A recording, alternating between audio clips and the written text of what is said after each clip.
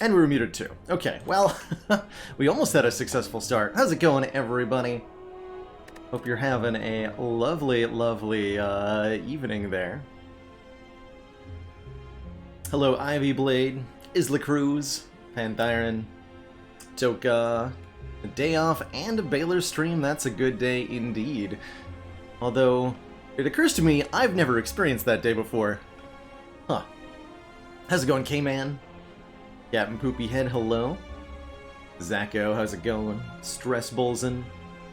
Karinen. Good to see you, SRF. How's it going, Merle? I caught the end of that Watcher run of yours just a little bit ago. Congrats on you're now, what, 5 wins in a row on Watcher with no boss swaps, which is pretty dang impressive. Best of luck on the future runs. It was a pleasure to lurk with ya. Exciting news about the Starship launch for SpaceX today. I hope they've got good luck with that. Experimental spacecraft launches are definitely a very fascinating thing. And not something that happens a whole lot, so the opportunity to watch one, if you are watching that today, then I hope you really, really enjoy. Sounds like it'll probably happen while the stream is occurring. So good luck to all of them.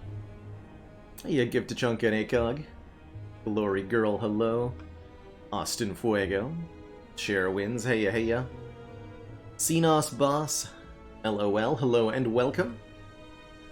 I do love to hang out in the streams of other folks in the Spire community. Very much a big fan of this game, with a lot of hours played. If you're new here, one of the big things to know is that I don't always play on the highest Ascension level, Ascension 20, where you'll see I think most of the other main Spire streamers will usually stick to that, but I've created a format of kind of Ascension win streaking. I call it the ladder format, where we try to defeat all the Ascension levels in a row. So when we win a run, we increase the Ascension level, and when we lose a run, we lost previously on Ascension 12 here, we reset back to Ascension 1, trying to get as many wins as we can.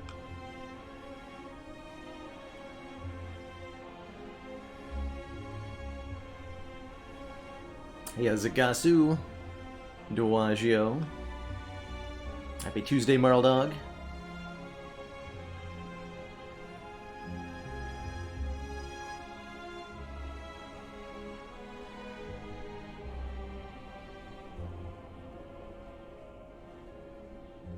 Did we get pressure points? We did not get pressure points, but we might get pressure points right at the start of this run. We are starting with an Astrolabe on our Watcher run on Ascension 3, and well, that might just, maybe, I'm not saying it's gonna happen, but I'm also definitely saying it's gonna happen. We're gonna get 3 copies of pressure points from the Astrolabe, and it'll be the best run ever.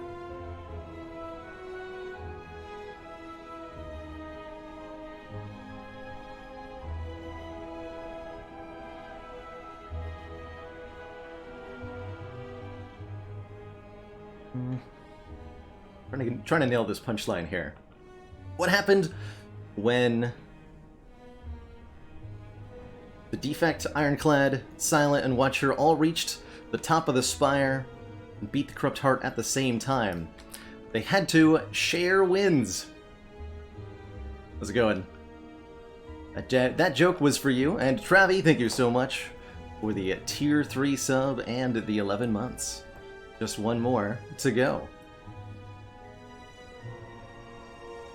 for that full year. And then 12 more from there, or else. So happy to be here, everybody. for some zany ladder action today.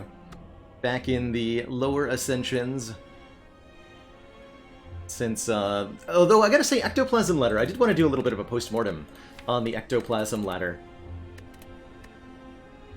We did lose it on Ascension 12 here with Ironclad, in a way that admittedly didn't have anything to do with the Ectoplasm.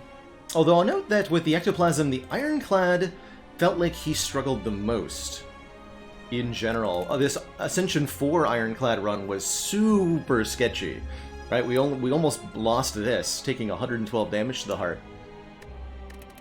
And this one also cutting it close. I'm starting to suspect that there might indeed be some nuance to the idea that Ironclad is not a great character for swapping your starter relic on. I found in general that the Ectoplasm wasn't as bad as I expected it to be, even though we were frequently losing 1,000 or more gold on our successful runs.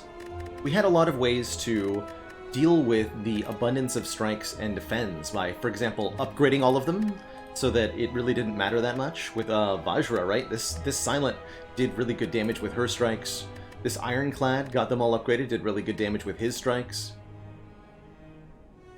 Watcher took Pandora's box and simply didn't have any.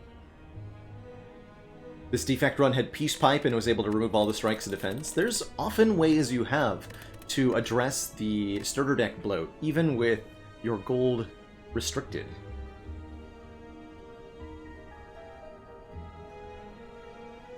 Oh, nice, Philly! Congrats on beating that Chapter 5 Seaside.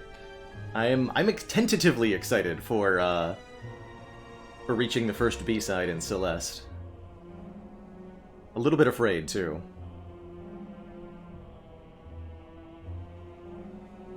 But why don't we jump on into a Watcher run here on Ascension 3.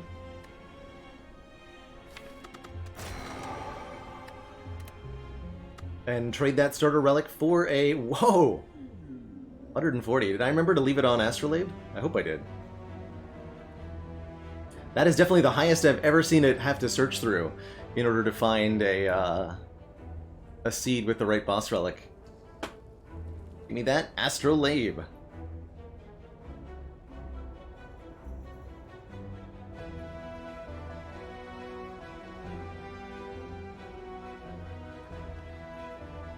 So I think the gold loss to Ectoplasm is underestimated because of changes that you make in your pathing or events. Maybe a little bit, but those very changes in pathing give you strength in other ways too, right? Changing the pathing to avoid an event that might give you gold could result in an extra card reward from regular combat. And that's, I think, why the Ectoplasm didn't feel as bad as in practice as it seems on paper. Sure, you are losing 1,000 gold, but by avoiding stores, you're getting additional card rewards or additional chances at finding good events. And by picking different pathing priorities, you're able to get stronger in different ways. I think we're going to find that that principle is going to apply to us quite a bit when we do the Fusion Hammer ladder as well. Campfires will end up, I think, being frequently worthless to us, and we'll want to path around them in order to avoid having dead floors. Or feel like gold really complicates the game? How about the intent system? Wouldn't it be easier if you just had no clue what any of your enemies were doing? I'm tempted to transform 3 defends. It works on Silent. I think on Watcher it's also the right play. To just transform 3 of these stinky, start of the game block cards, and gain Blasphemy Talk to the Hand with your 3 strikes instead. Yeah, easy peasy. No problem. Easy peasy. Very, very, very, very good set of 3 cards there. Blasphemy allows us to enter Divinity Stance, doing triple damage till the end of the turn. Mental Fortress lets us block when we change stances, which we do often. And good old Talk to the Hand is an attack that applies a status effect to give us block off enemies. I have seen that video, PK Hexorus. Yeah, the intent system is really integral, I think, to Slay the Spire. Making it an approachable game, making it an easier to understand game, making it a watchable game.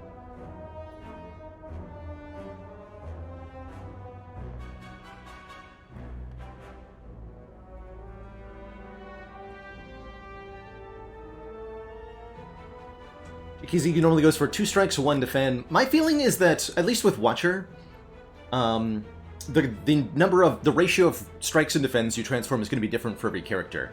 I favor, like, transforming the crap out of the strikes on Defect, for example.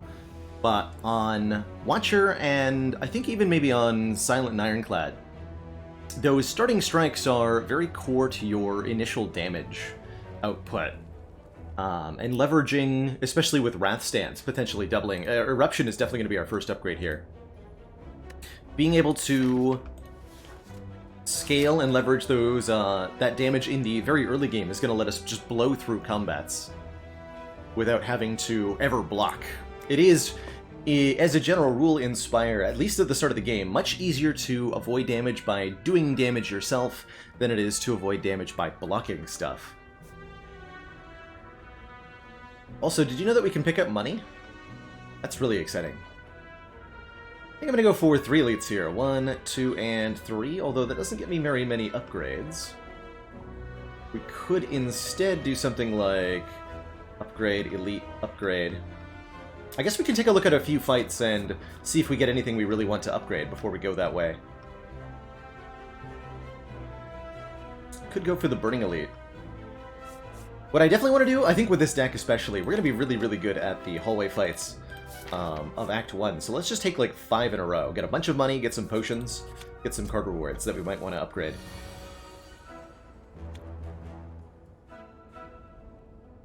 For example, here, Blasphemy. Enter Divinity, die next turn. These strikes will each do 18, so we can just go Blasphemy, Strike, Strike, and Strike.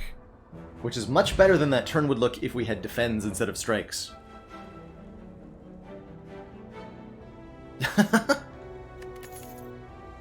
There's that pressure points. Blasphemy pressure points is not exactly a wombo combo. In fact, none of these cards feel like they do what we want. We already have a retaining stance change card. Crescendo is basically Blasphemy but worse here. Prostrate is Mantra. Mantra is a slow work towards Divinity, but we have the shortcut, so we're not too interested. And then Pressure Points is damage that won't scale with our stance. I think we skip this, and we're in a position where we can easily afford to skip quite a few cards. And with our pathing taking us into potentially 5 combats here, we are going to get to look at a lot of cards, so we can be a little bit more picky about what it is that we add. Just going to be lethal next turn, yeah? Yeah.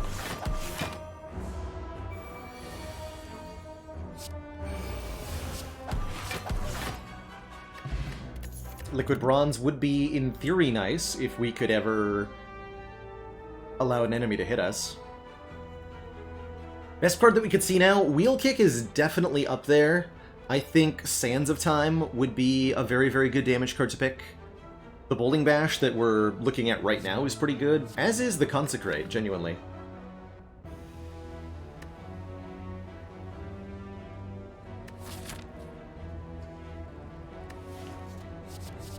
Any of these will be great.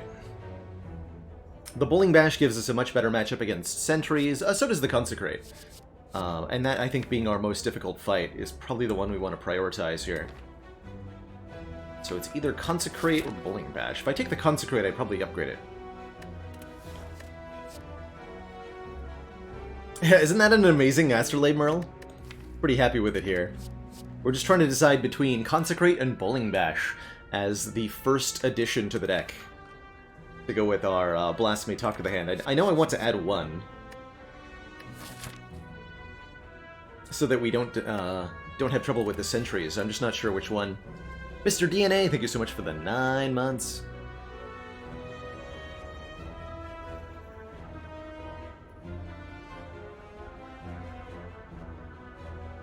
Hey, Cosmic Spy. I think I'm gonna go with the Bowling Bash. It makes a more satisfying noise than Consecrate does, and we have an energy surplus, usually. It is an S tier card. It'll be great with Blasphemy against, say, Reptomancer. Taking damage. Unacceptable. Alright, I'll take your 4. Jawworm. But note that I'll be back.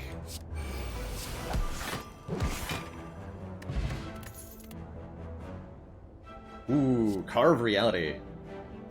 2 attacks in 1 and retaining damage. I definitely like that here. To go with Blasphemy.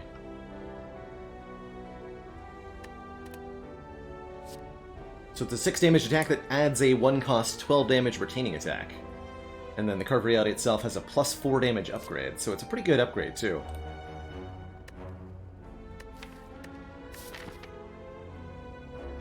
Still trying to think about 2 versus 3 elites here as well.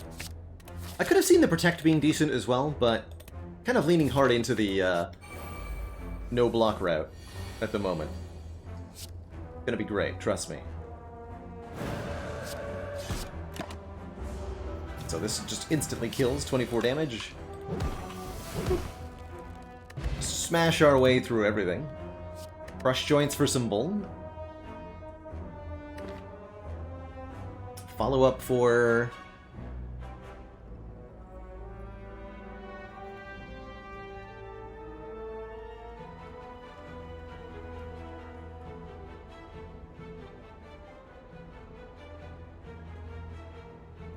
Well, I don't have any rule against Profanity PK Hexer. I would appreciate if we kept it something that's rare. Bowling Bash, no. It counts the current number of enemies, so if you kill 2 of them and there's only 1 left, it'll only hit 1 time. I do think I'm leaning towards just taking this Crush Joints. It wants an upgrade, I think, which then leans me more into taking this 4 campfire route. We get 2 relics, 4 upgrades. We'll upgrade the Crush Joints. I'll upgrade maybe the Bowling Bash. We can get the Eruption upgraded too. And we get 1 more card to potentially upgrade. Our all offense all the time policy does bite us here in this moment. Could try to save a little bit of health with the Essence of Steel, but I expect we'll just kill next turn. Take our 10, yeah. Blasphemy Smite does 36 damage. And we get a Fairy in a Bottle. If we would die, heal to 30% health instead. Fairy released number 6, anybody? The Crab Lord, thank you so much for that Prime sub. Blessed be the Bowling Bash. Ooh, and blessed be the Scrawl that gets us into our Blasphemy really early. This is a crazy good card, and one of the awesome outcomes you can get from fighting 5 combats in a row at the start of Act 1, which is admittedly dangerous with most characters. But with an Astrolabe start, I think it's a lot safer here. The Scrawl is crazy good. Crazy, crazy good. Drawing cards until our hand is full. I think Scrawl is probably the best card draw card in Spire.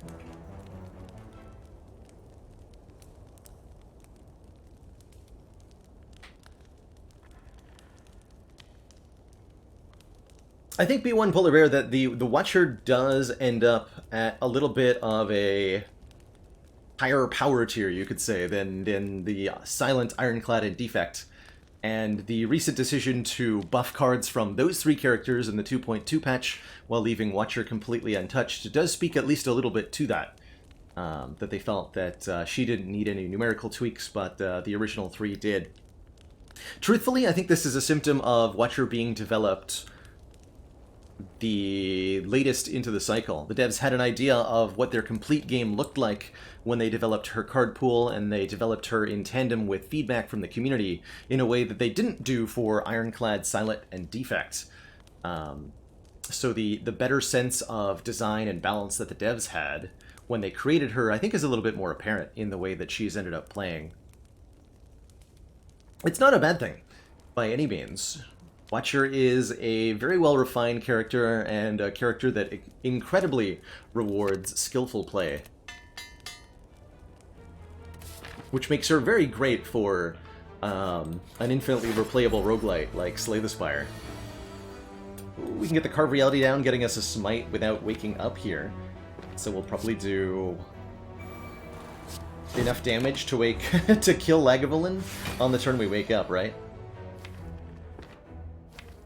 Turn Crush Joint, Strike, Tuck to the hand. Let's see, if I go Vigilance, Blasphemy, Scrawl, how much energy will I have?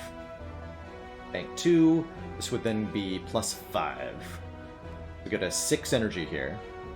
Scrawl into Crush, Bowling Bash, Strike, Strike, Smite. These are doing 4.5 times damage. That's probably lethal.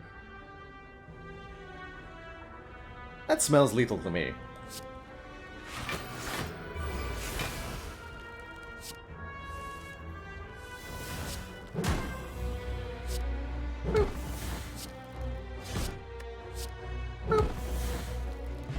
Alright, get dunked on, Lagavulin. But yeah, Watcher can do things like that.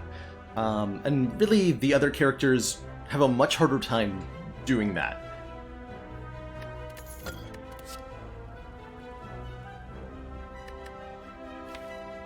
Study and Inner Peace I like with the Mental Fortress, another way to change our stance. But yeah, if and that's the other thing, the other half of the Watcher thing is that had I miscalculated there, we could have just died. Straight up. Which is where Watcher, especially as you mess with the stances, can end up. A very powerful and consistent character, but very punishing for very small mistakes. That's a different kind of difficulty than the other characters. Hey, Marisume. Let's take this Inner Peace. I like it more than the Study. The Study's not terrible, though.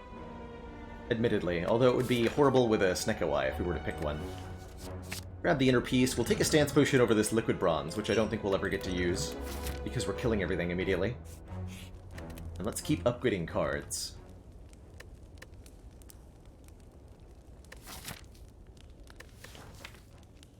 I don't think I'm going to want a Snekawai. Let's get these Scrawl upgraded for 1 more energy on the turn we draw 10. It's going to make it really easy to just have one really big turn where we enter Divinity and kill everything.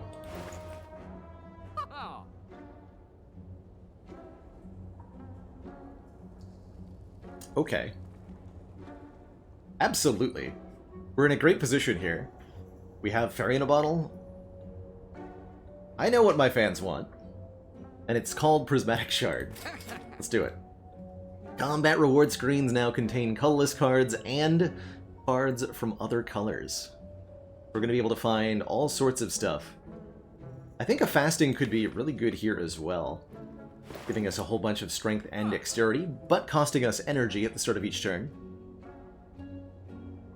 Evaluate wouldn't be bad. Cut Through Fate wouldn't be bad. Cut Through Fate would be quite good for the scry and the draw. It's both. Vessel GG. Both the fans and I want that Prismatic Shard.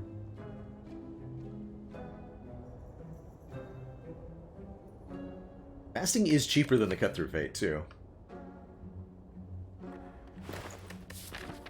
Sure, I will take a Fasting. This is such a build-around, power. I'm almost always happy to have one on Watcher. Oh, wait, what?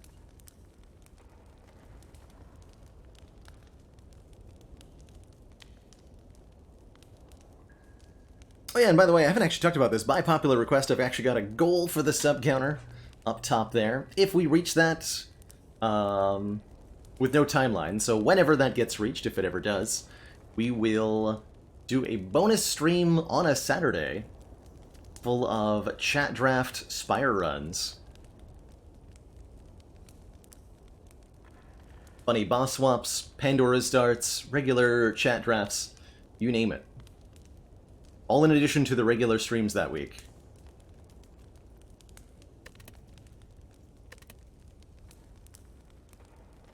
Let's get this Fasting upgraded. 4 strength, 4 dex. That 1 energy loss per turn does hurt a bit. A Bowling Bash being good? Absurd. I think we Bowling Bash to kill 1 and then draw with Scrawl, just so we get to see 1 more card. No cards that benefit from dexterity. That's partially true. For now, but we want that strength big time. Get bonked on, nerd. Then this just also kills. And boom.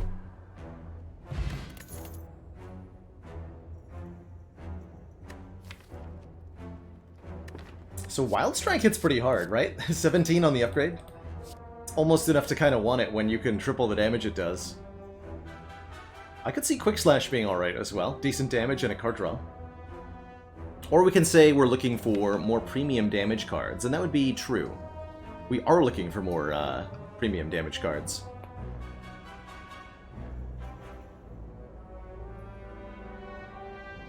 I was relatively impressed with the Phoenix Point Revisit, Bouncy the Dunce. I would like to, I think, play a little bit more of it. And I was pleasantly surprised by how many folks were interested in watching the Phoenix Point content. But it does seem like the most glaring issues the game had at its original release will be have been addressed in significant ways, which is really good. If you were on the fence about it before, I'm sure the changes are enough to sway. But if you were firmly in the, like, this is big stinky camp, then it may not have changed enough. But I really liked what I played so far. The Phoenix Point content will definitely be on the archives YouTube. I don't plan on using the edited content YouTube for anything other than Slay the Spire content at the moment. So that's our new and brand new edited YouTube channel, which did have a new video posted today, by the way.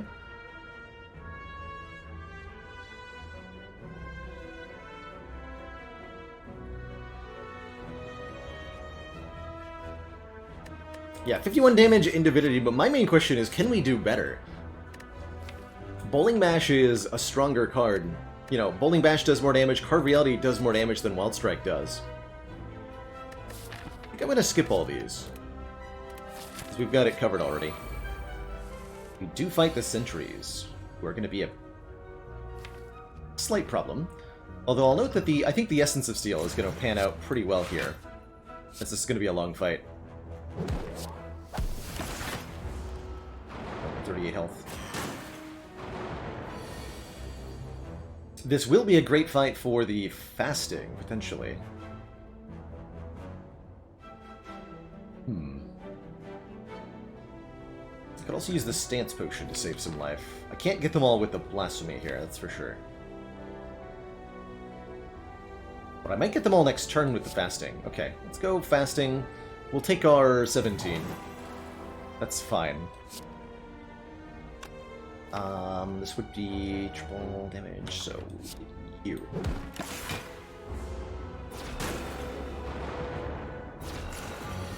And then Bowling Bash Card Reality should be a kill here with Divinity.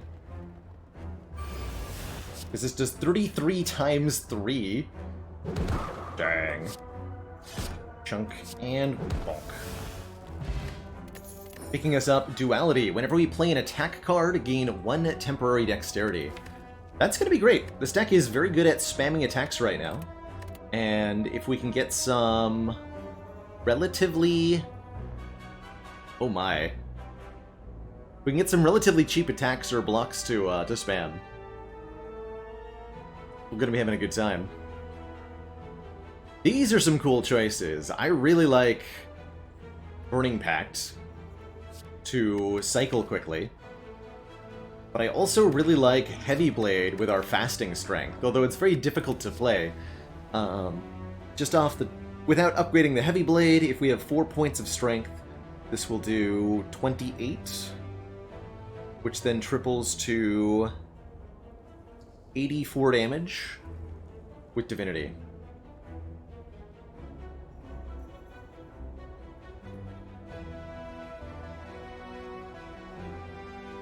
I don't know if that's actually enough. Maybe I want an Empty Mind with the Mental Fortress.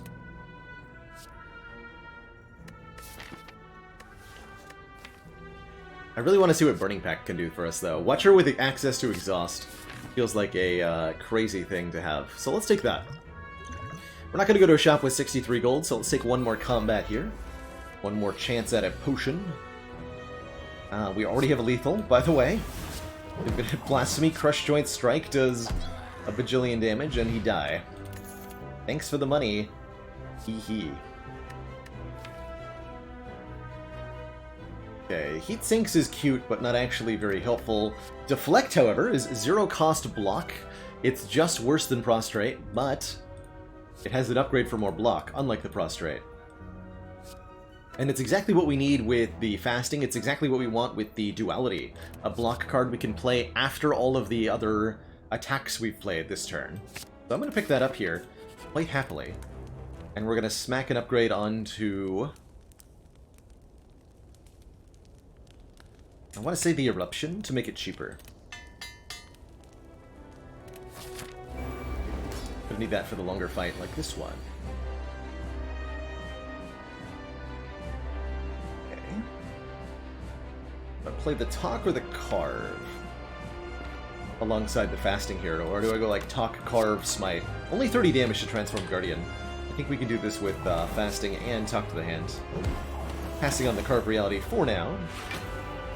But we should have an easy transformation here. Yeah. Or wait, I only have 2 energy? No, I don't.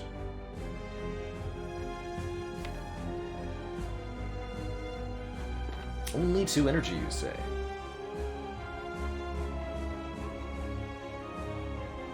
Do I maybe need to Stance Potion, then?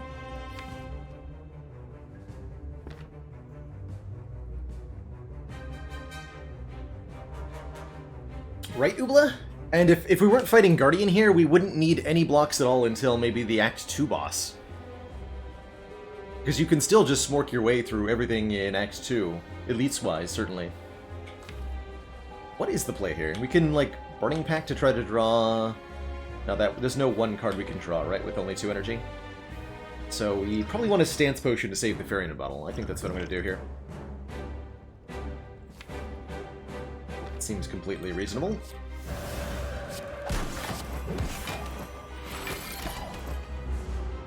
Maybe didn't want to play the Fasting in this fight. Oh, well, I suppose. Quick lethal check here, by the way, because we are shockingly close to just killing with the Blasphemy. Let's see, that would be enough energy, right? So this would be 14 times 3.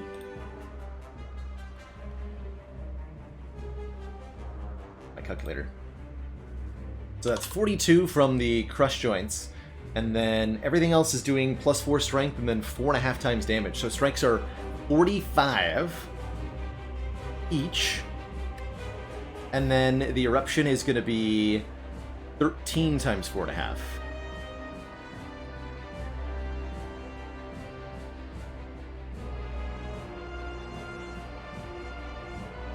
We do 190 damage. We're very, very close to lethal with this hand. 190 damage. Wow. Not quite enough, though, so we'll wait a turn. But a good highlight of why it can be good to...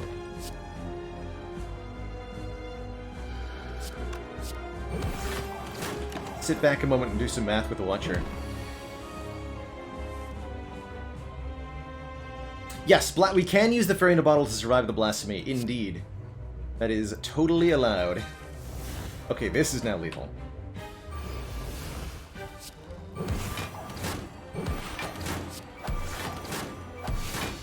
Bonk.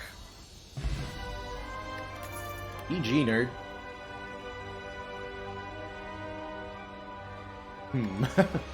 No. We can amplify the Fasting and have only 1 energy?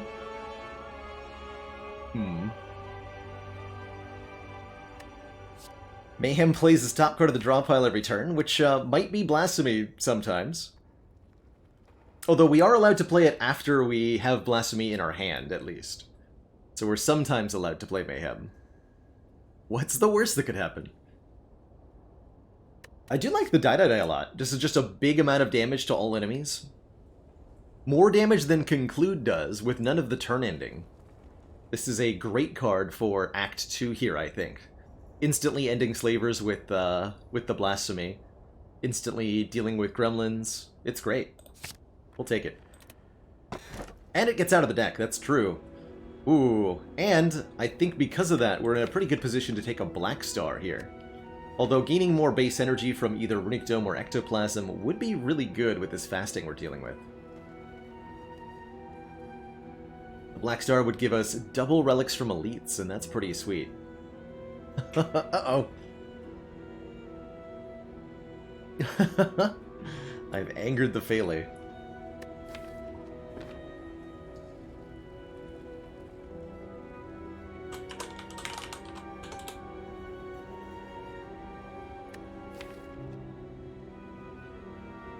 I think Dome might be one of the better takes here. And then the goal becomes just set up and do damage, right? We don't have any really block cards that cost any amount of energy. But I want to see where this deck ends up with a Black Star, so I'm going to take the Black Star here. For those double relics. I think we can make it work.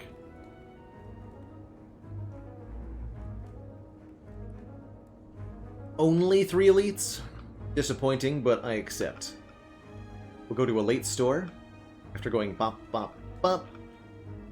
Means we take this path to get there. Cool. Hello, Mr. Parasite. How are you doing today? Let's go Fortress Innovator.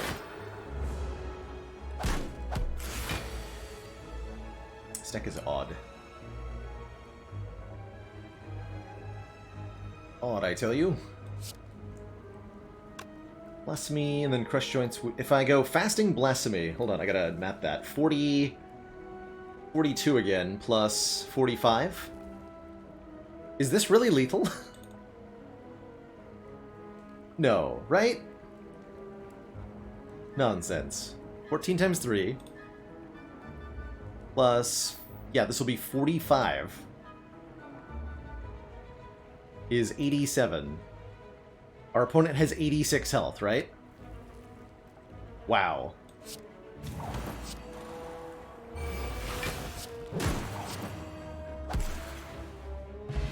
That's ridiculous. That's absolutely ridiculous. Frost Orb? Do I want a Frost Orb? Ancient Potion is awesome, right? This is blocking the debuff from fasting in one combat. Worst case scenario, we can use it against Champ here to help with the boss fight. Seeing Red could be nice, especially if we can get it upgraded. Helps get the more value out of the fasting. Does feel like it needs an upgrade, though.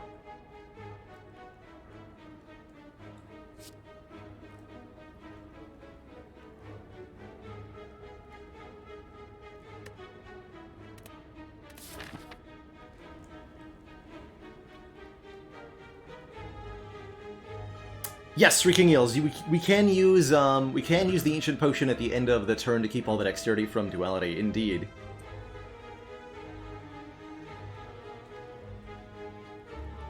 And Koro42, here's a dad joke for you. What do you call the champ after he stands out in the rain? The damp. Ooh, and we're offered Ritual Dagger, which I think is a really good take here right at the very beginning of Act 2. This is a attack that scales up permanently every time that you kill an enemy with it. And the upgrade makes it scale even harder. A properly cared for Ritual Dagger, especially with Blasphemy, can become a real killer of a card.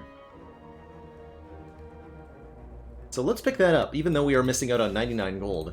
I think it's a really, really valuable card here. Will help us with the Black Star, for sure.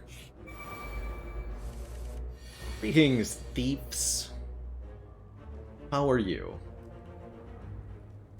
Nice. Koro, thank you so much for the Prime sub and the 3 months. The Dad Joke Redemption. Get to block for 11 here. Are losing health a little bit more than I would like to at the moment.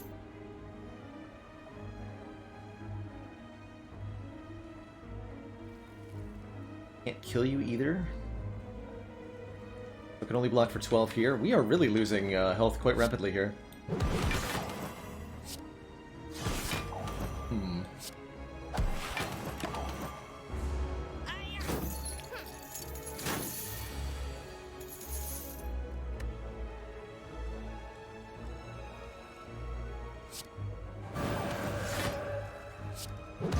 and then Smite Dagger you.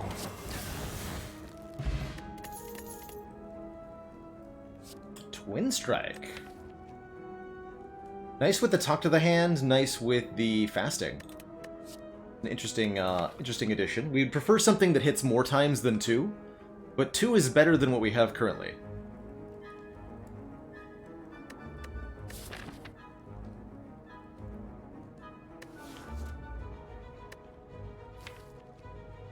Why is Ritual Dagger rarely upgraded? Not sure. I would like to get this one upgraded, although we might have to rest if I'm planning on barging through the elites here. A little bit worried about our next couple of fights. I'm going to skip the Twin Strike. I would like something better. A Boomerang, a Tantrum, a Pummel.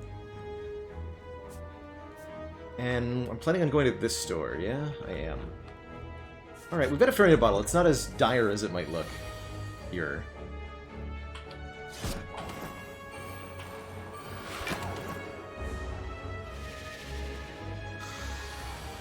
Greetings, Snecko. And pleased to have drawn Scrawl on this turn. I'm not pleased to have drawn Fasting at 3 cost, though.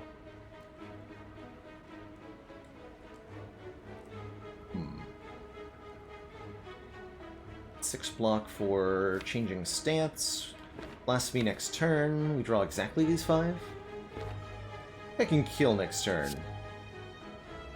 I do this. Oh, we don't have Talk to the Hand in play. What am I doing? Don't want to be in Wrath, do I? Unless I can kill.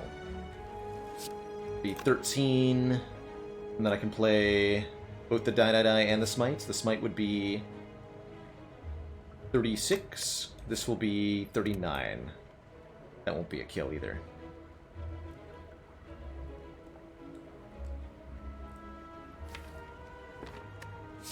Might hurt a bit.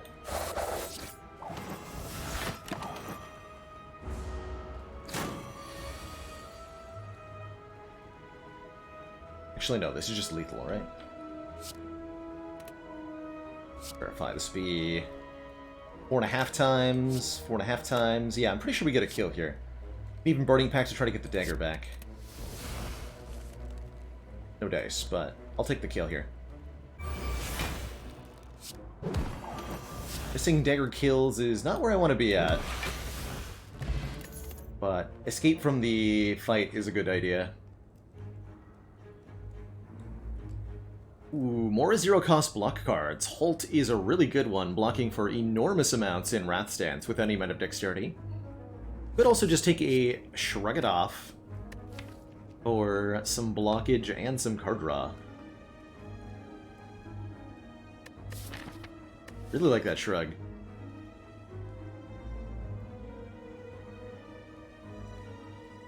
And of course there's Defrag here too, but I don't think we want that. We didn't take that Cold Snap Plus we were offered earlier. It's a crazy good halt. I only have 1 Wrath entry though. But with Scrawl, it's like... it's too good to not take. With the duality. Ooh, normally I'd be all over the Warp Tongues. Getting the guaranteed upgrade here could be nice, though. We can get the Ritual Dagger upgraded going into these next 2 fights. Or if I feel like we're a little bit scared of the elites, we can get the Die upgraded. Make slavers a little bit easier.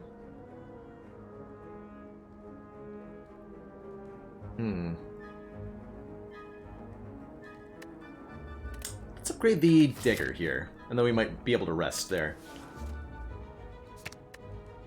Ectoplasm Letter did die. Not taking the tongues. With the 3 elites planned and no reprieve from the pain, I'm not going to deal with that curse. I think it's just a little too brutal. Here's where I draw Blasphemy, and I wish I upgraded Die, right? Ooh. Eruption is like upgrading Die, but not quite. This would do 9 plus 26. Oof. Not the draw we wanted. I can go Talk to the Hand, Die, Halt, though. We block for at least a little bit.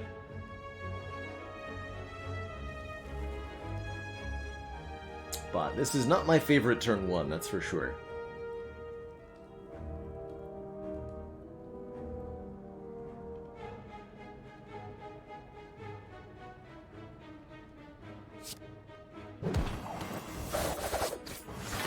Gain 8 block, take 21. Ouch. I was maybe meant to Ancient Potion that weakness, but I don't think so. Uh-oh. Well, it's a good thing we have the Fury in a bottle here.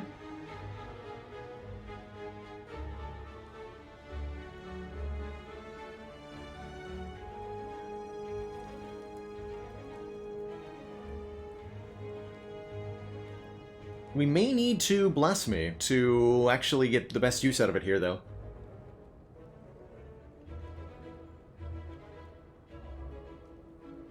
If we can survive the front 2 attacks, Blasphemy, Crush Joints, and Strike will absolutely kill the back line.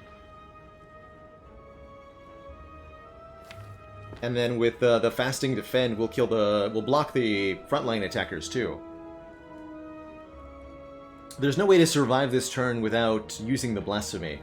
So let's use the Blasphemy. Here we go. Fasting, Blasphemy. Wow, Crush Joints just murders. Dang. Easily full block, take a little bit of damage, and then at the start of the next turn, we die.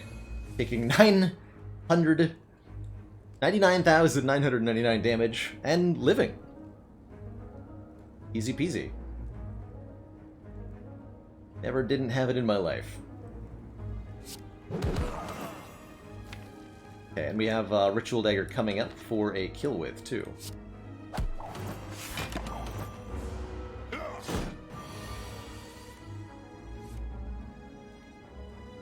Here we go.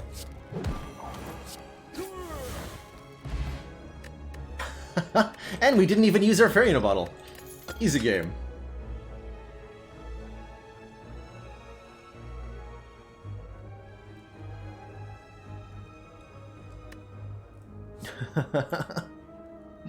Buffer does indeed work with Blasphemy. Yes, Leonardville. Interesting cards here. I do like this duality, or this Good Instincts, for the same reason that we wanted a Deflect and a Halt. We want a card that is a Deflect with a higher number on it, basically. It's just better than Deflect. And it goes really well with this Letter Opener. If we can play 3 skills in one turn, we'll deal 5 damage to all enemies, which is awesome news.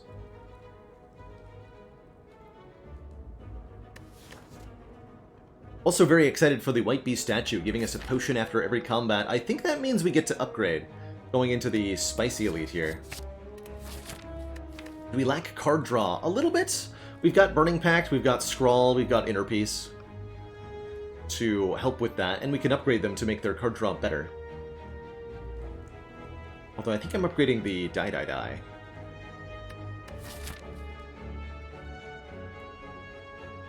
Maybe I should just rest. You know what? Let's rest. There's no reason to cut it as close as I'm cutting it here. Yes, we have a Fairy. But this could be, like, plus strength Book of Stabbing. Thankfully it wasn't. But it could have been.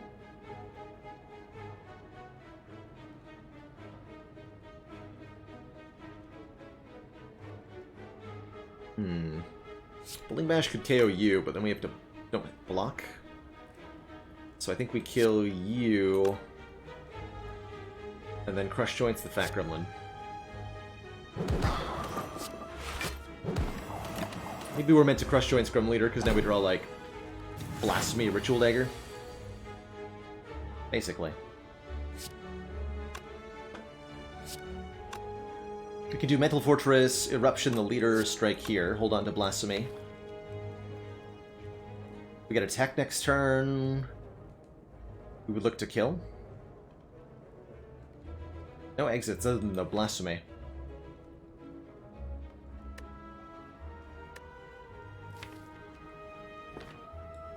Maybe that means I don't want to enter Wrath here.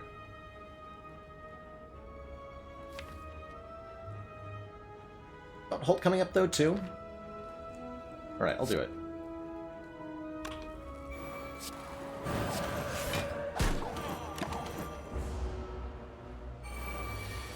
Did get attacked, but we also drew Scrawl, which I believe means we're just going to kill the Gremlin Leader. I hope. Yeah, I'm gonna hope that. It's gonna be great, just you watch. So 7 cards in draw pile. We can guarantee that we get all of them, so I should be able to do math on a kill here. Okay. So with Blasphemy, we'll have 5 energy to work with. Could do Fasting to gain 4 strength. I don't think that's going to be worth it for 2 energy, though. So let's do math without Vuln. We have 18 plus 36 from Carved Reality. We have 39 from Die Die Die.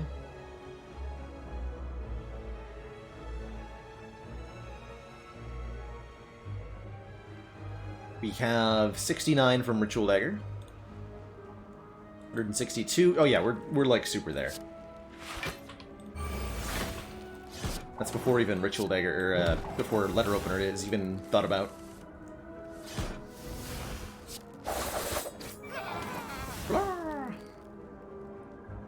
We're super there.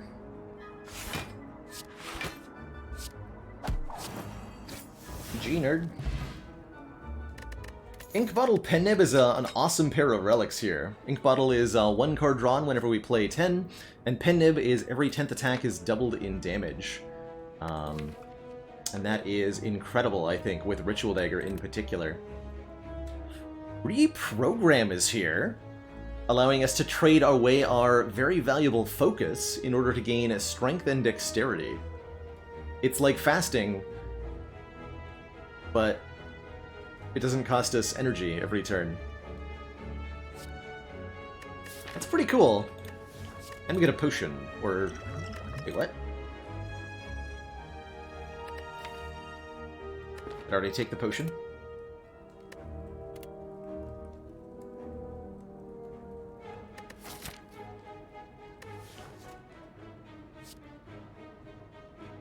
I think I'll take this reprogram.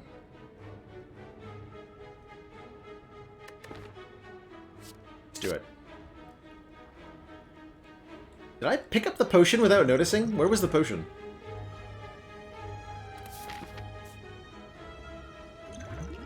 Because we're supposed to get one, yeah?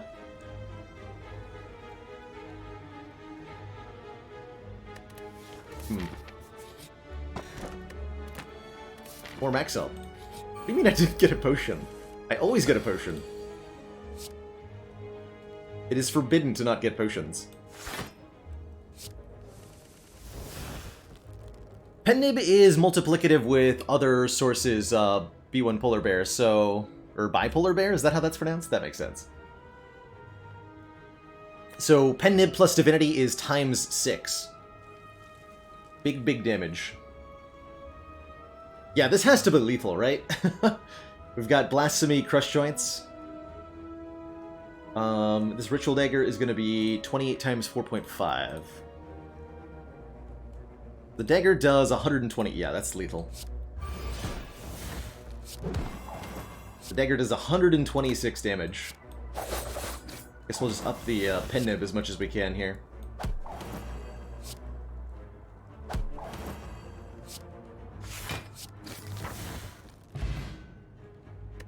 Yeah, Explosive Potion.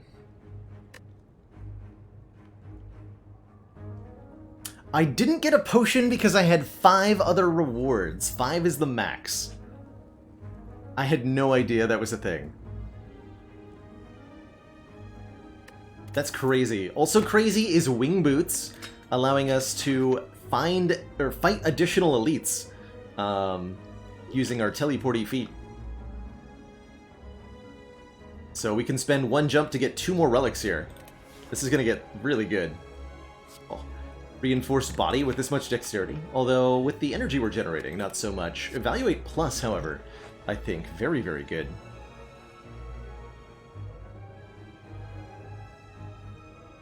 So the Emerald Key stole my potion. That's what you're saying. Honestly, I'm just going to be happy that we didn't lose the Emerald Key instead of losing the potion.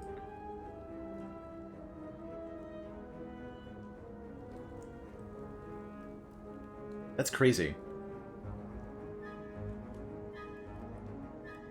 Divinity, Pen Nib, Vulnerable, Paper Frog, and Strength. You can also add to that Drew Tunner, Phantasmal Killer, which will additionally double the damage. Is there anything else? Not sure there's any other multipliers you can get. Let's go to one event here. Maybe we get the Coliseum, and then we'll jump to the Elite. I guess we're not going to a shop yet. Not the Coliseum, tragically. Instead, it's Pain and Agony. Oh, that's a bit better. We block for 14 versus blocking for 6 plus 7, 13. It's not very different, is it? Oh yeah, Slow! Slow from Giant Head can add a whole ton, too. Well pointed out there. Let's be in calm stance here. Take 9. Got health to spare.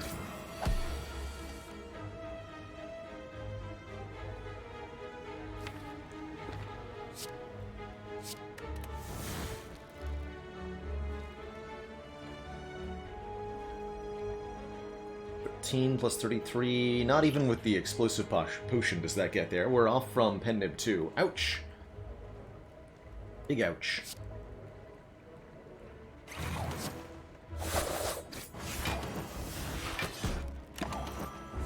We're off to get attacked twice in a row here. Got health to spare though, so I am not worried. We'll kill the Centurion now. Take care of them. We'll use the dagger on the Mystic.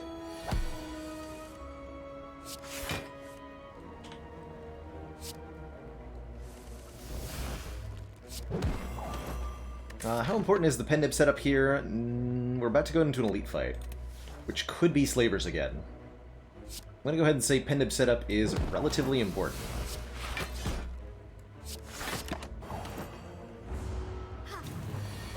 Gotta be mindful of the hourglass, though.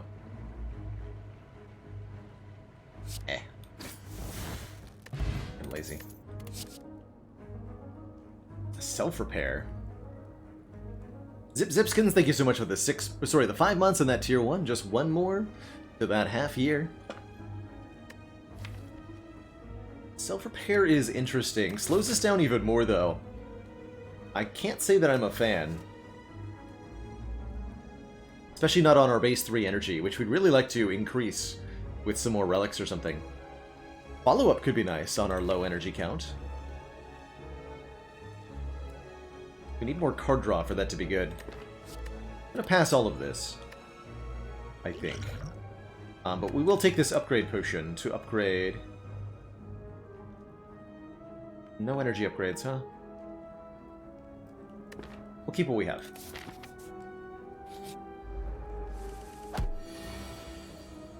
Greetings, nerds!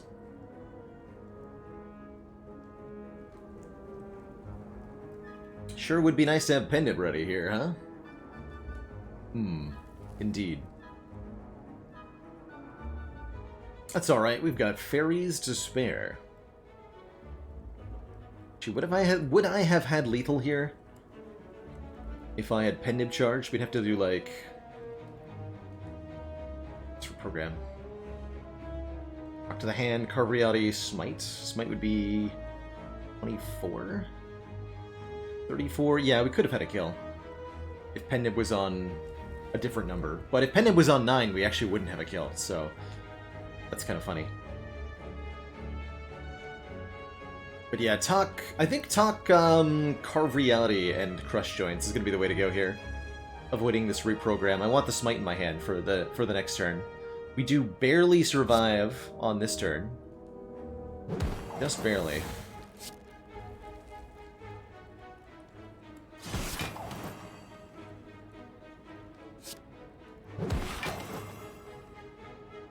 Probably going to use the Explosive Pot next turn. Ink Bottle could have also saved me quite a bit here, had I not gotten lazy in the previous fight. But I'm happy to see Ritual Dagger here. We can get an easy kill with that. And survive the turn again. Even get to keep the explosive potion that way. Not that I really value keeping it.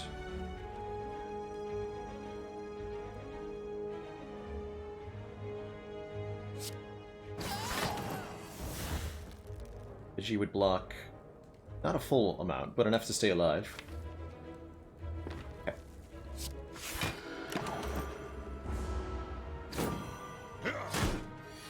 Glad we rested earlier, that's for sure.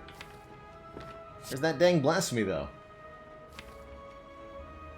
Gotta give it to me. I demand. Blasphemy. 8 cards in the draw pile. So if I play 2, we're guaranteed to draw Blasphemy, and then I can pen nib the die for so much damage. It'll be 13 times 6 times 0.75, so 13 times 4.5. It'll kill both of them very easily.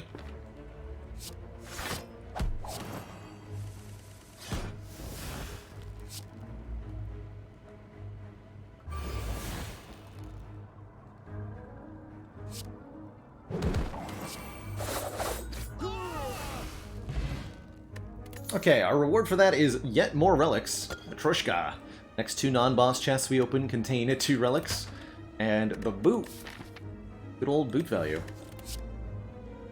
Ooh, we're offered a Heavy Blade Plus to go with our reprogrammed strength. Or an Uppercut to apply Weak and Vulnerable consistently. I think that Heavy Blade is a bit expensive. The deck is getting a little bit on the bloated side. At least for 3 energy right now.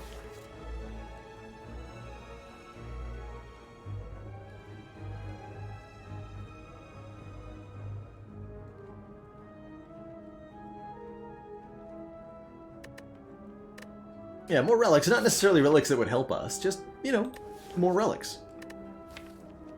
Just more relics. I'm not sold on this Heavy Blade. And I don't like these unupgraded.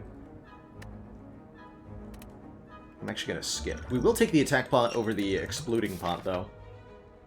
And we're going to rest one more time. And I think we can upgrade before champ if we have, like, 20 health. Get the program upgraded.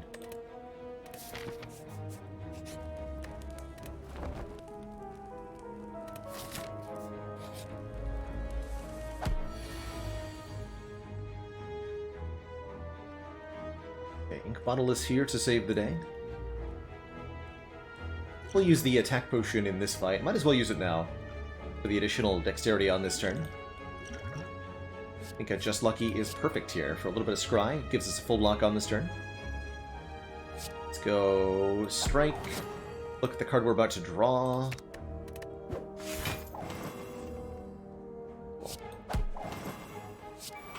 a nice full block here.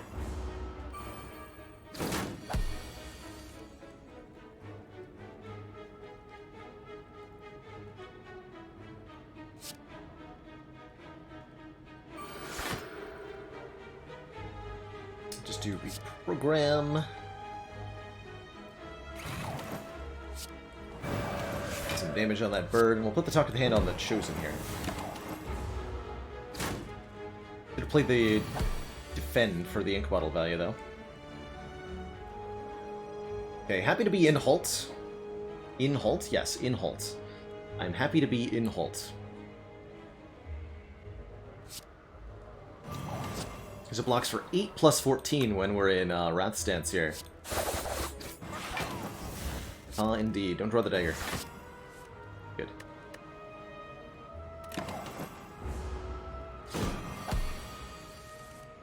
There it is. 96 damage. And it's currently on 6. I don't really care what pin it is on for champ.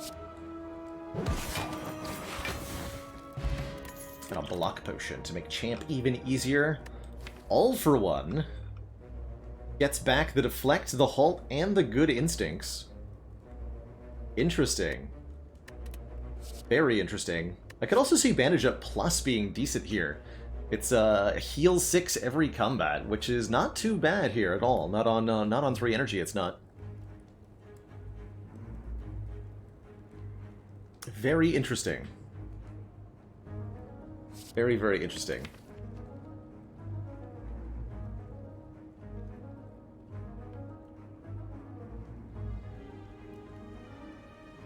I'm gonna want more of these zero-cost cards anyway.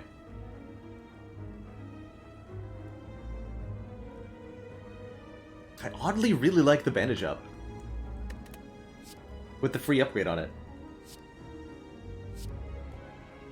Didn't even occur to me that Prismatic Shard is the only way to get randomly upgraded colorless cards, right?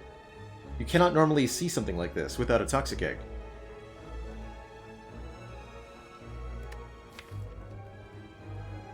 I'm gonna take this. Take that bandage up. If I had a couple zero-cost attacks, I'd be more about the All for One. But I don't see it.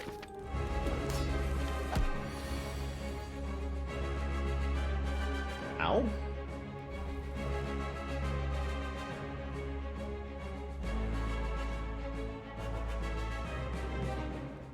Ouch. Alright, we'll block for 12 of the block potion, I guess. This is Inner Peace, Crush Joints. Once we get a couple powers in play, we're going to use the Ancient Potion here, too. Once we get a couple powers in play, we'll be a lot more secure in this combat. Make sure we get this Die out of the deck as well.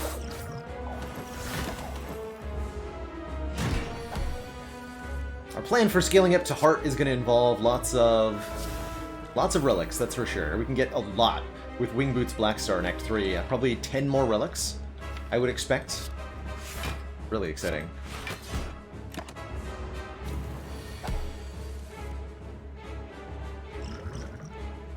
Do I need to use the... Shut up, I'm just gonna use it. Don't fool yourself, me. Not again.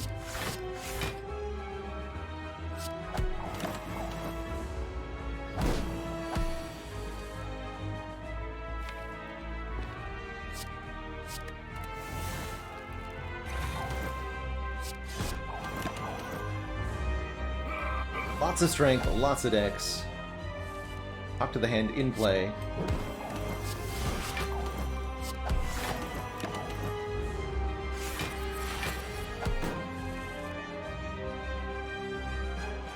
Let's see here.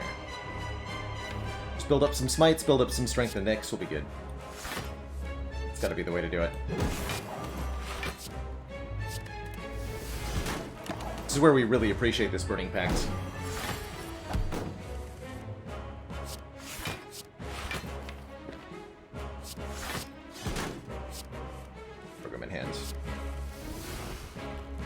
Is this lethal? Oh yeah, this is lethal. Alright, let's go. 243 damage. Excuse me. Excuse me. We could double that again with the Pendiv to be 486 damage. But I'd rather have Pendiv on 9 next act. GG. GG.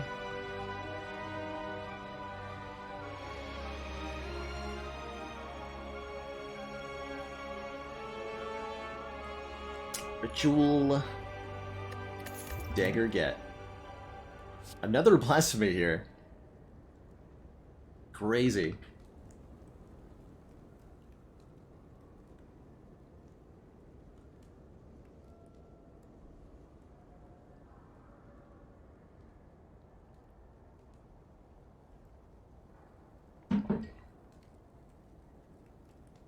And Kek2Yars! Here's a dad joke for you. How does the Ironclad apply for a driver's license? He's got to fill out the demon form. Do we want demon form? I don't think we do. It's very expensive to get in play and relatively slow strength scaling. But I do think we want the big beefy block of Impervious, so I'm going to take that. I'm going to take that. Would I take multiple blasphemies with apparitions? Yes, I have done that in the past. And I would do it again.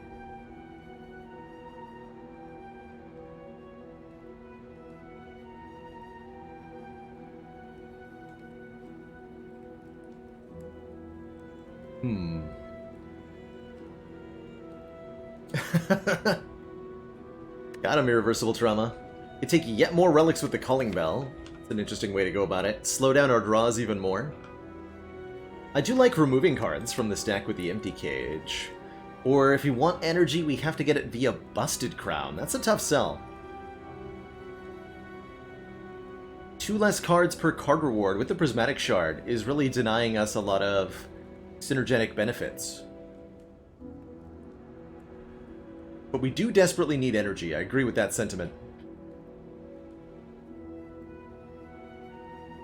Oh, by the way, something I didn't realize. We're going to get full value out of this Matryoshka because we have Tiny Chest on 3.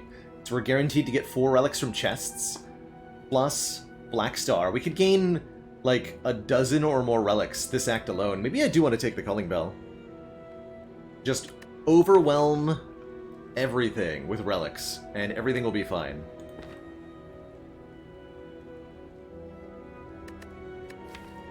I don't want this crown. Let's take the bell. 3 more relics, please. Okay, Damaru gives us Mantra every turn, not so helpful, but Eternal Feather is good, healing us at every rest site, and the Stone Calendar does good damage on turn 7. We're going to try to forge our way with 3 base energy here. Is it going to be enough? Not sure. With 2 Wing Boots jumps, unfortunately the layout here is a bit stinky. In terms of where the elites are. Elite 1, Elite 2, get a fire, jump once. We can get 4 elites. I don't see any way to get 5, though.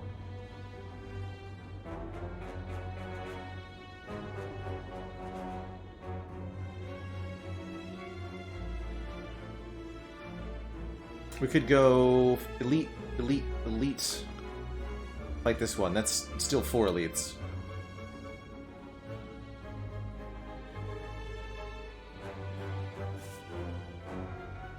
Could get an extra question mark. Wouldn't guarantee a Tiny Chest proc, though.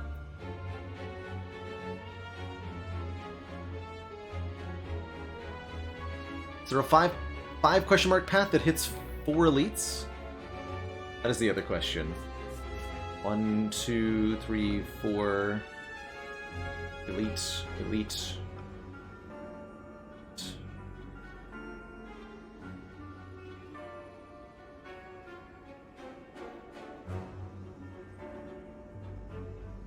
Not seeing it. Does it involve maybe going here or something? Miss out on elite then, or we don't jump there perhaps. We have to like skip fires or something. Ah, let's plan on going this way. Hit 3 question marks here. We get our first double relic reward right away. We could even do that before the first fight. Actually, fight. Double relics, and then events from there. And then Elite 1, fire, Elite 2, fire.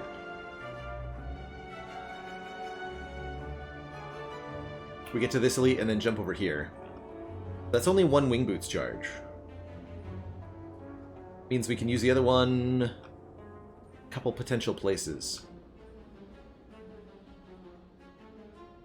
Okay, let's start here one way or the other.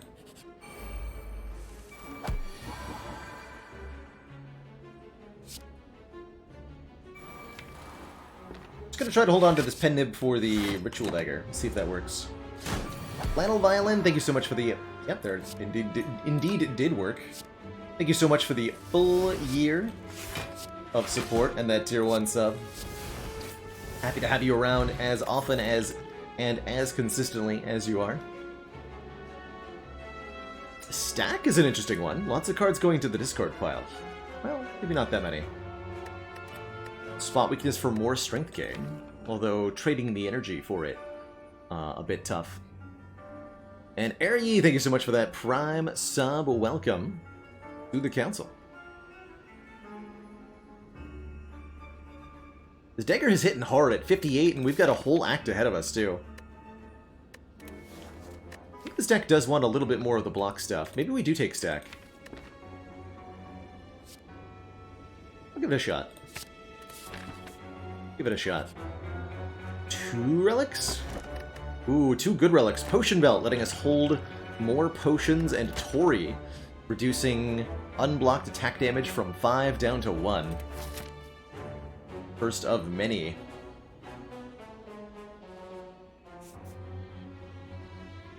We're going to do another combat here with this shop. Alright, I think I am going to use the Wing Boots for one more event here. Glowing Tesseract. I'll happily look at 3 sets of colorless cards. Many of these colorless cards draw cards, like the Flash of Steel. The Thinking Ahead also draws cards. Impatience also draws cards. Don't think we want a Hand of Greed, but we do want Thinking Ahead for some draw and card manipulation. We do want Flash of Steel, just for a free attack, basically. How do we feel about Hand of Greed? Not good. Patience with... how many attacks? 1, 2, 3, 4, 5... 12. 12 attacks in a 30-card deck. Works with Letter Opener? Let's give it a chance. I think the Impatience will frequently be a dead card, but how frequently? Not sure. Okay, the Madness event is definitely not what we wanted to see. These aren't upgraded Madnesses. We don't have enough card draw to want these. I don't want a Writhe Curse. We'll lose 4 max. So the problem with the Enlightenment is that we just don't have very many high-cost cards for it to target. 1, 2, 3? There's only 3 cards in the entire deck that it can make cheaper. And realistically, it's only going to hit like one of those at once. Oftentimes hitting nothing at all. So it wouldn't be worth the card draw, I don't think. Oh, well, never mind. I guess we have one now. Never mind. I guess I'm taking an Enlightenment. Alright, well, let's stop adding stinky cards here.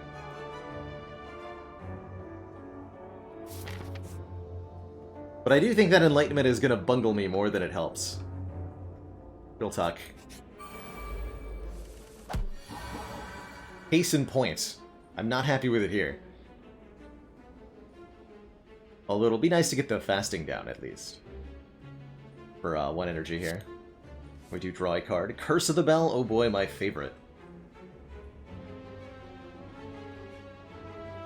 Got a Dupe Pot and a Snecko Whale. Hold that for the dagger. But actually just put Vuln on Reptomancer, expecting to draw into dagger and win. Although if I draw the dagger, we win anyway. Okay, so let's kill the dagger here. Take 9.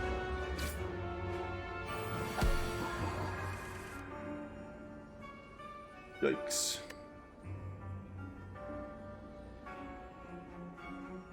Feels like this could be a Snecko Oil kind of turn. Draw 5, randomize the cost of cards in my hand. We maybe draw into a kill with the Blasphemy or something. We could just go Impervious here, but we take a ton of damage, taking 25 plus 9. The big yikes.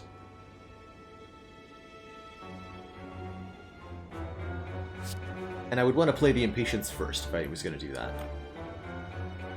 Let's do it. Let's trust in Snecko Oil to save us here. Oh yeah, we could Dupe Pot the Impervious. That's a solid full block. In fact, that's exact block, right? That is exact block. If we Dupe Pot Impervious. That's a lot safer than using the Snecko Oil. I like that. Does a little bit of Letter Opener damage, too.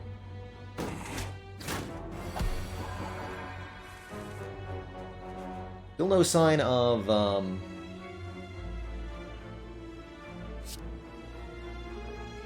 Ritual Dagger here. Getting a little bit spicy.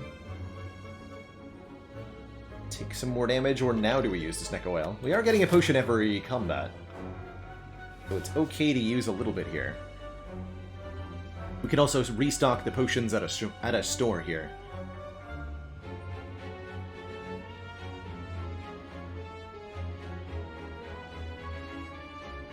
Don't have much... Well, no, I have, Eternal Feather, right? We're about to heal for a lot. So it's okay to take some damage here.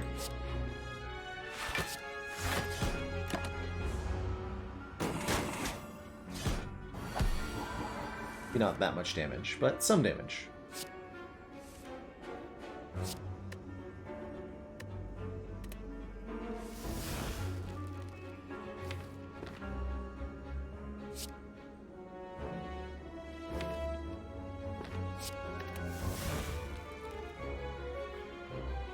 Again.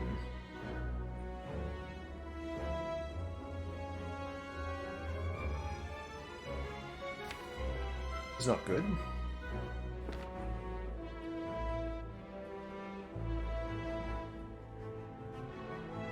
It's not good at all.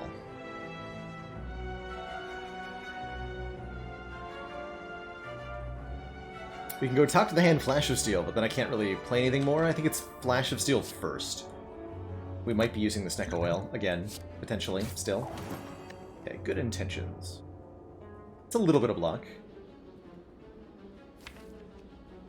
Can't guarantee that we draw the dagger. There are 6 cards in the draw pile. It's tough.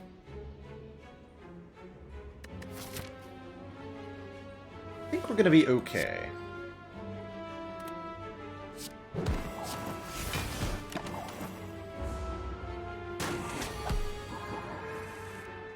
Yeah, even if we drew the dagger, we couldn't necessarily play Blasphemy, indeed. Now we can, though. Do all the things.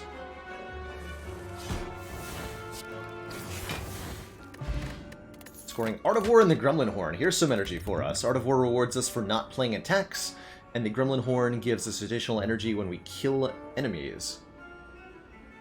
I don't think I want any of these cards, though. Again, the slow scaling of the demon form is a no-no, the dagger throw is a no-no, and I don't want that stinky consume either.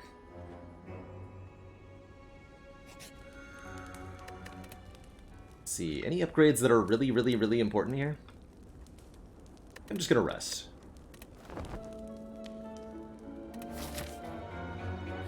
We'll fight our elite number 2 of 4 this act. Fasting right away, hey? Ooh, or talk to the hand right away.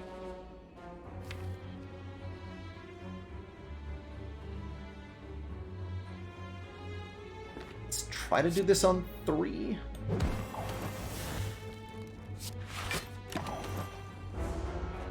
This could be a sketchy fight depending on what Nemesis chooses to do on any given turn. We will try. 14 takes 7.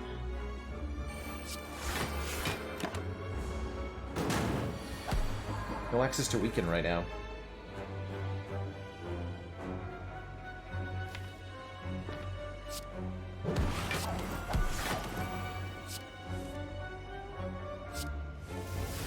Dang it. I was hoping we'd find the dagger.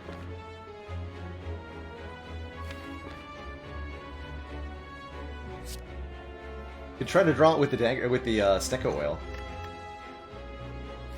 If we whiff that dagger, we're in big trouble here.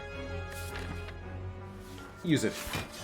Feels like the best case for the potion right now. Good, we got it.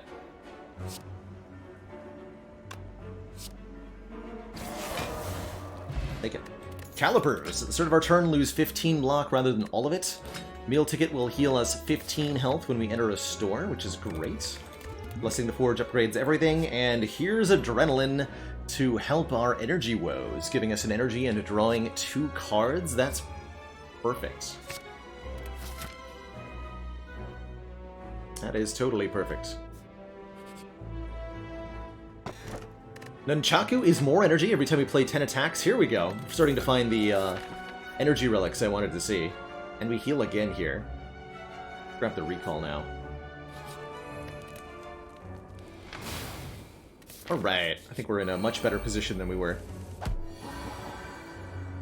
not mere moments ago.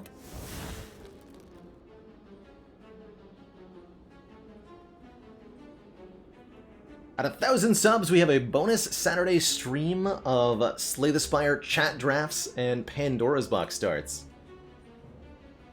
How does that sound?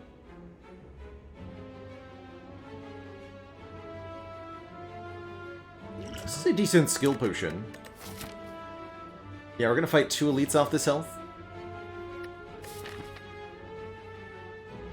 These 2 chests, Lamau, are... All the chests are on the same floor. They're all, despite the kind of staggered appearance on the map, these are all beside each other, so you can't use wing boots.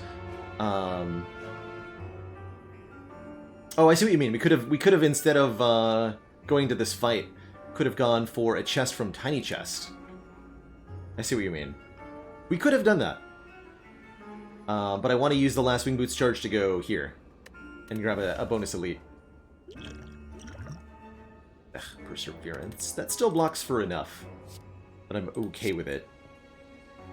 But I'm not impressed with it. Hear me?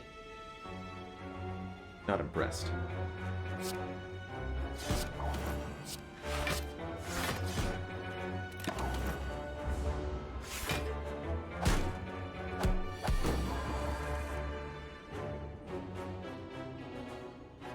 Now I'm even less impressed. Use the ritual dagger to save myself a lot of health here. Dang it. Very well.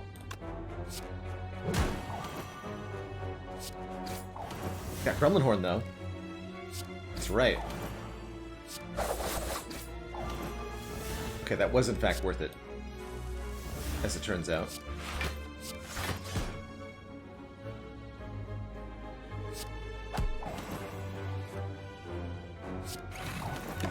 Cool.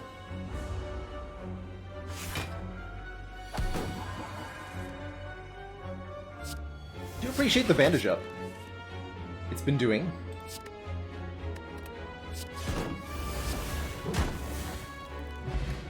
And an entropic brew with 5 potion slots is amazing, filling all our empty potion slots with random potions. Shockwave here to apply weakness and vulnerable to all enemies for a hell of a long time. Could also take the dagger spray for some nice scaling AoE, but I think this shockwave is very, very valuable. Regenning ones don't count towards the total, that's right, so Bowling Bash is only going to be 1 hit if there's only 1 left. Zengineer, thank you so much for 4 months. Appreciate the support while you're hitting the VODs. Thanks for stopping by.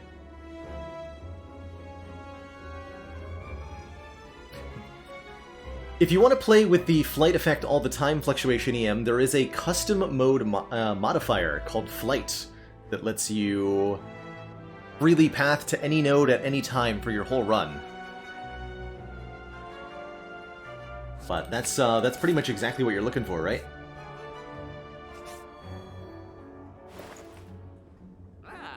And more relics that are amazing. Good. And 2 more fairies in a bottle. We just buy 2 more. Hey, Bart. Great to see you as ever. Yeah, Helix is a potential surviving blasphemy. Amongst other possibilities here.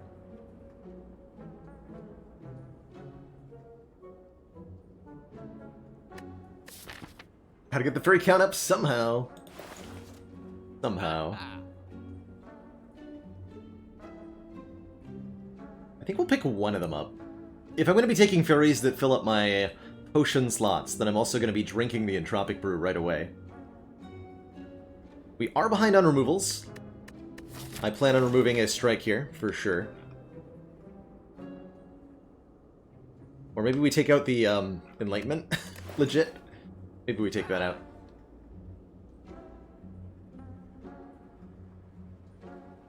We definitely take the Helix, though. That's for sure.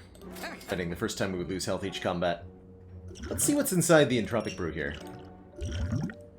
Ooh, Ancient Potion, Bottled Miracle, and Liquid Memory is all very good potions. Got 1 strike. And we'll discard 1 of the Liquid Memories to pick up a second fairy here, I think. And we'll kill some elites. Take the cheap one. Do I want a boat thingy? Yes. Need the anchor as well, for 10 Blanc on turn 1.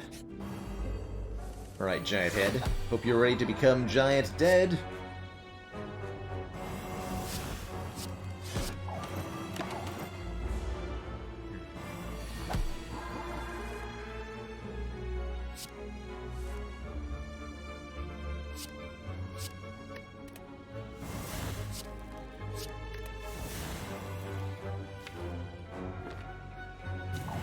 Casting down. We got a few turns to set up here against Giant Head before the spicy times arrive.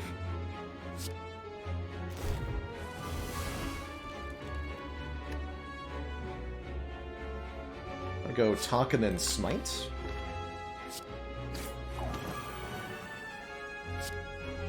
Or that works too. Not quite the order I had in mind. We'll take it. That was not optimal.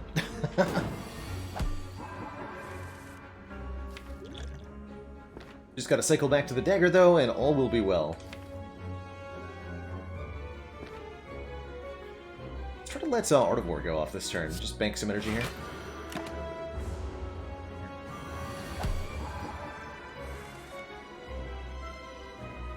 Perfect. Oh yeah, and calipers are a thing. Oh, we're drawing Insight and Impervious together. Good job, Enlightenment, excuse me. Enlightenment Impervious. Good job, Enlightenment. You did something today. Huzzah.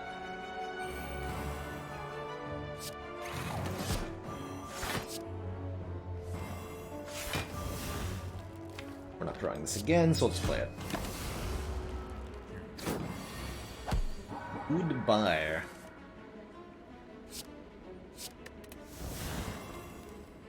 Goodbye to you too, nerd.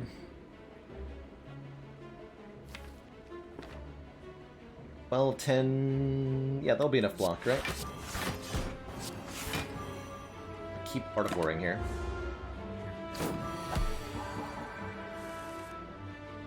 Here we are. We'll do enough damage, surely.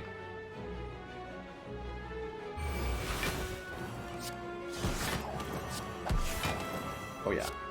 432? You got... Now that's what I call damage.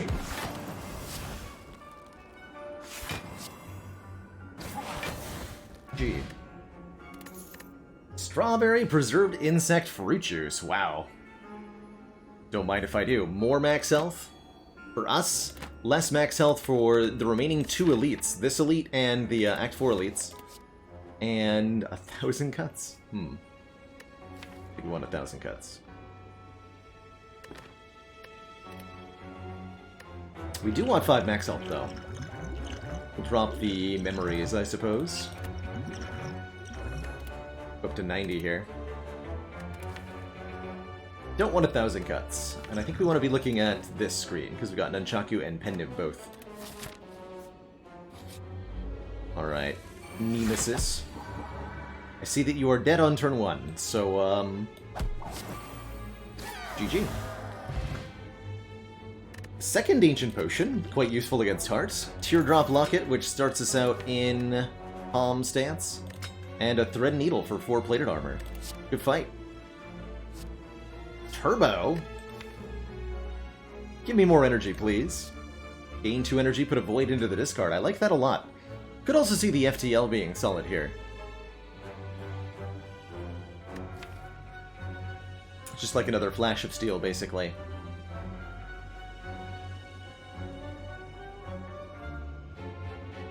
Let's take the FTL.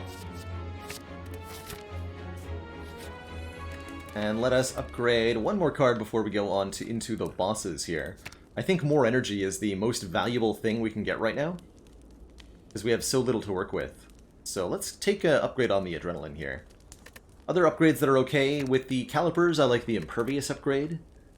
We could upgrade our card draw with the Impatience or with the Burning Pact as well. I think those would also be pretty good upgrades.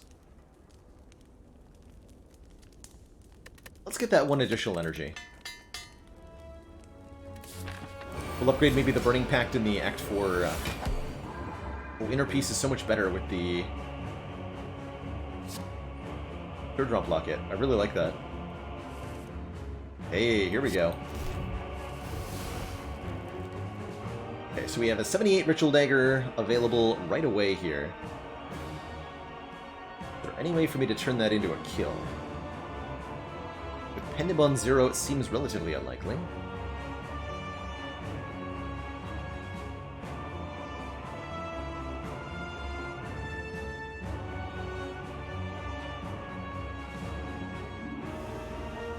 Shockwave gets stopped by the artifacts. Let's Burning Pact to strike and see what we're looking at here.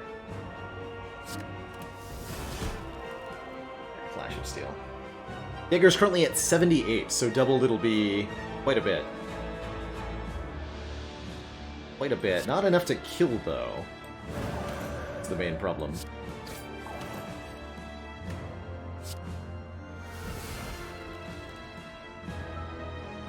Not enough to kill.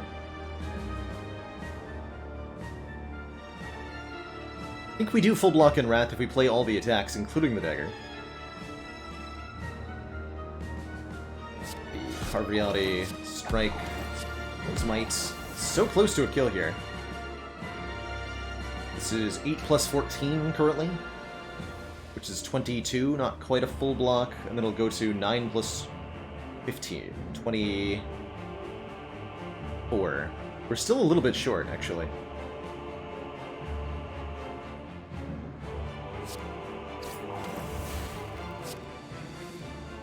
Oh, but now we're there with the good instincts.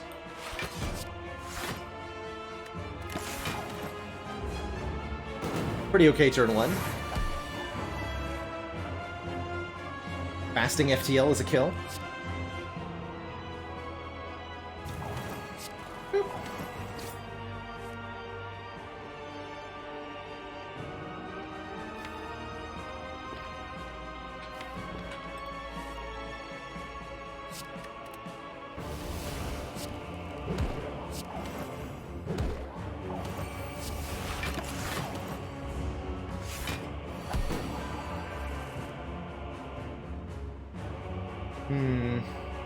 Having our Pendib ready for the elites feels relatively important.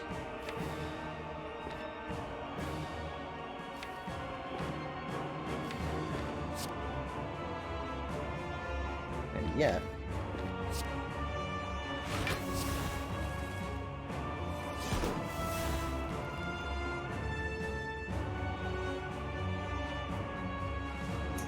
times 2, 38... This brings us to 52. Exactly enough.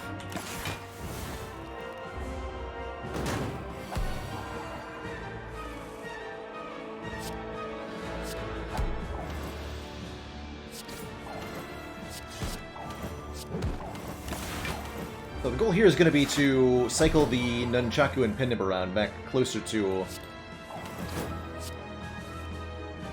a small number.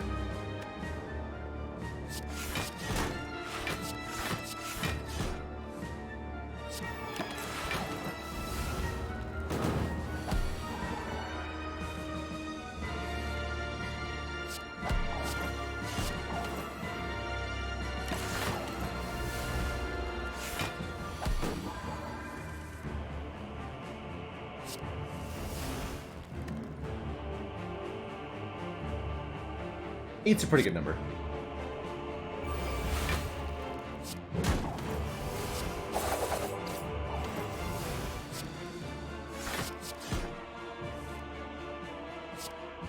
Oh no, I have failed to kill the Deca. Whatever. What will I do? GG. Get calendared on, nerd. To thump, a deep pulsing dread can be felt throughout the room. Is this the heart of the Spire? The source of this ticking time bomb. Prime your stick and give him a smack.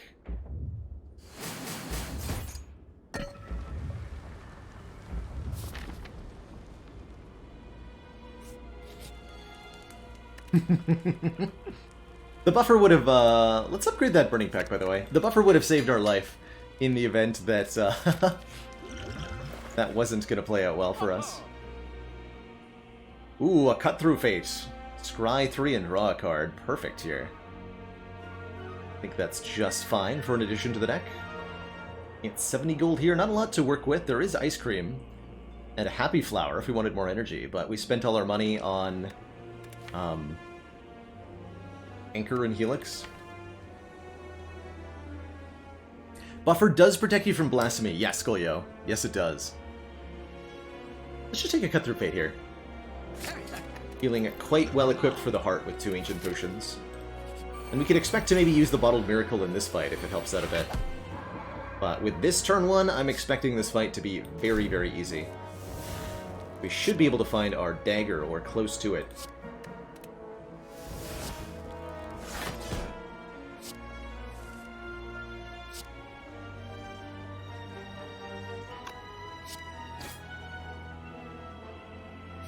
No.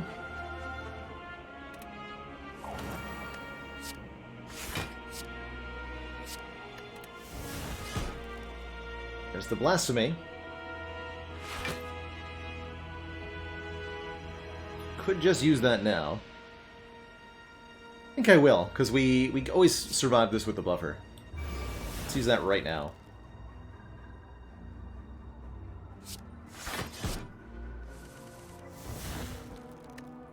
Die does 78 damage to both of them.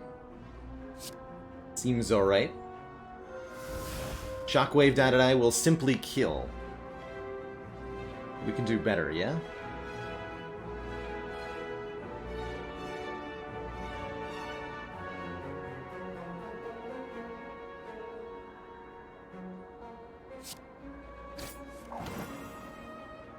Fasting.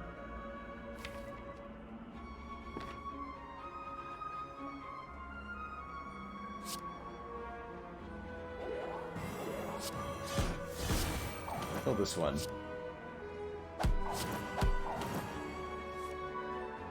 Okay. Let's stop there.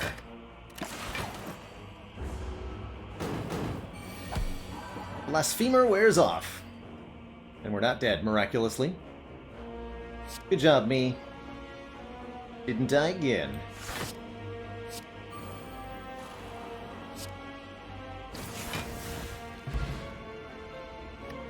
Unceasing's up. Whenever we have no cards in hand during our turn, draw a card.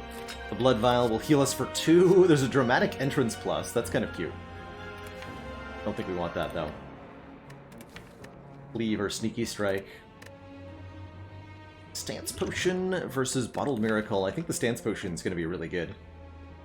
And I want both of these Ancient Potions. Okay, let's lose the Miracle, keep the Stance Pot, and proceed into the Heart Fight with 2 fairies on the docket to be saved here.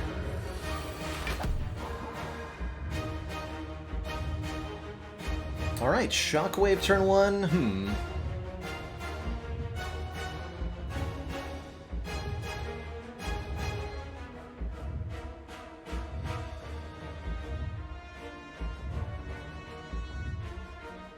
The Bot Lane Party Buzz, thank you so much for that Prime sub. Welcome to the Council. So I want to get down Mental Fortress and Talk to the Hand and Shockwave. The only way to do that is to leave Calm here. We're also going to use 1 Ancient Potion right now to block the Vulnerable Heart is attempting to apply. I think I am going to enter Wrath here. So that we can play everything. We have Buffer to save us from the big hit. We have Tori plus Weakness. Even with Wrath here, the times 15 attack will only do 1 damage. So no matter what, we don't die next turn.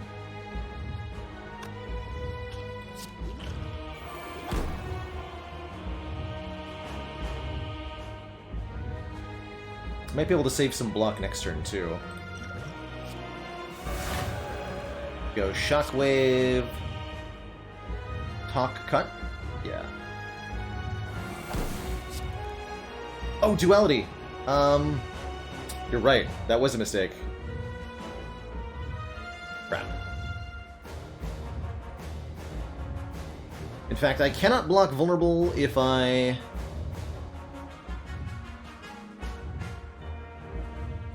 Yep, that was definitely a mistake. Totally forgot we had Duality there, which applies a debuff to us whenever we play an attack.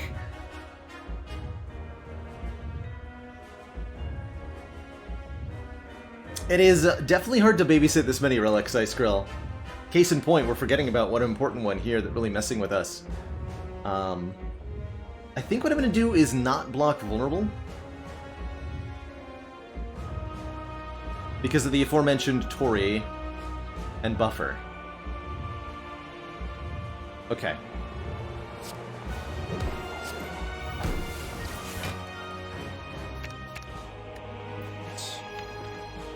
Gonna draw the curse here. The other ancient pot is for our fasting. Okay, we did get the multi-hit first. This is the scary bit.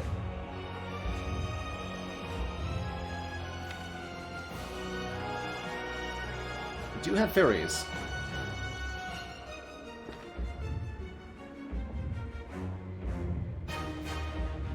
Can't block all of that, though.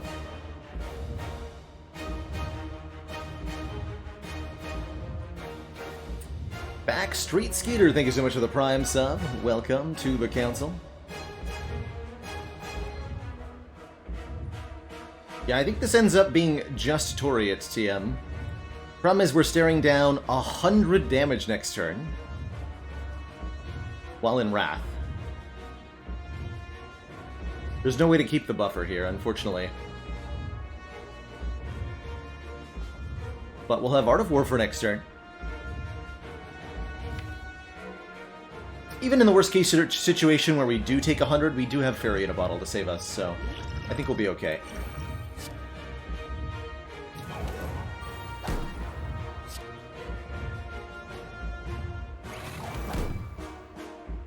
And I am going to lose all this plated armor, too.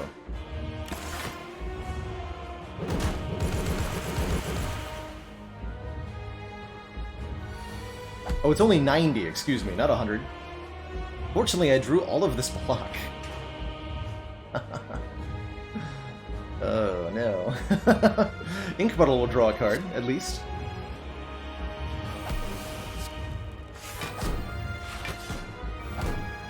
Ooh, Crush Joints, even better. Have some damage.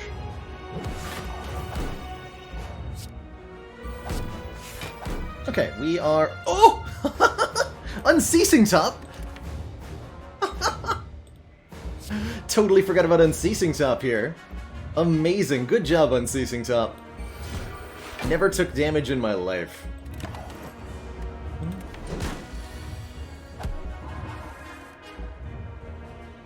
Easy game. Well, that was just lucky. Dang.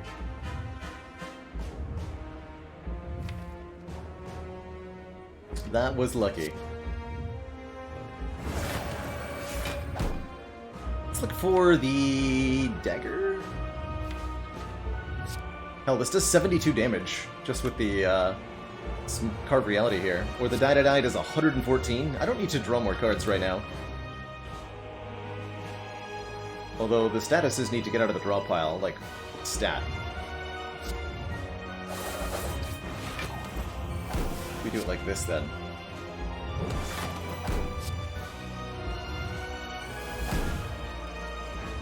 That's more like it.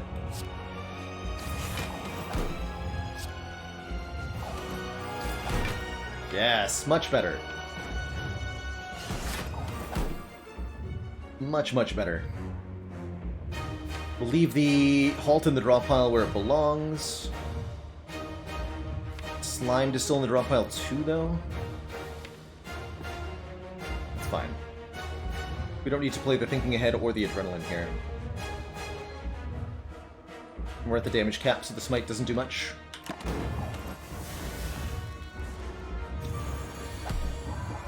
Putting the Adrenaline on top would have meant probably losing the Ritual Dagger, which is doing 267 damage.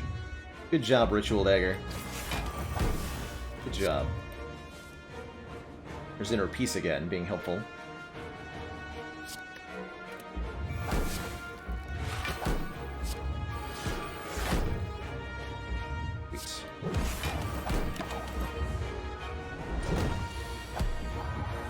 GG. It's a stinky draw, but still GG, I think, with Divinity, yeah? GG. 2 fairies carried to the top of the Spire, my god. What a rescue party.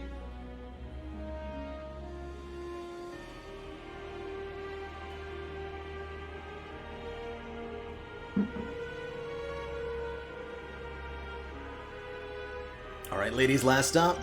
Time to get off the Watcher train and be free. GG. Really cool run. Bit of a struggle on just 3 energy. But the sheer might of the rate of our relics starting to carry us through as we accumulated so many into the late game there. How many relics is that total? Like 35? Thereabouts?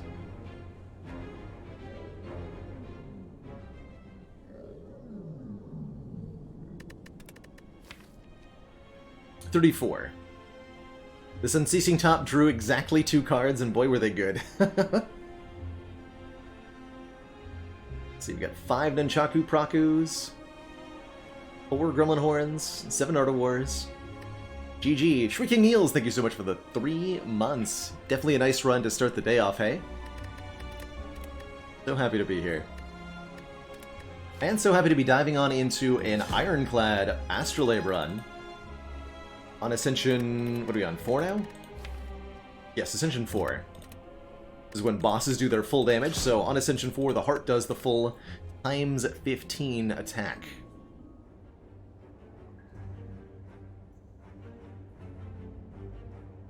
Let's see, with Ironclad, let's try transforming 3 defends on Ironclad as well. I think Ironclad really appreciates his strikes in the early game. And we have a lot of elites potentially, although we are fighting Guardian at the end of the act. We could really rampage our way through the act here. We've got fires and elites galore here, as well as a late burning elite into a late shop. Yeah, I'm going to transform 3 defends. Even going into Guardian, we'll look for ways to beat Guardian. Oh. Oh. Okay. I can't afford all these cards. We're starting with a Searing Blow plus 1. That's pretty crazy. And look how many fires there are to visit. We can go 1, 2, 3, 4 upgrades this act. So we could have a Searing Blow plus 5 by the end of the act. Weak is indeed block. We're just going to get an Orichalcum off one of these elites and everything will be fine. Zavanavaz, thank you so much for the 17 months. Just 1 more till that 1.5 years. Holy moly. Currently the only real problem with this is that I can't afford to play Uppercut and Searing Blow in the same turn.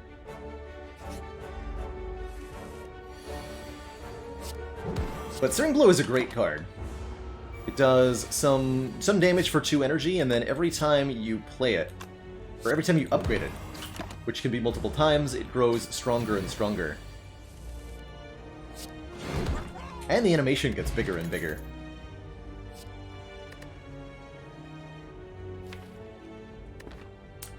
And an Armaments off the first combat to upgrade a card in our hand. I think that's a sign. I think that's a sign. Nodox, thank you so much for the 10 months. Just 2 more to that full year. Let's do it. Give me Warp Tongues. Ooh, Gold Medal's good. We'll lose the 6 max, because we're already missing a few health here. More money over the course of the run is going to be great. We do want to get to this fire. We want to hit as many campfires as possible to upgrade that Searing Blow as many times as possible. I almost want to lose one of these uppercuts. Do I need 2 of these? Probably, right?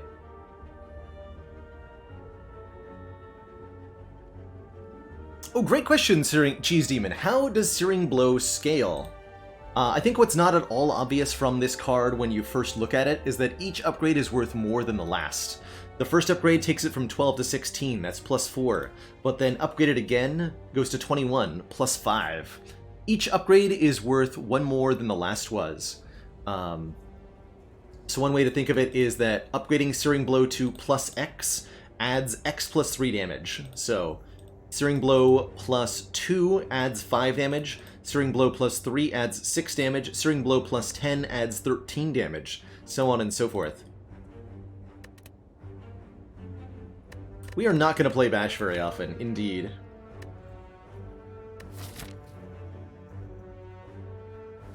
Alright, we'll pay you the money.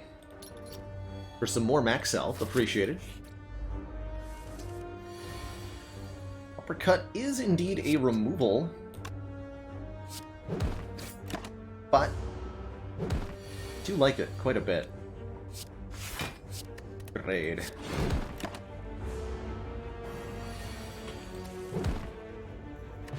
Smoke Bomb, letting us evade combat. Intimidate's not a bad. Well, it is kind of bad. Zero cost cards are good here. What a Havoc. We'd have to upgrade it. In the top part of the draw pile. No. I want to keep the deck relatively thin here with the Searing Blow. And just keep upgrading the Searing Blow. At all opportunities. Yeah, Bloodletting. Now there's a card I could get behind. Let's take another event. Events are chances at removals, chances at upgrades.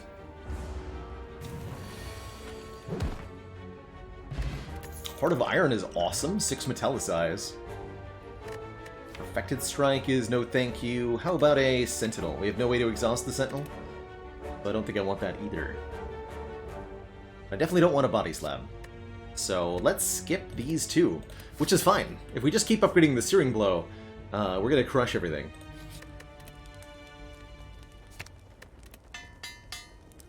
Yeah, the two problems with Intimidate. One, yes, we do want Snecko-Eye for sure, and Intimidate would be terrible with a Snecko-Eye. The Intimidate also wants an upgrade to be too weakened to all enemies, and if we're upgrading Searing Blow at literally every fire, which we are... Oh man, Preserved Insect makes these elites so much easier. Oh, I should remove Bash, yeah. I did want to remove Bash there. Going a little too fast. Bash will be the next removal. So, Searing Blow to 3 to 4 is plus 7, up to 34 base. And it's only going to get spicier from there.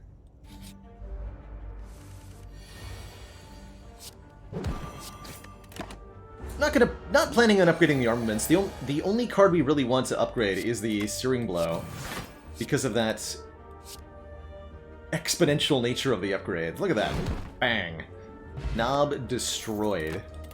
Mummified Hand get. And a surprisingly decent copy of Clash get, too. With only 2 skills in the deck, this Clash is really easy to play.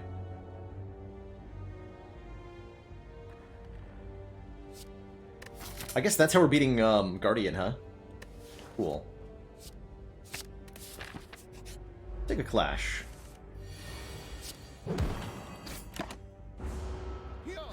So the big reason that the Clash is good is that we don't have the Ascender's Bane in the deck yet, below Ascension 10. Armament's interaction with Searing Blow has not changed over time, Bimrin. The upgrades apply only during the one combat. They're not permanent in any way, shape, or form.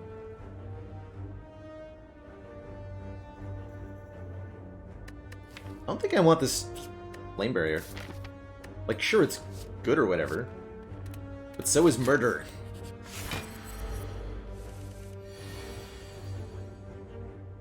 But so is Murder.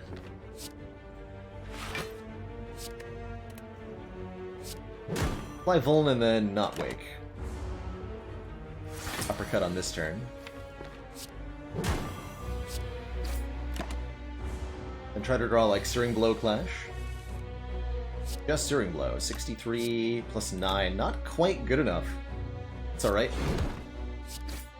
Let's take 15. And win the fight. Giving us Lantern. 1 more energy on turn 1. Very valuable in a deck with as high costs as this one has. And I think we'll not take these. Lesson learned can and does upgrade Searing Blow. Oh yeah, multiple times even. It's real good. It's real good.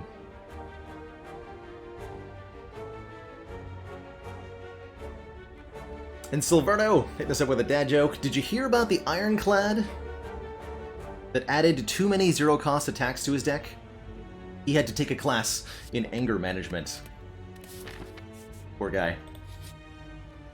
Let's hit up the shop here, because the shop allows us to remove a card, which is dang valuable, but my god, there's some other good stuff here. Disarm is a nice way to get block for this deck.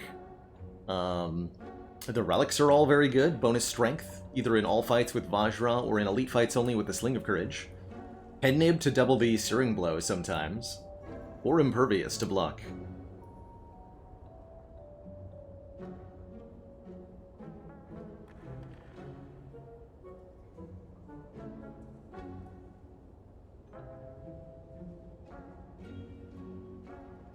Is it Enlightenment? We actually have some expensive cards that could make cheaper now. And a small enough deck. What's up, Lava Train?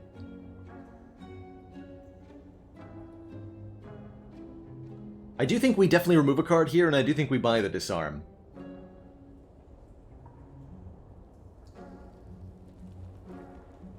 Removal here is 75 gold, so we can't buy it alongside any of the relics.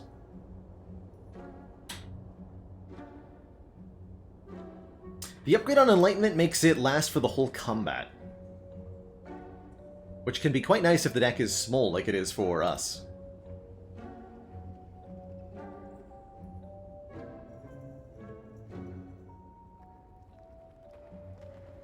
So we could go card remove Enlightenment. I think I'd rather go... Oh, that means we can't buy the Disarm? No, I'm gonna buy the Disarm. That's a cute idea, though. Oh wait, I have Xaxes? Math. We don't have to spend an upgrade on it. We can just play armaments and upgrade it. I mean, realistically, I'm not going to upgrade the Enlightenment.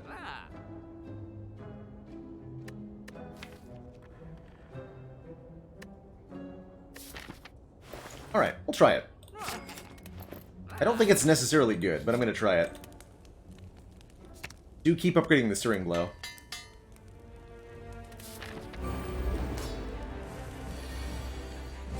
Look at that, we get to uppercut, strike, strike this turn. Although I don't actually want to, because it would have transformed. Oh, I could have done that anyway with the Lantern. Let's wait a turn here.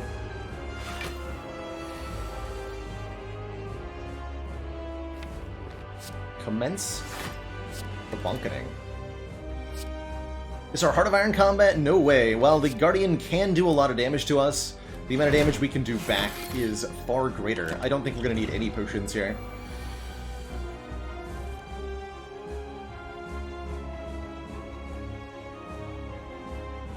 Disarm uppercuts? It's Arma Disarm.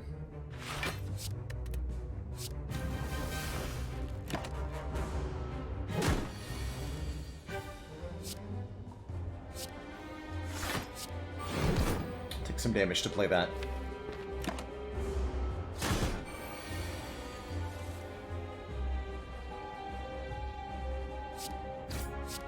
Brunch. Just does so much damage, eh?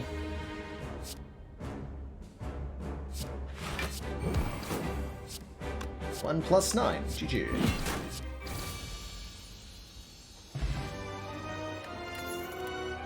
GG. No problem, no potions used, full health back, and we're offered some of this stuff.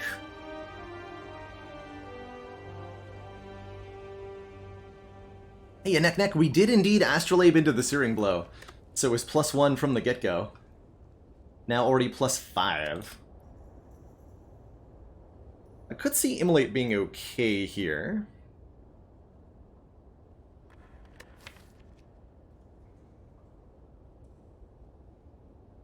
With the Mummy Hand, the Demon Form and Juggernaut can be okay, but Demon Form is really not very helpful with Searing Blow.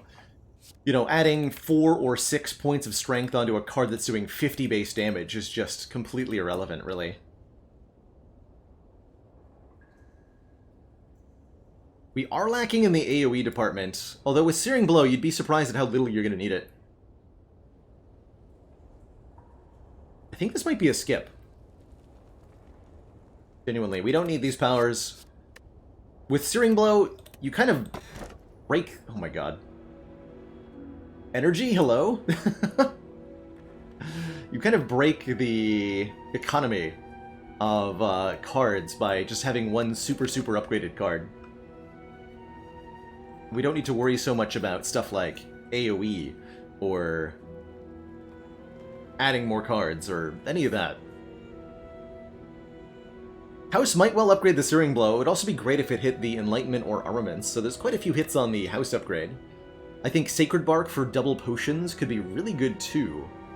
And there's even a world where Runic Cube is great, drawing us a card every time we lose health.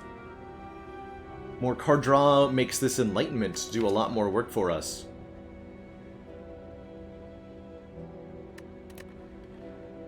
Interesting. Very interesting. I don't think I want it to be Tiny House. Sacred Bark Heart of Iron is crazy good, though, yeah?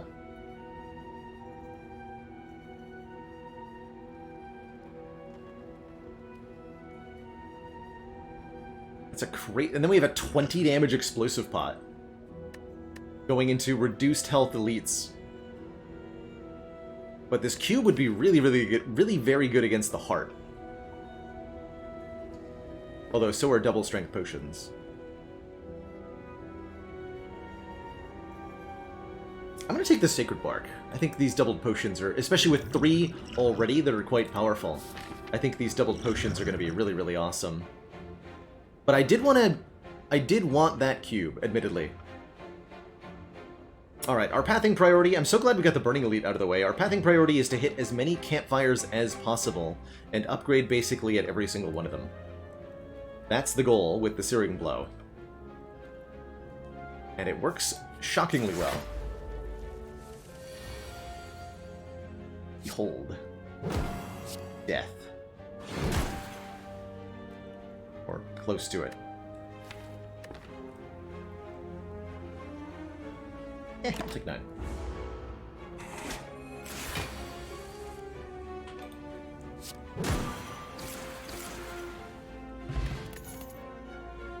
True Grit Plus. Gain 9 block and exhaust a targeted card. Quite like that, allowing us to redraw the Searing Blow a little bit faster, as well as providing us some much needed block right now. We'll happily take that.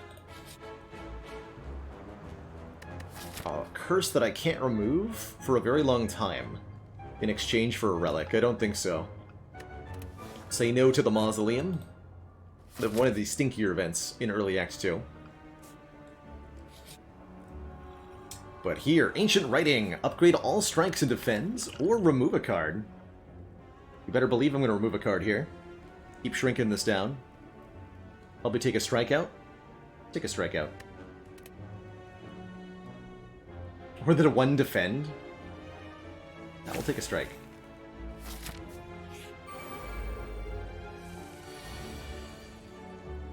$42, huh? Well, we could do better than that. 51. Boop.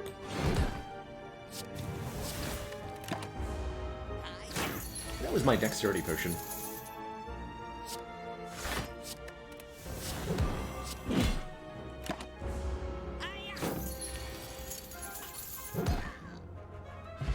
Yes, it was. Take the energy potion for 4 energy with happiness. And a second armaments. This one says plus on it. Okay. Sure. Gain 5 block, upgrade all cards in hand for the rest of combat. We can even use one armaments to upgrade the other.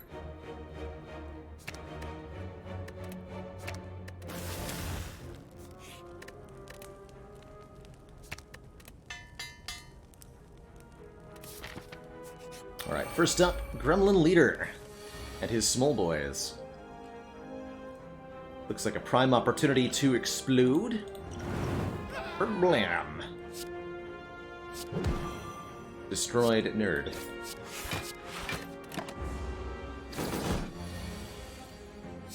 And a boom. Blood Vial heals us 2 each combat.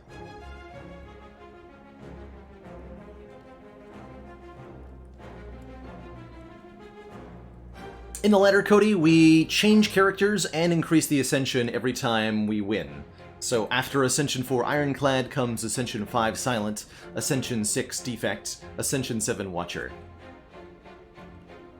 So on and so forth. A full ladder is then 20 runs, 5 with each character. Could have had Combust to go with Runic Cube. Not even a real synergy, because the timing of the Combust draws you a card, and then you immediately discard it at the end of your turn. It's the big sad. Alright, let's get a permanently cheapened, double upgraded Searing Blow. 72 damage. 1 cost. Get destroyed, nerd.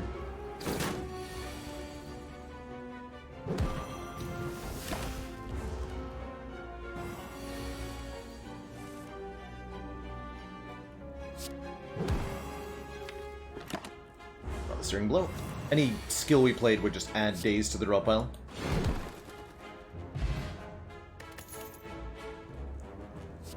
Warcry could be a thing. Infernal Blade makes a free thing. Could use Sentinel for the energy gain with the True Grit, but I think we've already got the Enlightenment. I really want more card draw. A Burning Pact would be one of the best cards we could add from here. Warcry doesn't quite count. Not quite. Not without a plus on it, anyway. Upgrade, upgrade, let's go. Omamori blocks our next 2 curses. I will take that. As the Searing Blow deck really appreciates being as small as it can. Searing Blow plus 7 goes to 61. We can immediately take 275 gold because we have Omamori. Nice. Very nice. Give me the cash. Each time you strike the shrine, gold pours forth again and again.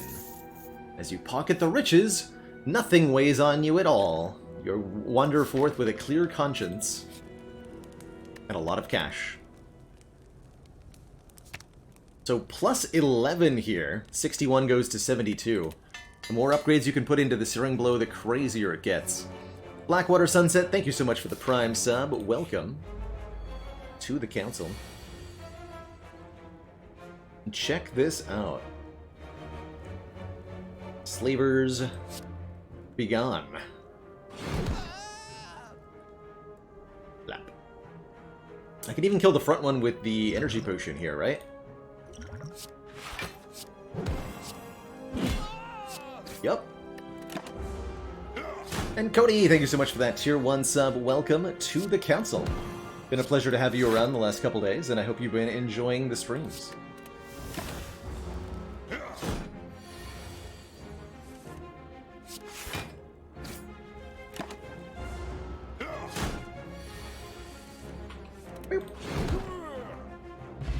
Oddly smooth stone gives us a point of dex. That's okay.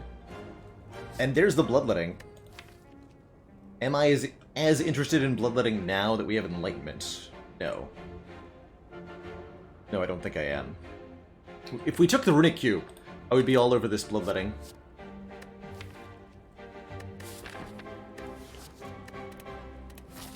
I do still call it the council. Kind of out of habit. In a lot of ways.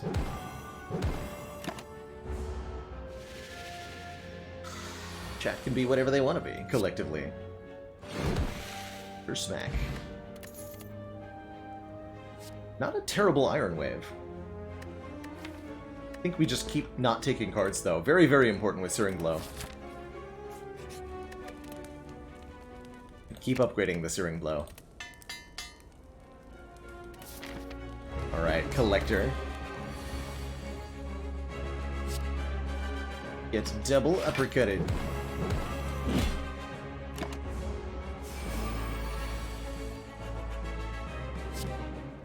$126 damage, and if we just redraw it, we win immediately. So I think we want to True Grit then, so that there's a higher chance that we draw it again, rather than upgrading it with the armaments.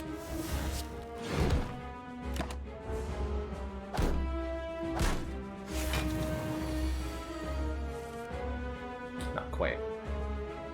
Fair enough.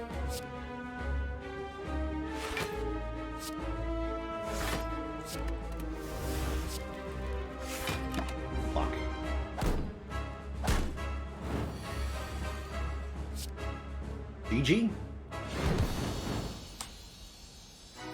Just gotta play it 2 times to kill the Act Boss. Not too hard with the 12-card deck. Really want, like, an offering here. That would speed us up quite a bit. There it is. Sweet. Lose 6 health, gain 2 energy, draw 3 cards. It's perfect, and it even pairs with the armaments to draw 5 cards. Do the do! Thank you so much for the 450 bits. Hope you enjoy the Spire VODs, and I really appreciate that support.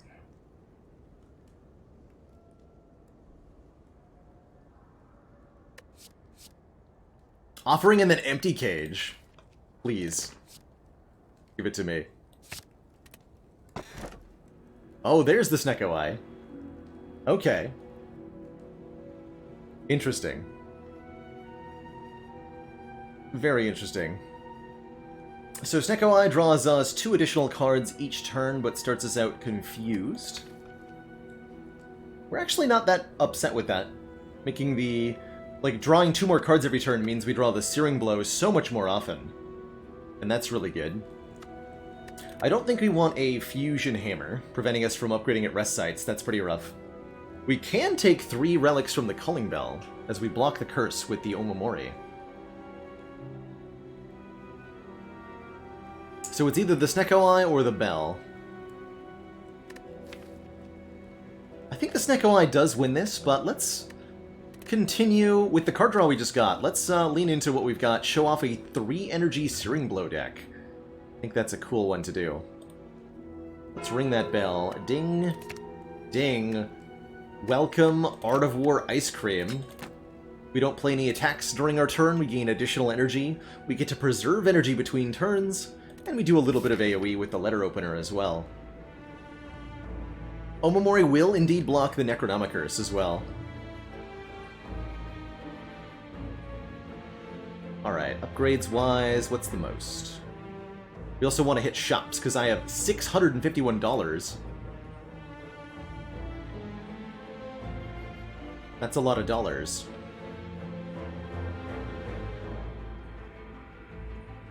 Okay, so I see 1, 2, 3, 4. We hit a couple of elites and a shop, too. Is there like a 4 elite path that I would really care about? No. Okay. Let's take a bunch of events. I think I would appreciate seeing Mind Bloom, too.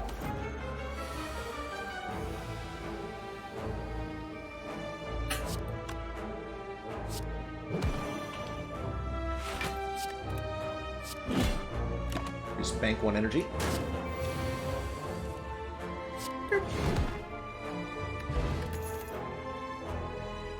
Mummy Hand Metallicize for a little bit of luck. I don't think so.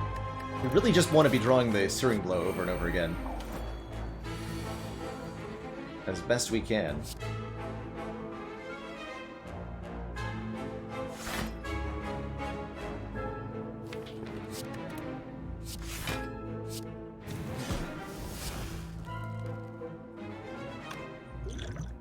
Out of here.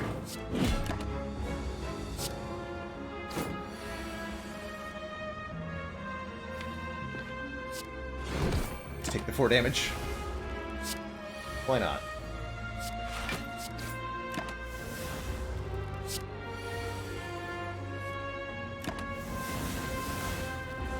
I missed a lethal on a couple turns ago, too.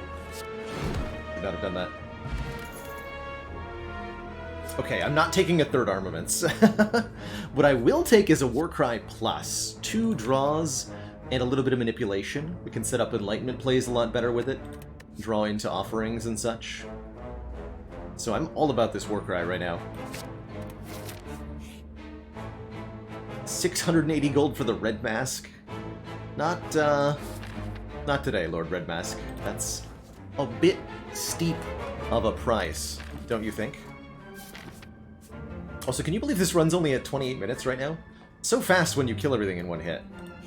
And when all your decisions are very easy to make. This combat rewards us with a lot of money, as well as a rare relic. We will happily take the double orb walkers. They do die to one searing blow, after all, right?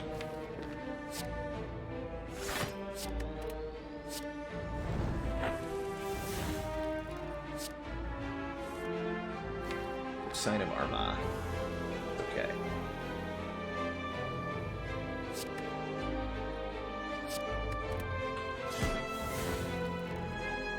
So 84.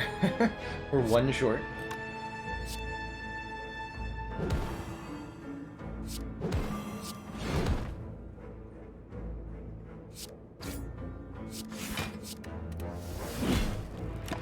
Food. Right.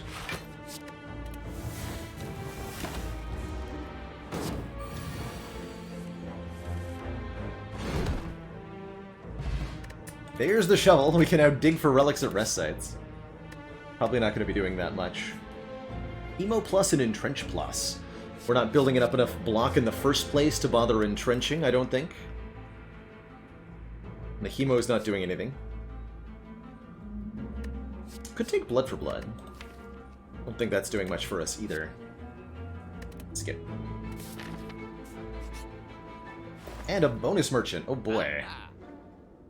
Am I happy to see you.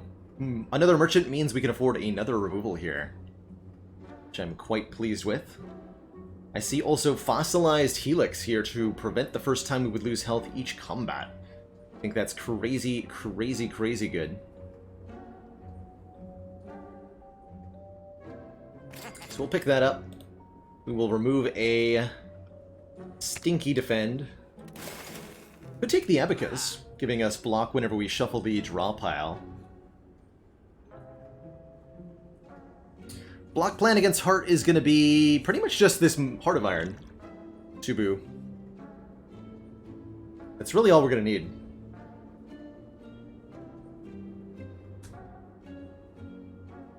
Could maybe take a Shrug or something. We just want more card draw and more removals. Go to that next shop. 84 to 97, that's plus 13. And we hit this door, we hit this door. Ooh, Dark Embrace.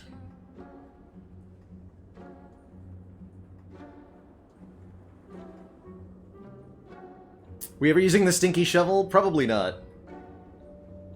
Probably not. Double tap is here to allow us to play the Searing Blow twice, which could be helpful if Searing Blow didn't kill with the first hit. It's not bad. Or rate to probably not add anything. Definitely remove a card. Maybe we buy a potion? This blood potion is 40% of our max health. That can be a big way to survive Heart.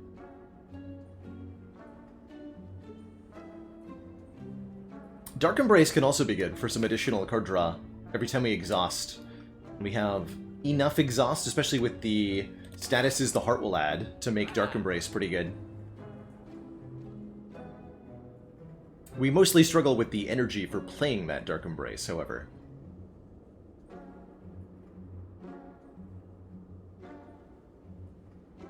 But I do think I like Dark Embrace card remove.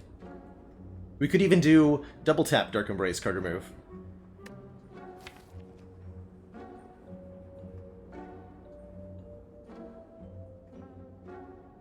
And we have Mummy Hand, that's true. Mummy Hand makes it an easier sell.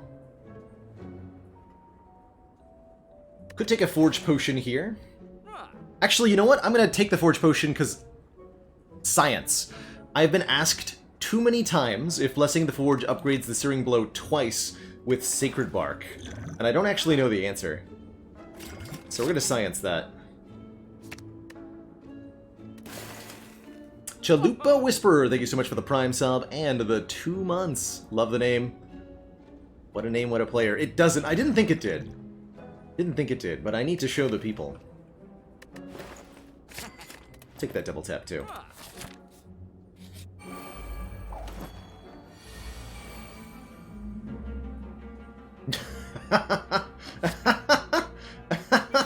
Bye! Good fight, Reptomancer. Oh, and a Whetstone, which is likely to upgrade our Searing Blow for us. Methlin, thank you so much for the tier 1 and the 11 months. One more to that half year.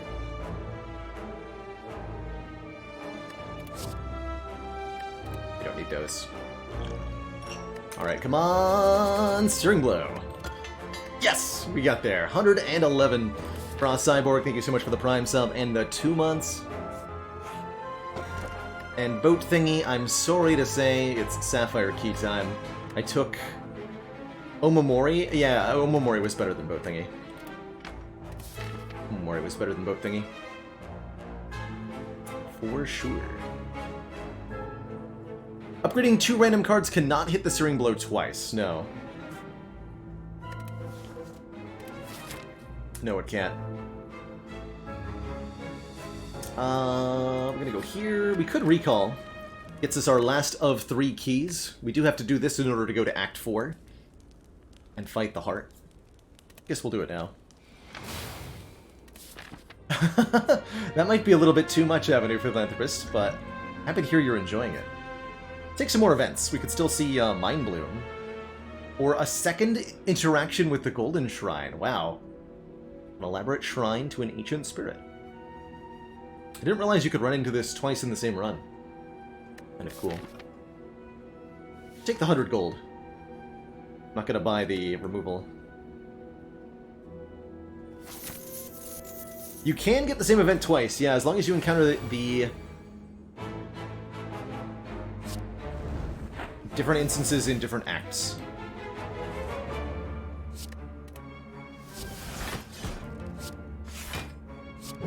This does 213. Boop. Oh, I meant to use the blessing there.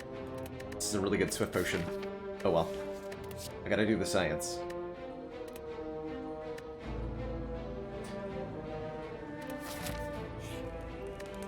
Upgrade. Searing Blow. Sure, we could dig, but look at this. Plus 15 on the damage. Searing Blow plus 12.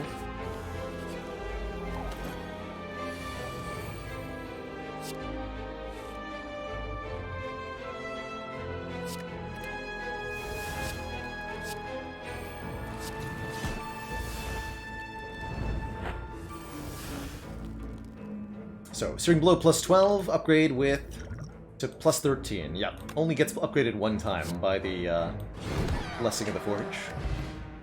We get Charon's Ashes, doing 3 damage to all enemies whenever we exhaust a card. And a Shrug Plus actually not bad here. It's blocks for 12 with the Smooth Stone.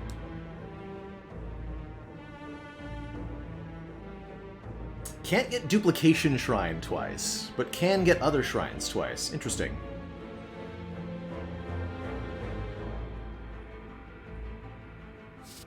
We'll take that Shrug.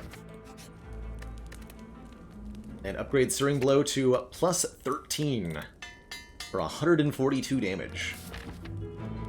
Alright, Time Eater.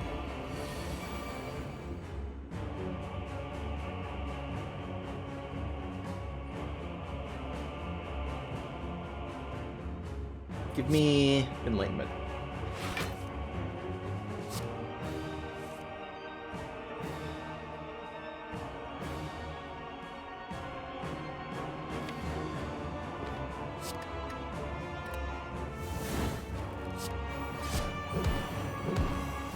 We'll double uppercut Time Eater here. Put the Searing Blow on top to play it with Vulnerable. Guaranteed make it free with Dark Embrace. It does 238 damage to Time Eater.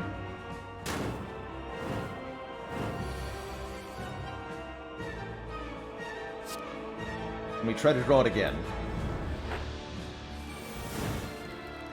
Don't quite get there.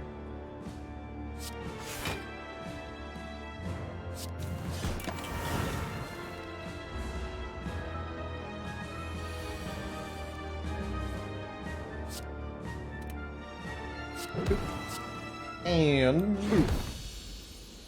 Just hit him really hard. GG. No problemo at all. To thump, a deep pulsing dread can be felt throughout the room. Is this the heart of the Spire, the source of all these upgrades?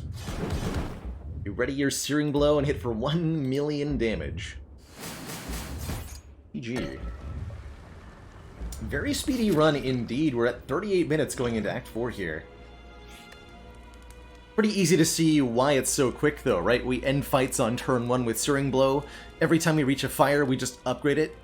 There's not a lot of decision making to make. There's not a lot of draw ordering and executing to think about. Just really big numbers destroying everything, and that's what I love about Searing Blow. You just sprint through the entire run, destroying everything. It's beautiful. This Orichalcum's actually not bad at all here, giving us 6 block if we end our turn without any. The membership card, actually a bad deal. Not often that turns out to be true. Totally down to just remove one last card, take the last strike from this deck, and have it be uppercut, uppercut, Searing Blow. That is 150 gold for that removal, so we won't be able to afford anything else alongside, other than the Metallicize, but we don't want that. Hey, Procyon. Hello, hello. Appreciate those good stream wishes. Yeah, we don't need that stinky Metallicize. Already got 1 Cultist Potion, and honestly, 2 Strength per turn, even as cool as it is, won't do much. Let's just roll on forward. Like, sure, we could take the Metallicize. With the Mummy Head, it's free, and it's 3 block per turn, but we don't really value 3 block per turn very much, even in the Heart fight. It's not going to be a very long fight. Remove Clash might have actually been better. more likely we'll end up exhausting it either way. Let's go. Is there a Warcry? Oh, I could buy a regular Warcry. Ah.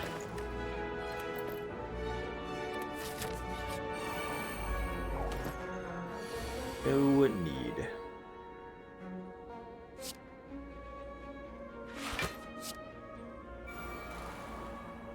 Play that Disarm? I don't think I do.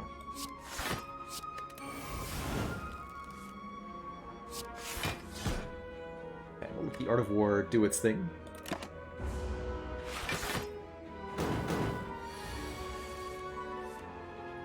There we are.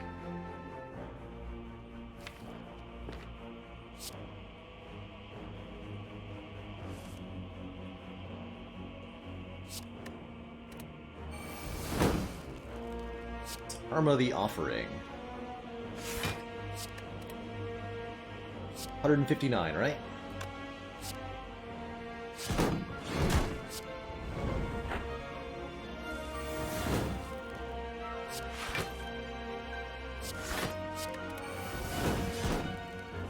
Just draw it again. Boop. Alright, good fight.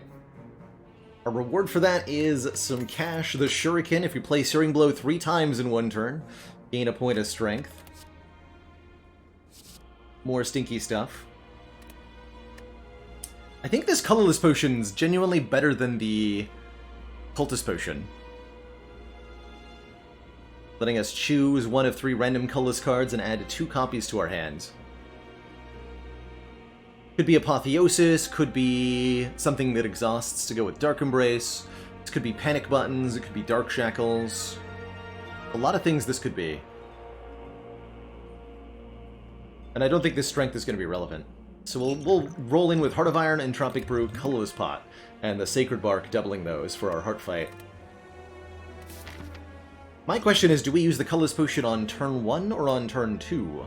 On turn 1, we could get Panacea or Apotheosis. On turn 2, we can get Dark Shackles or Panic Button. It's going to give 2 copies of the same card, which may or may not be helpful, depending on what we get. Bruh. Well, we damage cap on turn 1. I see that we don't have any block, though. Let's... Colorless Pot turn 1 here, I think. 2 Thinking Aheads. Don't want 2 transmutations, that's for sure. We'll take 2 thinking aheads here. It's definitely not block, though. But skill potion and 8 dexterity could be good. Hello? Sorry, 9 dexterity. These aren't block either. Chat, these aren't block.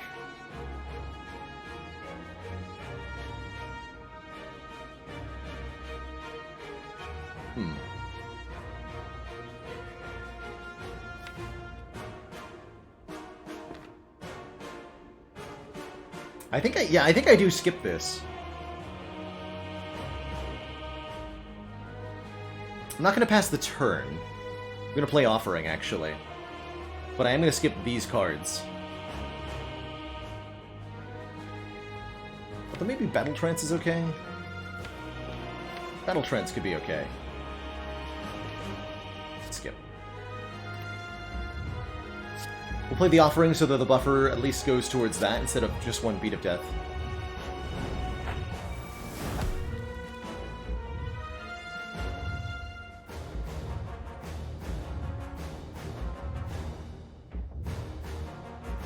Wait, was there a skip on the skill potion but not the colorless potion? Is that a glitch or was that normal behavior? That's pretty hilarious. That's pretty funny. Love this turn, by the way. Let's shrug first. See if we can get armaments into our hand here.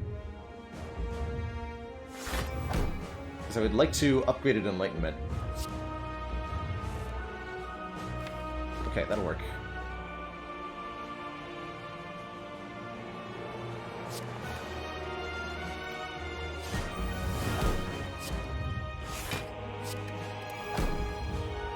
These cards 1 cost forever. Make that card free forever.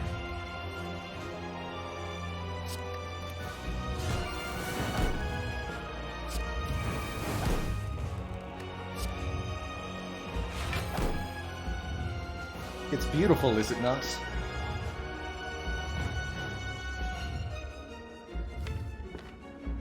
Let's double tap the Searing Blow.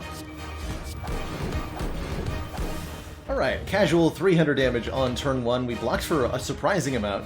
We have a ton of dexterity. We have all of our powers in play. And we're maybe drawing this True Grit next turn, because we're about to get 5 statuses added to the draw pile.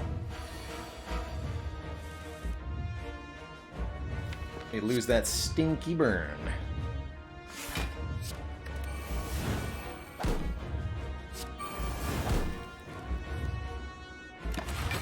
Let's try Clash. Okay, we take a big hit here. Sure, and that hurts or whatever. But that's it. That's all we had to block. We're done. This fight is over.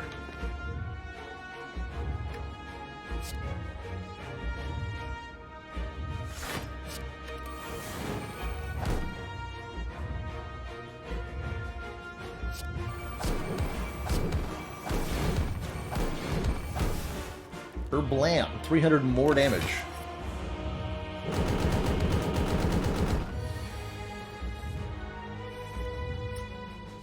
And there is no next attack because we've already won.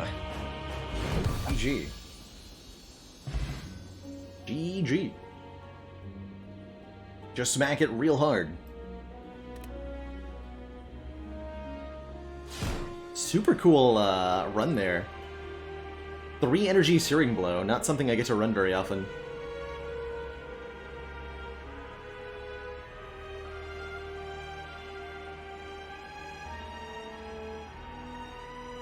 GG.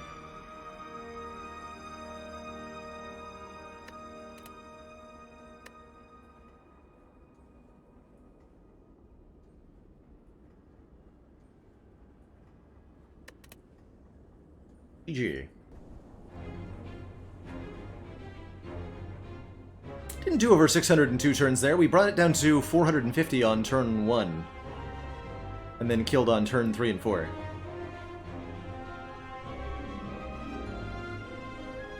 Right?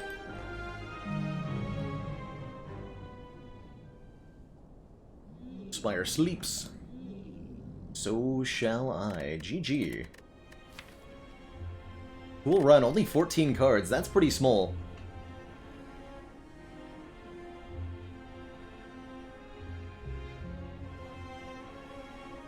Excuse me, Krogzar, that's a plus 14. Searing Blow. 159 base damage. Dang. More relics than cards, that's right. Although, to be fair, this 35-card deck almost had the same. 34 relics, 35 cards. GG. Let's do another one. Although, before I jump on into another run here, I'm going to take my first break of the evening. So I've yet to take a break.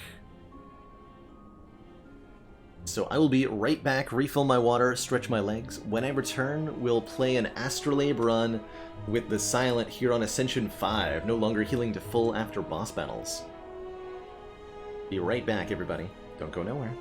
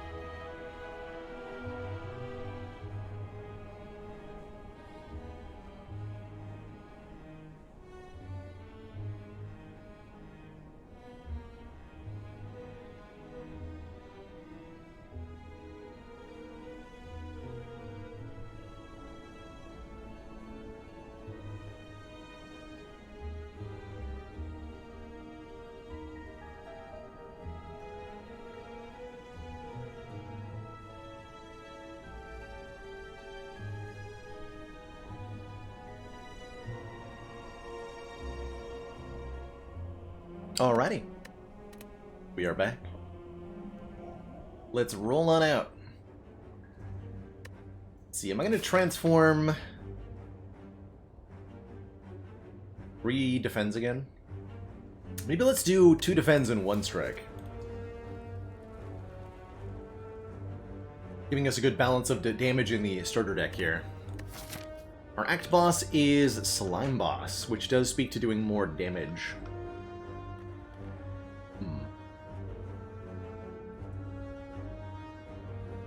Ooh, I like these 2 fires late here. We can actually get 3 elites and 3 fires. That's pretty nice. Okay, let's do 1 strike, 2 defend. See what we get. Ooh, poison. Envenom says whenever an attack deals unblocked damage, apply 1 poison. Noxious Fumes is 3 poison every turn to all enemies. And Endless Agony is 2 zero-cost attacks. to play with the Envenom. I really like that. Lots of damage output that we got. Lots of damage output. I think that sets us up pretty well to tackle some elites. Maybe wanting to go to an early shop just for a bonus removal here. And we'll go up this middle path of 3 elites and 3 fires. I think we can leave the Burning Elite for later, given where they're positioned. The beta art on Noxious Fumes is... the Jawworm and the Silent having a stinky conversation. Sadistic nature waiting room indeed, right? Maybe that's an incentive not to go to the first store. Nah. We'll do it.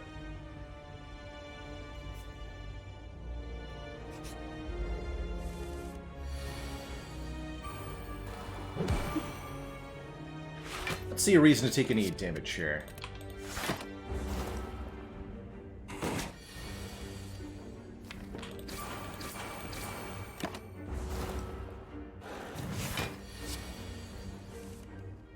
Get him, Agony.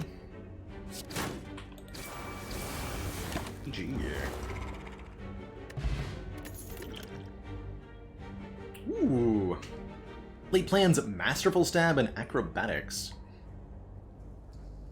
This early on, I really like a Masterful Stab. It's just a zero-cost, high-damage attack that combos with our Envenom. Getting some Retain early on in this Will-Aid plans could be good, too.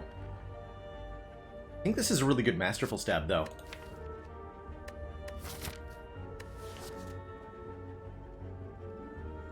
Invest in the now, we get lots of upgrades, we get lots of relics, and we can pick up the stuff for the late game in the late game. Spire is very much a game about solving your immediate problems.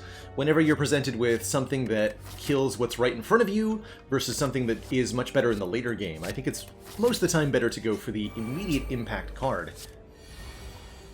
Most of the time.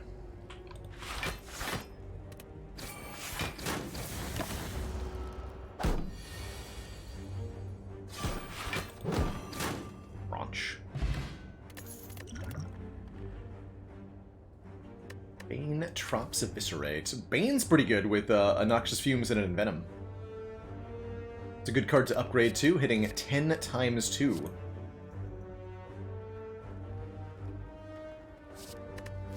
Don't have any discard for the Eviscerate. Let's take a Bane. Definitely leaning into the damage here.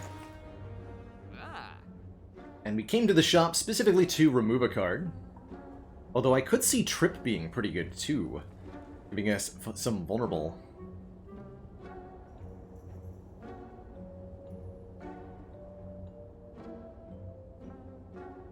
Colorless cards are, I think, really easy to underestimate, but a lot of them are very powerful in the right circumstances. Keyword, in the right circumstances. I think the thing about colorless cards is that by default, most of them are bad additions to your deck. But you really need some interacting card synergies or some interacting relic synergies to make a colorless card particularly worthwhile. Yes, worth pointing out, Bane and Venom does indeed work how you want it to. Why buy Trip if you can just get a Terror?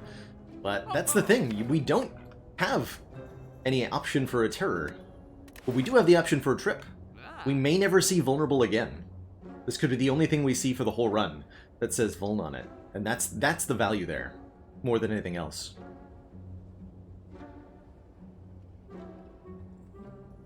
Let's shrink this down a bit. Cut one strike from the deck. I want that Bane to be drawn more frequently, and I want it to be successful more frequently. And yes, the upgrade on Trip is AoE, vulnerable to all enemies, which is certainly not something that you get with Terror. No, it didn't, Boven Boss. Sacred Bark, and Blessing of the Forge, and Searing Blow is only one upgrade.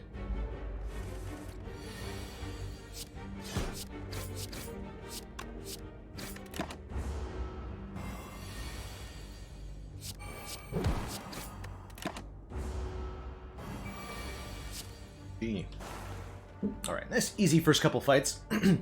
I think the Astrolabe in general makes your opening combats a lot easier. Upgraded cards are really good, as it turns out. You know, Blade Dance is also really good when you have an Envenom. Adding 3, count 'em, 3 shivs to our hand, each doing 4 damage, and each applying 1 poison.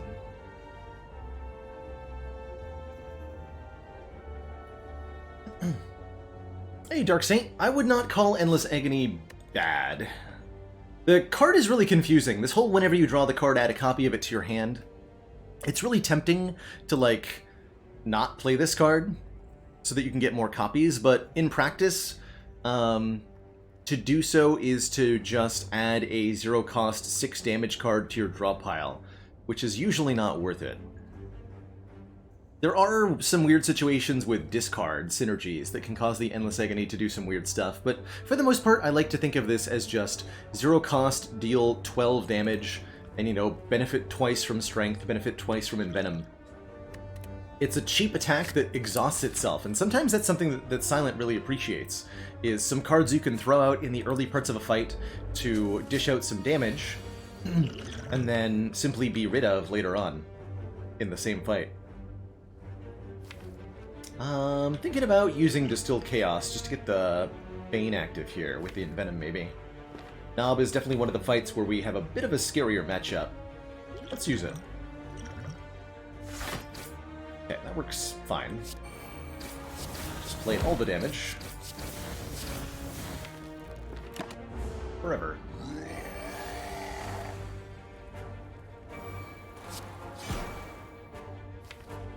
Okay, we could defend twice, take only 2. Next turn we have a relatively hard time killing. We'll go 1 strike, 1 defense, take 5 damage here.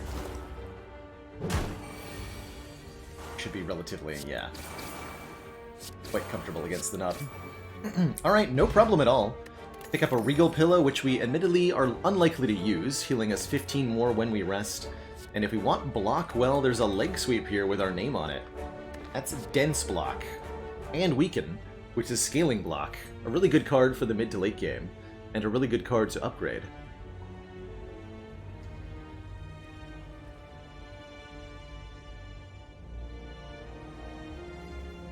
I think I'll take that. There's an argument maybe for the Slice, but I think Leg Sweep is going to round out the block game really, really well. As for upgrades, let's start with Bane. Plus 3 damage per hit. Means it's up to plus 6 on the, when you play it.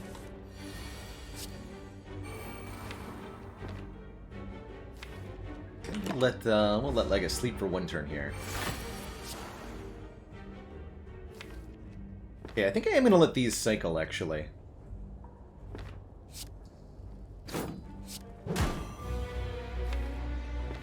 To get the Envenom down.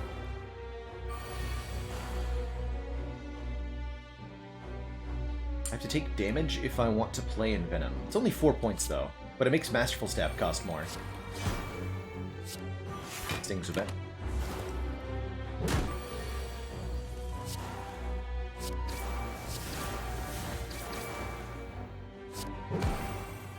This damage, though.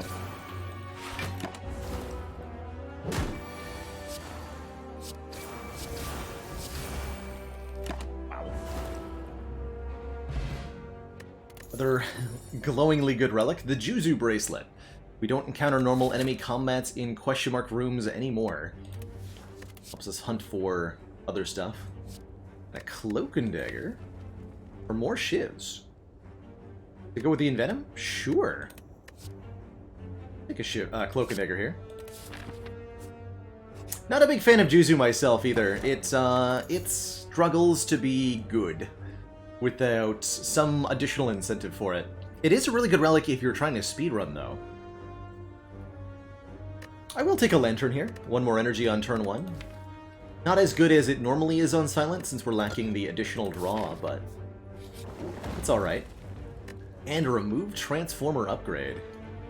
So many upgrades we want, but another removal is also extra spicy here. Just keeps taking these stinky starter cards out of the deck, please. I think with the upgrade density already quite significant, we have 1, 2, 3, 4. upgraded cards, and many more to come here. We're going to get 2 more this act alone. I think I like the removal more than I like a transform at the moment. Yeah, let's just remove. All 3 choices are quite good, and there's totally the right situation for each of these. But I think when we've already got our acts sorted nicely, the removal is going to be the better choice. Excuse me. Removal will be the better choice. There we go. Weaken on this one, and then start damaging the back line. Or to kill this one next turn. Okay, no poison for Bane, but that's alright. And here's where Endless Agony is totally fine, right? Just being able to do this 3 damage, letting us score the kill on this turn, ends up being quite significant. Okay, next turn I'll probably do like Survivor, Fumes, Defend.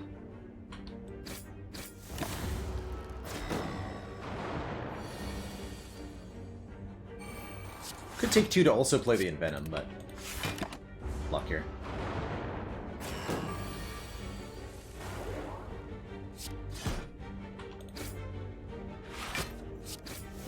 Who's meant to full block there? Nope, we're good.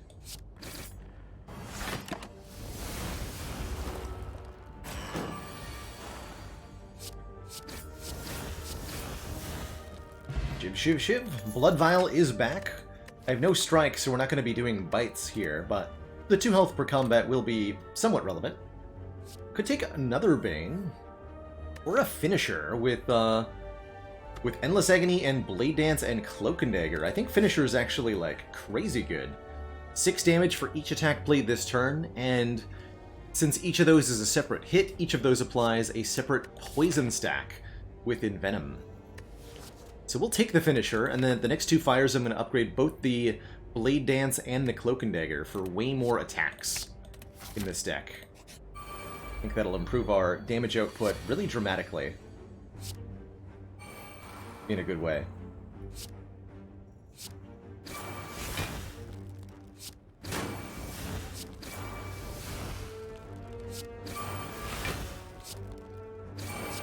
Pop all the curl up.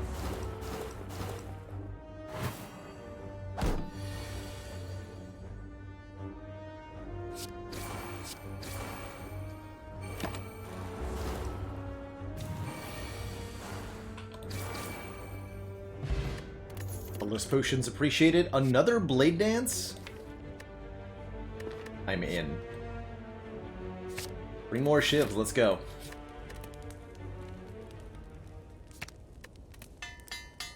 Cloud wasn't bad there either. But with the Envenom and the finisher... Well, when the Terror's here and Accuracy is here? Oh my god. Yo. That is a hype accuracy. There's also Orange Pellets here to allow us to remove all debuffs when we play a power attack and skill in the same turn.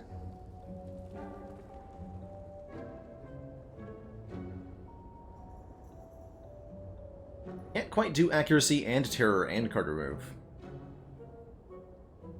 Belay is very good as well, sapping X points of strength from the enemy. Yet another card we'd need to upgrade. I think I'm going to go accuracy and a card removal.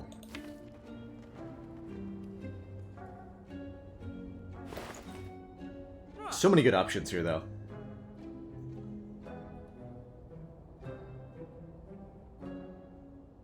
Pellets accuracy could be great.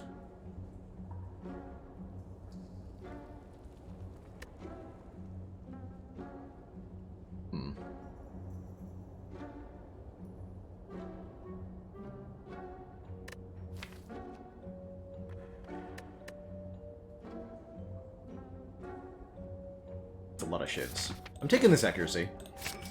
I really want a card remove over a relic. We have a lot of Orange Pellets activations. That's a really good Orange Pellets. Let's take the Orange Pellets. When you play a power attack and a skill in the same turn, we remove all of our debuffs This is a preparation for the heart, basically. Buying something that'll allow us to remove the vulnerable in that combat. To allow us to survive a lot better.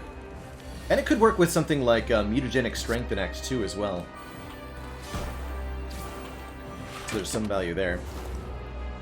Yeah, I do cover the card remove cost. I don't think it's possible to quite uncover it easily. Let's see, 18, 20. Oh yeah, that'll split, right? You split at 70, this would do too much. Get one more turn. There we go. Just do all the damage. 8 damage shields, get them.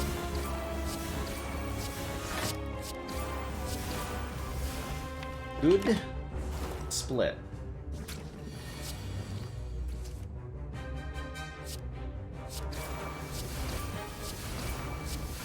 Wow. Slime boss never even stood a chance.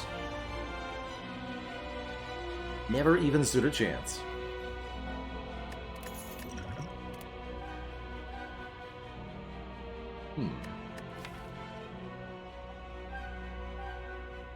So I found that burst doesn't actually work very well with blade dance because hand limit is a thing.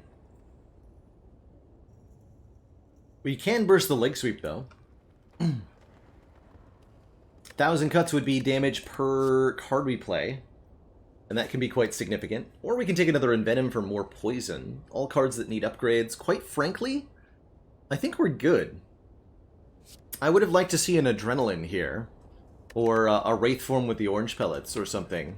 Or even 1,000 cut, or an Afterimage, excuse me, not 1,000 cuts. An Afterimage I would have taken. But I think we've got our damage pretty well sorted here, especially with just a couple more upgrades on the Blade Dance and the Accuracy and the Finisher. These don't really speed us up that much. So I think I want to skip all of them. They're all worse than not adding a card.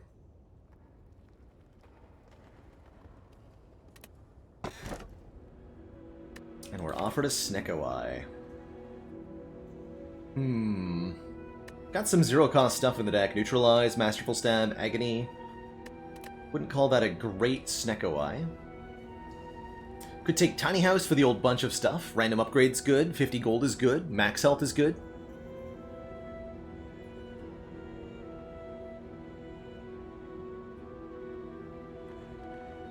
I do like 1,000 cuts, especially on the lower Ascensions, Sergeant Neely. And if I felt like this deck needed more damage output, I would be taking that 1,000 cuts. But I think with 3 powers already, 3 damage-dealing powers especially, we don't need more of that kind of thing. Now, if I didn't have Accuracy or Envenom or Fumes, I would be all over that 1,000 cuts. I like the Slaver's Collar here. During boss elite combats, gain 1 more energy. That'd make us 4 energy during the hardest fights, to let us harvest more relics and get to the next act just fine. Feels like we do enough front-loaded damage that regular combats aren't too bad. Take that color. Oh, I think it'd be super cool, Dream of Storm, if there was a relic that increased your maximum hand size. I would really like to see that. I think I'm gonna go for the Burning Elite. We get 2 upgrades if I do that. Does require me to fight 5 combats in a row, though. That's a bit sketchy. Then we can go up this way. We fight this elite. 3 elites would be good. We could even do 4, actually. If we really wanted to. Gives me a lot of chances at the Jack Stealer as well. We're almost guaranteed to find that. But I think I'd like taking out the Burning Elite here. Yeah, we're not going to see the mutagenic strength, but we will see a lot of card rewards. And we will get a lot of upgrades. And those are valuable. Those are valuable.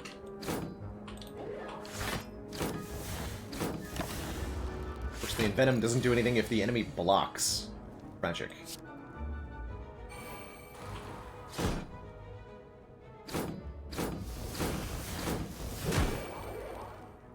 So we'll use the block potion here.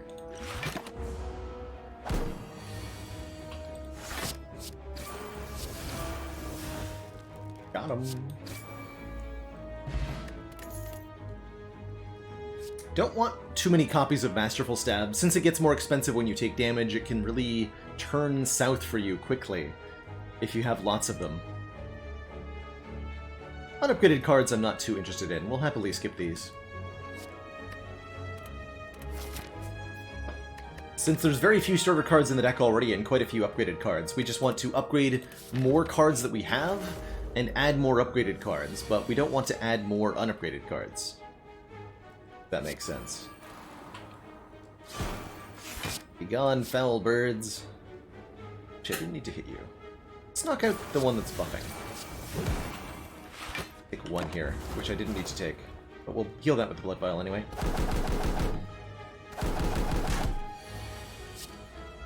Perfect.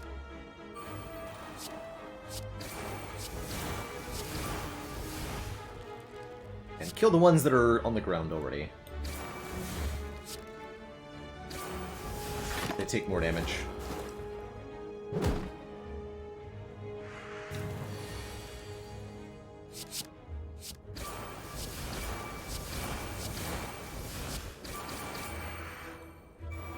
Blam. Blessing of the Forge can upgrade every card in hand. That's not bad. How do we feel about a footwork? 4, 5, 6 cards that say block on them? That's enough for footwork to be good, especially with a pellets.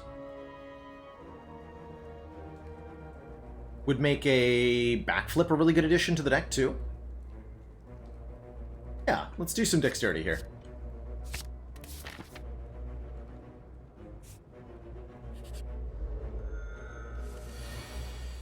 These two, it's often a difficult fight. One, they're hurting me a lot here. Let's use the Colorless Potion. Often a difficult fight if you don't go for the Centurion first. Shackles blocks 9. My victory is where I can get them.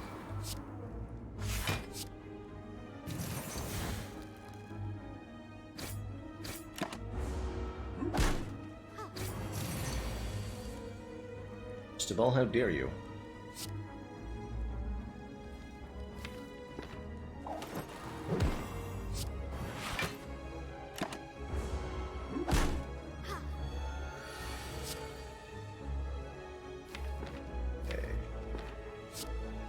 Expensive-ass Masterful Stab.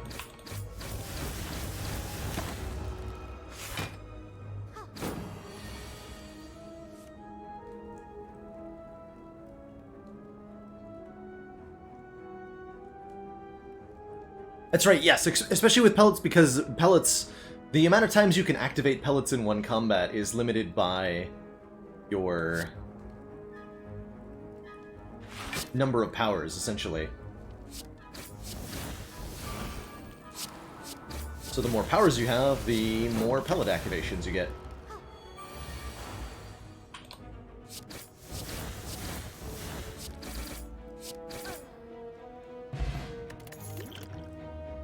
Second accuracy.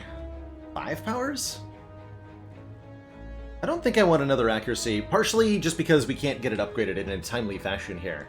I need to upgrade footwork, I need to upgrade the accuracy we have, and I need to upgrade this Blade Dance for one more Shiv. So adding another accuracy right now that doesn't say plus on it is something I'm not that keen on doing.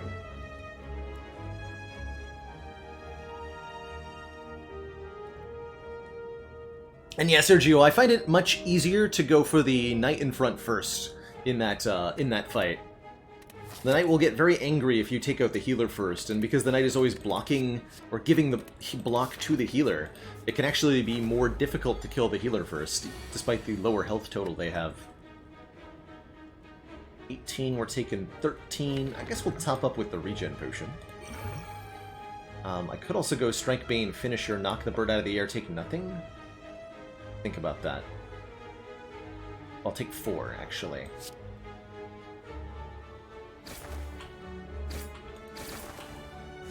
Better than the 5 I would have taken otherwise.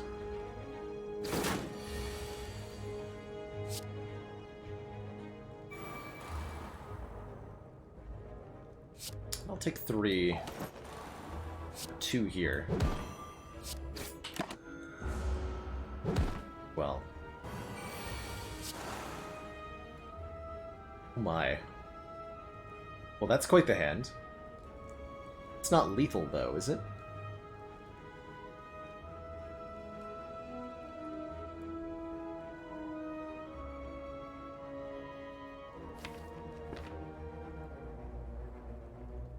Maybe with a Forge Potion.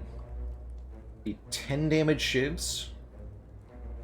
So these shivs would be 80? Yes, we get lethal with the Forge Potion here.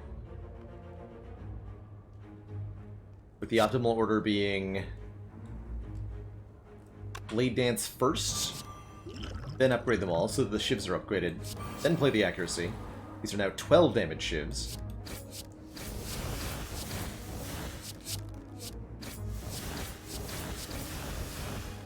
And I don't want the bird to die yet, because I want to benefit from the regen potion.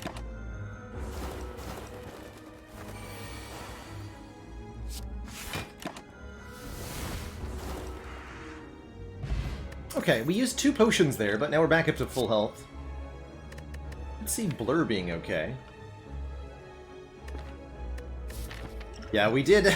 I think we did get a little bit excessive there with our resources, but that's okay. We're using Slaver's Collar, and that makes it a lot more forgivable to utilize our expendable resources on our regular combat. The elites are going to be comparatively a lot easier. I don't think I'm going to take Blur. If it said plus on it, I would. But in that situation, I won't.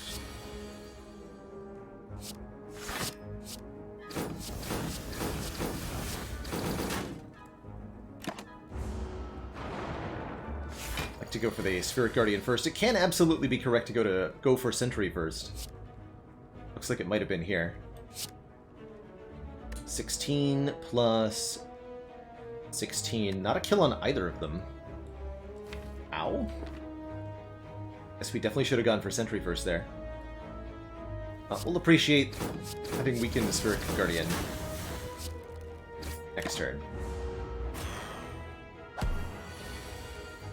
No, that's a rough turn, is what that is. That is a rough turn.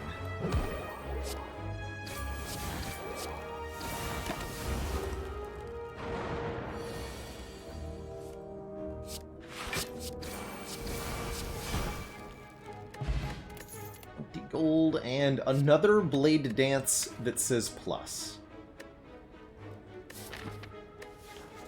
But I want that backflip. Oh, I'm going to take the card that says plus on it, right? Of course I am. Do that.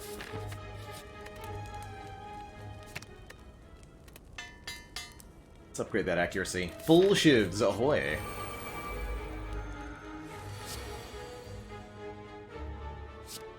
Okay, not the greatest turn 1 here.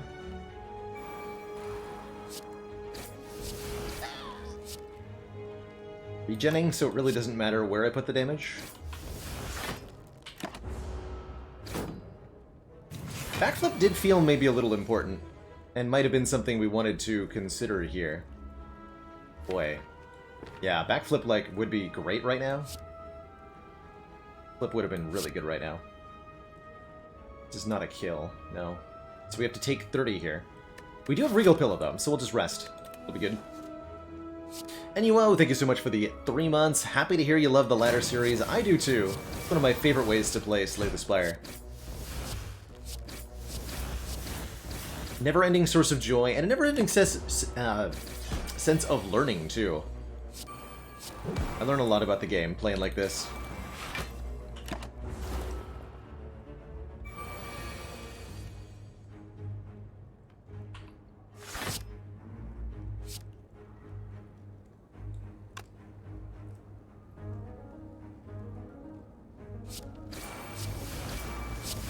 These.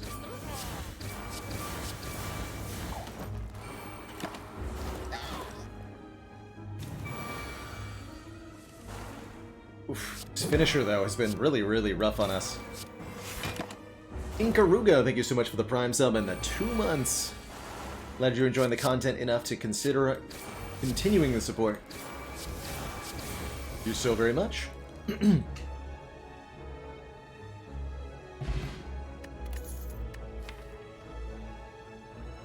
Okay, Whetstone could upgrade Finisher, Masterful Stab, Neutralize, or the Strikes. Okay with anything that isn't a strike upgrade, and I'm definitely okay with a Piercing Wail. That'll help fix our block problem. Although this escape plan is not bad either with the footwork.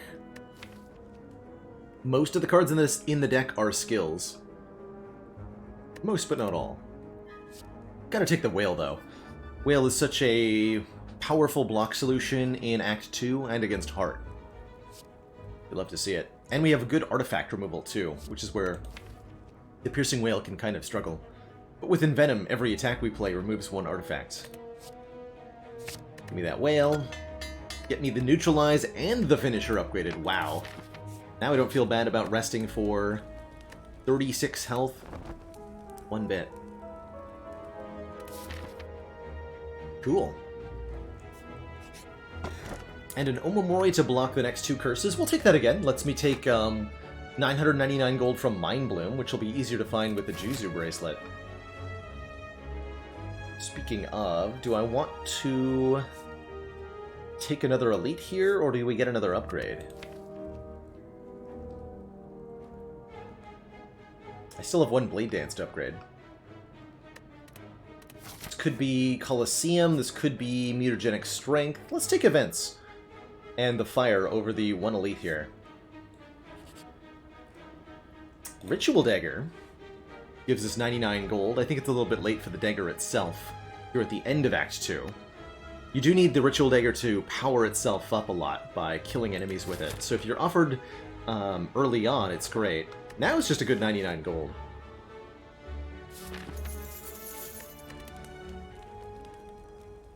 Last Loss Kuiki, rather than Death.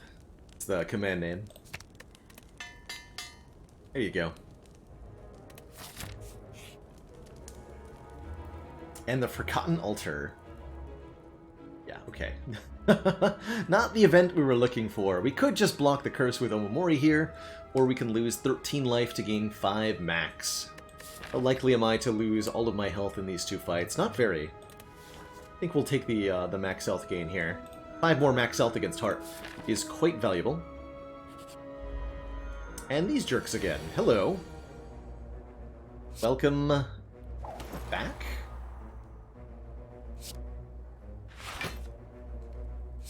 Welcome back, I guess.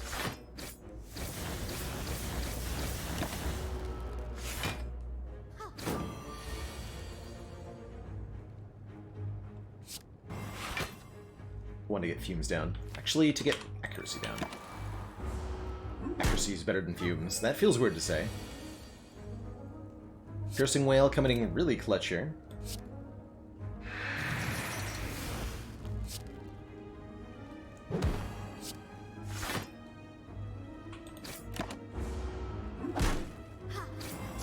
My hit points.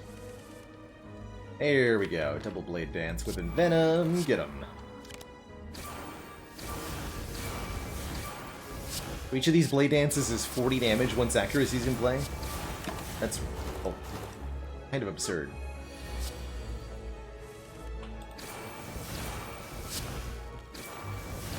Wow.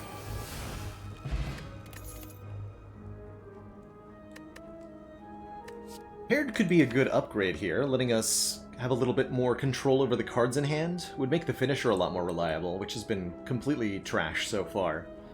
Guess we needed that early well-laid plans. We'll skip these, though. And roll on into the Book of Stabbing fight, which I expect to go pretty well for me here. This is not a bad finisher, at least.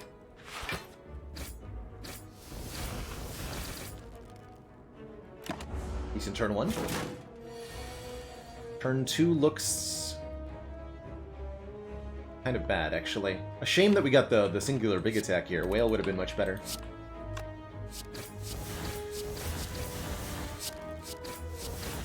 It's not quite a kill, unfortunately. We do have to take 18 here. Potentially having to rest again.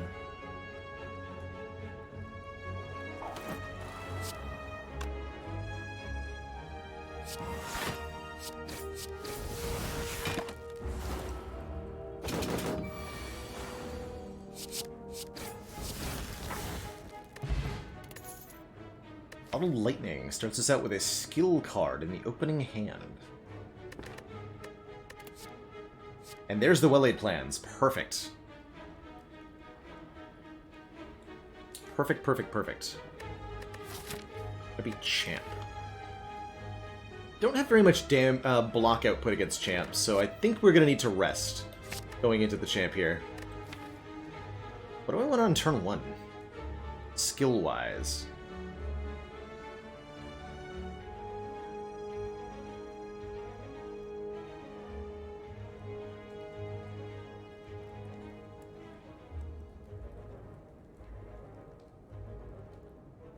I don't.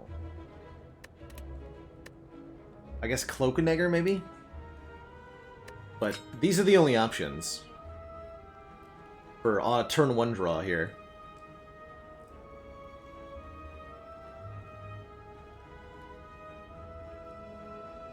Leg Sweep's not bad either, I guess.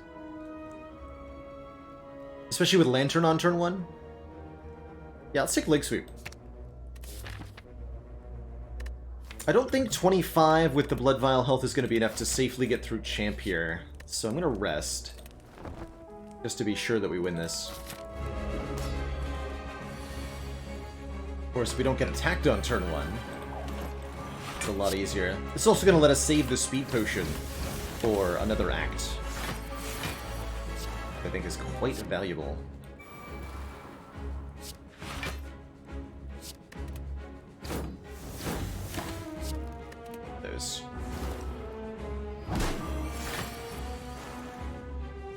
Yeah, and then this is why we rested. Because I take how much damage? I guess we could Piercing Wail here. But we are not doing all that well. For ourselves. Although removing Vuln helps too. Masterful Stab is going to be awful.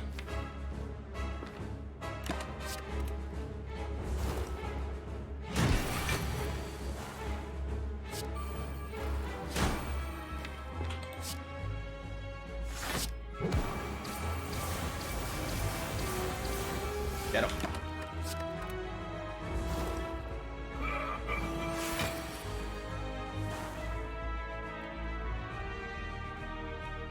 Get him. Okay, taking 5 here. We're playing a ton of shivs. Good.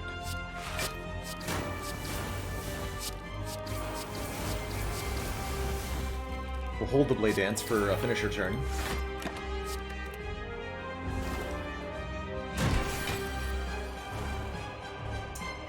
Perfect. Can't think of a better finisher than that. Beautiful.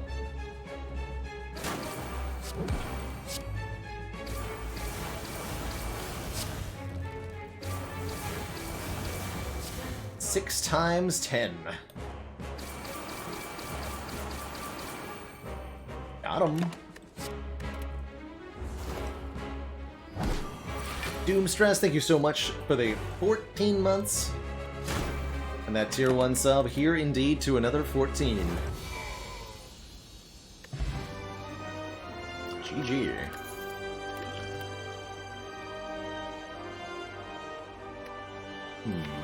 Corpse Explosion. Corpse Explosion is AoE, as well as more poison application. Old Man Twitches, thank you so much for that Prime sub. Welcome to the Council.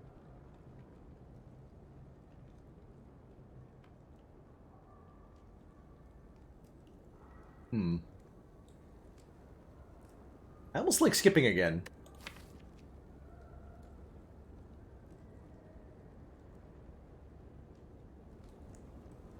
1,000 cuts aren't going to be a meaningful addition to our damage, so I'm not too interested in them. The Corpse Explosion is nice against, like, Reptomancer, maybe, and against the double Orb Walkers. Maybe good against Spire Spirit and Spire Shield as well. Yeah, for Spire Spirit and Spire Shield, actually, I really like this Corpse Explosion. Let's take that. We can use it to deal with multi-enemy fights. And we're offered Dome, Crown, or Fusion Hammer here. We're going up to 5 energy no matter what. Dome prevents us from seeing the enemy intense. Fusion Hammer prevents us from upgrading, which means we get max Regal Pillow value. Although I'd like to upgrade plans and footwork at a minimum.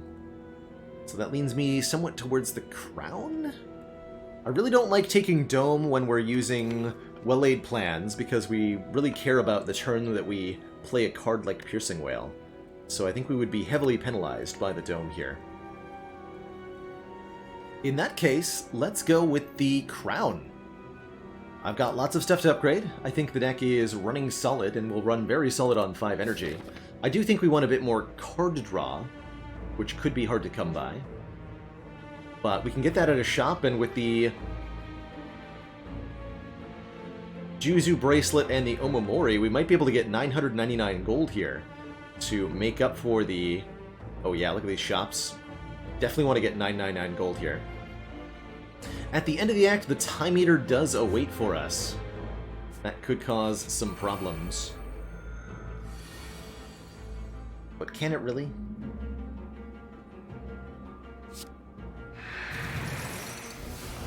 Can it really?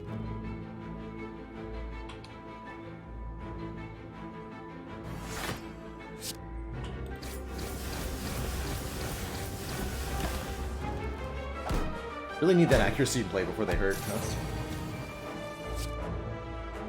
Perfect. 8 nerds later. Infinitely happy that I picked up that Corpse Explosion in that moment there. And a Catalyst. Interesting. Double the enemy's poison. Certainly would help us against Time Eater.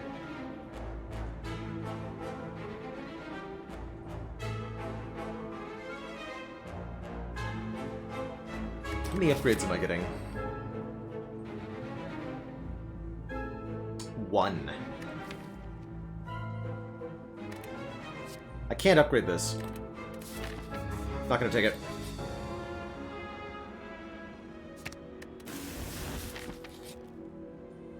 I would take another accuracy if offered, and I'm also really happy to run into these two, giving us a rare relic for killing them. Corpse Explosion is going to make our life a lot easier in that regard. Especially if we draw it turn 1. Good stuff. Nice Waffles Eve. Let's see, this would be 6 times 4, 24 plus 12 times 4. 72. Not quite kill. Okay, we'll do Leg Sweep Corpse Explosion then. I am gonna Fear Potion the one-eyed Corpse Explode as well.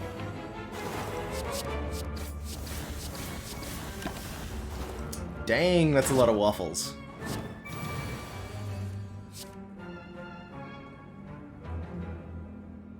So many waffles. Here. Don't quite get there, huh? No! Ow. It's all good, we got Regal Pillow.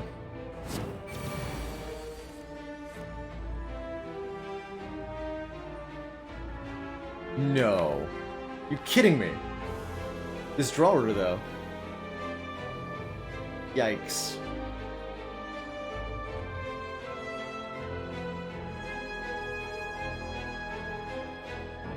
Oh, man. Okay, so leg sweeping on turn 1 was a huge mistake, in retrospect. It's really unfortunate. This has to be Speed Potion, I think, right? We die... Well, we don't quite die if we don't use it. But I'm not gonna go down to, like, single digit here.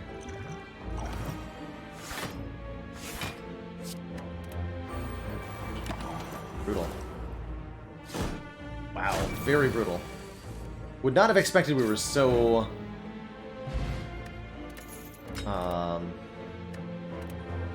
so boned in that fight. You stumble across something that feels very out of place. Before you, an enormous stony head emerges from a large wall segment that does not shift and change like the rest of this area.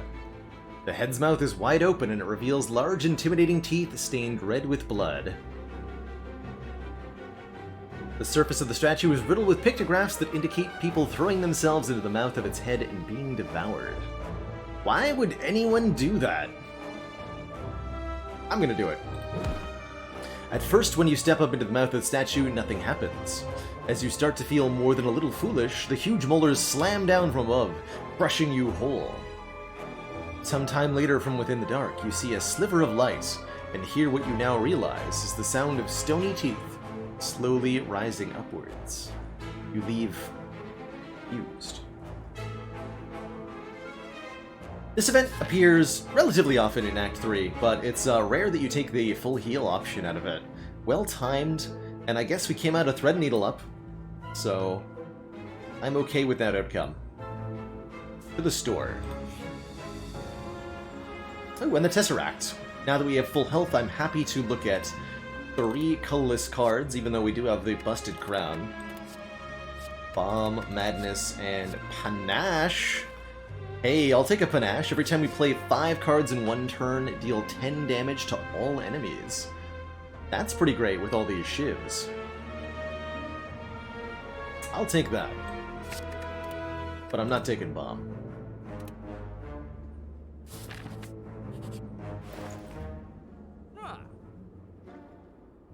Escape Plan is here, Blur is here, Pennib is here.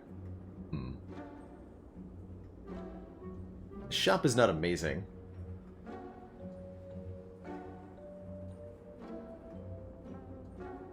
Spoon would be hella awkward with shivs, that's for sure. Don't want the strange spoon.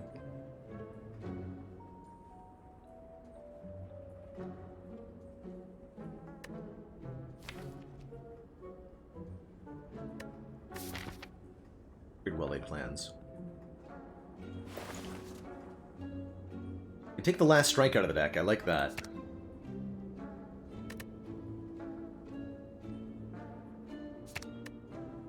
Pennib with Finisher is pretty fun. I think it's a little hard to line up sometimes.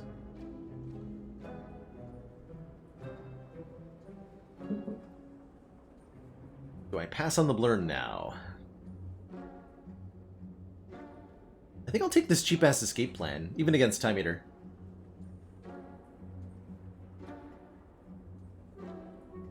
Yeah, I'll take the Escape Plan, because it's much cheaper than the Blur is. And I think I'll take this Block Potion, too, just to save us 12 health in an upcoming Elite fight. Do I want this Pennib? I think we can do better. And we do have another shop coming up, too. I'd like to hold on to enough money for a rare relic so we can buy, like, an Incense Burner or something. Secret Weapon for Finisher. Now, there's an idea.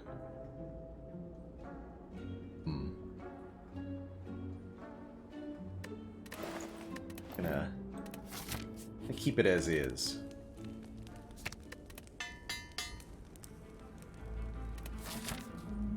Alright, Elite 1 of 3? Here goes. With the Slaver's Collar, we're relatively good at this. Relatively.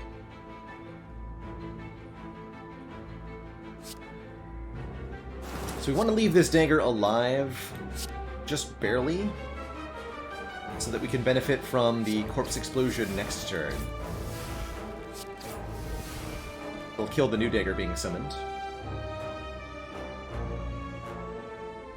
Let's see, if I leg sweep the dagger, I'd rather weaken the Reptomancer.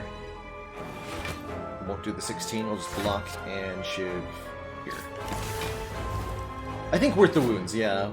We're hoping to finish this fight with relative alacrity here.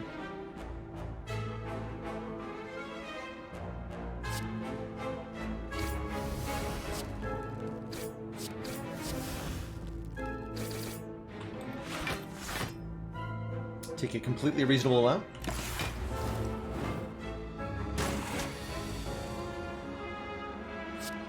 And then cry.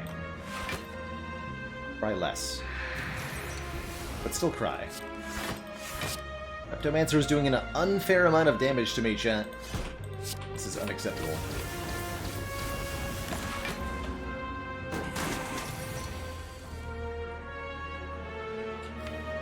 You could have summoned again. You drew 5 powers? Okay.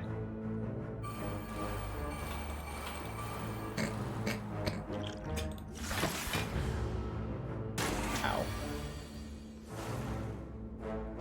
Are we gonna make it in this run? I'm not sure that we are. I'm trying.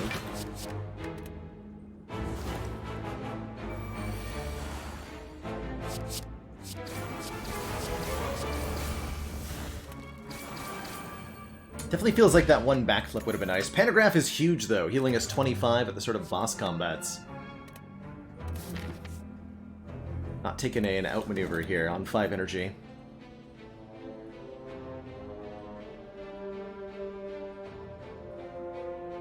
Seem to be struggling to get the Envenom in play. Draw order, lack of draw in general. We don't have anything that says plus draw on it at the moment. Which is what I'm hoping we'll find at this shop. Is some draw. Can't take the egg. Gotta take the sapphire key. Giant head should be easy at least.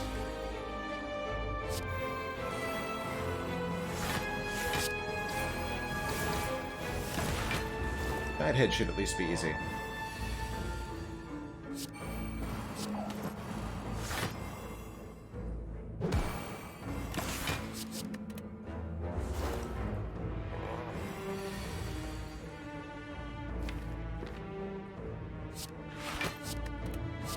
Piercing Whale. Hold on to both Blade Dances for finisher. Too late to hope for a Mummy Hand? Well, it can always happen. Never too late.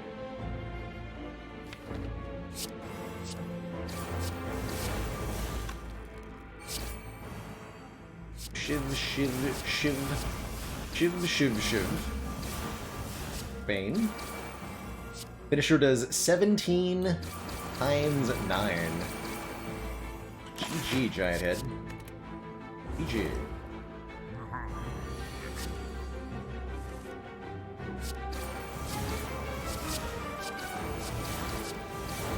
Okay, I think we found the one fight we're really good at. Sweet. Preserved Insect will make our next elite a lot easier. That's gonna help. Could take one more Cloak and Dagger.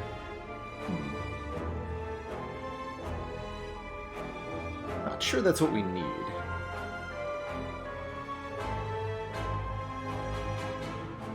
Decent with this footwork, though.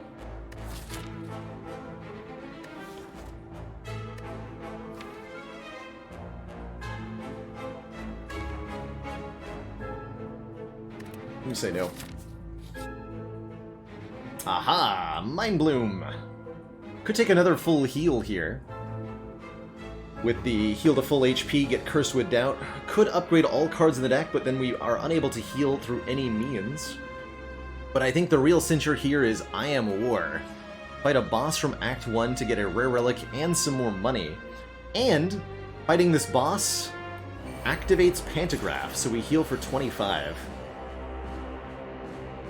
So it's basically a full heal, and we get a relic.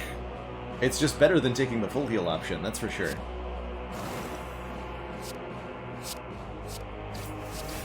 So now we get a potion chance, and money, and a relic, and a card reward, in addition to the heal. Unless Guardian smacks me to death on turn 2, which... Okay, no, we're good.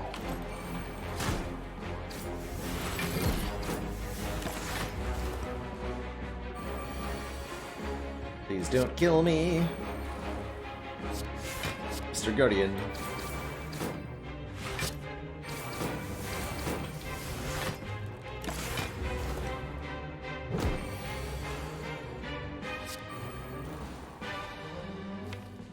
Taking damage, but not a good sign.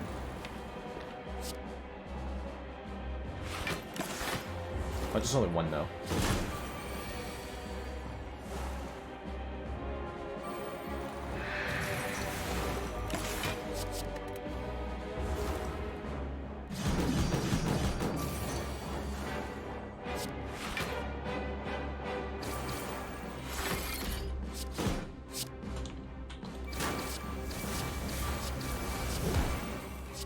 GG.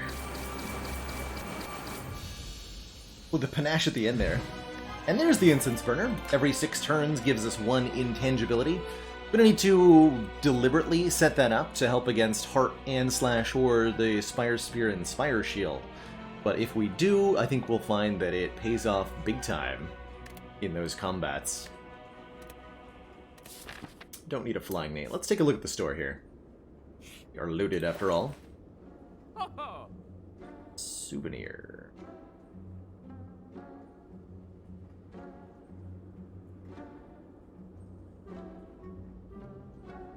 I mean, Swift Potion is card draw.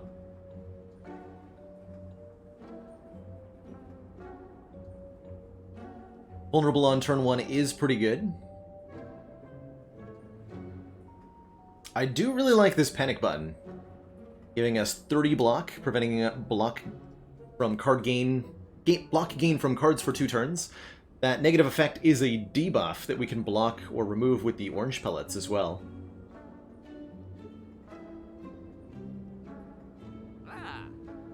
We don't value this Clockwork Souvenir very highly because of those orange pellets and how many powers we have.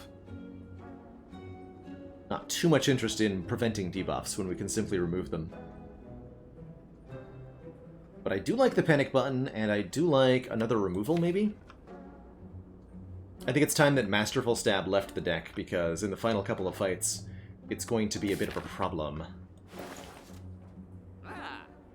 Let's take the panic button, let's take the Masterful Stab out of the deck, and let's think about this Swift Potion. Caltrops for the Heart is... it's a nice little bit of damage, but our damage is not what we're going to need for Heart. Our main problem with the Heart is surviving at this moment, and I think the panic button does help a lot. Some more card draw would really help too. But we have both orange pellets to remove the Vuln, consistent Weaken to... well, not that consistent, I guess. We have access to Weaken. Let's take this Swift Potion. I think some card draw could be really, really valuable to us.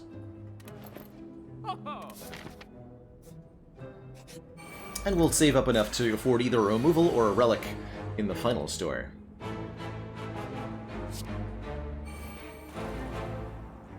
Okay, same deal as before, I think. We actually go Bane first, then Corpse Explode, so that I don't kill them.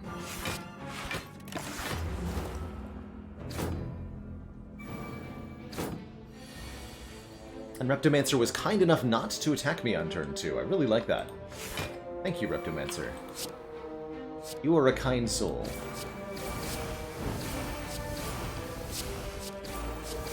Let's get exploded on.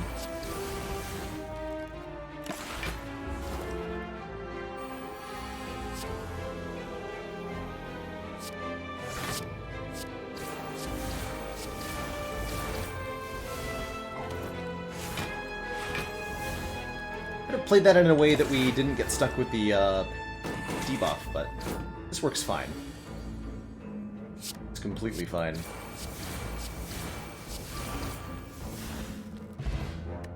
And there it is, Kunai! Every time you play 3 attacks in 1 turn, gain a point of dexterity. Wow, we really just pulled this together at the very end. Now we can block 1 million. Cool.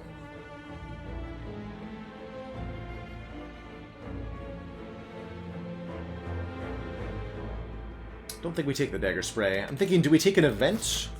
We've already seen both Double Orbwalkers and Mind Bloom. Or do we take a combat?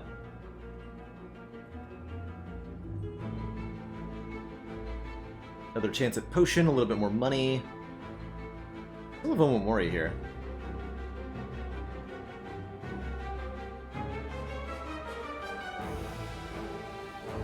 I think we take the combat. It's probably the Madness event or the Falling event.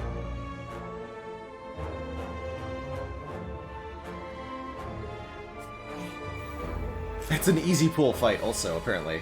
Hello. Hi. Welcome to your doom, single Orbwalker.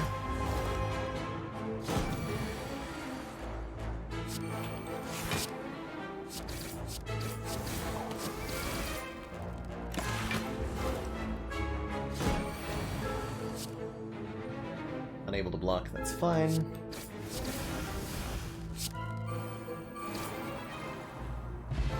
A liquid bronze and another Bane.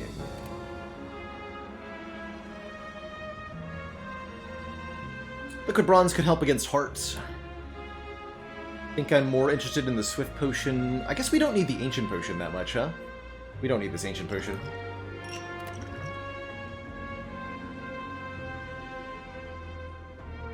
There was a little bit of consideration to keep the Incense Burner stacked, but against Time Eater, I actually don't know what the Incense Burner needs to be on.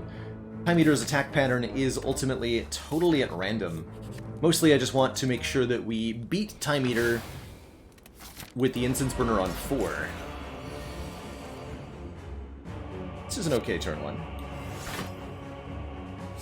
That was supposed to be last. That's fine. Full block here. Gotta keep careful count of the cards. Every time we play 12 cards, Time Eater will forcibly end our turn. So it's not necessarily worth it to, like, play the Blade Dances all the time.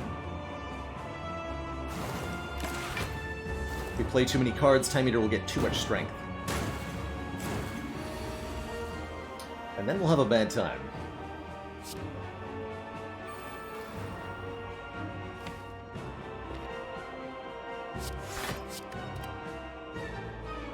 Crap. Let's give it a 2 here.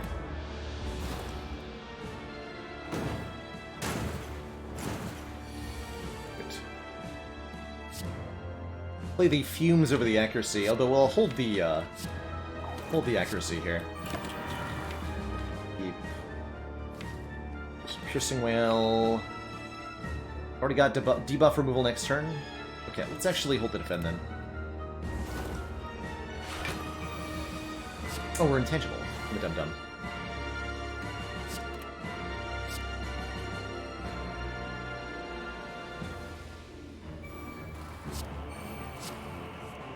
Got 3 attacks for a kunai.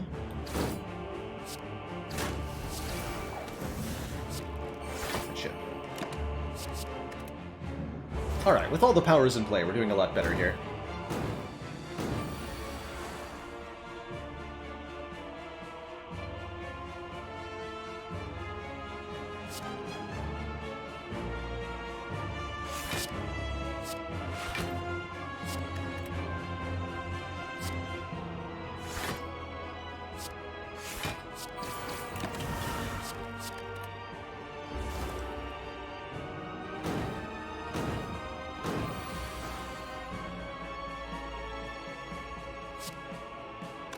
Accuracy down yet.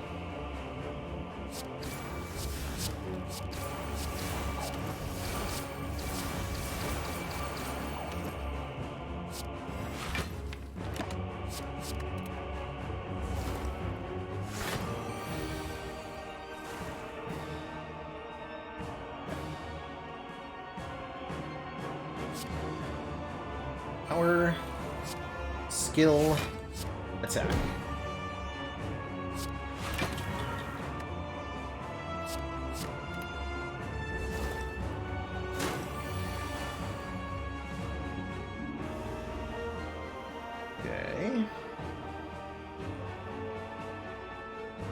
I can't kill on this turn, so we're gonna go another full cycle here. Panic Button does exhaust. Or wait, what? Oh, we didn't play it. It does exhaust though.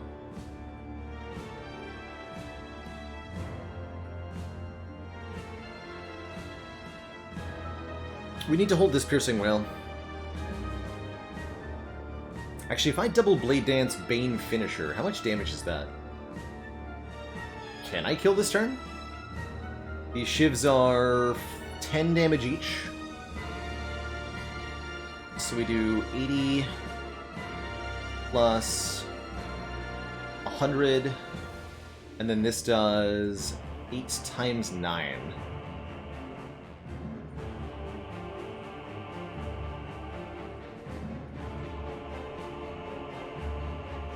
Two plus 100 plus 2 rocks of panache plus all the poison. Not quite enough, but very, very close.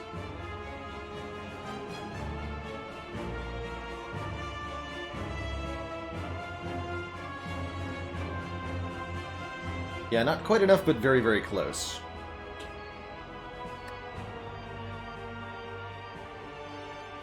We would get the next turn kill, but then Incense Burner's on 5.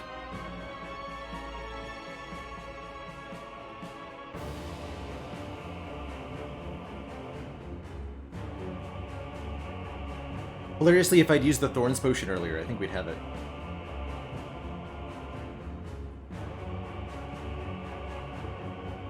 But I don't want to kill now, if that's the case.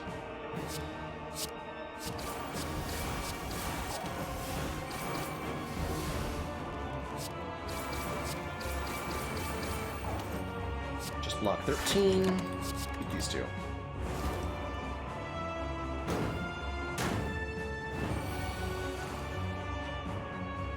Use the Piercing Wail now. End turn.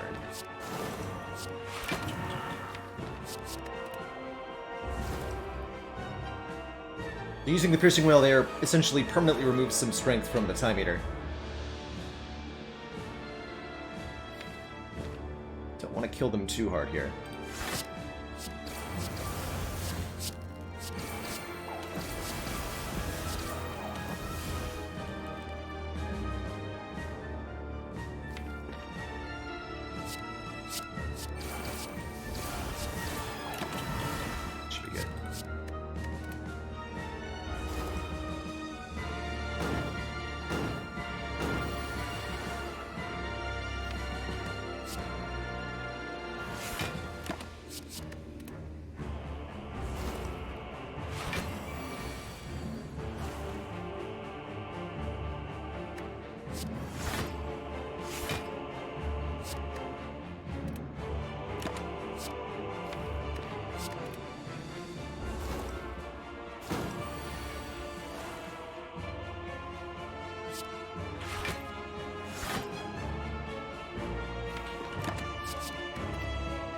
There, we just kill on this turn now.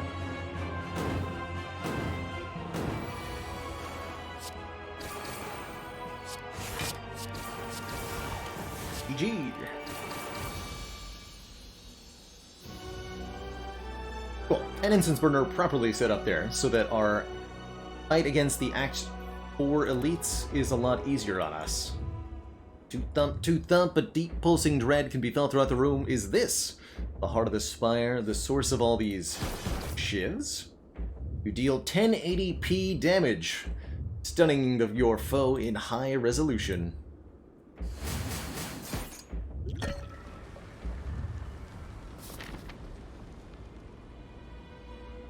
We do have Pantograph for a full heal as well as 2 health off the blood vial, so I'm not going to bother resting here. We're just going to go ahead and upgrade, I think, the footwork? For 1 more block per card. I could also see the panic button upgrade for 10 more block on that one turn we play it being pretty good.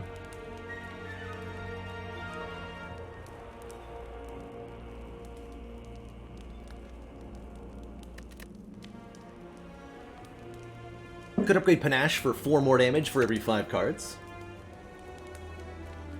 Although, like I said, I'm not worried about our damage output against the heart.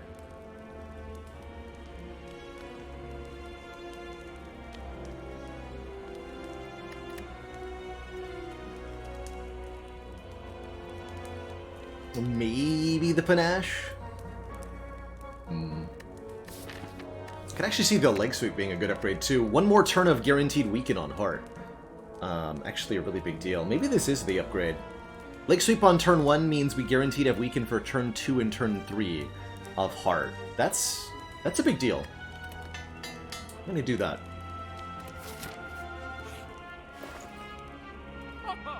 Ooh, a fairy is here. Potentially to be released at the top of the Spire. Second copy of Panache is here. Panacea for Artifact, although with pellets we don't need that.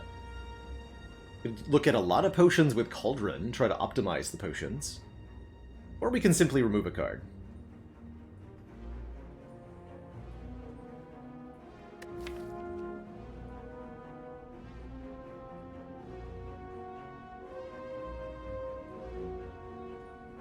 Don't think I want another panache.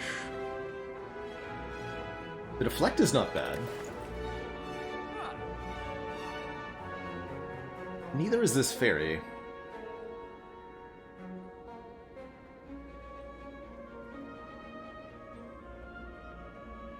I think what I'm going to do is discard the energy potion by the fairy in a bottle.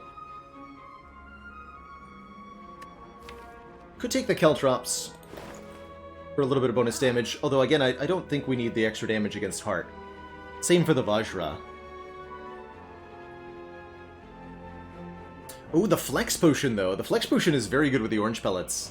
That would be a lot more damage output than the Thorns Potion would be. So if I'm going to buy the Fairy, I should also buy the Flex Pot. Discard the Liquid Bronze. Yeah, I like that. Maybe that is incentive to buy Cauldron, then. Although, I think... No, let's take the two that we see that are good. Swap those out. And I'm not taking that to Flex.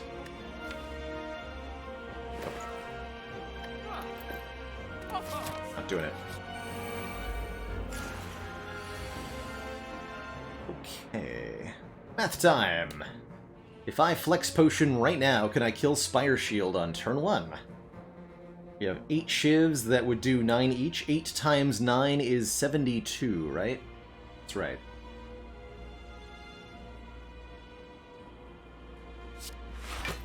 Okay, so we cannot. So I won't. That is 2 points of dex, though, which is pretty sweet.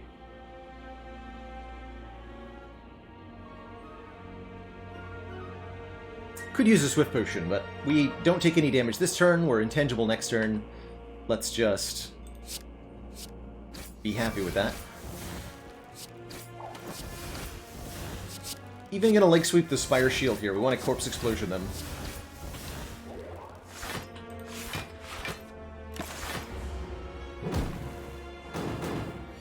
Fortunately, those burns go into the discard pile, not the draw pile.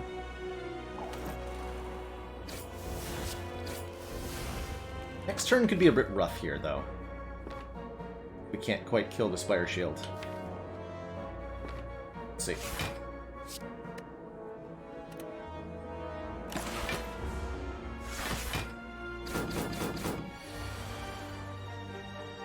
Dang it. Pantograph, though. We're well within Pantograph range.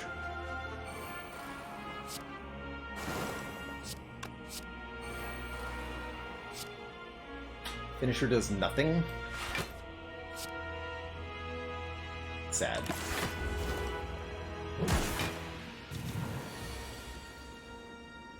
The big sad.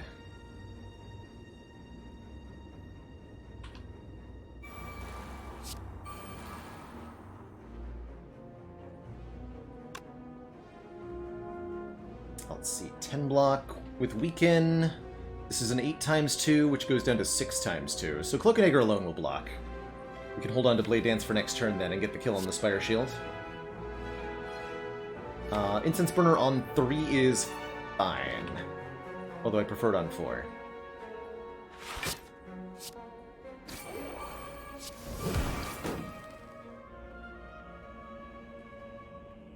Moving the artifact with the Envenom there.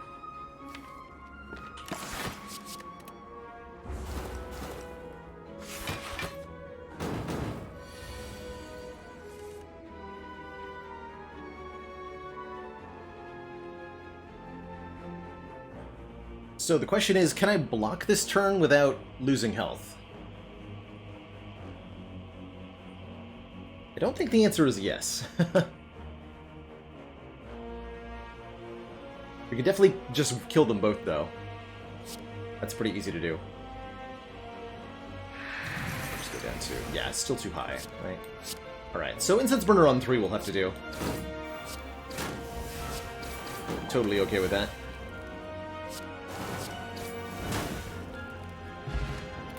Score ourselves 7 max health with the Strawberry and an Alchemize for 1 more potion in the Heart Fight? Sure. Could be all kinds of good. Okay. We have 69 health. Nice. Going into the Heart Fight.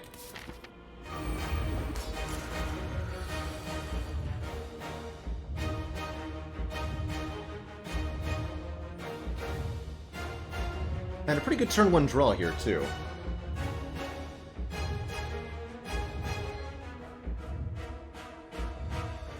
We're going to activate Orange Pellet, so I might as well use the Flex Potion here on turn 1. For 5 strength the entire fight. We'll go Leg Sweep, Fumes, Blade Dance, and I think the Corpse Explosion.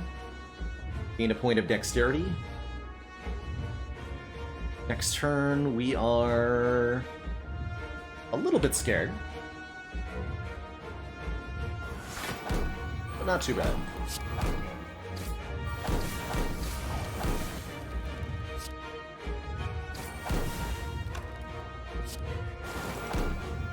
And leave the Bane alone.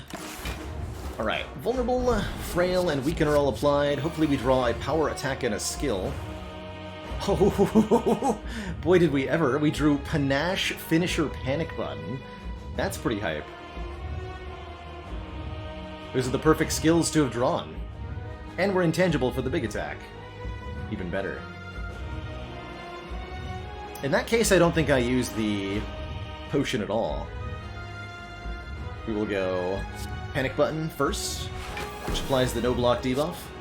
Panache is a power, Finisher is an attack, and we remove all of those stinky debuffs. No Vulnerable, no Frail, no Weaken, no block.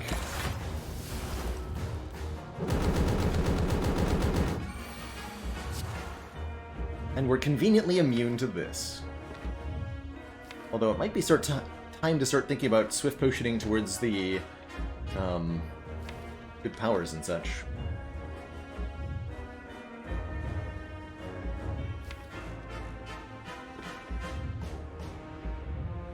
I'm only meaningfully using 2 energy here.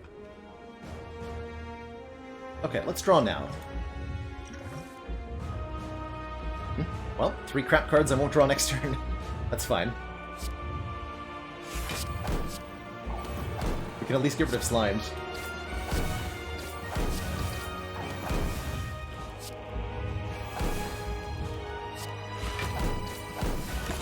All that stuff. Alright, deck's a lot cleaner now.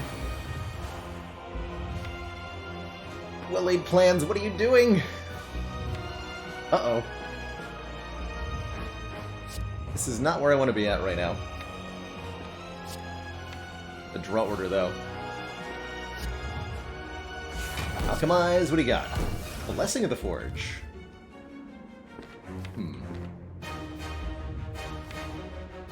Okay. I can upgrade something.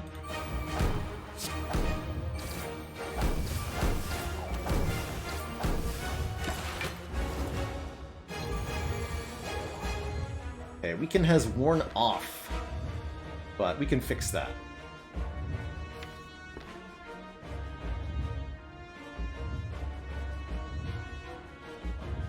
Escape plan draws neutralize. How unfortunate.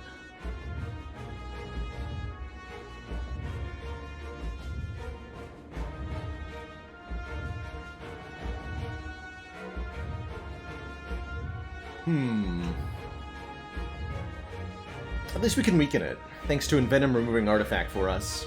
Looks like we go Envenom, Lead Dance. Yeah, sorry, the neutralize is good, it just we don't get the block from the escape plan, because it's not a skill. That's all I'm sad about here. Looks like a good turn, though. We'll take a big hit, but we probably block entirely next turn. Have to eat some Beat of Death here, though. I don't think I use the upgrade potion on Survivor Escape Plan. I'm gonna hold it for, like... Well... Maybe I do. Alright, I will. Nothing to hold it for. It's just real.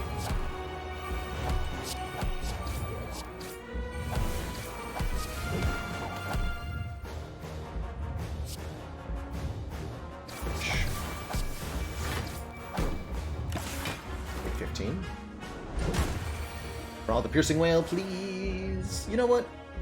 Good enough.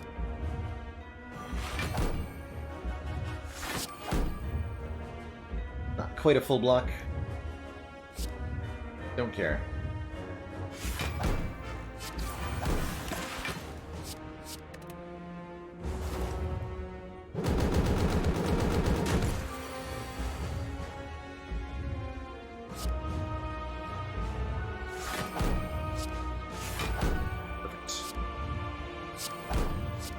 These shivs or give me death.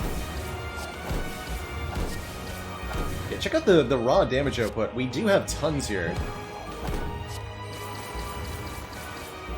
Dang.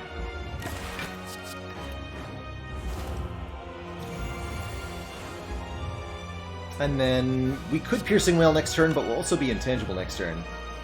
So life is looking awfully good here. The Beat of Death is now 2.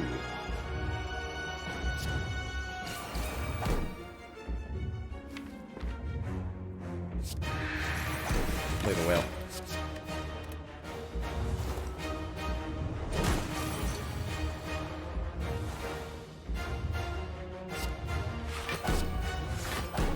What a beautiful finisher turn. GG. Although, will we get to the finisher? That's the question. These shivs are doing 15 each. And we're not going to get there. Well, I guess technically. Technically. GG, Twitch chat. What a run. This one was a bit rocky for a low ascension run. I think that we could have used our potions a little bit better. We certainly could have had a better fight against Reptomancer in Act 3, but we were able to pull that together at the end and get there. One more fairy for the road. GG, everyone.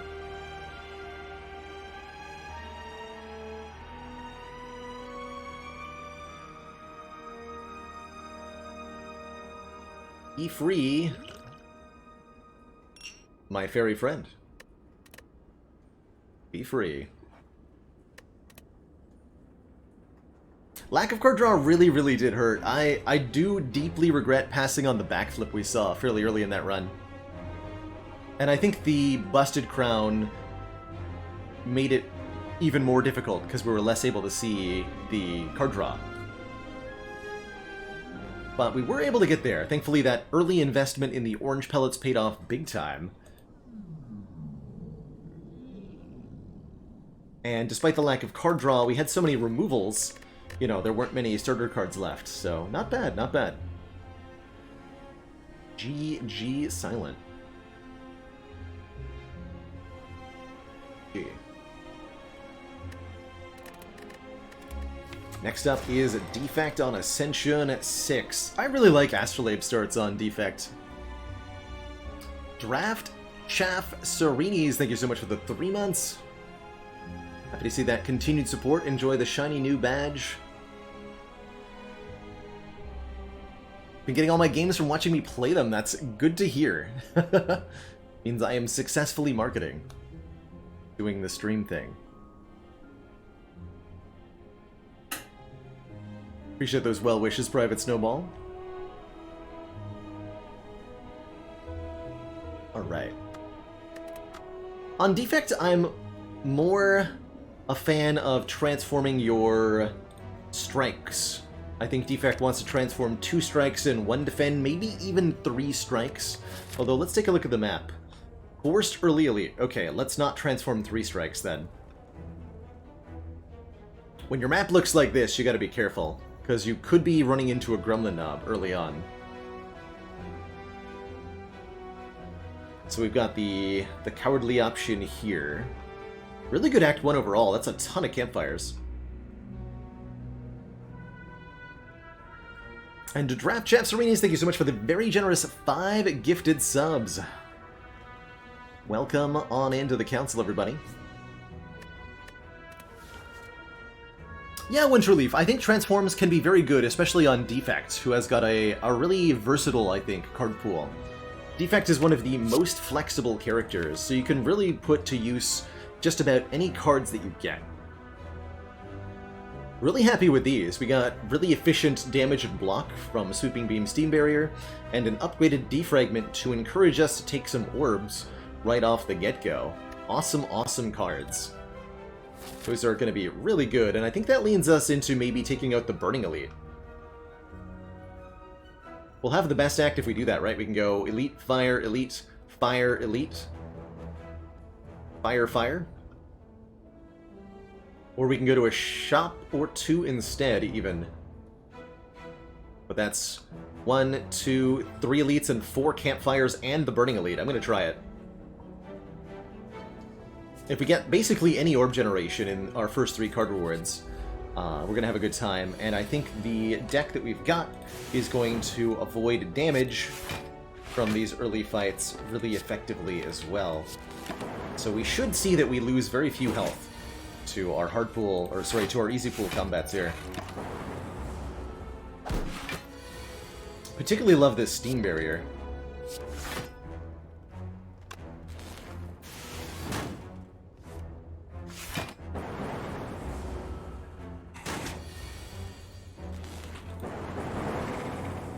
Zaps do so much damage. A potion right away is great, and my god, is that some orbs? It sure is. Frost orbs, in particular. Chill if we want lots of frost orbs. Or free, or cool-headed if we want card draw and frost orbs. Or not free. Who's our Ek boss? Hexaghost. Okay, so we gotta keep Hexaghost in mind here. Means we need more damage. I really like Chill. Chill's a good upgrade, too. With an upgrade to an 8, it's a great way to get your orb slots filled up on turn 1, which is very, very valuable, especially if you traded away the starting relic. It's a nice entryway into Blizzard strategies, too.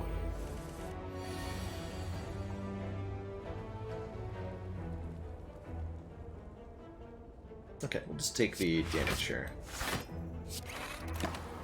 5.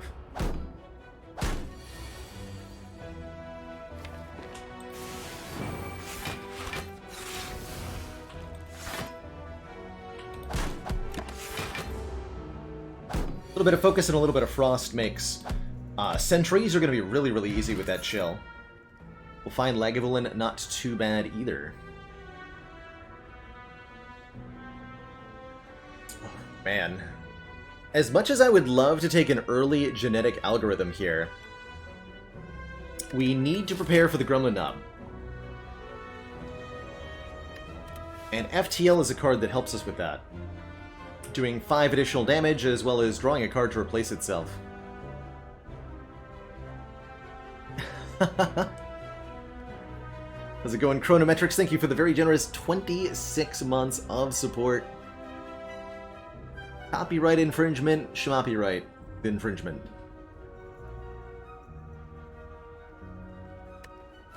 Yeah, that genetic gets hella strong. We've got the block thing going on. We really need more damage, though. Every deck cycle we deal 21 damage with our attacks. So we'll only take about... and that takes about 2 turns, right? So without accounting for Zap Orbs, we need to take, like, 8 turns to kill a Gremlin Knob? That's not very good. That's not very good at all. Take the free attack. And give me a Ball Lightning or a Cold Snap, please. You two. I demand it.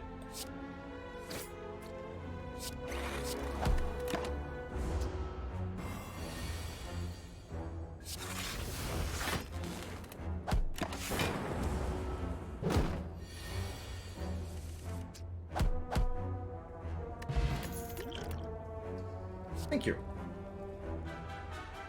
That was all for one here. Just gets back FTL at the moment. Could be good with the Zap upgrade, though. But I'm totally down for a Cold Snap. Channel a Frost Orb, deal a little bit more damage. Leans us into, like, out-blocking the Knob. There's, of course, a Claw here, too.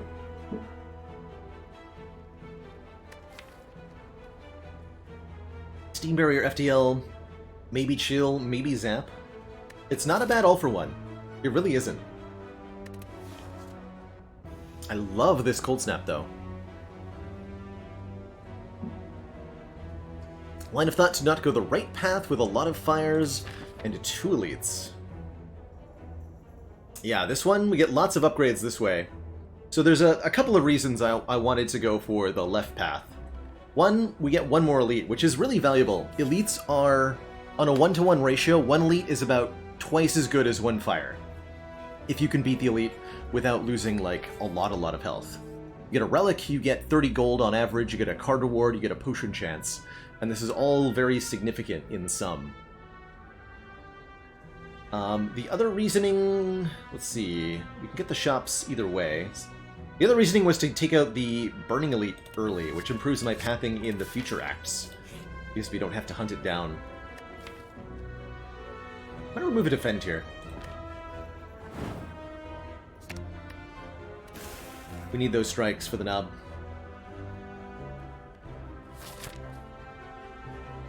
Do I take another event, or do I take a hard pool fight?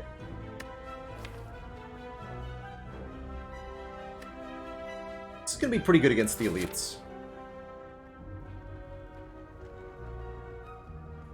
Chance at a potion. With the Sweeping Beam Plus, we're pretty good against all the hard pool combats. Worst thing we could run into is, like, Cultist and Green Slime. That'd be pretty gnarly. Whereas the event could be another removal, it could be a relic, it could be upgrades. Really like some upgrades. Let's take the event. It is an upgrade. Or an early transform. I'm actually totally down to transform here. If we were going to upgrade a card, I would probably upgrade, like, Cold Snap. Just for a bit more damage. A little bit better front load. I like the dual cast quite a lot, even though we don't have a starting orb. We do have lots of orb generation now. And with focus, it's doing good work.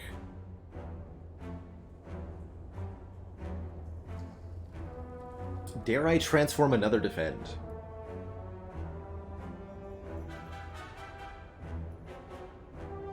I think so. Transform a defend. Take away a stinky, low-value block and replace it with Electrodynamics. This is why we take transforms. They're pretty good. They're pretty good.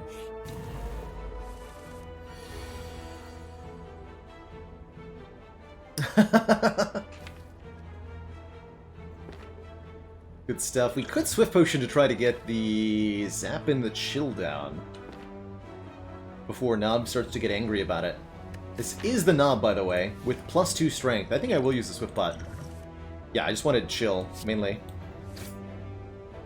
Just want that Chill. My Beam first. I think we just do Electro Cold Snap next turn. Yeah. So I don't want to beam at all then, yeah? That's right.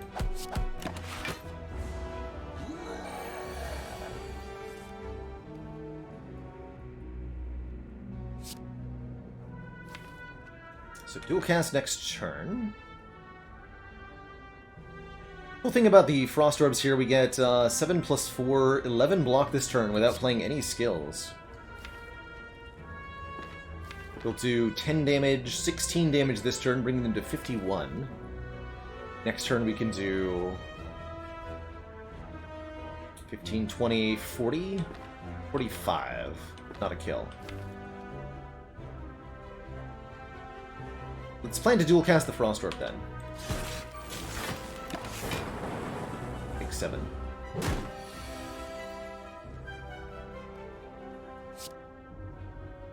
So for one skill, we give Knob 2 points of strength, but we block for 14, evoking this twice. Put it in the draw pile. We'll play Steam Barrier for block as well.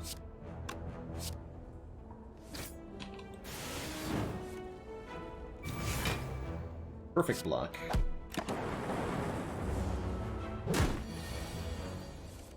Nice. Okay, a really smooth Gremlinob fight. We fought a +2 strength Gremlinob and took 7 damage with this deck. Thanks. Random transform. 5 rewards is apparently the max. I see why it's the max, right? You actually cannot display more stuff here. Interesting. We get 29 gold, the Lantern, the Emerald Key, a Liquid Memories, and a second copy of Defrag, question mark?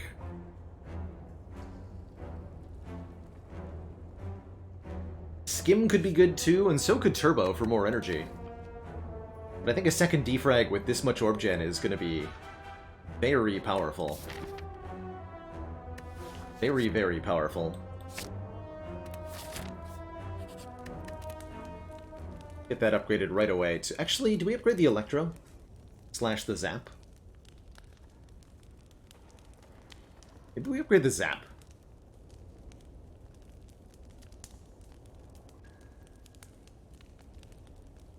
Nah, we'll just go with the defrag upgrade. We upgrade the Chill? Just for sentries?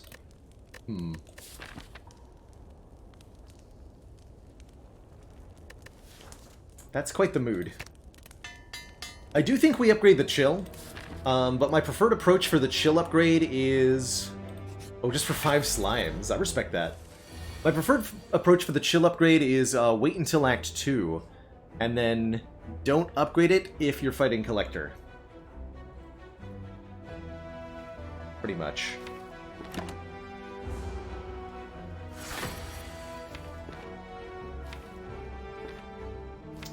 Okay, this is a really good start here.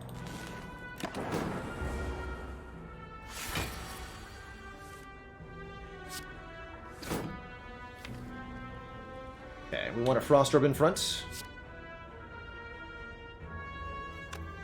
Go Zap, Chill Electro. Yeah, Zap, Chill Electro here. Then we can dual cast this for 18 block to full block here, or almost full block. Let's do that before we beam. Put the dual cast back in the draw pile. The guaranteed draw next turn too.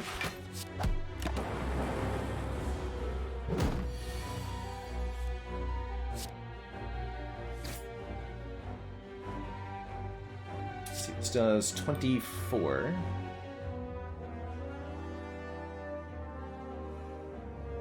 Two minus 24. It's 18. Yeah, we just have a kill? Yeah, we just have a kill.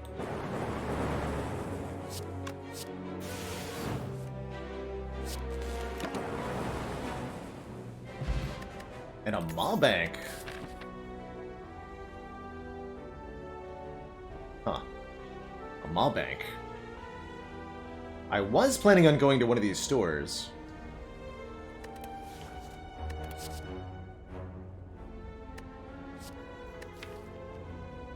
Oh my god, yes. Yeah, I was planning on going to one of the stores here. But I think Maw-Bank changes that. Yeah, looking like no shops is act, especially with Amplify. Amplify is pretty exciting. Double a power card. We have 3 powers in a 13 card deck. Doubling one of those is heckin' good. I think the leap is quite good for the front-loaded block as well. But I've got to see what the Amplify does for us. Zach's Amplifying.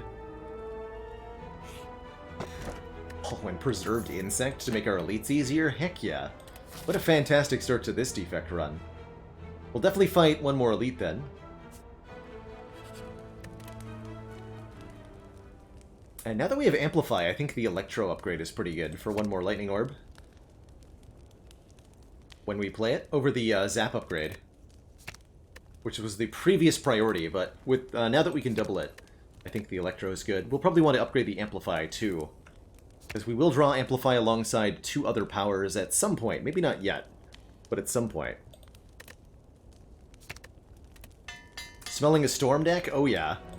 I hope so.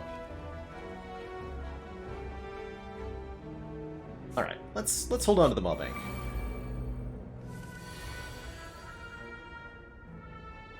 Get 'em! Commence the Zappening.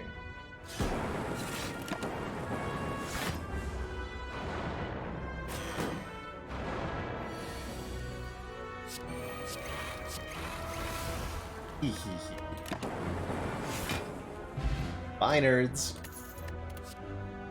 Yo, Glacier is here? With this much focus? Absolutely, right?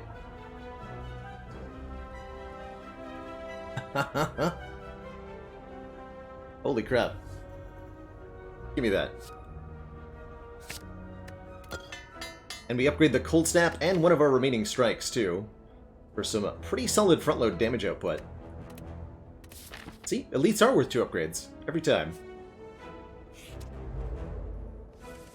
Here's the Cultist Green Slime I talked about. Not scared, though, because I have 6 points of focus. Get wrecked.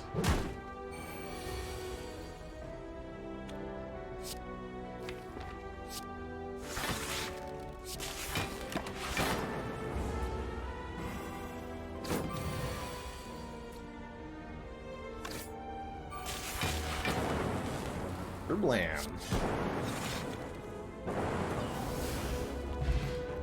Holy crap. Force Field? Now that's the kind of front-loaded block I can get behind. Do I need more block, though? I think so. Costs 1 less for each power card played this combat. Well, you know, I like it. We've drawn Amplify with both defragments twice now, so let's upgrade it.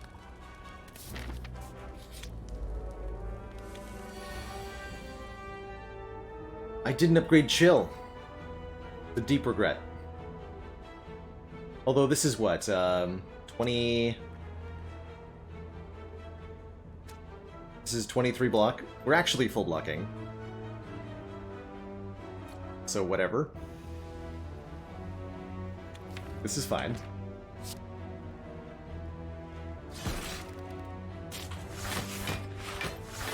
Yeah.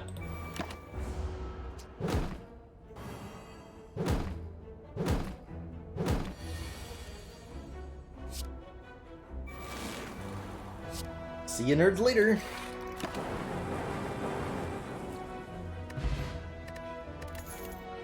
Got him.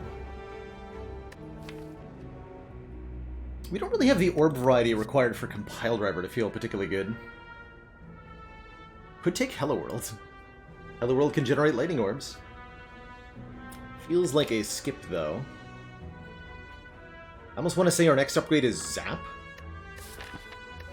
How Snecko-eye am I? I'm really, really Snecko-eye. Okay, we'll not upgrade Zap yet. How are we doing against Hexaghost? Pretty good. Pretty good. Yeah, so I like upgrading, rather than getting a cost reduction on Zap or Dual Cast, I like upgrading the block of the Force Field. It gets +4. You can also upgrade Glacier for +3, and that's very similar in quality. Let's go with the Force Field, though. I'm going to say no to that Chill upgrade for now.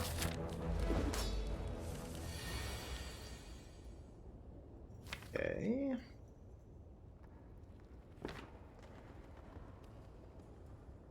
Be careful with our... Oh, maybe I don't play the Electro yet. Let's do that.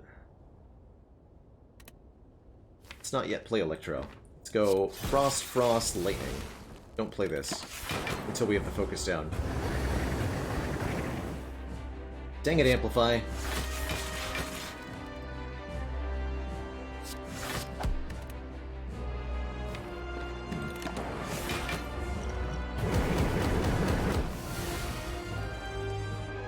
Alright. I don't think we have a problem in this fight, but I really want to do this because I think it's hilarious.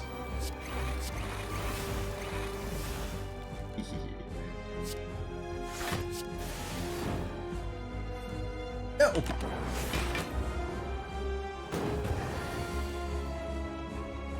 Ridiculous.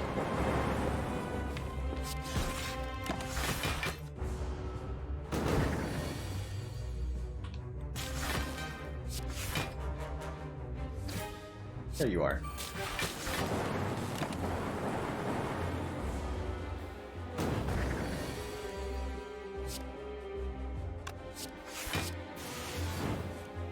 Cool casts out. Look at those lightning orbs go. GG, Hexanerd. GG. Ooh. Nice. Really, really nice. This is a very good fission. Fission removes or upgraded evokes all of our orbs, giving us an energy and a card draw for each orb that's evoked. This will allow us to get the powers down more consistently, more quickly. More card draw means the Amplify and the defrags will line up with each other more frequently as well. We have no need for the Hyper Beam. We've got Electro and 10 Focus or whatever. We could take Core Surge, but without a Bias Cognition already, I'm not nearly as interested. And quite frankly, if we see a Bias Cog, we're taking it one way or the other. So let's take a Fission here, make it a priority upgrade, and go fast.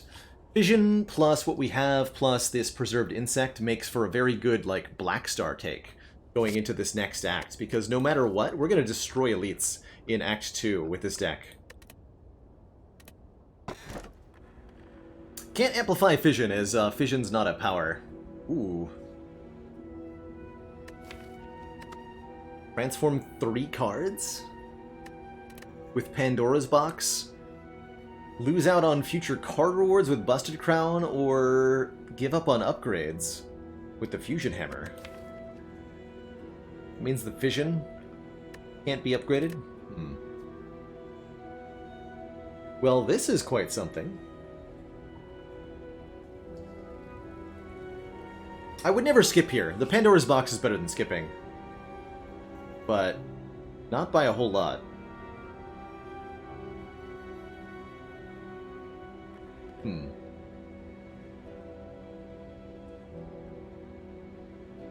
Thinking about the Busted Crown, though. With 500 plus, 500 gold and Maulbank, we can afford quite a bit at a shop. And this deck definitely benefits from additional energy. From here, I'd want to add more card draw. We already have enough focus to win the game. I'm not even kidding.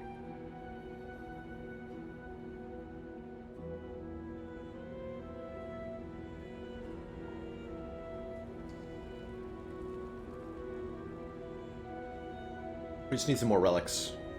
A few more removals. Yeah, I think we can do this with Busted Crown. We have such a powerful start here.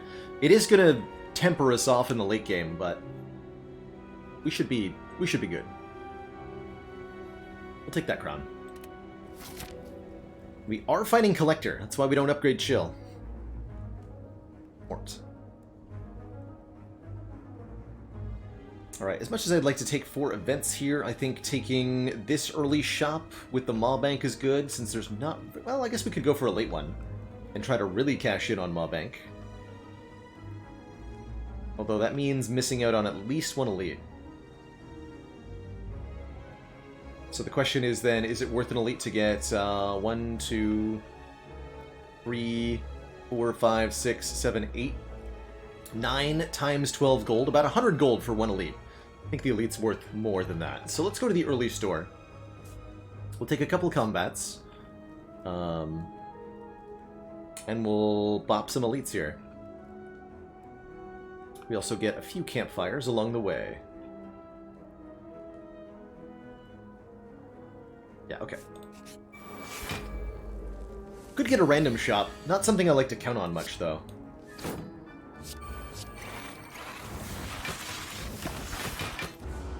God, gorgeous turn 1.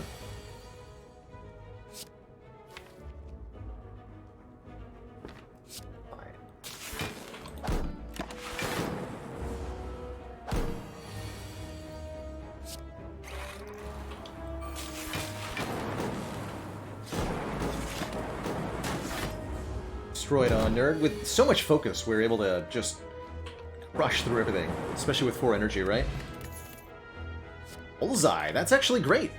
Bullseye applies the lock-on status, which causes our Lightning and Dark Orbs to do 50% more damage to the target for the next 2 or upgraded 3 turns. That's beautiful. Totally fits with what we're trying to do. There's the Storm, as well as a Bag of Preparation to draw more cards on turn 1. Really, really like this storm. Whenever you play a power card, channel 1 lightning. You better believe it. This does upgrade to be innate, so you draw it on turn 1. Normally, this is a problem, because it takes up your opening hand card draws, but it's a lot less of a problem when you're drawing 2 more cards on turn 1. So that's pretty cool. Do I feel like I need the Happy Flower? I'm not sure that I do. There is also a cheap Ball Lightning, and we need more Lightning Orb generation. So I think the Ball Lightning goes really well there. We'd like to remove our last strike, for sure. So I'm thinking Storm, Bag, card remove, Ball Lightning. Don't take the Happy Flower or the Abacus here. Chrono might be right that we don't need the Ball Lightning if we have the Storm.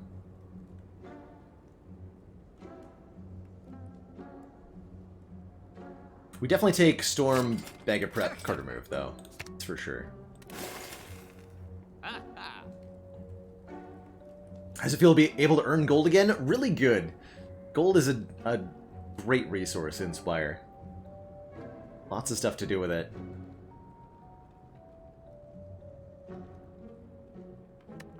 I am noting how much of our pathing is really constrained by the presence of shops, though. Having to path into them is really quite restrictive, and I think that's where the freedom of ectoplasm comes.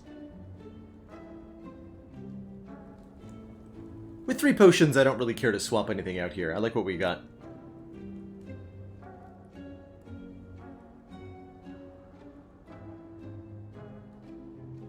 Flower, well, with Mega Preparation, the main thing is that we already have the Lantern on turn 1. So we're already getting that 1 bonus energy on the turn we draw the 2 cards, which makes me less interested in Happy Flower.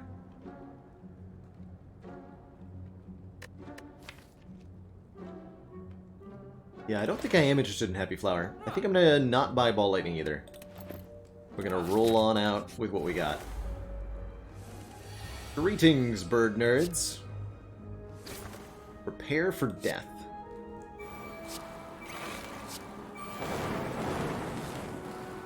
Death has arrived.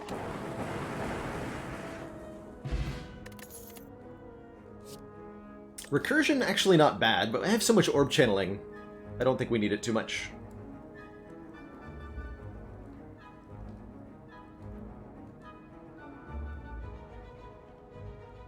Yeah, maybe if it said plus on it for free.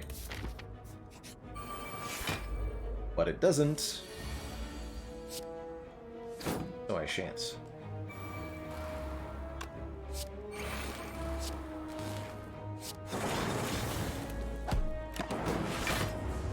I've learned my lesson about this sentry.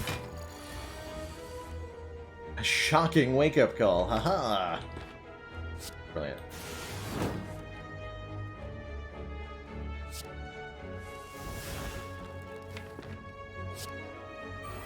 Amplify Electro for how much lightning? All the lightning.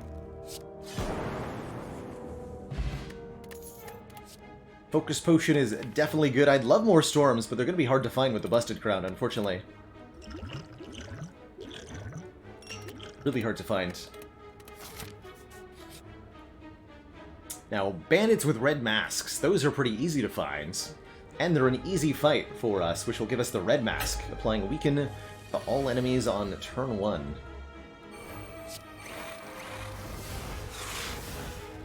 Easy peasy. For Romeo first.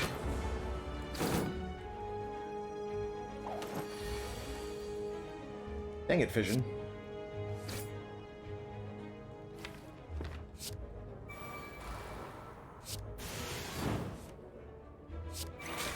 Straw. There you are.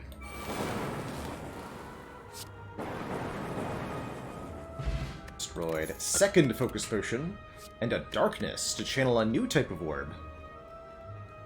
Which I don't think I want.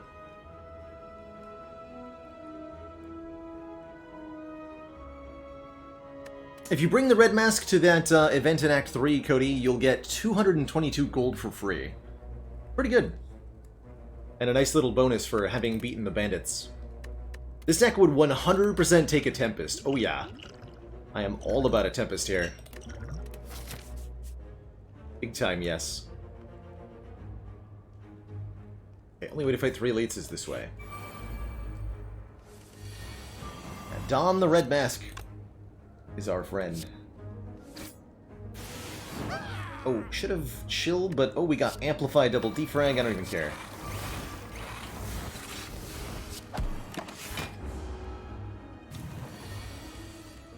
Doesn't even matter.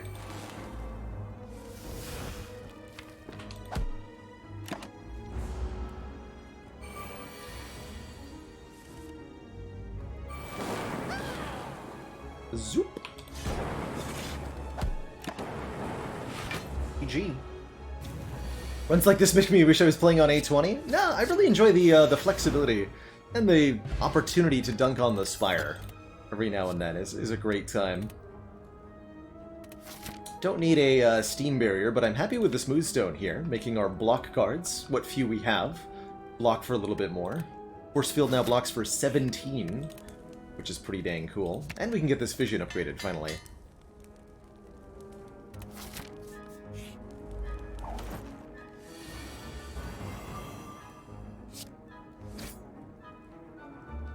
Okay, we can go Glacier Cold Snap Fission draws a bunch for us. Loses the Frost Orbs, but that's okay.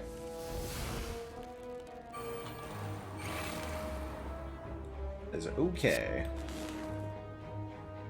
Already full blocking, so let's go strike. Need to play that, but I wanted to.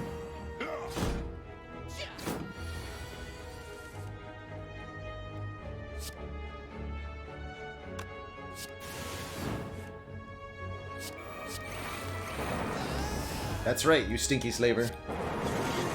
Get killed. Alright, perfect fight. Very, very easy fight, in fact, with this ridiculous deck we've got. Petrushka gives us 2 relics out of our next 2 chests. The first one is right in front of us, so perfectly timed there. And I don't think we need the ball lightning. We've demonstrated our lightning generation is pretty good.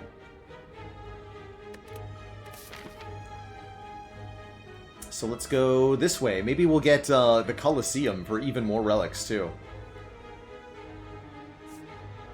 Wouldn't that be lovely? No need to go to a shop right now. We'll hit up a couple in Acts 4 and 3. Shuriken. If you play 3 attacks in 1 turn, gain a point of strength. That's alright. Mango for 14 max health is amazing. Always happy to see the Mango. We'll happily take that over the blue key here. Give me the Colosseum! Ooh. Choose one of 20 cards to add with a Busted Crown. Very, very valuable. Thing I would most want is another copy of Storm. I would also take Heat Sinks. I will also take most other powers. There is a Defrag. Static Discharge is here, too. What about Capacitor for more orb slots? That's gotta be the way to go. Although a lot of power choices. Capacitor, Buffer, Defragment, Static Discharge. I think it's going to be Capacitor. We have so much focus gain already. It's yet another good target for Amplify. It gives us really incredible scaling into the late game. You want orb slots when you've got focus already and you have good orb generation already. This deck is covered in both. We'll take the Capacitor. Unsettling. We'll also upgrade that Capacitor at the first opportunity. And we'll buy a relic from this Pleading Vagrant. Got anything for me, friend? Maybe some coin? Netting us a Centennial Puzzle. Card draw. Gotta love card draw relics. Pick the Guaranteed Elite.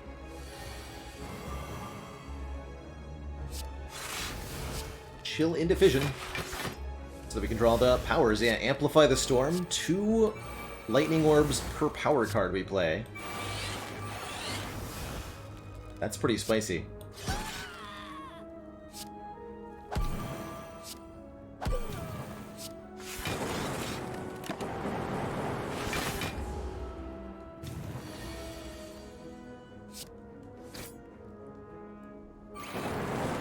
Zap, zap.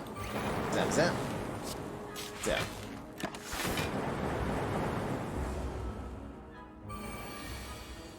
Just disgusting, really. Ceramic Fish gives us 9 gold whenever we add a card to the deck. That's fine. I think with this smallish deck, that an aggregate would be pretty useless. We're actually just crushing it energy-wise already. So we're going to pass on that, I think. Last chance at the whack. The Beggar. Here to remove a card. Cool. I like card removals too. We'll take out this last strike. Shrink this down.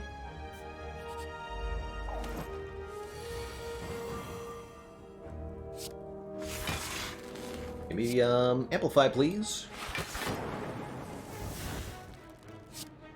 Please? Dang it. Fine.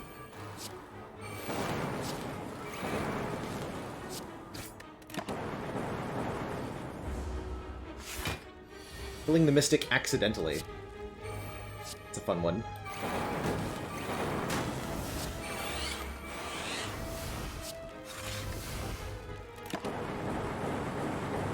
Bye-bye. Charge Battery Plus.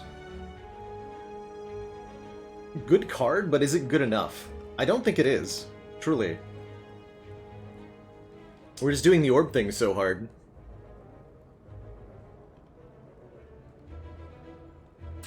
Would help this deck most for the Awakened One fight at this point, asks Sly Cheddar.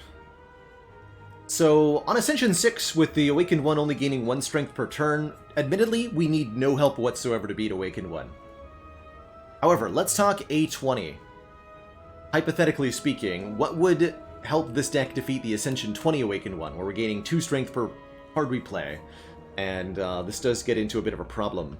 I think in that case, the best card that we could add would be either Consume, as a way to gain more focus without increasing the Awakened One's strength, or Go for the Eyes to weaken the Awakened One and just reduce their damage proportionally. If I could only add 1 card, it would be either Go for the Eyes or Consume. This Charge Battery Plus helps quite a bit too. Any beefy block card. Hologram would go pretty effectively as well, letting us get back the force field. And that's what I'd prefer over a Charge Battery, it's just a hologram. I'm gonna look for a hologram. Yeah, could likely win with, like, genuinely, if we went into the Awakened One fight right now, we'll win. 100%. Especially with these potions, but I don't think we need them. Here we go. Do I want to Electro and then Fission, try to amplify? Yeah, I do. Let's go Electro, Bullseye, Fission. Try to draw another power to amplify. Yeah, here we go.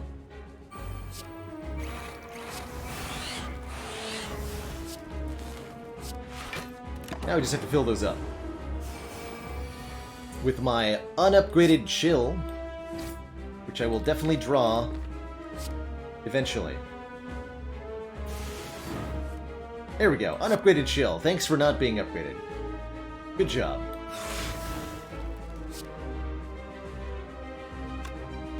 We just forget this Storm.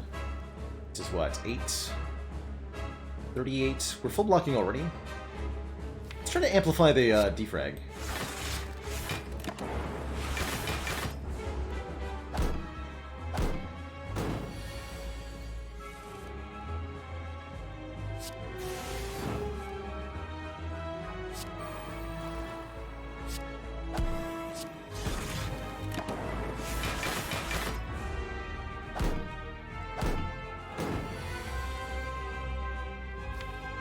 Please.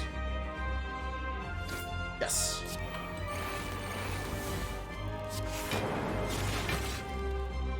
Well, we're pretty strong, huh? Of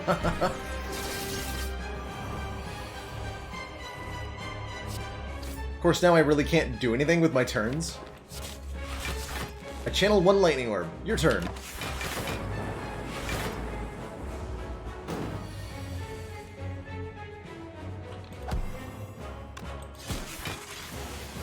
This is where the ball lightning feels like it might be impactful.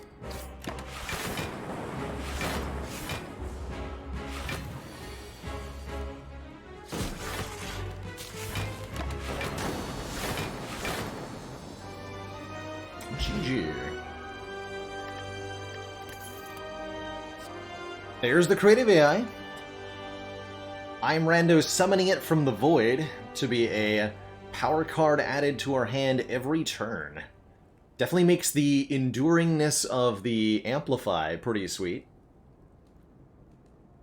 I don't think we need this, but I am going to take it because it looks really fun. And it's great with Storm, right? A renewable source of lightning orbs. As for our boss relic, could take the Calling Bell, giving us 3 relics and a curse. An unremovable curse in a 19-card deck would be a bit of a problem, though. Coffee Dripper, giving us an extra energy every turn, but no longer able to rest. Or Velvet Choker, giving us an extra energy every turn, but limiting us to 6 cards per turn. Definitely don't want the Velvet Choker. The Amplify and 2 powers is 5 cards already. So Choker would be really limiting for that reason, especially with the Fission, too. But I'm totally okay with a Coffee Dripper here. We have 89 max health, which is a ton to work with. And we haven't taken damage in quite a long time. I'm down for this Dripper here. Totally down for the Dripper here. We are fighting Time Eater at the end of the act. I don't think he'll be a problem. Elites are a little bit hard to find. Only 2, no matter what path we take. Interesting. I don't mind going to 2 shops, though. 2 shops is 2 card removals. Get rid of Defend, get rid of...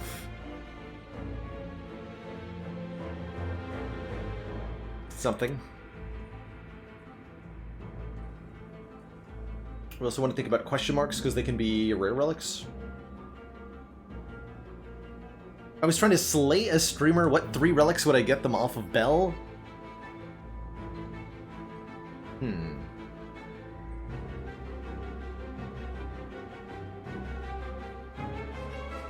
Boot, Darkstone Periapt, Unceasing Top.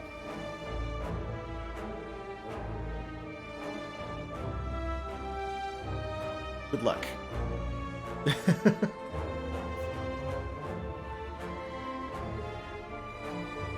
Good luck.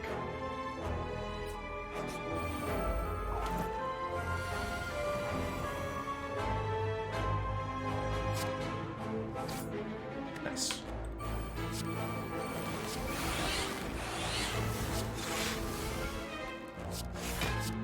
Don't mind me, I'm just gonna draw 8 cards.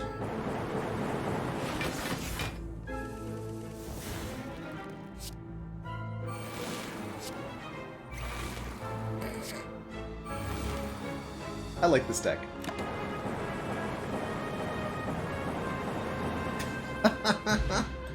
Got him. Got them. Stinky skill potion. Oh, thank you. Take an event. Glowing Tesseract, heck yeah. Although we do again have the Buster Crown. We want to find Master of Strategy, we want to find... Hell, Panache, even? Jack of all trades, no. Blind? Ooh, Blind could be good. Finesse also not bad with the Oddly Smooth Stone. I'm totally down for Blind here. 2 turns a weekend at 0 cost. This is, you know, a way to help against Time Eater, a way to mitigate Heart quite a bit. Although it does slow us down a little bit, you know? 1 non-orb card we're gonna draw.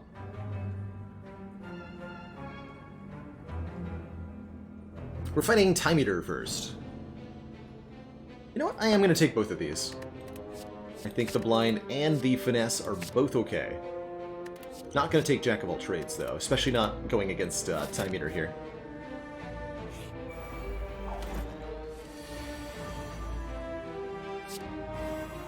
Weaken, you stinky fool.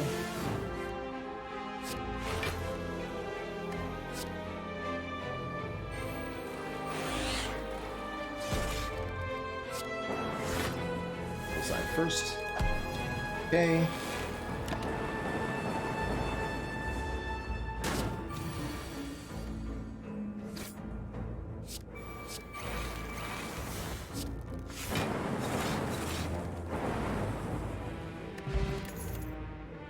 Unupgraded charge battery. We already passed on an upgraded one. All three of the cards were Foresight. Or Forethought? Yikes. Brutal, Sean, damn it. Brutal.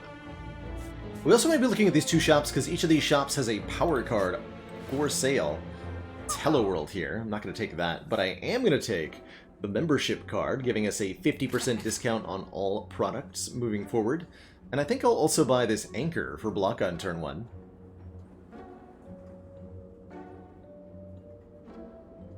Seems pretty okay.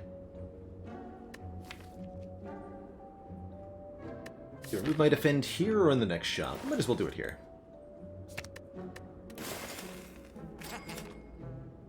And we'll keep the rest of this cash. We got another store coming up.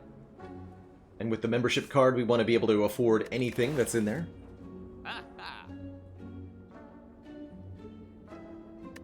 That's right, turn 1 is the only turn we could even, like, take any damage. Feels like. Not quite true, but... you know. Commence the zappening.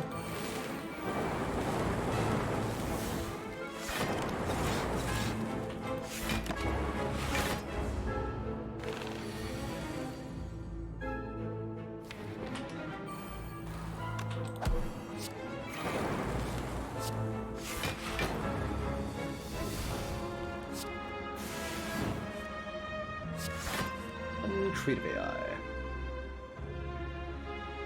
6 points of focus. How much are we looking for? This is a kill, right? Not quite? Not quite. Bang.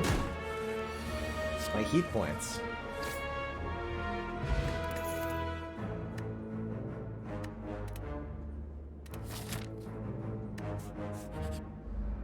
It's all good.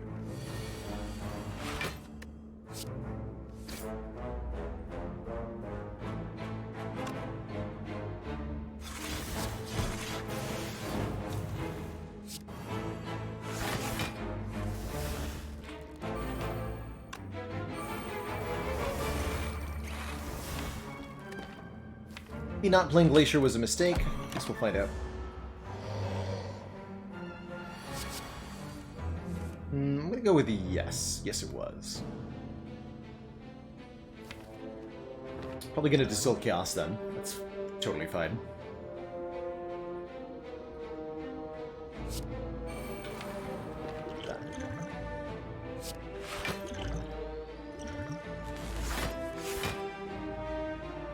Much better.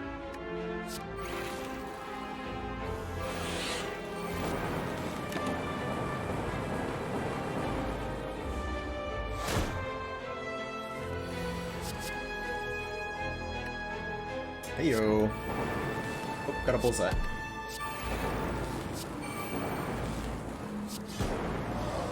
GG, nerd. Do that Akabeko. Compile River a lot better now that we have more energy and that we have more orb slots, but still only generating 2 draw at most. We'll pass on that. We don't really need attacks, even with the Shuriken. Writhing Mass might try to add a curse to the deck. Gotta be wary of that. They'll change their attack intent anytime they take unblocked attack damage. I'm gonna let them hit me with this, though. Beautiful. Commence the drawing.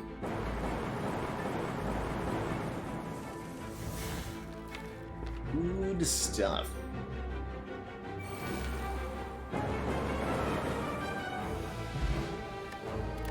Gee, and an entropic brew with double focus potions. Is that a recursion I was talking about earlier? Do I want it? Actually, yes.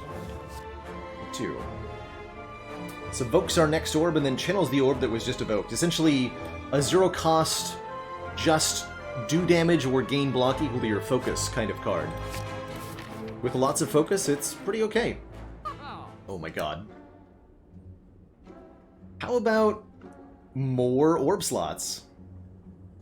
Says Runic Capacitor. Start each combat with 3 additional orb slots, or there's Calipers. That's also good.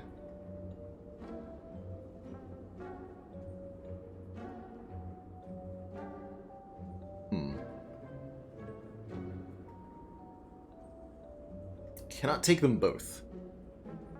That's deeply unfortunate, because I really want Runic Capacitor Rainbow here.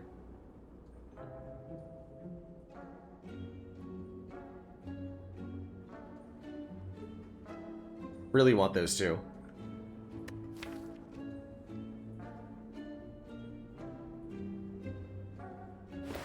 Loop, yes, Loop gets upgraded if we take the Frozen Egg here. We could get a Loop Plus. And that would be pretty good too, right?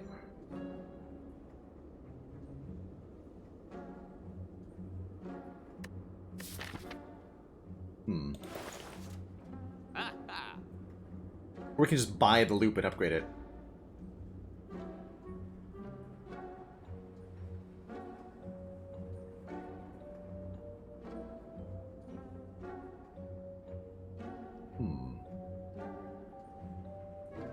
I really like our output with the additional orb slots.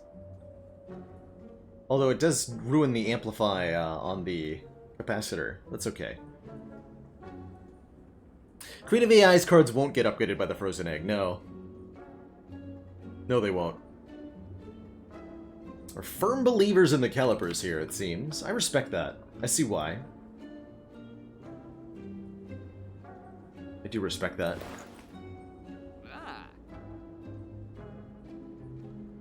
We are generating quite a lot of block, after all.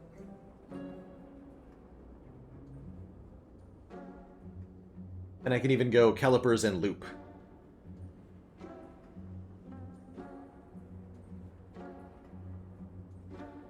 Okay. Apply the Calipers. Not gonna take the Reinforced Body, though.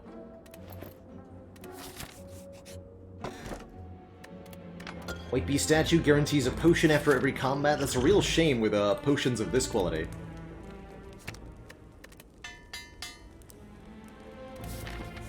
It might be time to upgrade Storm.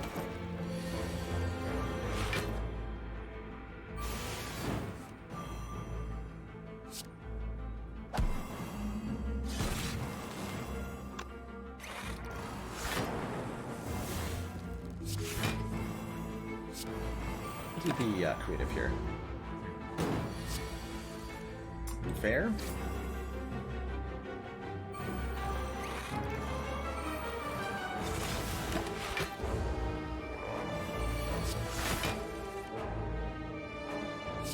Yeah, we got Amplify Capacitor. It's all good. Immense was happening.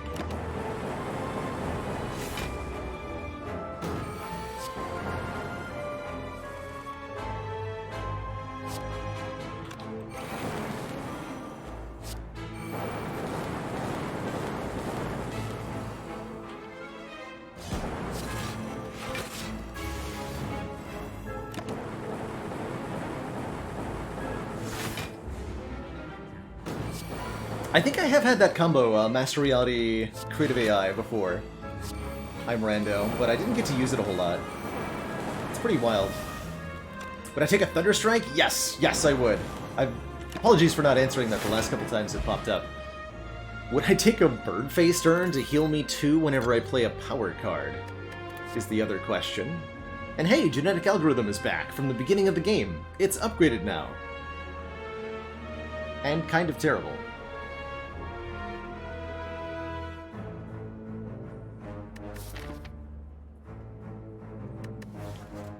Okay, bye. One entire Blanc. It's not. Let's not. Let's say we did.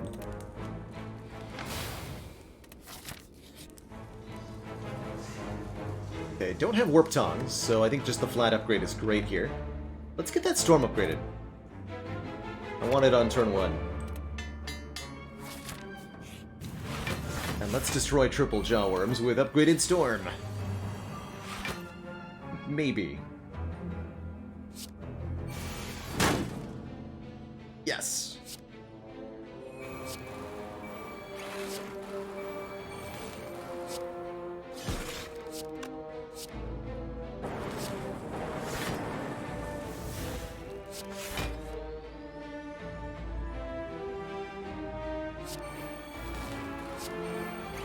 Don't actually kill. Ah, we got them. Destroyed, nerd.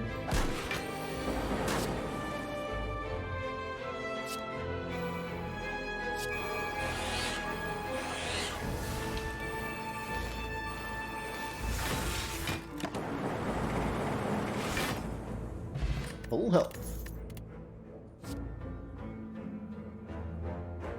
I feel like this has been foretold. The Thunderstrike. It's here! Deal 7 damage to a random enemy for each lightning channeled this combat. I mean... yes? Of course. Of course. No longer hypothetical, it's now real and it's here. We'll take it. Ceramic Fish value get. Gotten 54 gold off the Ceramic Fish with membership card. Do I upgrade it? That's the real question. What we got for upgrades?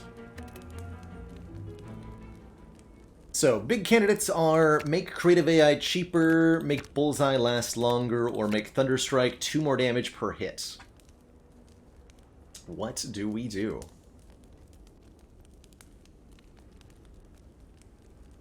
I think I want to upgrade the Thunderstrike. Just make it hit awfully hard.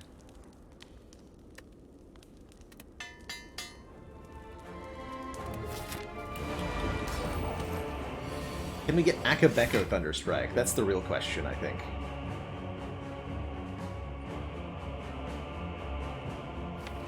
Let's try it.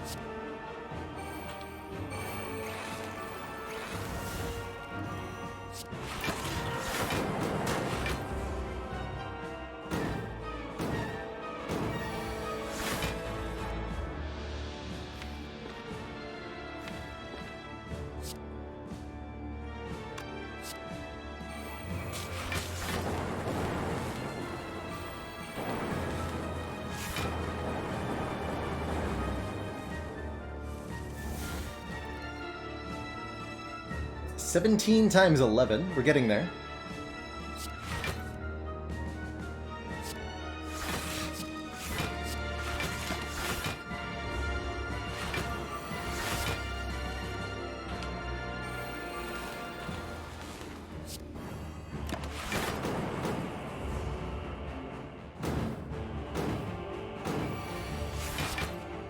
Yo, Echo Form. Here we go.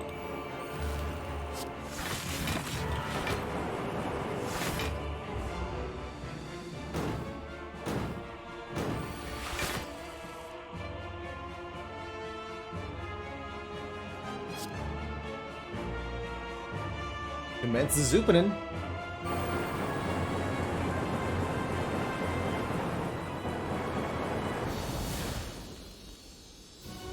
GG. Two thump, a deep pulsing dread can be felt throughout the room. Is this the heart of the Spire, the source of all these lightning orbs? You charge your orbs to their maxima, blasting for 1,408 damage. GG.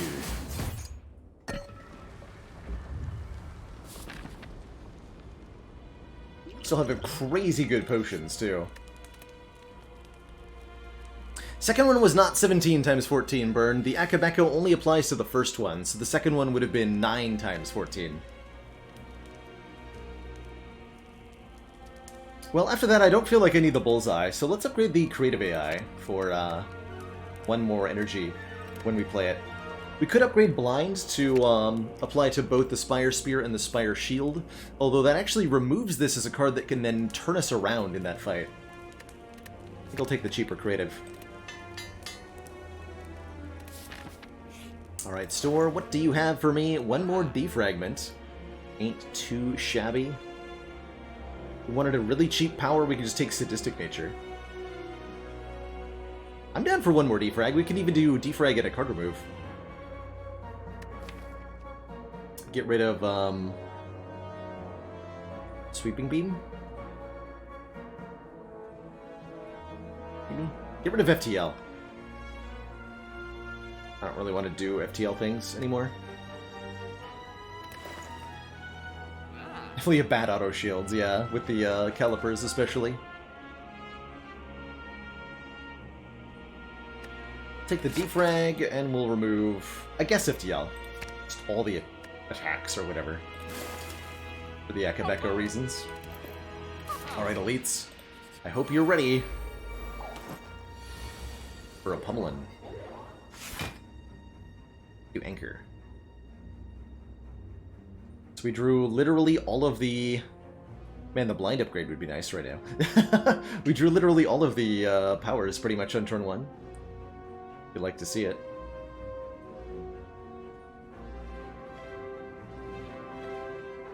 Doesn't look like we can full block. Get 18... Yeah. I mean, that's fine though, because we just heal off the bird face turn. I don't need to full block. Fine by me.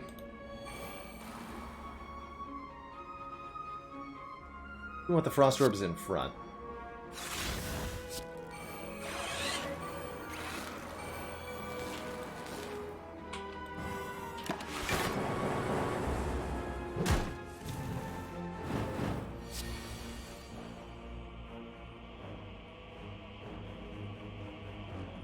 Do I just immediately do Thunderstrike things? I think I do.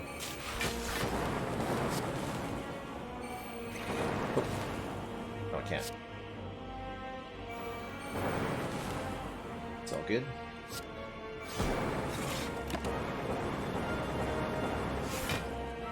I have accidentally won the fight.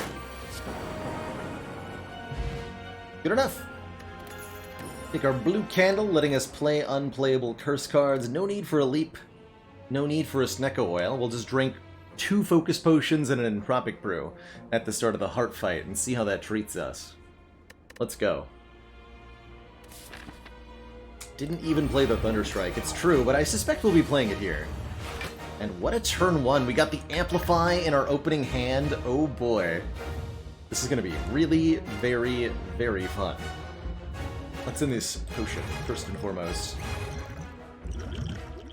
Snecko Oil, Explosive Potion, Attack Potion. Ah. Useless. Useless.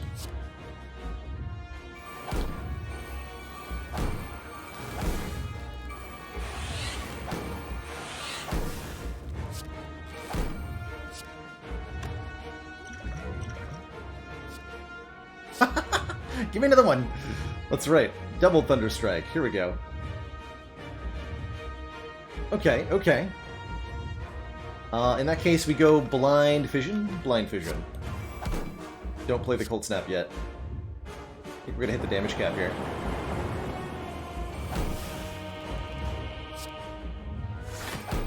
Each of these powers is 2 more Lightning Orbs.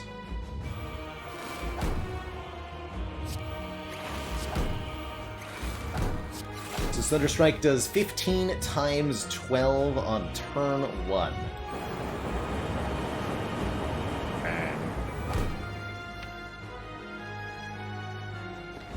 I think I'll use the Snecko Oil on the other one.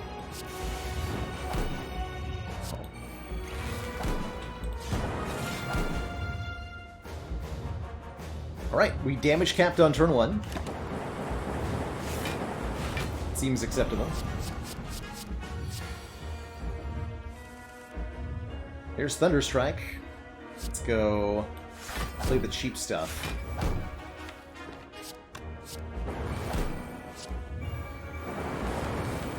And then let's Sneck a Whale to draw 5 and randomize the cost of these 2 cards. 2 cost Thunderstrike, 0 cost Glacier, 0 cost Bullseye, 0 cost Slimed. Must be nice to be a streamer.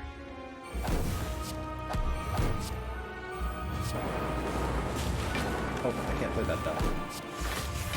Alright, we still damage cap.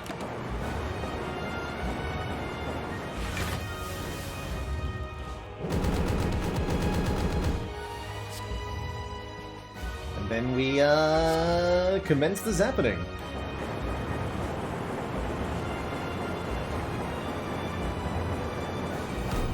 GG.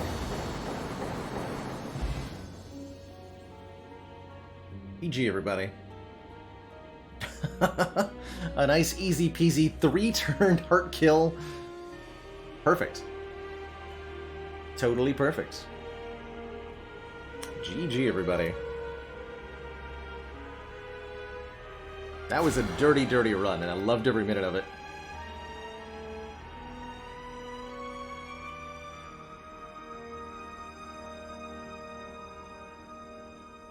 Destroyed. GG, everybody. GG.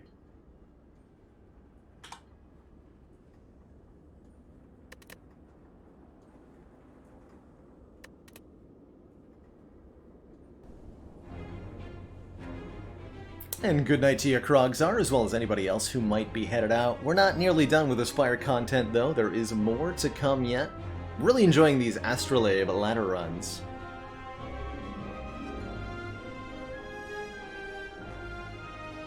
GG. Was that my best defect run ever? I don't think so. I've had some pretty wild defect runs in my time. The most memorable one that still stands out in my mind is a run where we got early calipers and 3 copies of genetic algorithm upgraded early.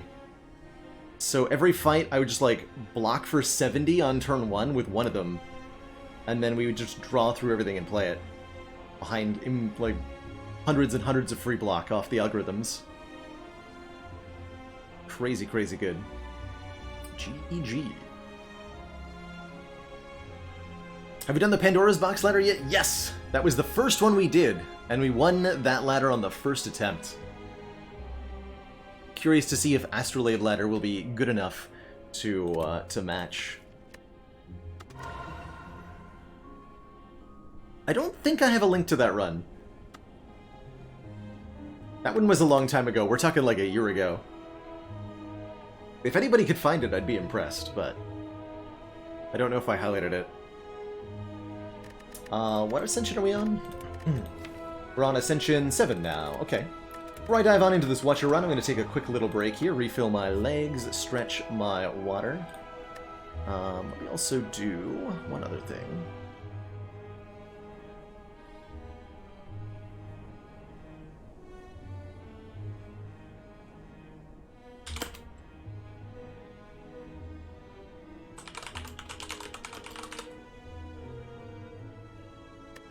Definitely gonna highlight that defect.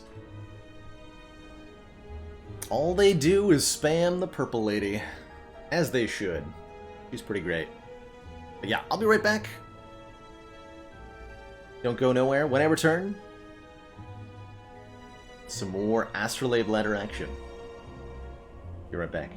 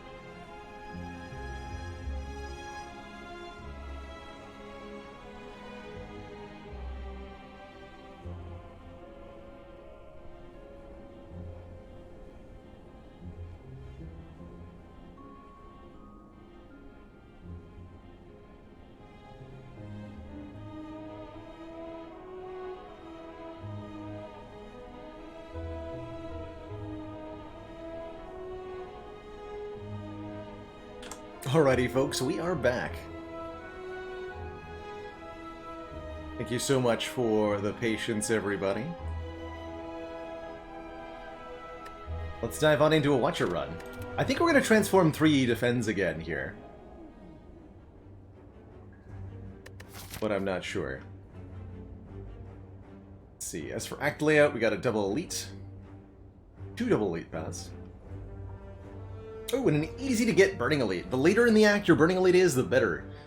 And if you see Burning Elite right before the final fire, I think it's almost always the right decision to go for it. So I like going this-ish kind of path. Get 3 fires, 3 elites. And the Burning Elite. That's a above par Act 1, I think. Yeah, that's above par. Let's get our Astrolabe here. I think we're gonna go, yeah, 3 defends. Oh, definitely appreciate that. Fear no evil. 11 damage, and if the enemy intends to attack, enter calm stance. Follow up is 11 damage, and if the last card played was an attack, gain an energy. And Gold Deceive Reality, one of my favorite block cards. 7 block right away, and adds a 12 block safety to the hand. Yes, you're more than welcome to post that, Arrow of Kira. Strongly encourage you to. That run was crazy. Run was crazy. That's the right one. For genetic algorithm, no powers deck. Oh yeah, that's the one! Oh my god, that was before the big chair?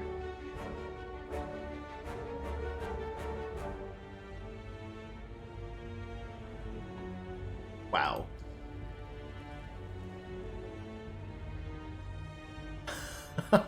Yeah, that looks like a really cool run. Good find. Really good find.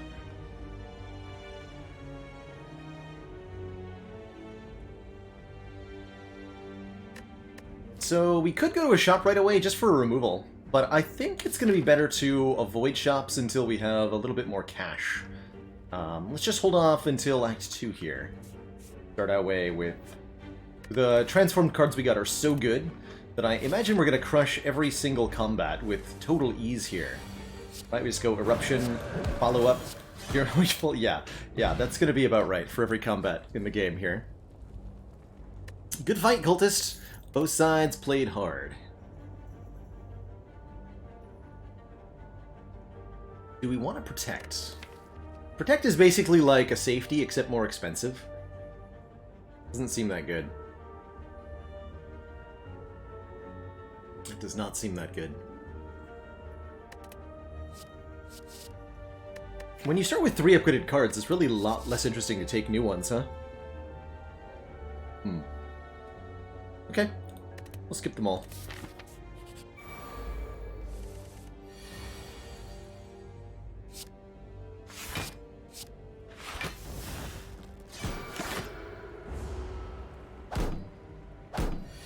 Easy peasy, full block, all day, every day. Alright. Louse fight crushed. How do I feel about Empty Body for some stance control? We already have the Fear No Evil. Maybe a Consecrate?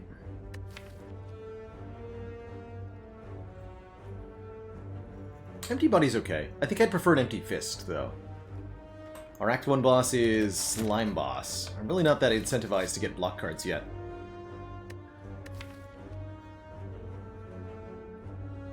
The Consecrate could be good if I upgrade it, though.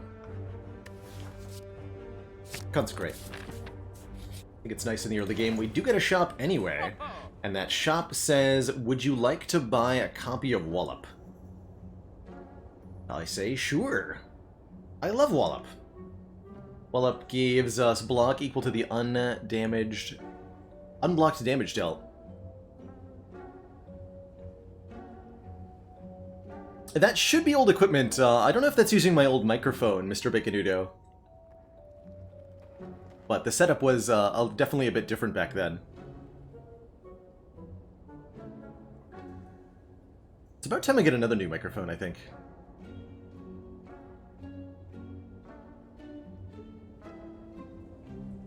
Wallop or remove? Gotta be Wallop. Gotta be Wallop. That's right, this mod just looks for seeds, doesn't alter them. So if you take the exact seed we're playing on and put it into your unmodded Spire, you'll get the same output. You'll still get an Astrolabe, and it'll transform the same results as well. Kind of happenstance. The chair became a fixture of the stream when I moved into the current studio here. Previously, I was streaming from my bedroom, so space was a pretty tight constraint. But I had this recliner that I've had for like 10 years. And it fits perfectly in the large space that I've got here. I don't think I want a second Consecrate, no. We could take a potion if we want to be like really secure through these elites. Or we could just save our money. I think, given that we already fought 2 combats and no potion, let's take the Flex Potion here.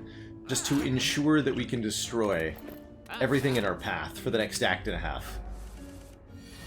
Shouldn't be too hard.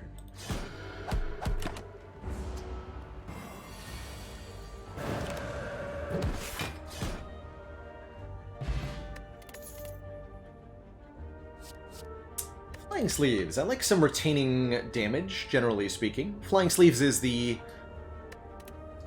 most mundane of Watcher's retain attacks, but there's nothing wrong with it. That said, I've already got some really good upgrade targets, and the Flying Sleeves really does want an upgrade. It's +4, 2 on each hit. Flying Sleeves is a great common to pick up if you've got a Talk to the Hand or any kind of strength. Would I bottle Eruption right now? I would like to bottle Deceive Reality, if any card. Although the Eruption wouldn't be bad. I think we'll skip. We'll skip. What I'd like to have also is maybe a Crescendo, that's the word. For some retaining Wrath entry. I think that could be really valuable for us as well.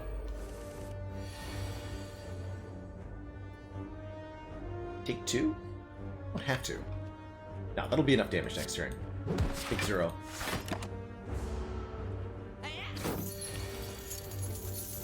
Oh, it won't be enough damage, because I didn't draw the follow-up, or the Deceive Reality. Tragedy. I guess I should have played the... Fear no evil after all. Eruption... Concentrate... 19, 30... No, I would have to use the Flex Potion. I think we just take the 11. Currently my mic is just off-screen. It's like... Right there, pretty much.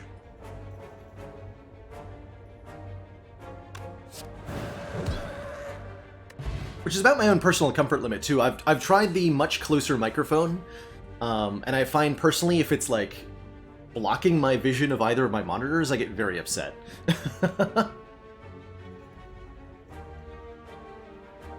Hey Electric TD, we're starting each run with the same boss relic from Niao using the Filter the Spire mod. What this mod does is look through, it kind of like preview looks at when you start a new run. It checks to see if you created a run that would get Astrolabe as the first relic in this case. You can customize it to be any of them. And if it doesn't get the correct relic, then it simply re-rolls the run. So you're given totally normal runs of Slay the Spire. You just have some filtering in terms of what you get, as opposed to like directly giving you Astrolabe through a console or something. It's really cool.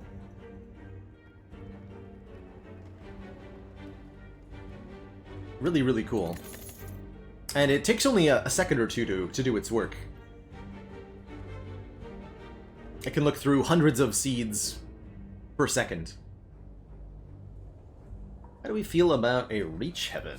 Giving us a Through Violence, a retaining 20 damage card. We did want some retain damage. Through Violence is a fun way to get there. There's also, however, Third Eye, I think one of the best common cards in the game. We're also a little bit behind on block.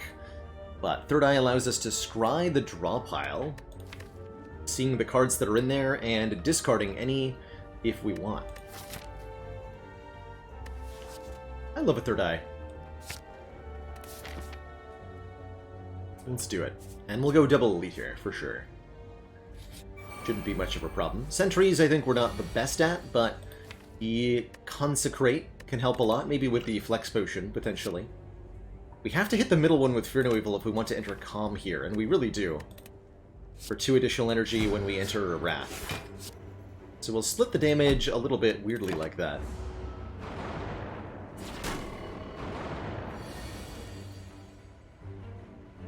Ooh, I can go Eruption, play a double damage Consecrate, and then go back into Calm with Vigilance here. Love to see that. We could use the Flex Potion here, but it feels completely unnecessary. We go Eruption, Consecrate. Can I strike Vigilance? Let's see.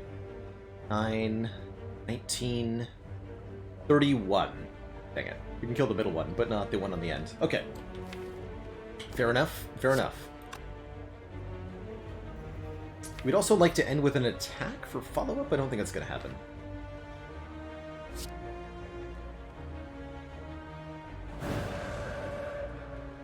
I do have some stock in Vestigers, Targaryen. Both through a personal account, or some personal investing, as well as through a an IRA account.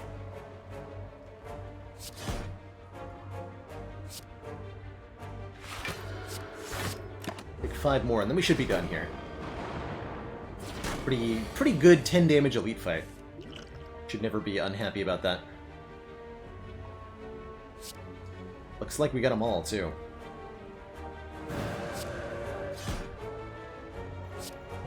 And boop. Cool. The shovel is here, letting us dig for relics at rest sites. First relic shovel is pretty something. And a vault, giving us an entire additional turn. Neat. Gotta love taking more turns.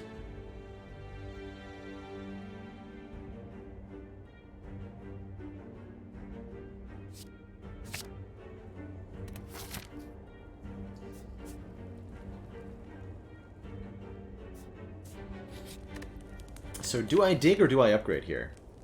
The upgrade would be on Wallop or Consecrate. Or maybe Third Eye, but probably... we have a Forge Potion. I'm gonna dig. Give me relics. Or give me death.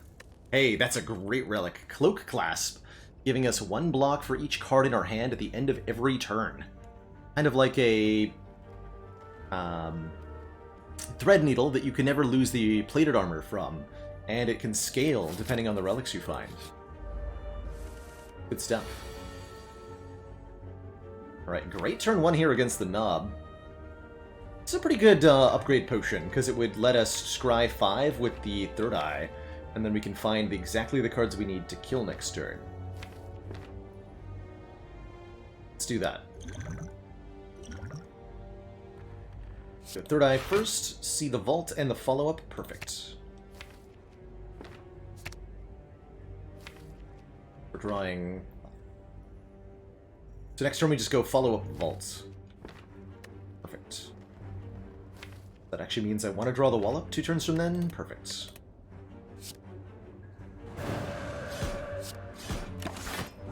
Oh, I think we just kill, right? Yeah, we just super duper kill. Alright, well that wasn't too bad. Pick up a Strawberry, giving us 7 more max health, and an attack potion. So we're definitely good against the last elite coming up. As well as... oh man, Wave of the Hand. Hey, Wave of the Hand is really good here. This card says, whenever you gain block this turn, apply 1 week to all enemies. The more times you can apply block, the better this gets. And with a Cloak Clasp, we're guaranteed to activate this at least 1 time, as long as we have any number of cards in hand. It also works really well with Vault. So I'm happy to take it here. Shuriken. Play 3 attacks in 1 turn, gain a point of strength. Heck yeah. Watcher loves the Shuriken. We already want a Flurry of Blows. We already want a Weave. Very good for Watcher. Especially a Watcher that already has a couple of upgraded attacks in the deck. Great with the Consecrate, too. Go this way.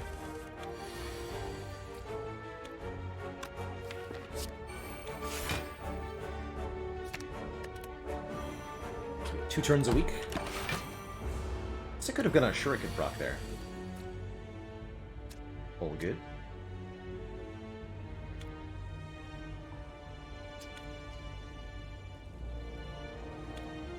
Fairyweevil, Eruption, Follow-Up Wallop? Is that enough to split? I think so, right? Oh yeah.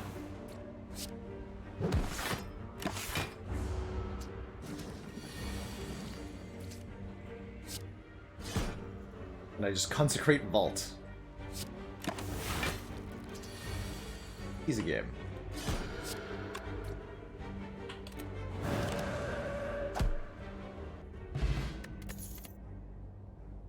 Second Wave of the Hand. Would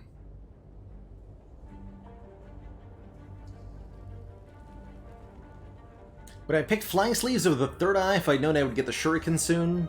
I don't think so, actually. Third Eye synergizes so well with, like, Flurry of Blows, because we're able to scry it out of the draw pile, that, I don't think so. Like in this Empty Fist, that's reasonable. It's another attack spam kind of card. Gives us some more stance control, some more exits from Wrath. Respect that. Does beg for an upgrade, as do many cards. I don't think we're going to give it any, though. I'm genuinely tempted to just keep digging here for more and more and more and more relics.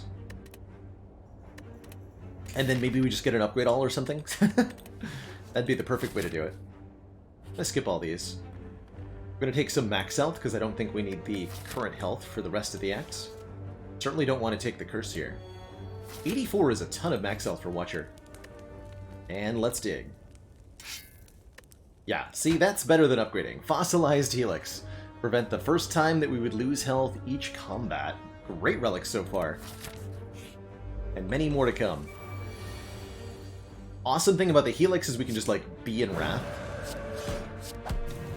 And not care.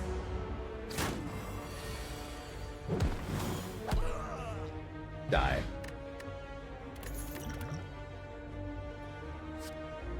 Second chance at Empty Fist, and another chance at Flying Sleeves with the Shuriken. I think we're good. I'm going to stop adding cards that aren't upgraded, because I'm not upgrading any cards. So let's just try to win by weight of relics. Greetings, sentries. See that you are strong now.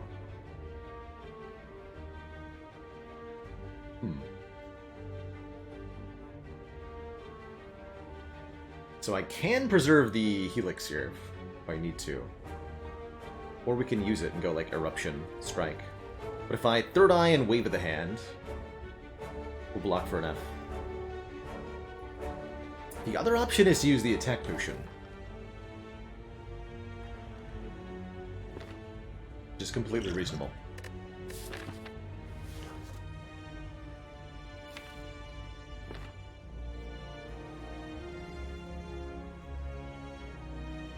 I'm going to keep the Helix for next turn.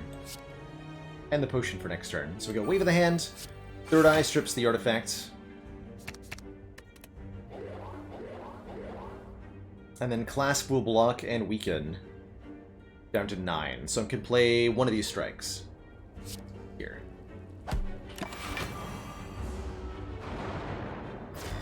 Good job, Cloak Clasp. You did it.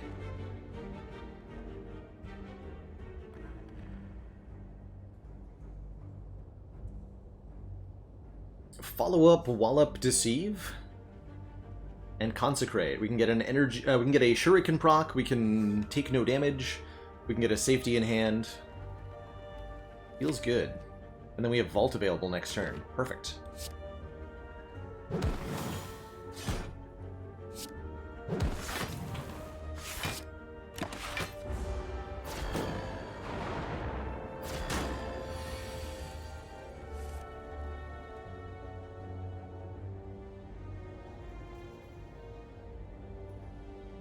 Fear Evil Eruption. And play both strikes. These will do 14 each. 12. 14, 14 is 28, 40. Perfect.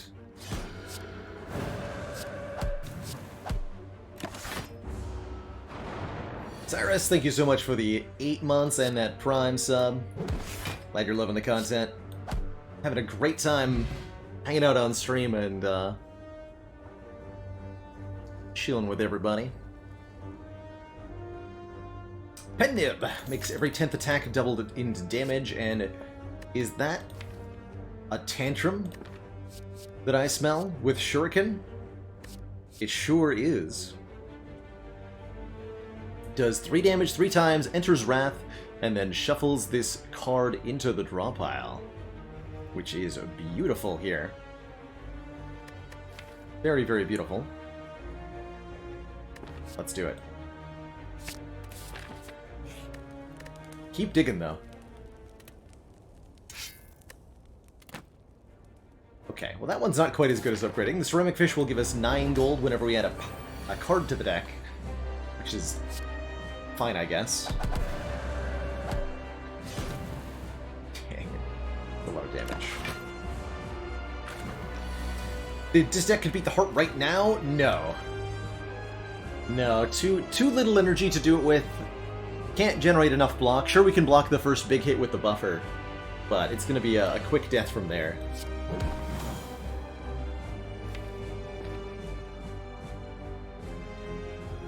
Let's just set up a really good split here with Tantrum, Consecrate, Strike.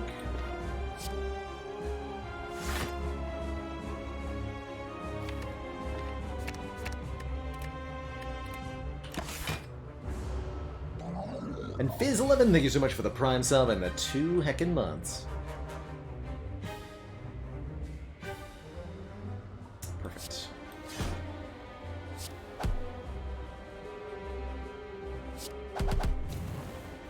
Goes back into the draw pile.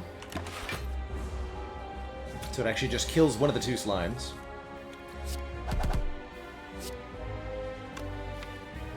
And if I can keep the Pendib on 8, that'd be perfect. 26, GG. Pendib charged, money get, rare card get. How do you feel about Omniscience? Not very good. Can't even play it, actually, because we don't have enough energy. Establishment would make cards cheaper when they retain. Nice with the Deceive Reality, but that's the only card that retains currently.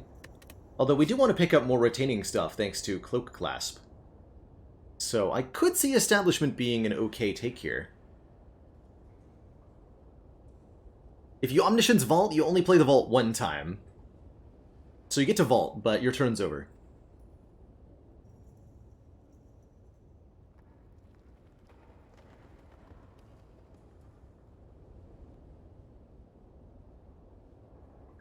We could take Judgment. Judgment lets us pick off low health enemies, although any kind of Shuriken Watcher deck is already going to be able to do that really well on its own. I might regret this, but I'm going to take the Establishment. With the Cloak Clasp, I already want anything that says Retain on it. So let's give this a shot. Establishment is also really good with Vault, because Vault gives you another turn, and that activates the effects of Establishment.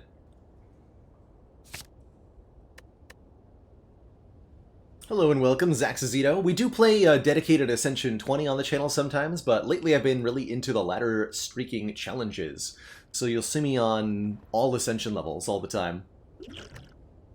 Doesn't mean that it's easy though, trust me. We have the spicy times. Yes, Storm. Establishment Sands of Time does make it cheaper by 2 each turn. Curses, Curses, or the Violet Lotus here, which gives us an extra energy when we leave Calm. We do have a couple Calm entries, the Fear No Evil and the Vigilance.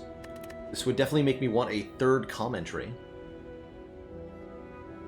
giving us additional energy in a kind of bursty sort of way. Pretty cool. Otherwise, we're taking energy to get curses when we open chests, which is pretty painful on the cursed key. Although it would be 9 gold every time we got a curse. Or we could take yet more relics with the calling bell, giving us a unique curse and 3 relics. I think this could be a reasonable calling bell, actually. Just tons of relics.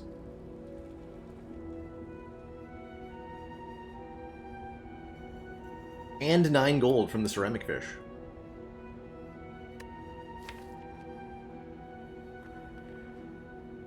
Yes, we would take a battle hymn now for sure, with both Vault and Establishment in the deck. Big time.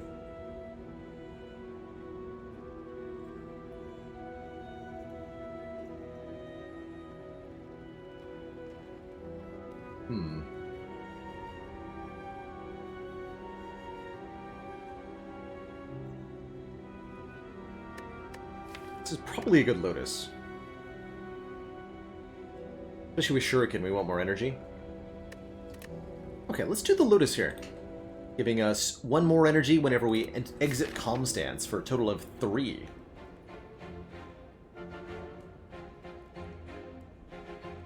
No particular need to fight elites. We can dig at every fire if we want to. Although fighting elites is still quite good for us. With 335 gold, it seems reasonable to head to a shop straight away. Worst case scenario, we remove a strike here.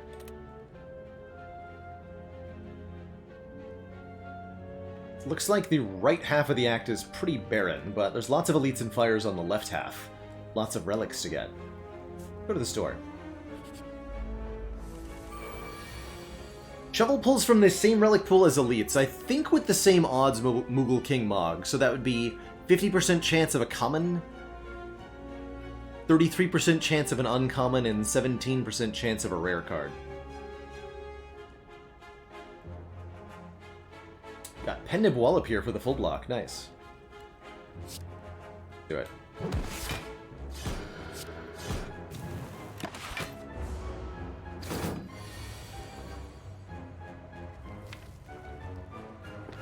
Take the strength. Pretty straightforward there.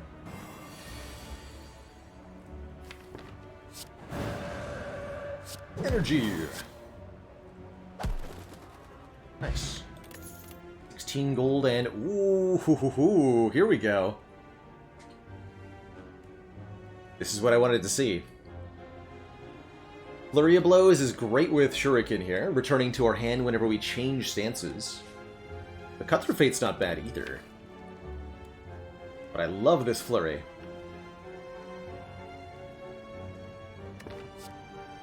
To me.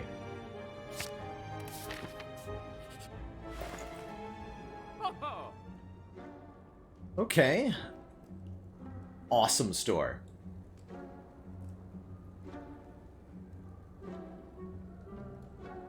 Really amazing store. So, first and foremost, Rushdown. Whenever you enter Wrath, draw 2 cards. It's going to be crazy good, especially with the Violet Lotus, because entering Wrath is going to mean leaving Calm.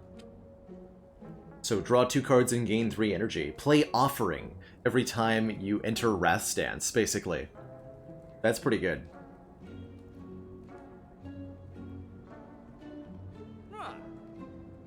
Several good relics here. Both the Toolbox and the Nunchaku are great. So is the Thread Needle, actually. Plated Armor is another block activation, great with the Wave of the Hand. Is Windmill viable with this deck? I think that's a great way to describe it, Ekans. Viable. Not great, and I think the Sands of Time is just the better card here. But Windmill Strike with Establishment and with Vault does put in some work. And with Pendant, too. It'll get cheap very quickly, it'll scale up more quickly than normal. You would still want to upgrade it if you're going to use it to, like, beat Champ. And that's something it could do pretty well, is beat Champ for us. Unfortunately, we're not fighting Champ, though, so we're not too interested. Really like the Nunchaku as well, giving us an energy every time we play 10 attacks. Can't afford... Wait, can I get all of them? I don't think so, right? The combined cost is 300 and 374. Now we're short. Even with the ceramic fish, we can't quite afford all three of those. But what I can do is rush down card remove in one of these relics. And I think that's what I want to do. Definitely going to take rush down. Definitely going to remove a strike. Question mark? And I gotta say, I really am a big fan of Toolbox, and any opportunity to use it more, I'll probably take here. Gives you a choice between 3 colorless cards on turn 1. So it's 1 additional card on turn 1, and it's an option of what that card is. I could have bought the Sands of Time before purchasing that. I chose not to. We'll get one for free. Not going to take the Windmill Strike. And I am going to gain some max health. Ouch. 89 health, though.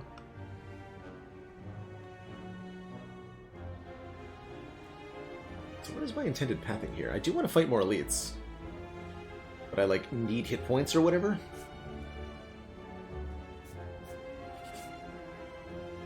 Long line of hooded figures offering us a Ritual Dagger.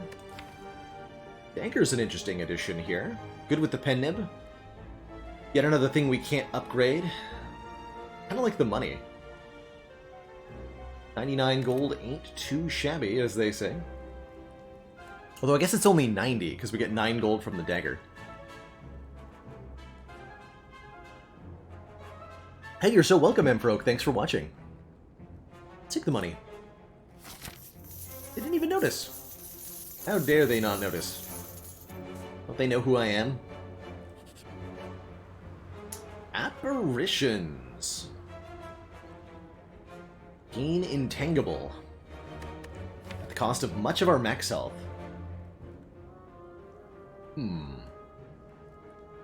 Pretty dang good with the Cloak Clasp.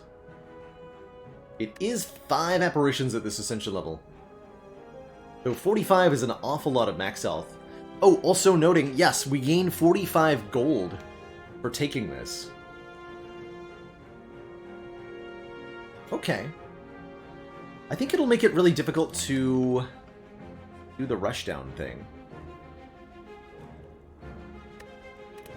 Let's do it. Alright, if I'm taking apparitions, I'm definitely going to go a bunch of elites here. We're going to get tons of cash, tons of cards, tons of funds.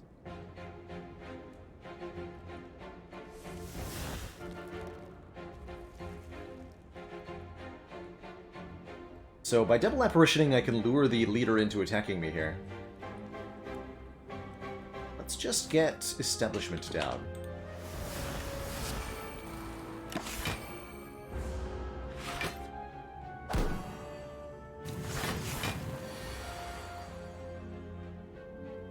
Still only 1 damage with Wrath and Intangible. Great question, though. Oh, this won't be enough block.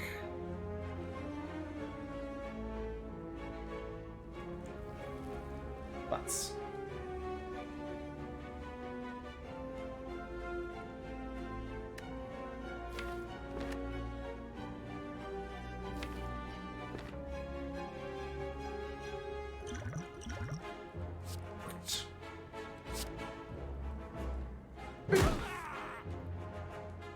Perfect.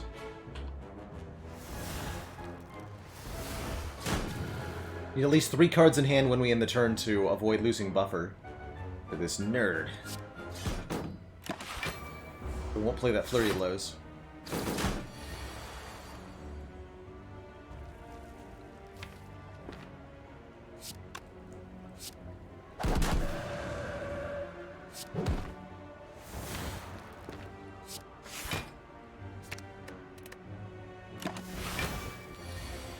Just keep taking my turn. Thank you very much.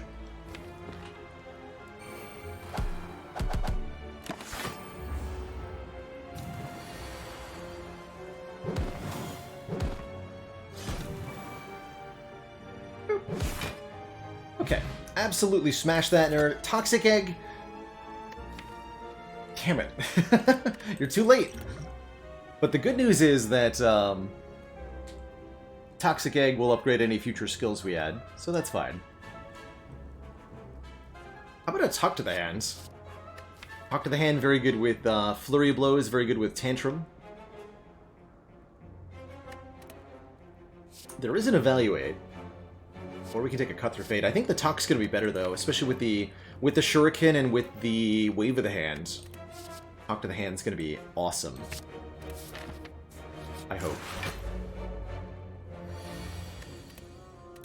I think I have Panacea here. Just cuz.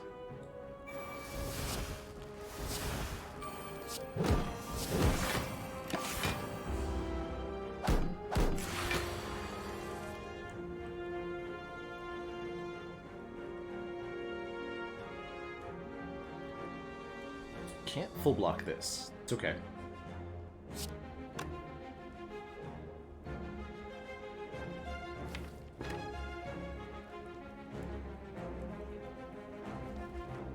And ×2.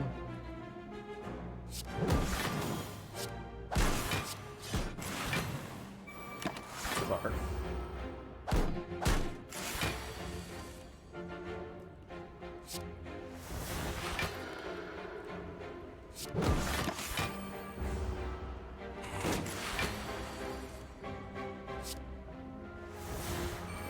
It's so hard to get everything deployed on our low base energy here, though.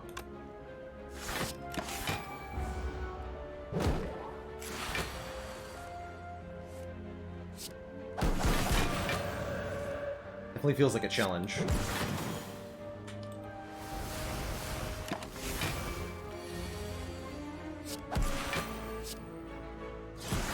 Blam.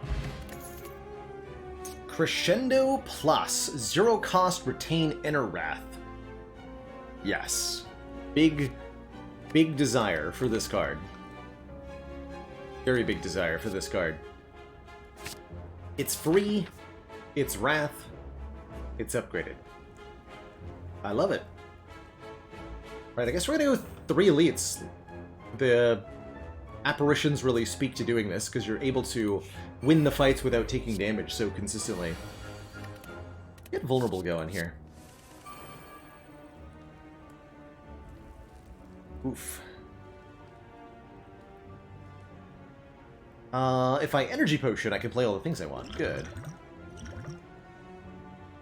I think we're gonna skip out on the eruption, play apparition, rushdown, alt here. Perfect. Draw me some cards. So Crimson Maximus asks, why not 2 digs instead, right? 2 elites for 2 relics, or 2 fires for 2 relics. And the real quick answer there is that the elites drop more than just... The elites drop more than just relics. We're also getting gold from each of them. Quite a bit of it. 30 gold, which doesn't feel like that much, but really adds up. 32 gold here. Also a card reward, and also a chance at a potion. And it's the collective benefits that that really make the elites worth going for over digging here. That gold and those card rewards, really not to be underestimated. 30 gold per elite means we're up 60 gold, and that's almost enough to buy half a relic at a shop. That Simmering Fury is beautiful. Start of our next turn, enter Wrath and draw 3. I also really do like this Sands of Time, which gets cheaper every time we retain it. We have 3 Wrath entries now, right? Tantrum, Crescendo, and Eruption. If I hadn't just taken the Crescendo, I'd be more about the Simmering Fury.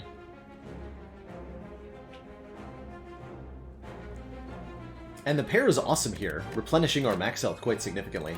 Take the Sands.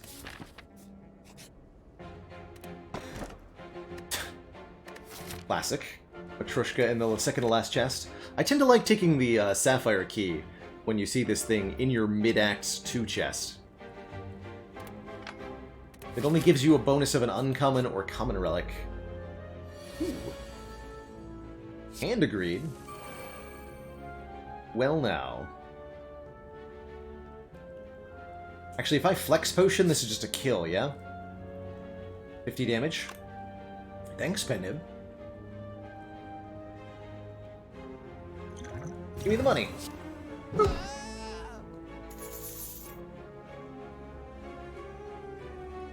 Could also use the energy potion, but I think we get to keep that.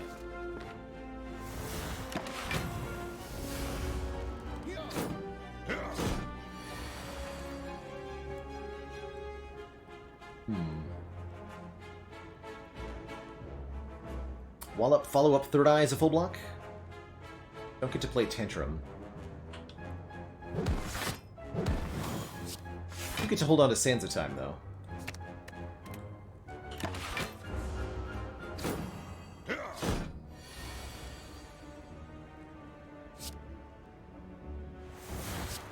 To note how with Establishment down, Sands of Time goes from 3 cost to 1 cost within a single turn. Getting a double reduction there.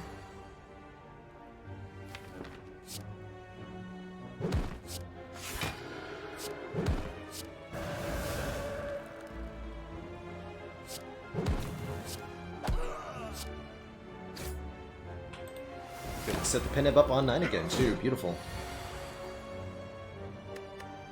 Let's try to draw the Panagrid again. Hey, more money. Cool. We got 40 gold out of the toolbox there. That's really cool. And one of the things that makes random colorless card generation powerful is that you can get Hand Agreed for bonus value sometimes. That applies to Magnetism, that applies to Jack of all trades, that applies to Transmutation. They can all generate money for you, kind of unexpectedly. Protect Plus. It says retain on it, says plus on it. I do like that. Also pretty happy with Art of War here. If we don't play any attacks on our turn, we get an additional energy on the next turn. That's really good with Vault, really good with Apparitions. It's good. It's really good. And yes, Hand Agreed does not exhaust, even though it's a card that gives you a benefit for scoring a kill. Take the trip here. Panache would have been nice, but I don't think we play enough cards in one turn, usually, for it to be particularly good here. Art of War get.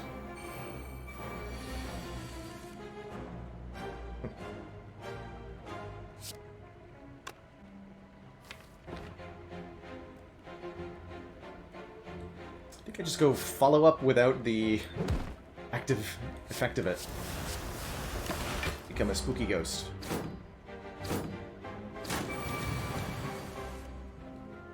Yes, and the Art of War does indeed work with Vault, which is really, really excellent.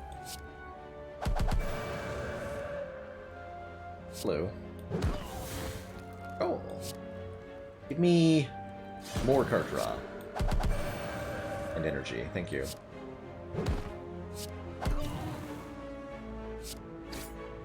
Oh. Wow. So much damage output. Yo, Meditate is crazy good. Put 2 cards from the discard pile into our hand, retain them, enter Calm, end our turn. We get 2 additional block from the Cloak class for the 2 additional cards in hand. We get Calm for Violet Lotus value. And we set up good rushdown stuff too. And we have Establishment to make the cards that are pulled back cheaper as well. This is a crazy, crazy, crazy good Meditate.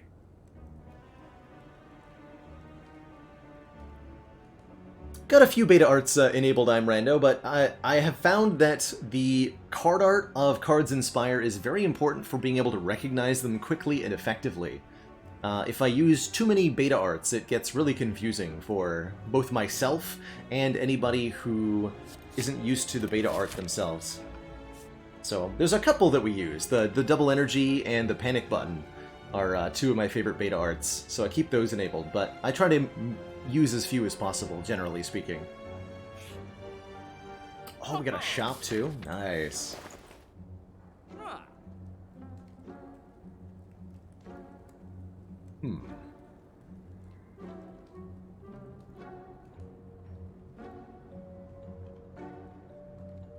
Interesting. So Frozen Eye is here, letting us see the draw pile in order. That could be pretty good. With a lot of scry or with a lot of card draw. It's great with the rushdown.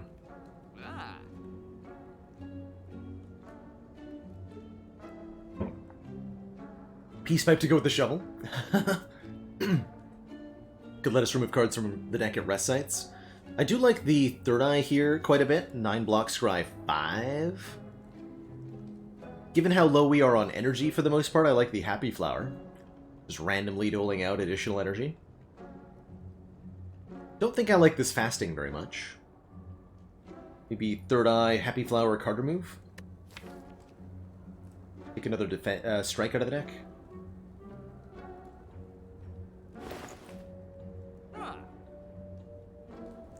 That's where I'm leaning towards. Did it ever Metamorphosis? 5 random zero-cost attacks? Don't think I want to do that again. Metamorphosis on Watcher is not gone well for me historically. Let's take the flower for sure. Take the third eye, and I'll take a strikeout. Leaving us with 127. Not enough to buy any more relics. We'll call it good. We'll go for one more elite here. Give me Hand of Greed. Demand it. Close enough. Question mark? Ooh, nice.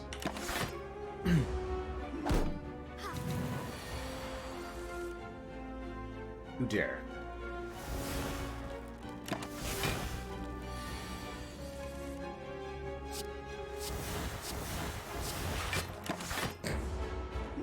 I am a spooky ghost. And no one can stop me.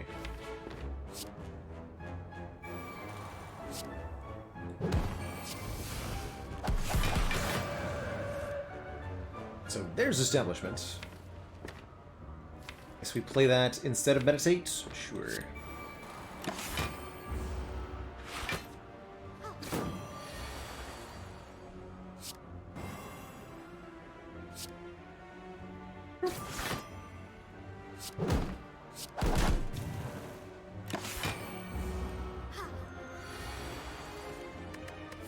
Apparition is next. I'll try to set up the pendant then.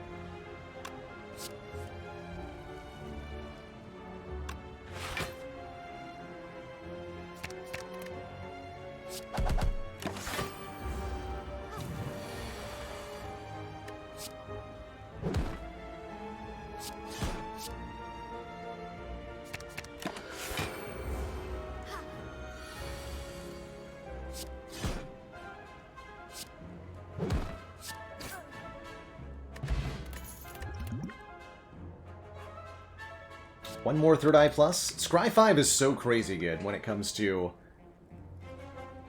giving you control over the deck. Enabling you to draw the cards you need on the turns you need.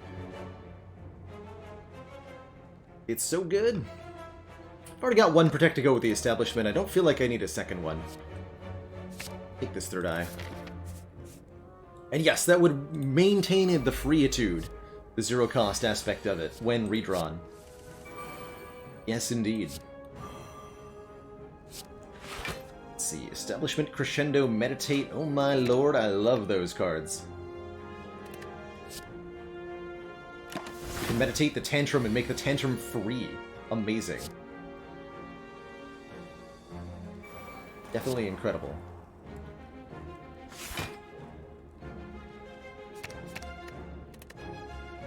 So we go talk to the hand, meditate. Getting back Tantrum for sure, and let's get back Third Eye as well. Both are reduced in cost, by the establishment, so we're starting to create fairly absurd situations for ourselves here. And we can generate a ton of energy from the Violet Lotus, especially if we do something like this. 7 energy, no prob. Don't mind if I do.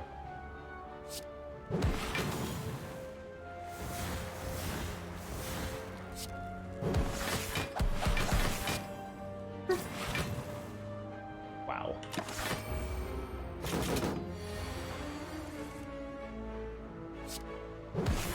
Dang, dude.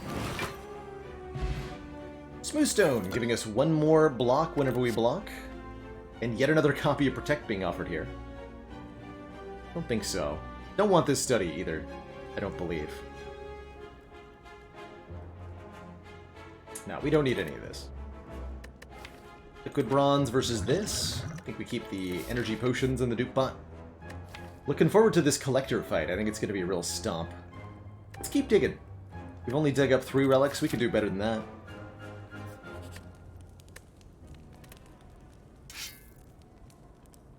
Okay, now I wish I had the study. Dead Branch says whenever we exhaust a card, we add a random card to our hand. Dead Branch Apparitions is going to be incredibly good, creating many, many, many more cards every combat. It's beautiful. Nice Apotheosis, by the way. Thanks, Toolbox.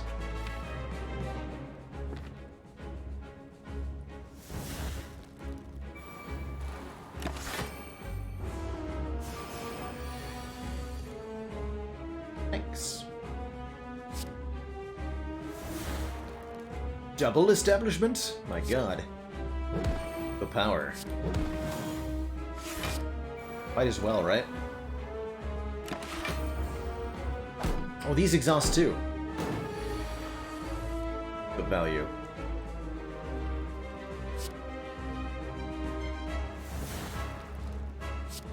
Let's go.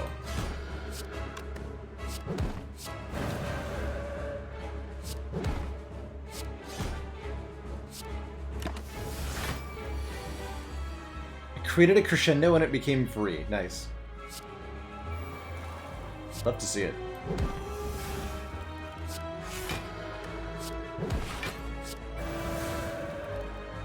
Wow.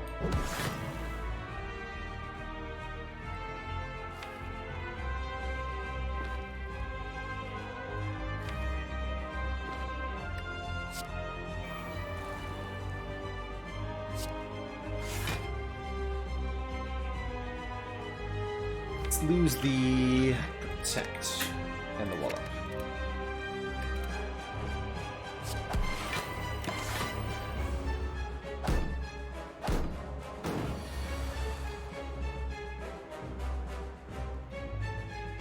So then I can wait. This is 52 damage.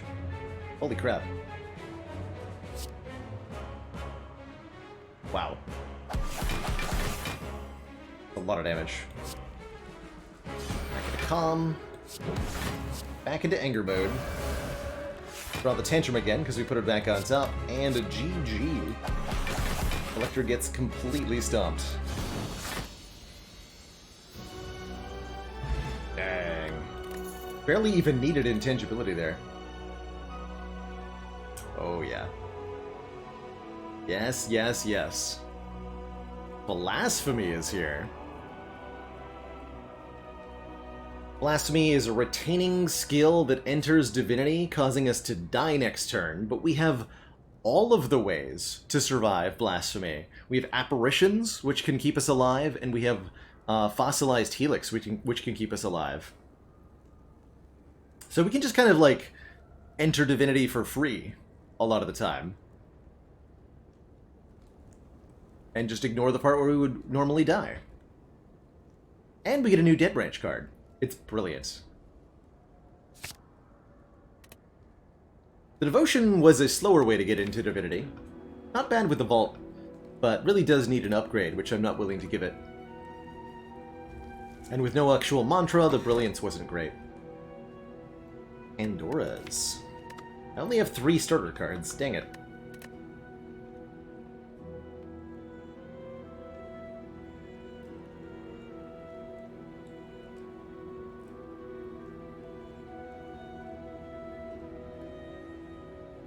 On what ascension would winning this run actually be hard? There's no ascension level. there isn't any. Now that we have Dead Branch, 3 apparitions would be a little bit limiting, but realistically, no. Now that we have Dead Branch. I'm cool taking the Philosopher's Stone here, because we're just immune to damage most of the time. Although that could get us killed against Heart. Dome is the slightly easier. I don't want to turn off the Intense. We'll take the Philo Stone here. Giving us 1 extra energy every turn, but giving all the enemies additional Stronkitude. We shouldn't care, because we should be intangible. That's the hope, anyway. 1, 2, 3, 1, 2, 3. Over here. 1, 2... Okay, we go the left path, then. We'll take a shop next act. We'll get as many relics as we can while we're here. I think that means going left, rather than going right. Although, events are pretty good here. It's not as good. How much gold is a boss relic worth? I'd have to say somewhere in the vicinity of 1,000. I think.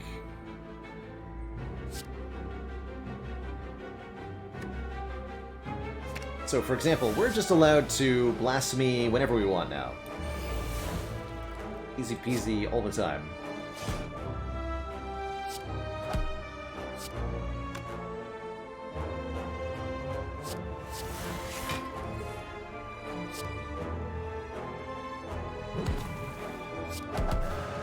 Sometimes we just kill, but we could have survived it if we didn't. Tranquility is more energy generation, and with the Dead Branch, it's also more card generation. I really like that.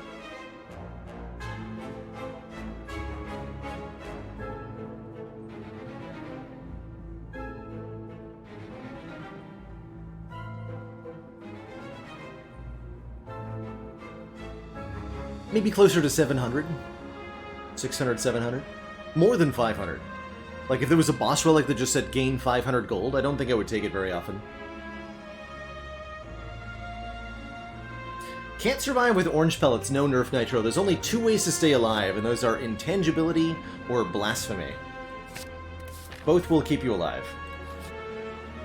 Ooh, glowing tesseract. Yes, with Toxic Egg, look at as many colorless cards as you can see, because they're awesome. Panic Button is great. Dark Shackles is great. Discovery Plus is actually pretty cool. And Secret Technique Plus. Put a skill from your draw pile into your hand? Hell yeah. This fetches apparitions. Sure, there's a hand of greed here. I see it. I see it. But Secret Technique, way better. Search for Blasphemy. Search for Meditate. Heck yeah. Take the Discovery, and let's go with the Panic Button. I think. No, let's go with the Shackles.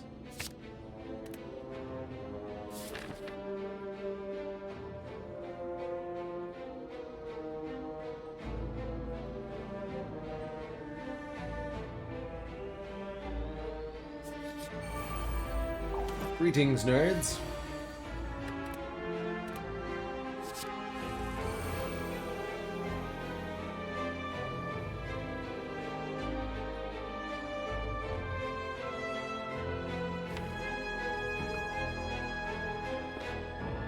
Very tempted to search for Blasphemy on turn 1 here.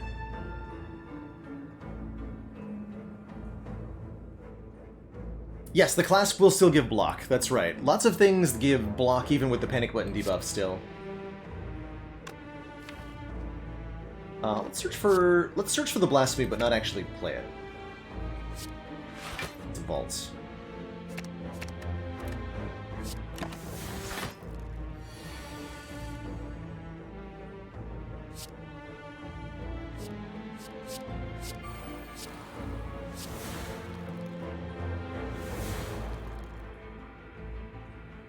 If I Blasphemy, I can Deviform? Sure. Might also just be able to kill here. 30 damage, unupgraded Consecrate. Seems decent. That is dead. Good fight. Upgraded Wave of the Hands. Cool, that means I don't have to upgrade the one I have. Give it to me. Big chest with a bottled tornado. We can bottle our establishment, or perhaps better yet, bottle our rushdown. Always draw those on turn 1. I think I prefer it to be rushdown. Draw 2 more whenever we enter Wrath Stance.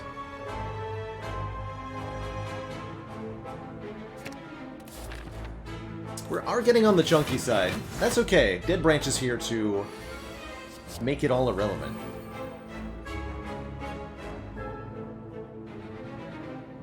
Things.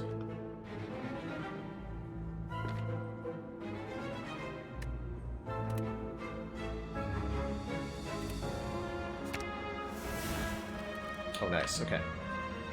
Reach down. Talk on you. Fear no evil on you. Tantrum on you.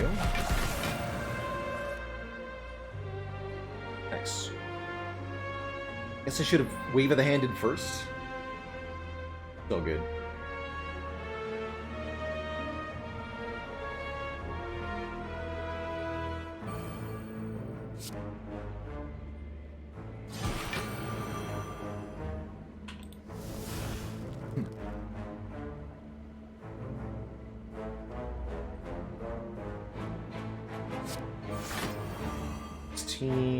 Plus, this is what, 21, 19, not enough.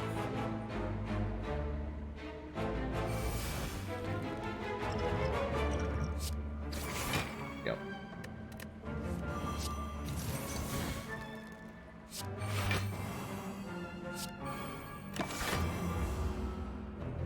Weird turn 1 there.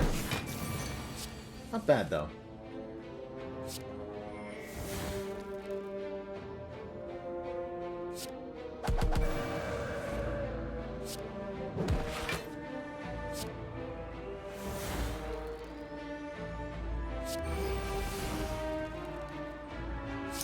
Blasphemy Vault, don't mind if I do.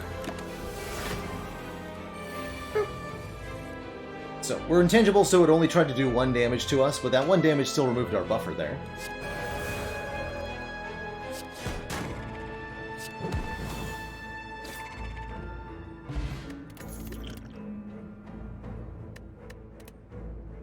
That's how you actually survive Blasphemy Vault. Good stuff. Don't want any of this. We already took a second Wave of the Hand. We definitely don't need 3. Let's keep digging.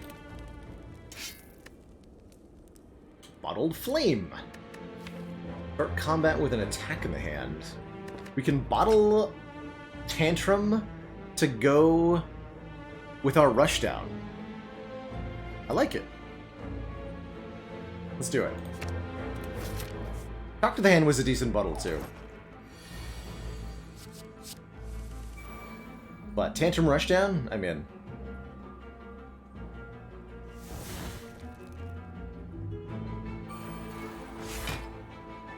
Okay, we're gonna get Secret Technique, so I can Blasphemy on turn 1 here. Let's rush Tantrum first.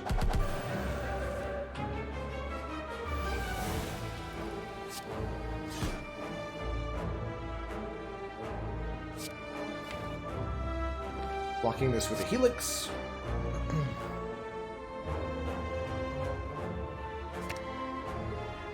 Guess we'll do it like this.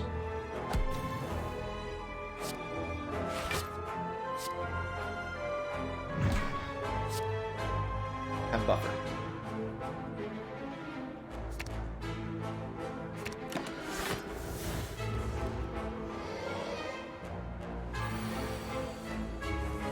Good stuff.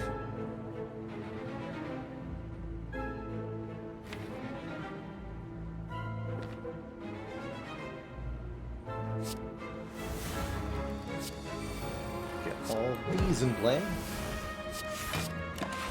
Retain a whole bunch of cards and make them all hella cheap. Time. Perfect. What I wanted.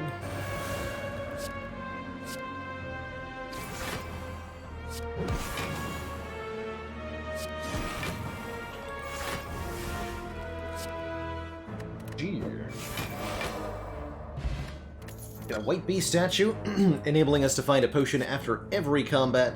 Another third eye if we want one. As well as a second duplication potion, which will definitely take over an energy pot. These dupe pots are basically one additional turn of intangibility each, so that's pretty dang good. That's really dang good.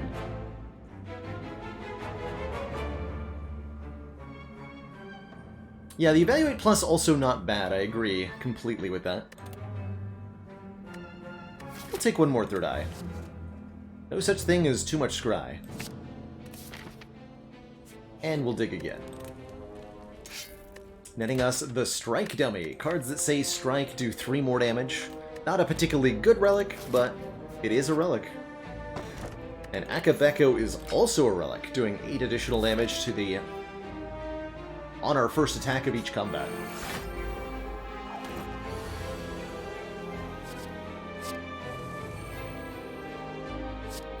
Oh wait, we have Akabeko Tantrum too. That's like pretty baller, genuinely. That's the good stuff.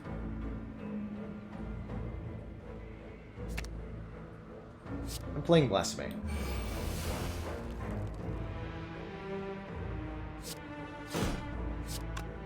Easy game. Double Blasphemy won't carry over to the next turn, no. Ooh, Foreign Influence, another 0-cost exhaust card. Choose one of 3 attacks of any color to add to your hand. It costs 0 this turn. Love to see it, and you also love to see Entropic Brew with double dupe pots. This is the potions we're going to try to carry to the heart fight. 2 question marks over a fire here. Fire is a guaranteed relic. We haven't seen either Mind Bloom or double orb walkers, so we might get a good rare relic out of these question marks. So I think I'm going to go for these 2. Go to the right here.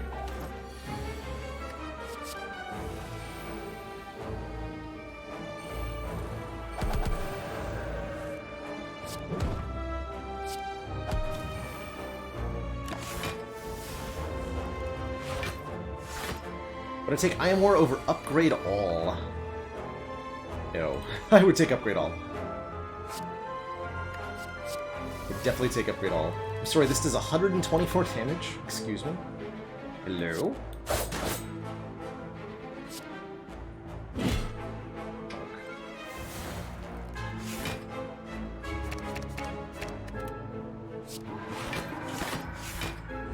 Could try to loop around to this Hand of Greed. I'm not gonna try to do it, though. I don't think. Wait, we have Meditate. Yes, I am. Excuse me.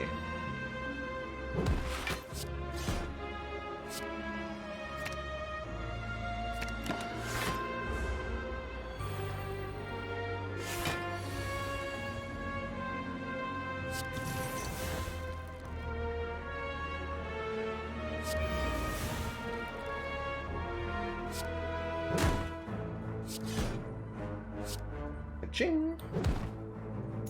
Alright, 60 gold off the toolbox so far. More Tranquility and Crescendo stuff. Take one more Tranquility. Dead Branch means these 0-cost exhaust cards are like crazy good. Look, we just added skills and skills and skills and skills since we picked up the Toxic Egg. Wait, to upgrade a card? My god. That's absurd. I think we'll upgrade the Tantrum. This is the one card we're going to be playing multiple times. It's more Akabeko value, it's more Shuriken value. It's more better. We already got the wave upgraded. We could make Establishment innate. That's pretty reasonable. We could make Vault cheaper. That's pretty reasonable. We could upgrade Talk to the Hand, but I don't think we're going to use it that much. Upgrade the Tantrum.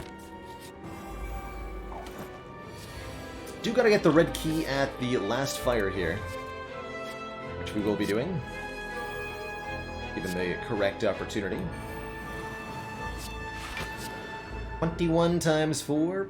Boop. Destroyed on Sir.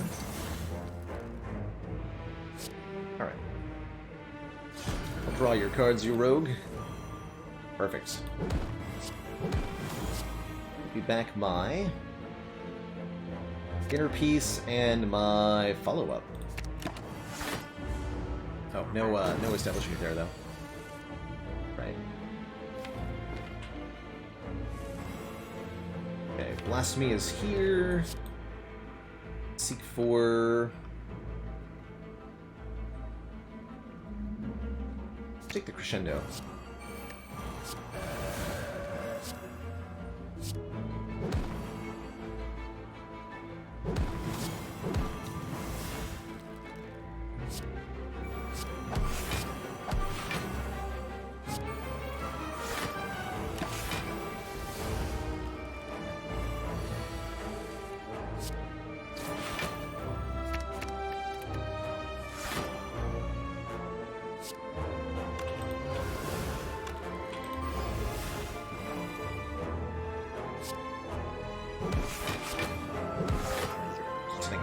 Back up to 9. Reserved Insect will make the Elites in Act 4 a little bit easier, having 25% less health. And another Talk to the Hand. This one upgraded for free. I'm not going to say no to, that's for sure. More block whenever we attack. More cards that say Exhaust. More good. I think we just reached a point where we can play random cards and still win. Yeah, I think so, and that's often what happens if you end up with a sufficiently large number of relics. You can just kind of do anything, and the relics alone will carry you. And that's what Shovel has contributed to this run, is just tons of relics. Tons and tons and tons of relics. Okay, no rare relics from this act, though. Oh, I got Penibacabecco, yo! Destroyed. Penibacabecco Beamfire. Apparently. With Dead Branch. Neat!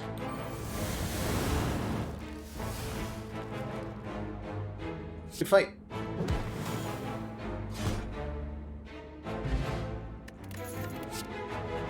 One more third eye for the road? Yeah, I don't think you can have too many of these. I really don't. And we have to recall here at the final fire. Okay. We are geared up and ready to crush Donu and Deka here with a 40-card deck.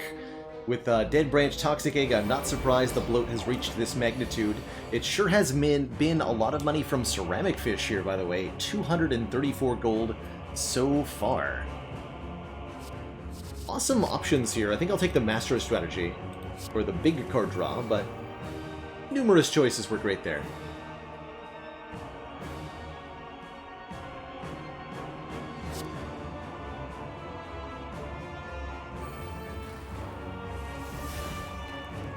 Perfect. So if I play Blasphemy, this Tantrum does 33 times 4. That's not bad. Sure.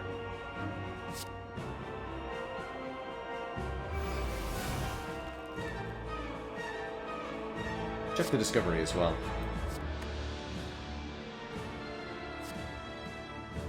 Weave will be good. That'll come back a lot.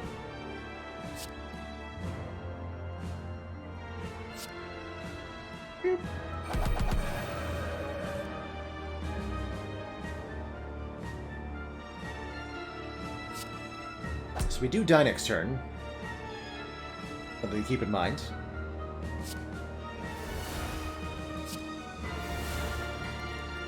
Go, Master Reality. Whenever a card is created during combat, upgrade it. I'm super taking that.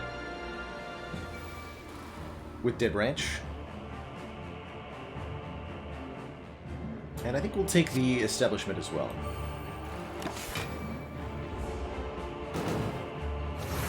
Blasphemer! So now whenever we create a new card with Dead Branch, it is upgraded here. It's pretty beautiful. Those are all good cards.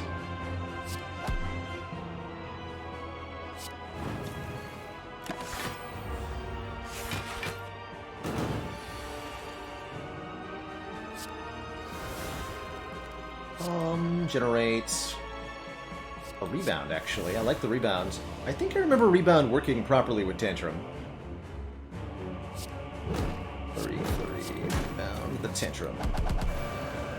Yes, we immediately draw the Tantrum back again. So we can go Flurry, Flurry, Tranquility, Flurry, Flurry, Tantrum. Draw yet more cards. Get the Flurries back again. Flurry, Flurry. Let's go Wallop and then Flying Sleeves. Let's Apparition first, actually. Collect, okay. Yeah, Wallop. And then this is Pen Nibbed for 44 times 2. Jesus. And, yeah. That seems pretty okay.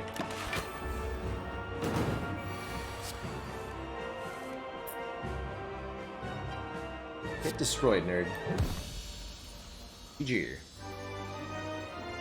GG, everybody. To thump, a deep pulsing dread can be felt throughout the room. Is this the heart of the Spire, the source of the spooky ghosts? Or smack.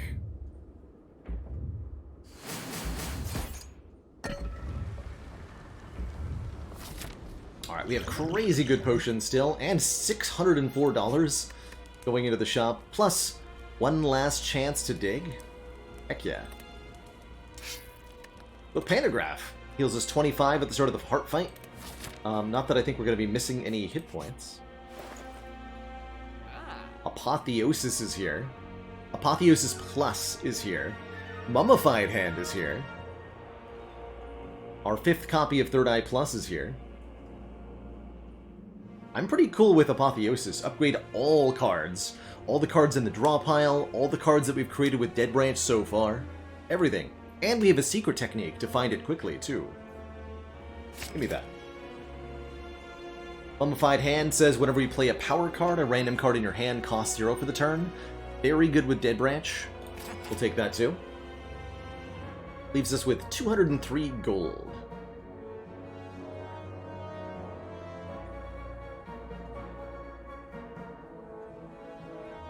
Enough for removal. One less strike of the deck, please. And we could buy the Nirvana, we could buy the Third Eye.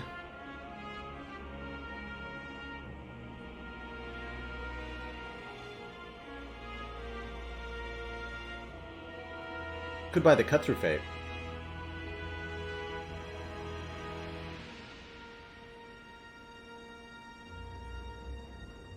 It's not a bad Nirvana.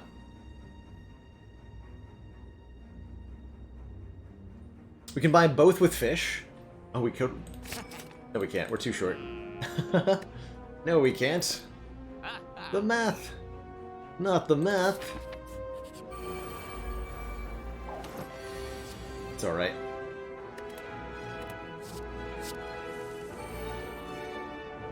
Totally cool.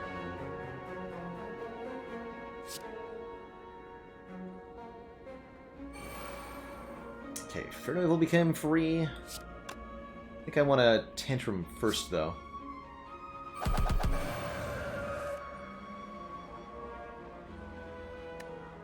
Can't play the ball. Disaster. Can do Wallop Fear Removal, though. Will do.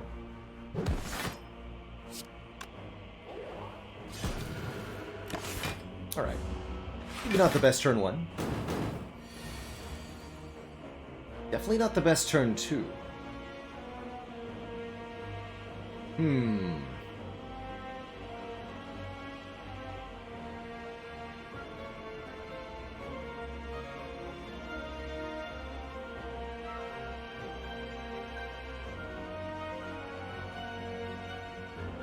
But I can go Tantrum and then back into Calm here. Okay, let's see what Discovery has to say.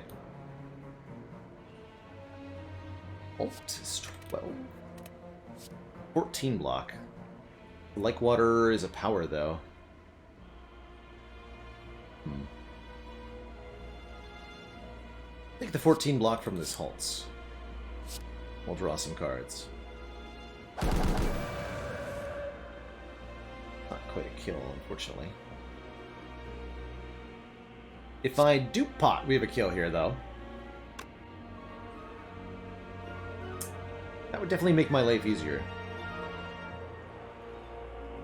We have a white bee statue. I should just use a potion. We're guaranteed to get a new one.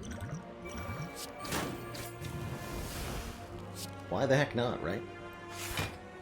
We can buffer this. Yeah, if we don't get either of these three.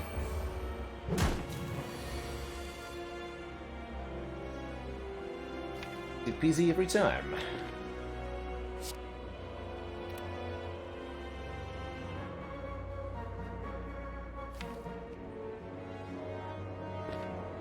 That meditate. It's okay to take a little bit of damage here.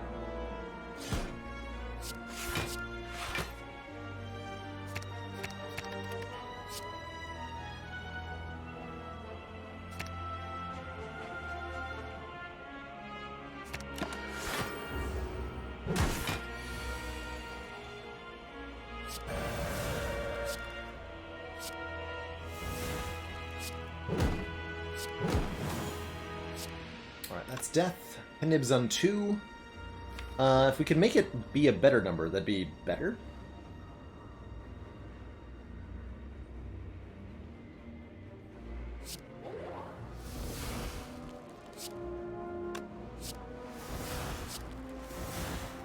Try to make it a better number.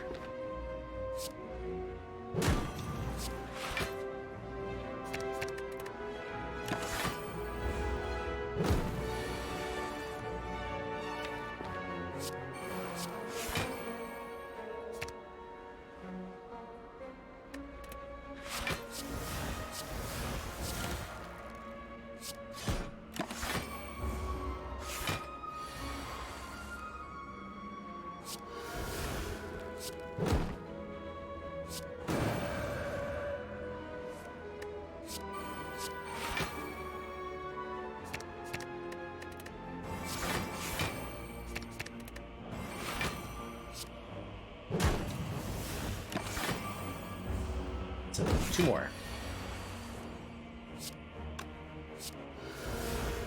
1 and 2. Perfect. War Paint upgrades 2 random skills. We got a Fear Potion and a Lesson Learned. Cute. I'm down for 1 more Thorn Influence. 2 cards for the price of none is a pretty dang good deal. Take that over the Indignation. And we get our last Third Eye upgraded, so that's 5 copies of Third Eye Plus. Or is it only 4? 1, 2, 3, 4... 5. Yeah, we got 5 copies. Let's go. Let's go.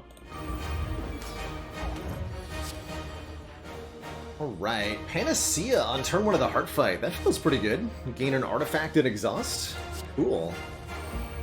Who needs stinky, vulnerable anyway, right?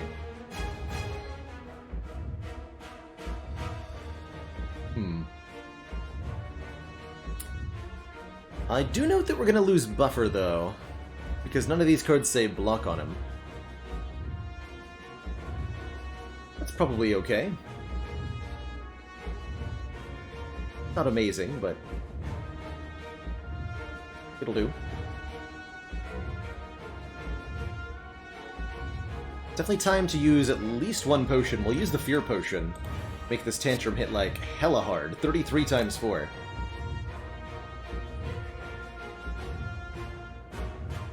I'm gonna dupe this Apparition. I'd have to discard the, if we're trying to look for a block pot, I have to either drink the Entropic Brew now or discard the dupe pot. I think I'm just gonna double Apparition.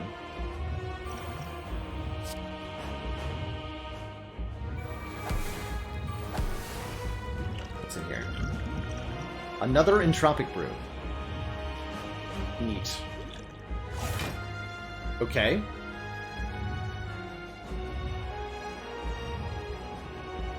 So we probably want to Apotheosis next, yeah?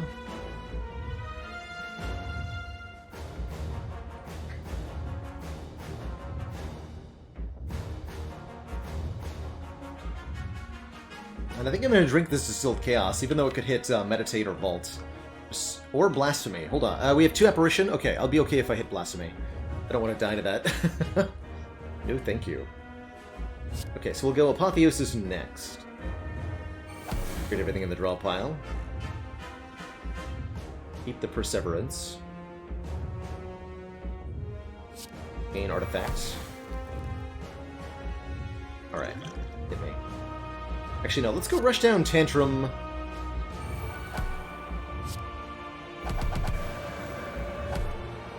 Nice. Then, Distill Chaos. Beautiful. All of these are amazing. We don't need the Dark Shackles, though. Actually, we might. And we got Wave of the Hand in play there, too. This does good damage. Okay, Entrapment proves over. There was ultimately a block potion in there. I scribed what was on top, but I've already forgotten what it was. Oh well. We're pretty good here, I'm quite certain of that.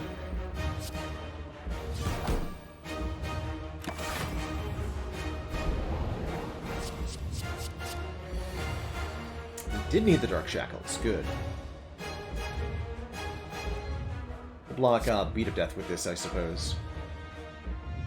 What am I secret techniquing for here? Alt? Yes. Alt plus.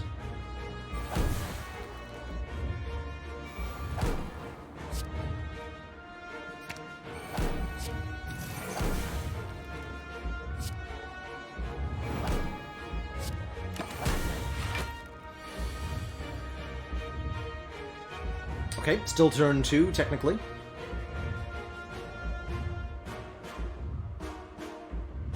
Keep the pain train coming.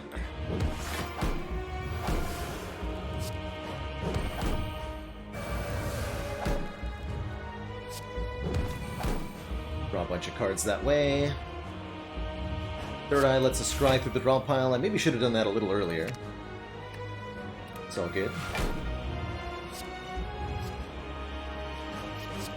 Re-study, hey? Heck yeah. And we'll meditate back the... And Secret Technique is such a good meditate target.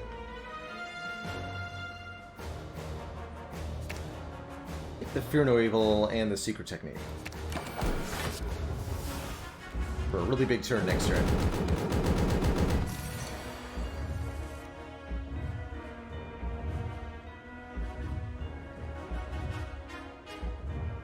It's a good block potion. What are we duping? So many different targets for that.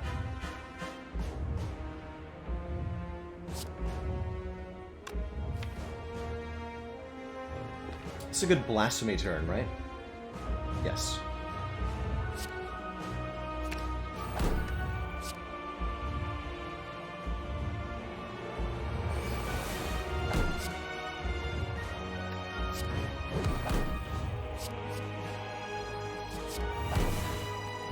That. Let's double the die for 135.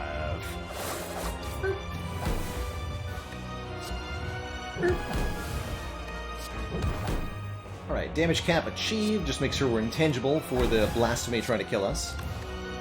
With Master Reality in play, because why wouldn't we? Why the heck wouldn't we? Amazing.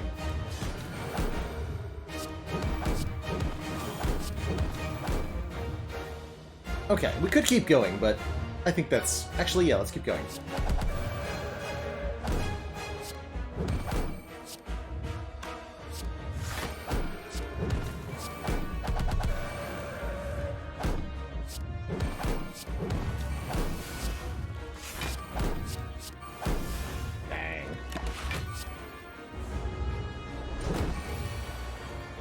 So Blasphemer tries to kill us, we take 1 damage. No problemo. And that heart is dead. GG. GG.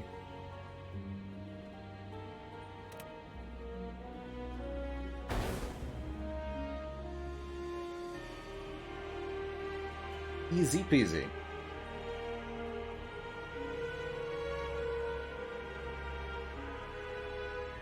Be free, my duplication potion friend.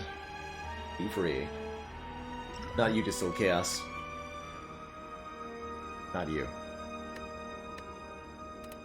EG, another great run on the Astrolabe ladder. Having a blast with this one so far. And we're absolutely just screaming up the ascension levels here. Let's do one more. I think I've got one more in me before the stream winds down.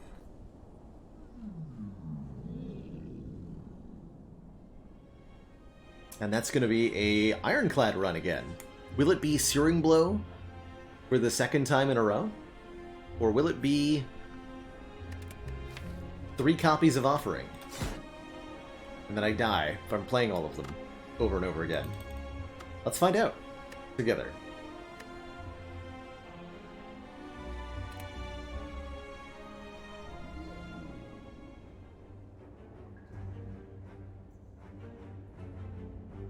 Let's see, what is our layout here? I like this. This is really good. 3 elites, 3 fires and 2 elites after the chest is really good value. Out of your act, generally speaking. Before the chest, not so much though. Could fight 1 elite or 1 more fire. Let's make it against Slime Boss, 2 defends and 1 strike. We'll transform here.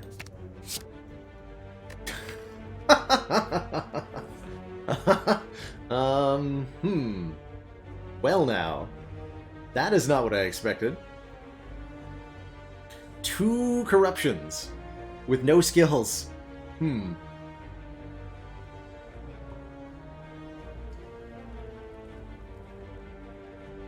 Odd. I like the Pommel Strike though. Pommel Strike seems good.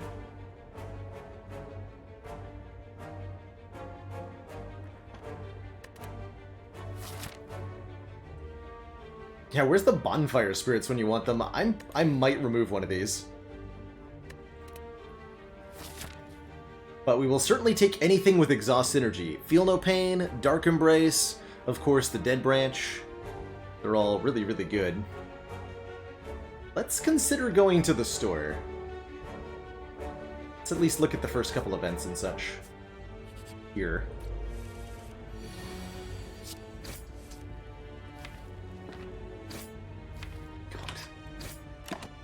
Corruptions are so bad.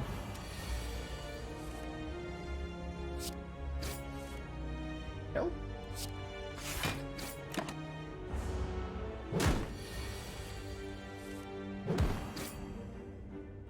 Time to take every shrug, indeed. How about a True Grit? True Grit ain't bad, or we could take a Cleave for some much-needed area of effect damage. Cleave will help a lot against elites. And good against Slime Boss, too. I'm really down for Cleave here, genuinely. Do it. Give me the damage. Uno Kid? Did you just, like, summon this? You checked the command before I actually clicked on this. Strengthny? STRNE! Thank you so much for that Prime sub. Welcome to the Council. Well, you spot a loose brick within a pillar that catches your eye. You find a folded note and a card inside. It reads, "The heart awaits." This is your handwriting. Receive a Well-Aid Plans Plus and store a card. I can't imagine, do we have any high power card that we maybe have a spare copy of that we'd want to put in this wall? I'm not sure. It sure would be nice to be able to retain cards on Ironclad, though, hey? Especially with the corruption. Yes, strike. Let's put that corruption in there. Maybe we'll get a corruption Dead Branch on another character, but we just turned that weird Astrolabe into an amazing start with a Well-Laid Plans. Okay, now I don't feel nearly as compelled to go to the shop. That's crazy. That's crazy. Not only was that immediate value for now, it was long-term value for the next run. What is going on? What is going on? Yeah, let's avoid the shop for now. We're good, I think. Genuinely.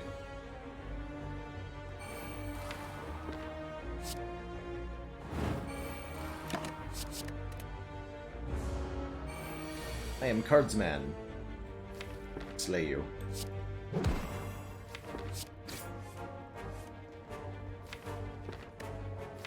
Guaranteed 15. We just full block, right? If we get a guaranteed kill.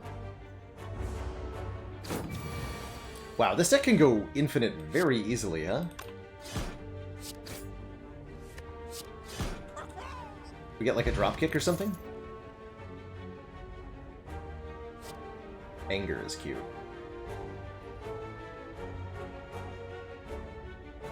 Truget would let us shrink the deck even further.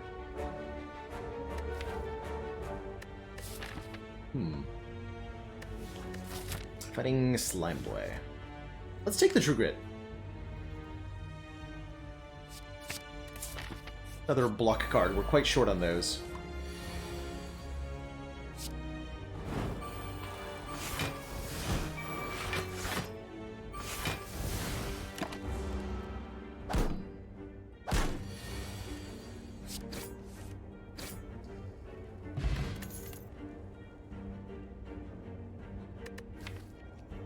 Body Slam, pretty interesting here. Inflame is nice. A little bit of strength goes a long way on any Ironclad run. Seeing red could be free energy in exchange for a card draw. Let's take an Inflame here. I like Inflame. A little bit of strength does wonders with Cleave, does wonders with Pommel Strike. It's just good. Ow. With my face, though.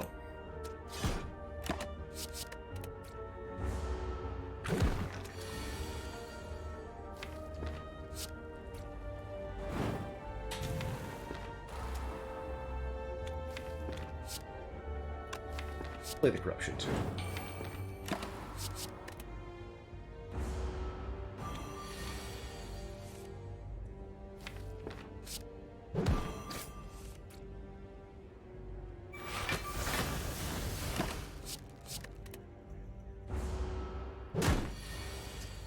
Painful fight.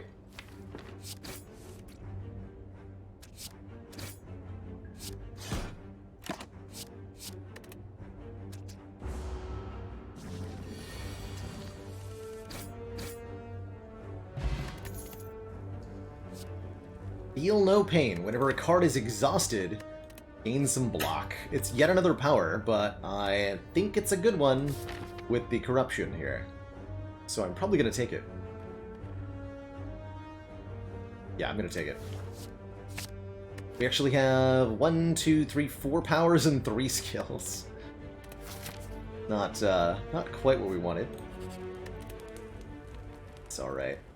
I think for the short term, the Cleave upgrade is the best one here. Just 3 more damage every time we play that card, helping us deal with multi-enemy fights a lot better than we did before.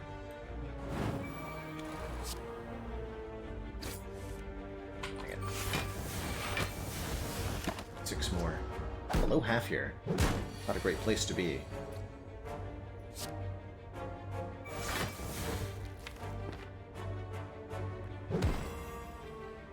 It's definitely lame, probably.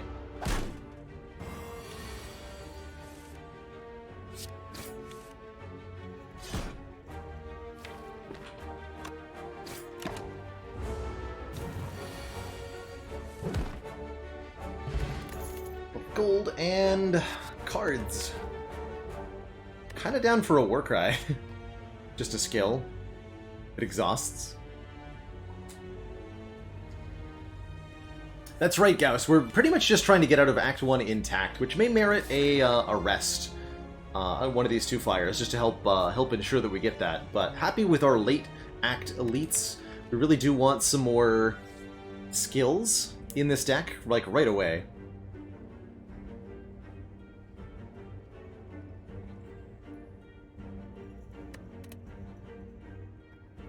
I'll take a Warcry. Not great, but it's a little bit of hand manipulation, and it's a little bit of exhaust. And am I going to risk it against a Gremlin Knob? I am. Searching the adventurer, you're caught off guard. You don't say. You can play all of our skills. Knob will be angry, but not that angry. And we have a Dex Potion here, too.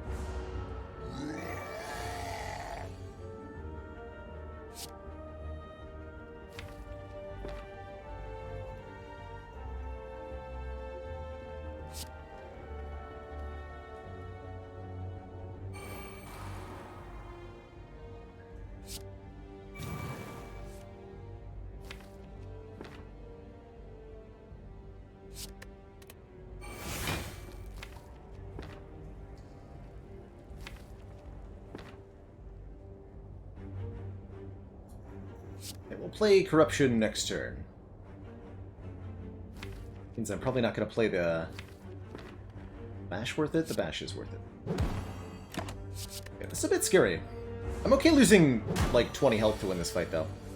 If that's what it takes. Is that what it takes? Maybe. 16... I would have to kill next turn, hey?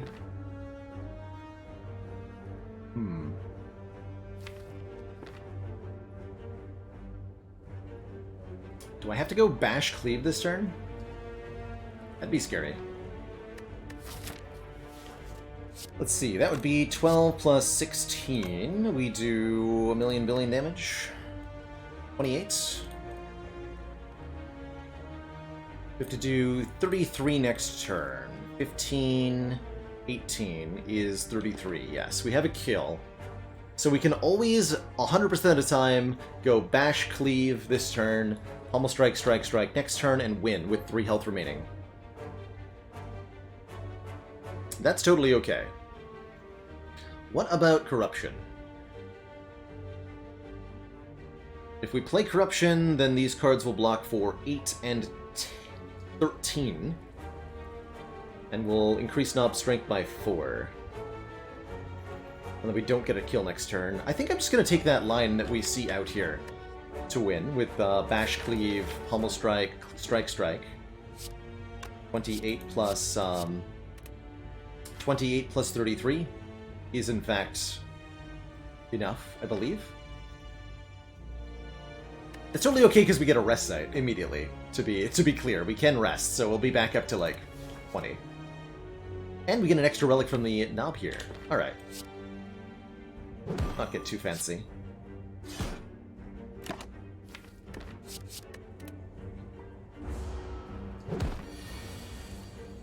Definitely was a little aggressive to take this fight. But we'll see if it pays off. Question card certainly helps, giving us 1 additional choice in every card reward, and here's the first of many shrugs that we're going to add to this deck, giving us block and drawing a card.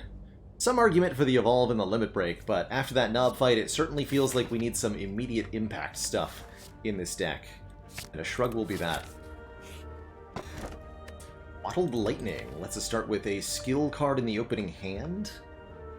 Warcry, Shrug, Trigger it? No. Okay. And we'll sleep.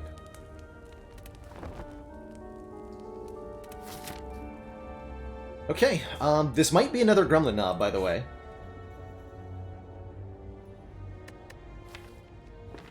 Oh boy. I'm not taking a Parasite. I do have good potions. It's all gonna be okay.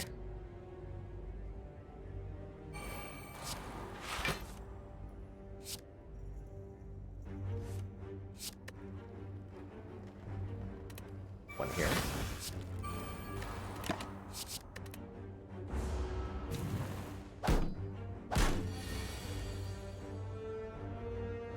I would definitely bottle the well-laid plans if we got a bottle of some kind. For sure, I would do that. Let's see. Reasonable chance of drawing a block card off the Pummel Strike? I think I had Pummel Strike and then If I draw a block card, we'll strike you, by the way. Not draw a block card. That'd be nice, Snecko Whale. No, I think we Snecko Whale next fight. I think here we just go... Defend, Cleave, take 11? Really needed these cards.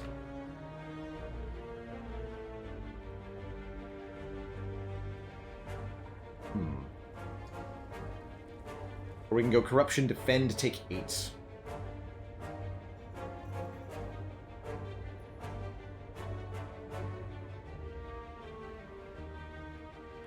I'm valuing that Snecko Potion in the next fight more. Same for the deck spot. Pick our beats on this turn. Go down to 18. Should be enough to beat the elite. Smiley face.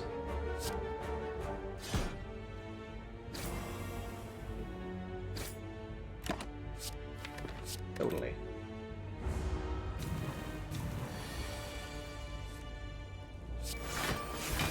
Yeah, panicking, I think, a fair response in this situation.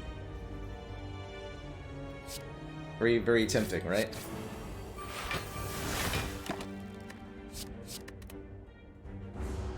We score the Odd Mushroom, which will make us take less additional damage when vulnerable here. As well as 29 gold and a Fire Potion, which makes me feel a lot better about that upcoming elite. Do we want another Pummel Strike? Not sure. Jake Treester, thank you so much for the 9 months, and that Tier 1, just 3 more to the full year. Got a raise at your job, so you got on this 6-month sub deal. Nice! Congrats on the raise, and thanks for locking in your support to the stream for a long time to come.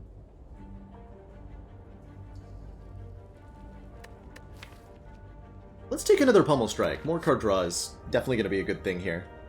The flex with the well-laid plans is kind of interesting, isn't it? I think I want that. Just need to make sure we have enough damage for a potential mob fight here. Thankfully, not too bad. Put that Cleave on top so we can play it with Inflame. We'll see what next turn looks like here.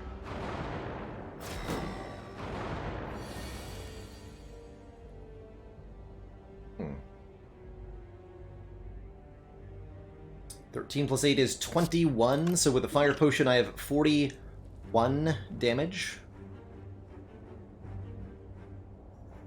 Damn it. Damn it. Oh, if we draw either of the Pummel Strikes, we'd have a really clean fight here. With just the Fire Potion committed. Dang it.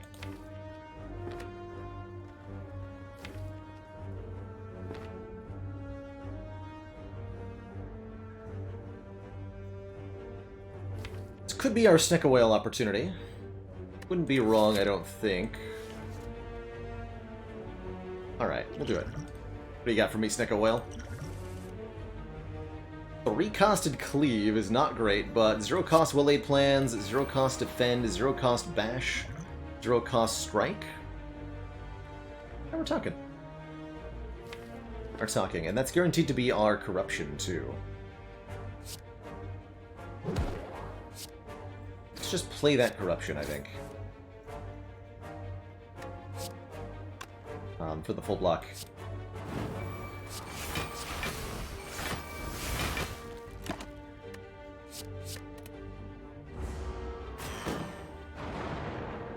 And these daisies now will provide a comfortable amount of block for us. All the time.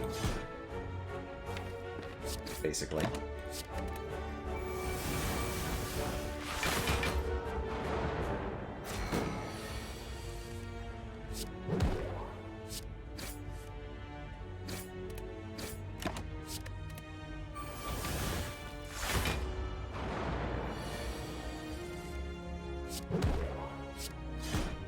Okay, we used our Snecko Whale and we got a perfect Sentries fight.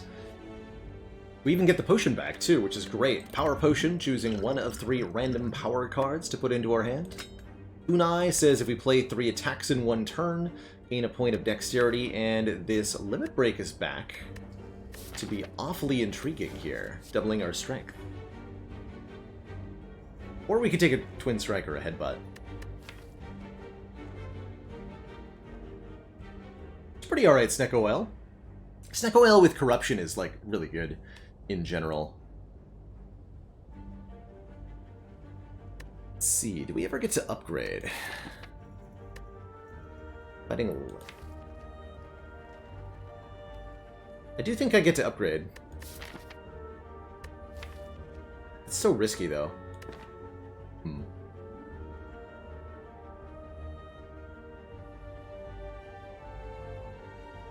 Cheesy Bomb, thank you so much for the tier 2 sub and the 6 months advance purchase. Ye gods. The bonus value. That's the kind of support I really appreciate. High tier and long term. That's commitment right there. Is Limit Break risky? Yes. Yes, it is. Partially because we can draw it before the Inflame, and it's a card that doesn't block on the turn we play it either.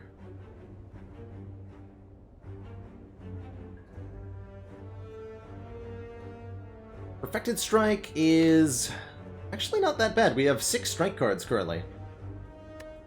So this is a decent Perfected Strike. I want this Limit Break.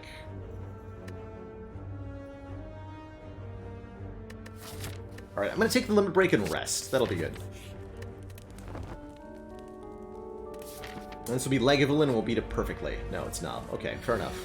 We do get Inflame Limit Break turn 1, though. That's pretty hype. I think we'll use the Power Potion on Slime Boss and the Fire Potion here.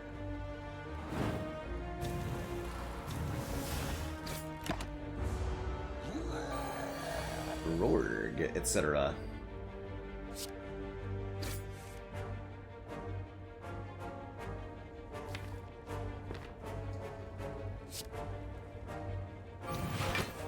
A little bit of block. We can hold on to Corruption, Feel No Pain? Question mark? Not being made vulnerable. So I'm going to do that.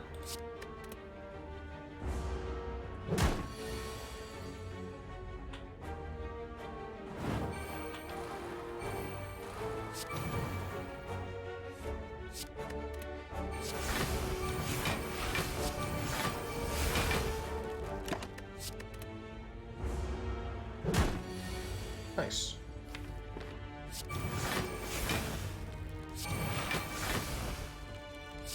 Well, well, well. Check that fight out. Nice.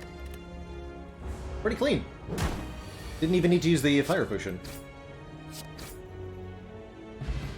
And we get Calipers. At the start of your turn, lose 15 block rather than all of our block. That... Okay. Okay. And we take the Dark Embrace. Deck finished. Officially finished the deck. Cool. Seems good. Of course, the only problem right now is that we can't actually generate that much block in total, but we'll fix that. We'll fix that. Right now, the hardest thing is to get the Corruption and the Dark Embrace in play at the same time. We could upgrade the Dark Embrace to make it cheaper. Pretty much Shoefish, yeah, we just want to add block cards. Any skills, really.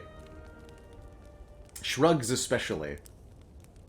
Let's start with a upgrade, I think, on the Inflame here. A little bit more strength to go with the Limit Break, but there's so many good options.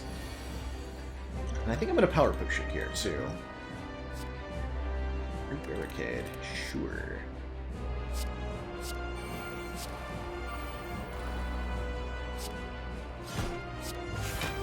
See you later, Limit Break.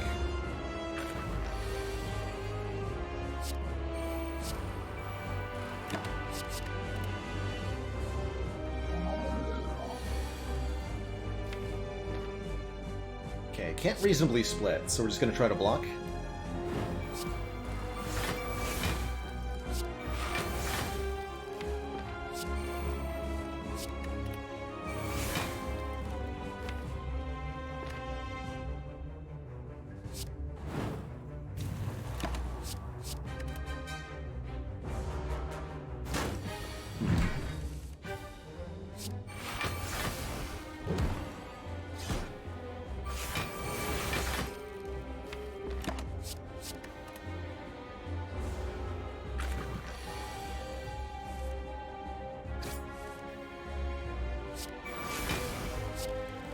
Freefall next turn.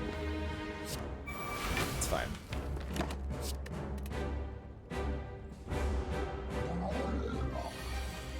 Slime Crush.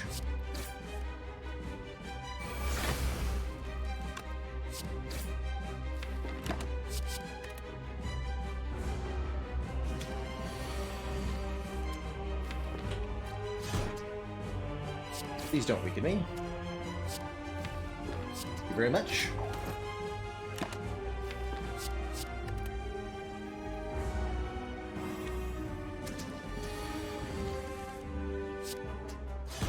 So now that the skills are all out of the deck, it's pretty easy to just draw the cleave over and over again here.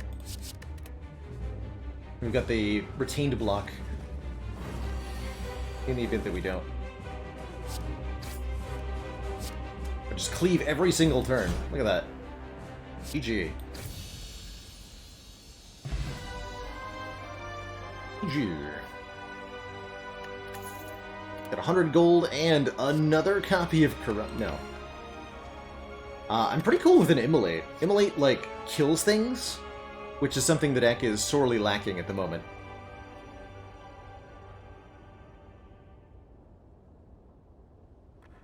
Bludgeon is kind of similar, but it's a single target for slightly more damage and more energy.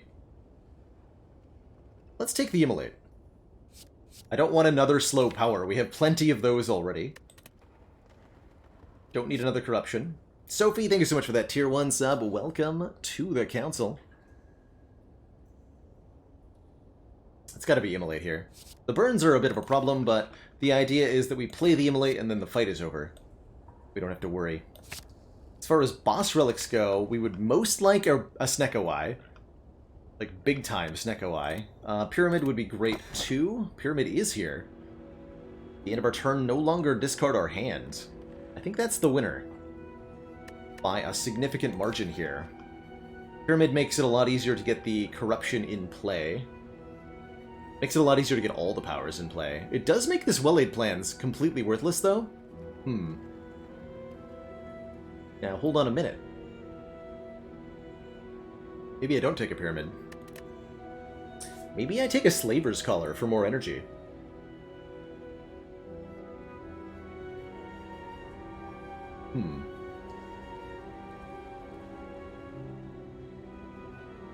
I'm definitely not taking the Calling Bell.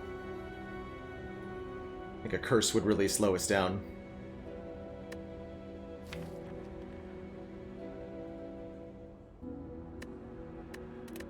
Alright, let's take the Collar over the Pyramid. That really hurts to do. But I think it is okay here, giving us extra energy during boss and elite combats. Then the goal becomes buy Dead Branch at this store. Right? I think we do want to go for the Burning Elite too. But definitely with this much money, we're going to head right on into the store and consider fighting an elite with what we get. Birds? Uh-oh. The birds are back in town.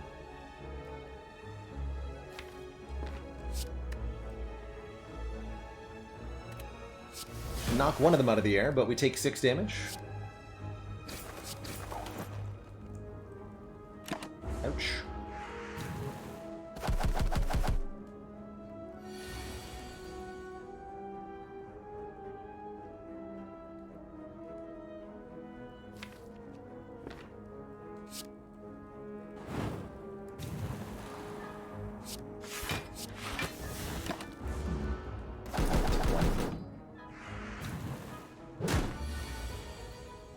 No. No!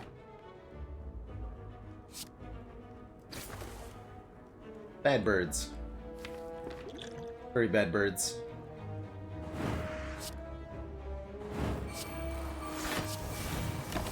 Oh boy.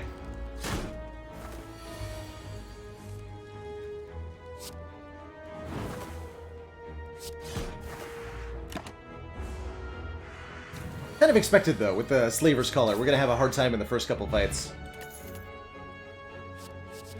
Yo, Disarm and Shockwave. Both very, very, very, very, very good cards with Corruption. Havoc Plus not bad either, actually.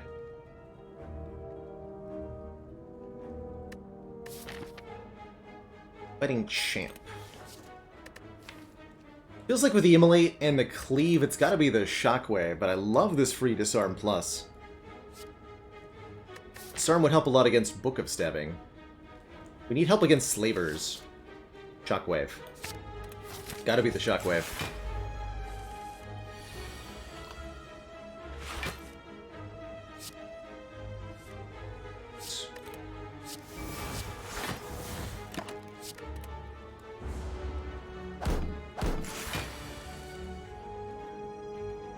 Sweet. Better.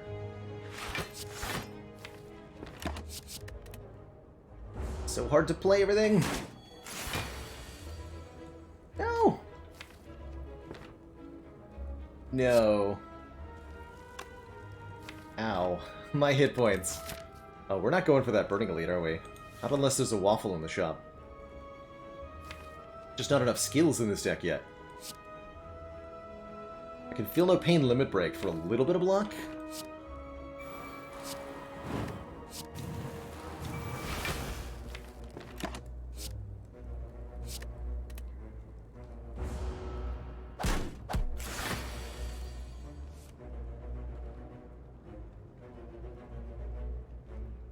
Okay, here we go.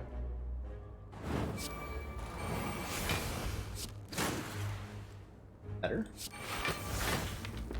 Okay, once we get all the powers in play, we're good. Just, like, shockingly difficult, right?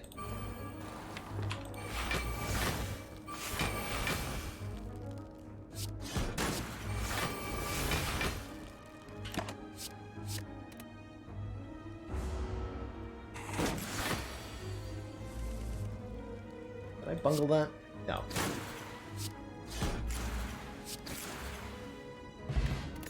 Five more max health, definitely appreciated, and ooh, spot weakness plus with the limit break, I like. Sword boomerang plus with the strength, I also like.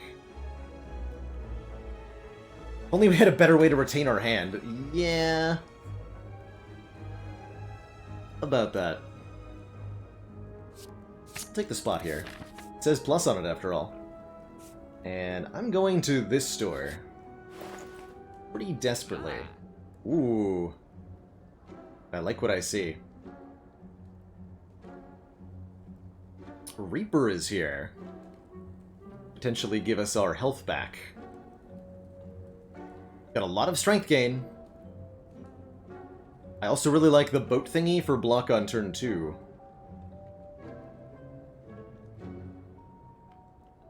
I can't afford both and a removal, though.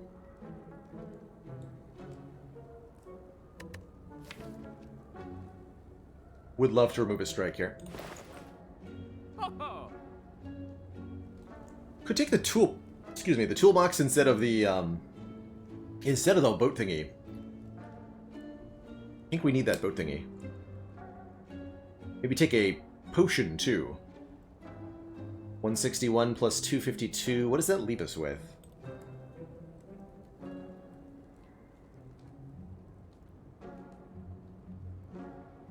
$44. Not enough to buy anything.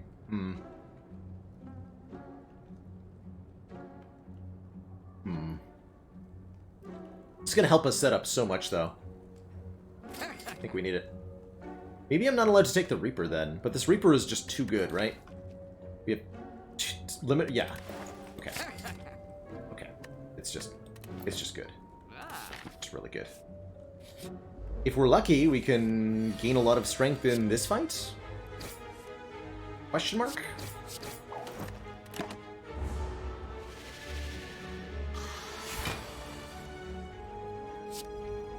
So far, so good. The Snecko, speak of the devil, thank you so much for that Prime sub. Welcome to the council. Oh, hecko. It's a Snecko.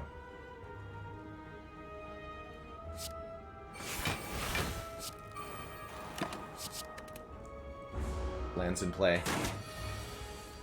Gonna need it.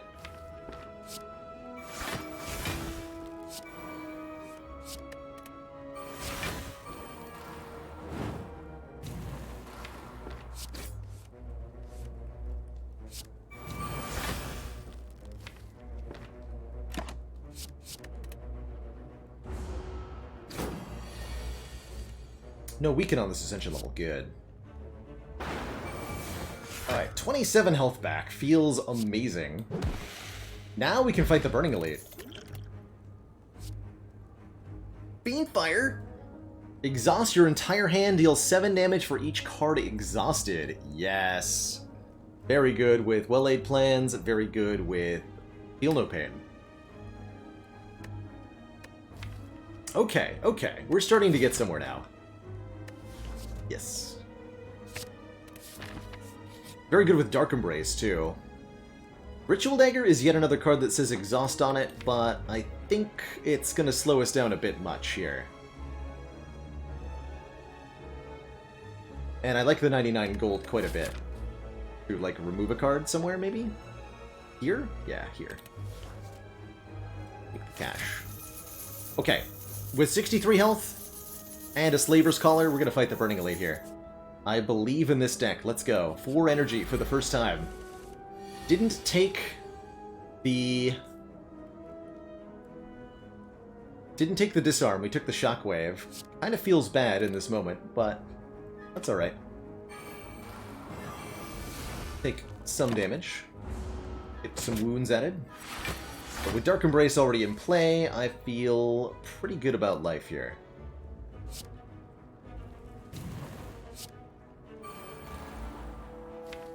Let's also Bonkify. We'll draw back to Reaper. Take 1 more wound. That's maybe too many statuses. Maybe too many.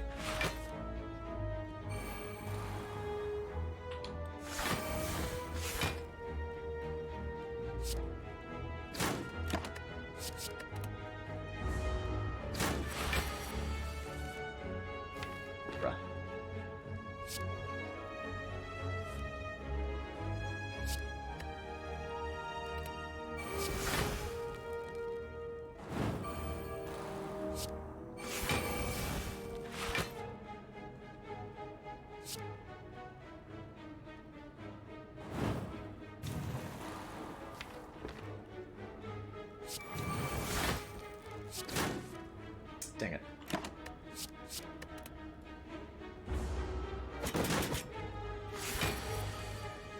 Oh boy.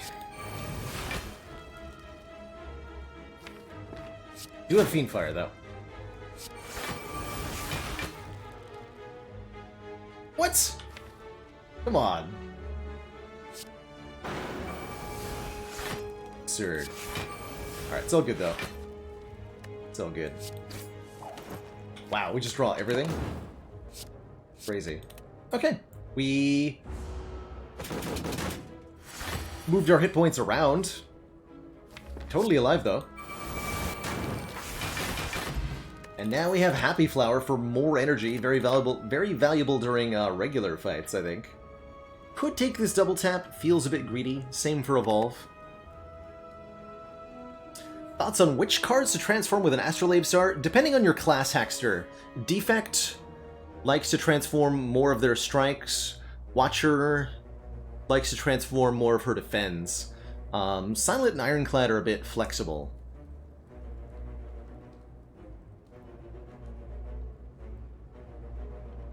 And it also depends on how many elites you need to fight in Act 1, so it'll depend on your map. But as a general rule, you can't go wrong with 2 of one and 1 of the other. I've done a couple times we've transformed 3 strikes or 3 defends. Actually, I don't think we've done 3 strikes yet. Double Tap Reaper is sure nice. Double Tap Fiendfire does work if the Dark Embrace is in play. Speaking of, we're going to upgrade that so it's cheaper. But that's too many combo pieces that we've got going on. We need to reduce the number, not increase it. So let's grab an upgrade here. Let's fight the Slavers. Hey, we got Shockwave. Turn 1 feels good. Take relatively little damage. We got Boat Thingy coming in next turn. And we can probably get a lot of health back from Reaper here.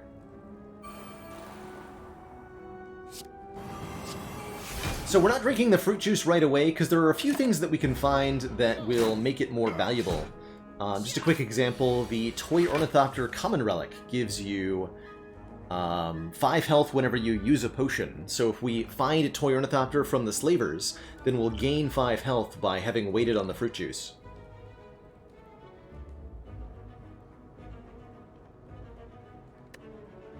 Hey, Electric TD, we use the Filter the Spire mod to get the guaranteed first relic every time, which is available through the Steam Workshop. Lets you customize and choose what it is starting with.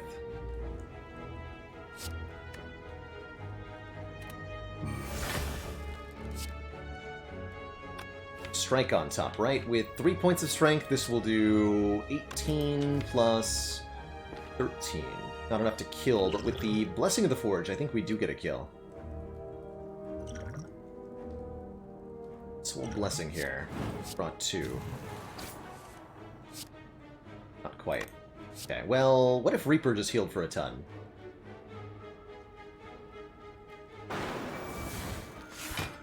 I'll take it. Does mean we get made vulnerable, but that's not so bad with the Odd Mushroom. They're still doing very small amounts of damage, right?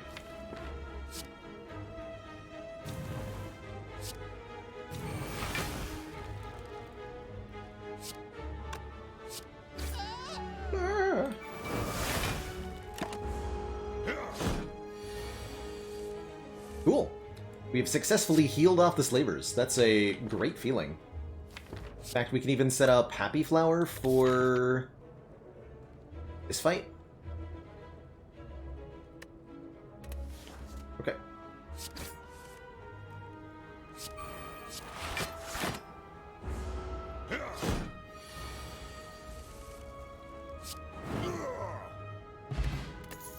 Urya, letting us gain strength at rest sites up to 3 times. That is really genuinely very good with Limit Break and 3 fires coming up. We can just lift 3 times. Oh boy. Oh boy. I also really like this Intimidate Plus. 2 turns a weaken at 0 cost. Buys us some time. Works great with Dark Embrace, works great with Feel No Pain, and means we don't necessarily need to upgrade the Shockwave. So we could have gone this way for more elites. This gets way less fires, though, if we go through the middle path. That's why we chose not to. And having gotten the Gurya, I'm pretty happy with my choice. Lift, lift, and lift. Scales are good. Damage back when we're attacked. Stronkening. Commence the Stronkening. And I will take this. We can remove this ride if we get it. And there's a 50% chance this is a free relic. Easy Toxic Egg to go with our Corruption. Heck yeah. Amazing. Really, truly amazing. And I should be able to heal to full in this combat, too.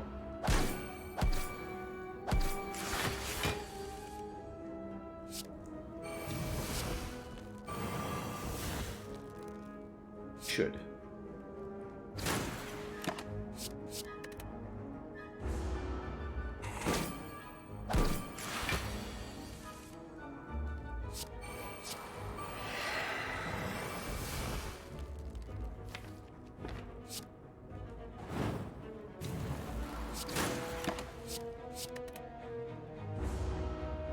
Fighting me. It hurts.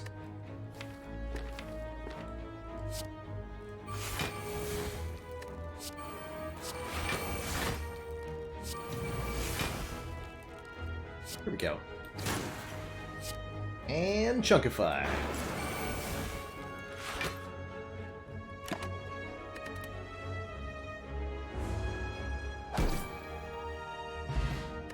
Beautiful.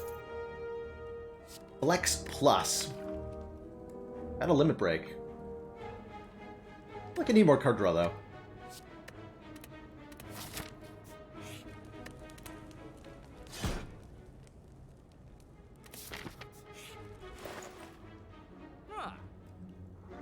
Second copy of Reaper is an option. Potion Belt's pretty good. We can even afford Potion Belt and the Entropic Brew to go with it. That's crazy good. Or we can buy a card removal.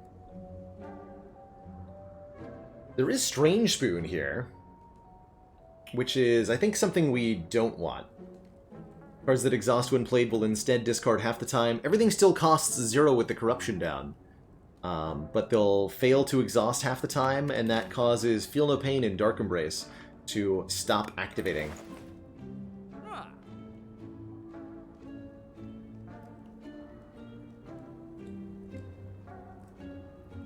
Second Reaper is crazy good.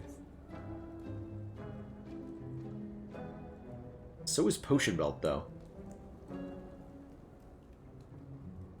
We can definitely have a full set of 5 potions going into the heart if we buy the Potion Belt now. Could take Enlightenment to try to make stuff cheaper. Be kind of interesting. Immolate, Fiendfire, Corruption are all made cheaper. Shockwave? Bizarre. Yes, Lamguin. Copying Searing Blow, you'll get more of the same. And so... let's say with Dual Wield, you basically copy all the current effect changes on the card. So if you've got a very powerful... if you've got a free Sands of Time, Dual Wield to make more free Sands of Times. If you have a really big Ritual Dagger, or a really big Searing Blow, then you'll get more you'll get more copies of it with the same dagger. You can't level up the Sack Dagger by playing the copies, but you'll create copies that are all the same damage value.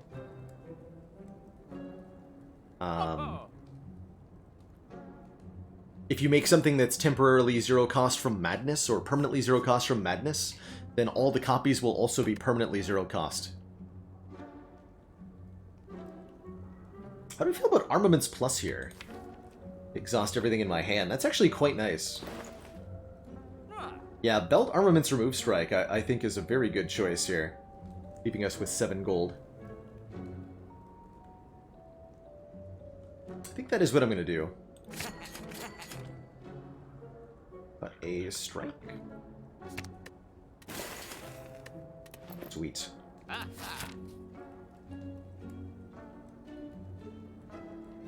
Next door will be next act, because we got Champ to fight.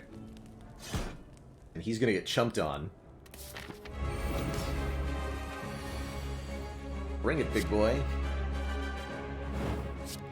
So we can scale up to beat Champ with Spot Weakness, if we want to.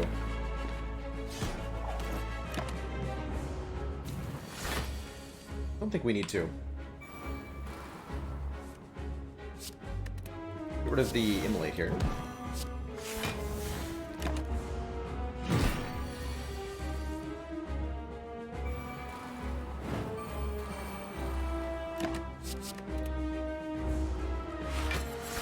And once all the powers are in play, well, the Champ is going to have a bad day.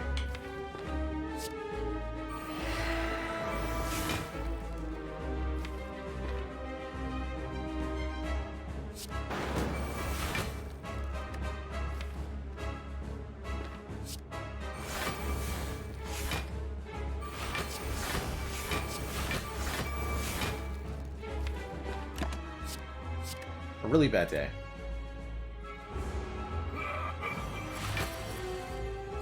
Strength. More strength. Vulnerable. Draw some cards. Okay, there's actually only 1 card left in the discard pile, so I really don't want to play Fiendfire here, do I?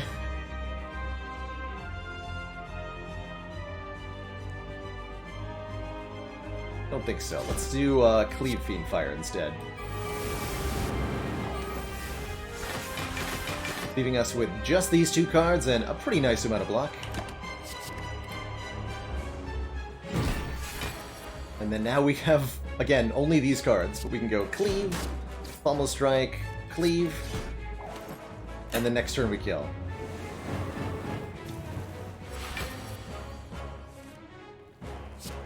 GG. Also an achievement there. If you, the Purity achievement requires you to reduce your deck down to 3 cards in the middle of combat. Highlighting one way to get that. 99 gold and Exhume. To put a card from the exhaust pile back into our hand. That's pretty good. Or Feed here to allow us to gain maximum health by chomping our opponents to death. Definitely a good thing to combine with Reaper here. I don't think we're going to need max health. Let's take an Exhume. And a Black Star? More chances at Dead Branch?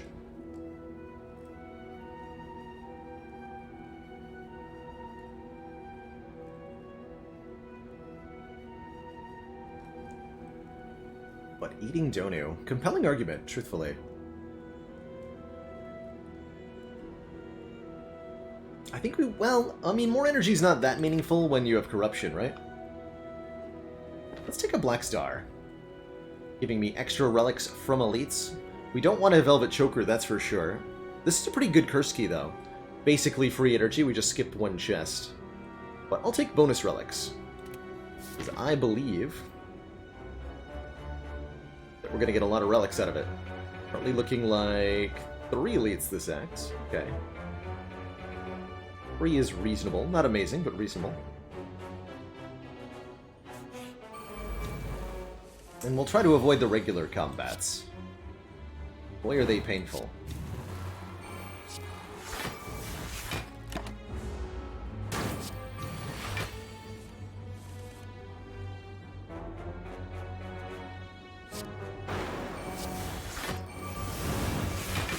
At least we have Gurya.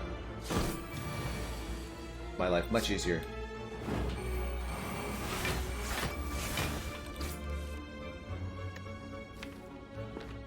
Oh, we can Exhume Limit Break. Yeah, that's really a big deal.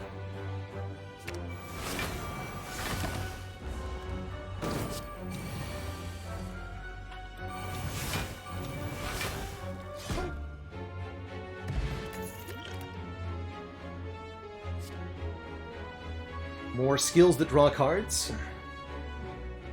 Sure. Take a Warcry here. 12 cards and match them to, oh my god, another Limit Break, and a Shrug Plus, and an Entrench Plus? What? Give me those. Yo, Limit Break, get. Limit Break, get. And Good Instincts get, too. We'll take a 0-cost Block 9. That sounds awesome. Awesome, awesome, awesome additions.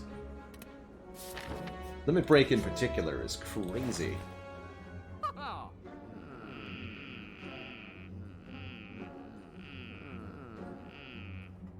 Alright, well, I can't take the 3rd Limit Break, but I can take the 2nd Feel No Pain.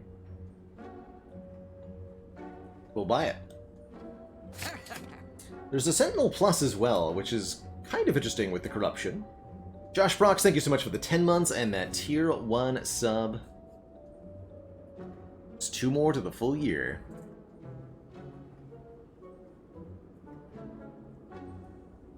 Sentinel, though, indeed. Tough, It gives 3 extra energy if we exhaust it with Corruption. Otherwise, it's just a half-decent block guard. And yeah, this was a question mark store, that's right. Probably gonna go up this way.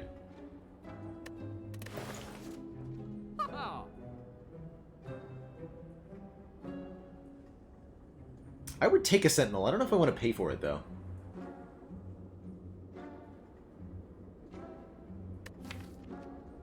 Alright, we'll try it.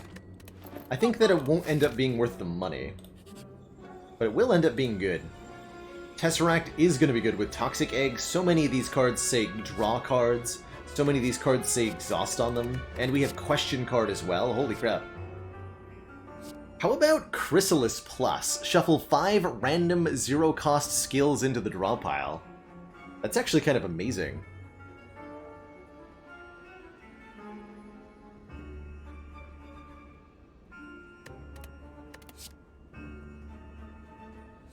Panacea, kind of interesting. Draw if we have no attacks. Let's take this the Chrysalis here. Skills with Corruption? Come on, give me them. I think we'll take the Shackles over the Panic button. Hard to evaluate future value of money. Ooh, good question. There's like a vague idea of potions in particular, one of the big things we can spend money on here. That and card removals. Is Panacea? Let's do it. Artifacts. Okay, 999 gold is badly timed. Upgrade all is not useful, so let's fight a boss and get another rare relic. Here at the Mind Bloom. Can't take the other two.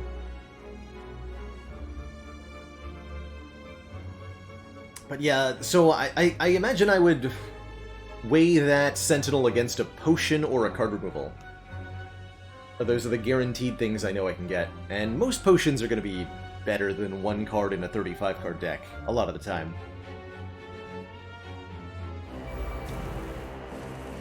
Hexaghost, huh?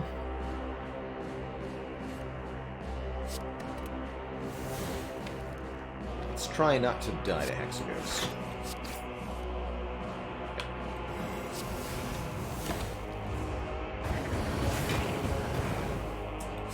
Jackeldon. Cool.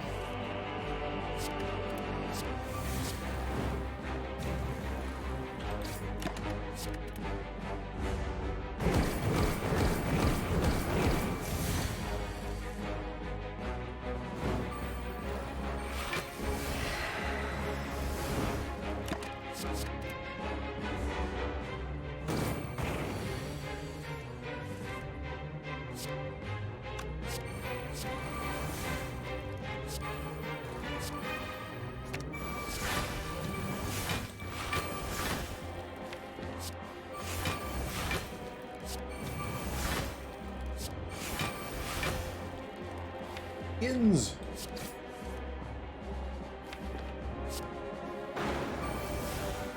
Alright, what's Chrysalis gonna be? Battle Trance, Rate. Oh my god, and a Sentinel too. Here we go.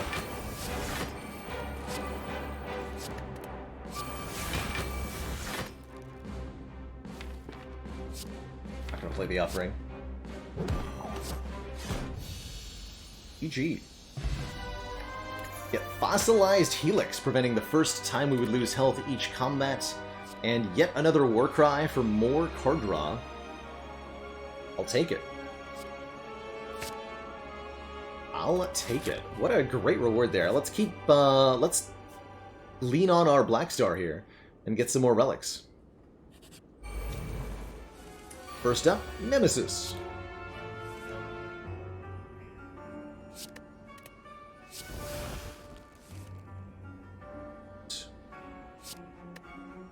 So I don't want to upgrade the Limit Break. That way I can play it and exhume it and play it again. Go to 12 strength on turn 1 here.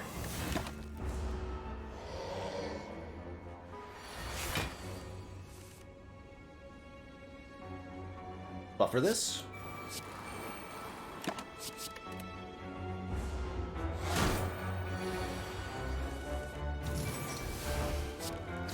Let's try, nerd.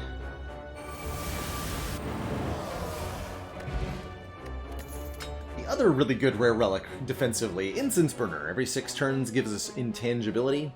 Centennial Puzzle is card draw when we take damage, and oh my, Dual Wield or Shockwave. Both really good here. Shockwave is a second copy, more AoE weak and vuln. Dual Wield can make copies of any power or attack that we have. So we can make copies of Reaper, make copies of Dark Embrace, make copies of Feel No Pain, etc.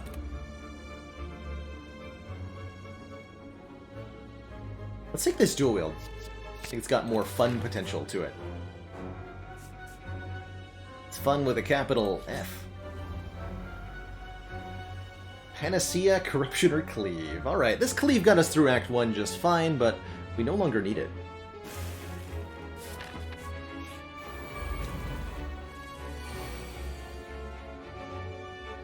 Easy peasy turn 1 Corruption. Yeah. Easy peasy. That Stinky Dagger. Yes, Pen, multiple copies of well-laid plans do indeed increase the amount of cards you get to retain. So you can build your own runic pyramid, so to speak. If you want to.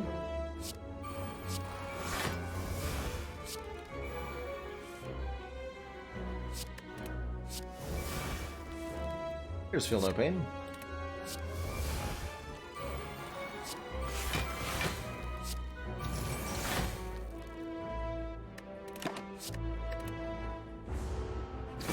Maybe you should have done the math. Okay.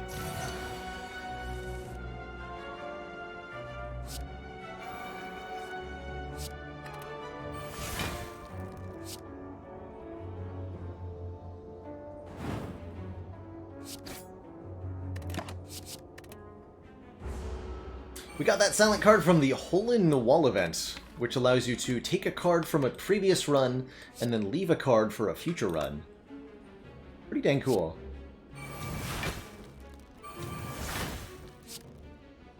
Wait, 3? Really? No.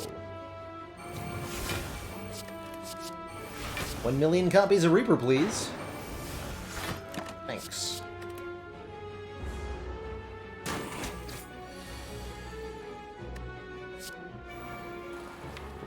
Last card of the deck. Alright, alright, alright.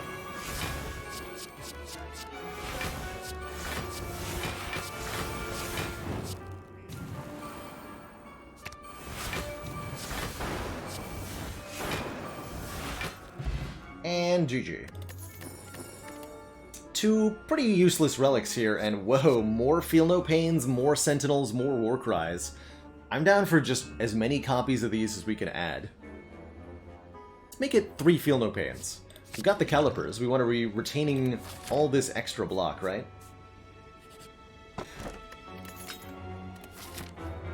Basically, just never feel any pain.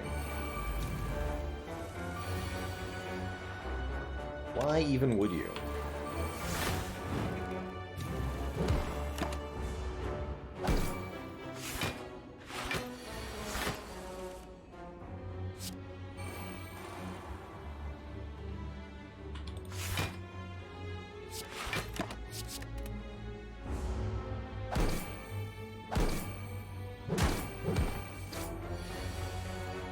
Fools, you've only made me stronger. And angrier.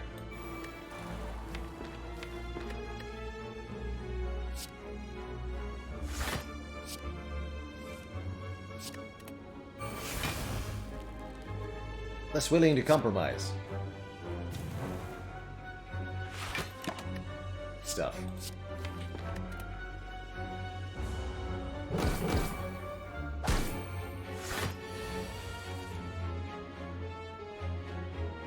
Fools. There's corruption.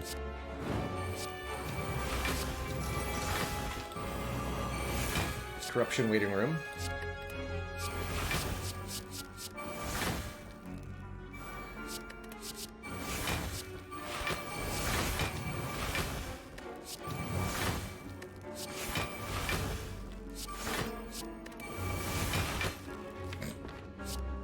Branch.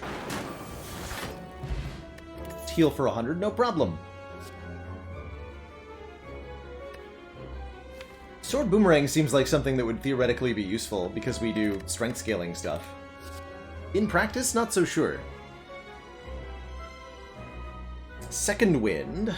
Exhaust all non-attack cards in hand, gaining a block for each card exhausted. Also quite good. I think. But we do want to be careful about adding more cards than necessary, really. I'll take a Second Wind. Give me all the upgraded skills, please.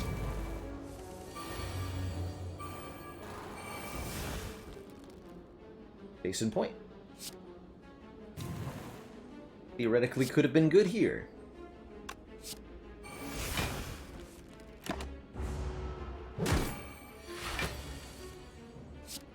Theoretically.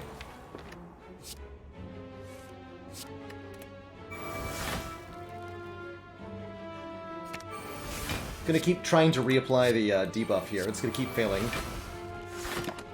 Because we have 4 artifacts. Good luck!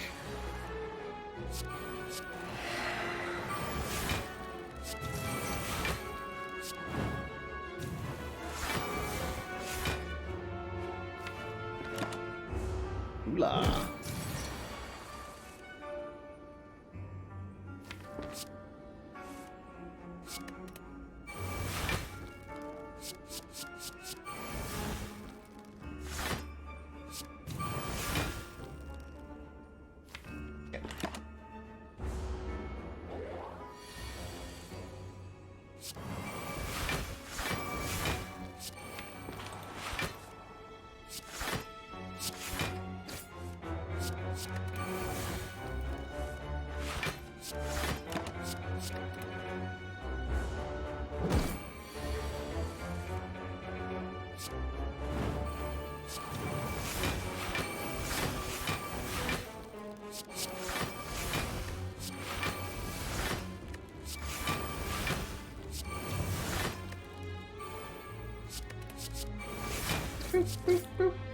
GG.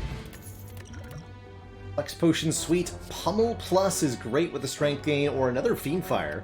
I think I'll take the Pummel here for the 5x strength scaling attack. Especially with our 3 innate strength, right? Give me not 1, but 2 copies of Chrysalis Plus in play, please. Because I said so. Awful lot of skills in the draw pile, but with Dark Embrace here, I'm sure we'll figure it out.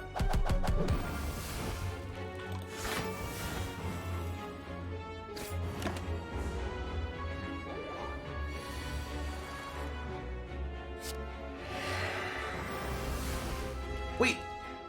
Chat! Haha! More copies of Well-Laid Plans, let's go. Surely this is the greatest timeline.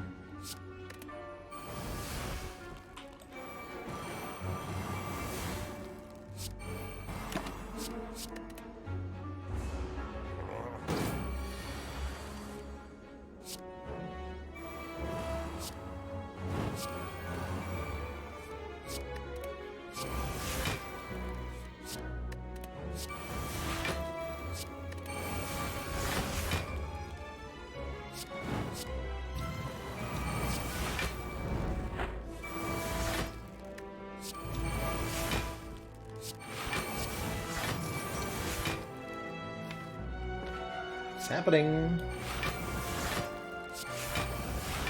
Don't forget the giant head takes more damage every time we, for the rest of the turn, every time we play a card here.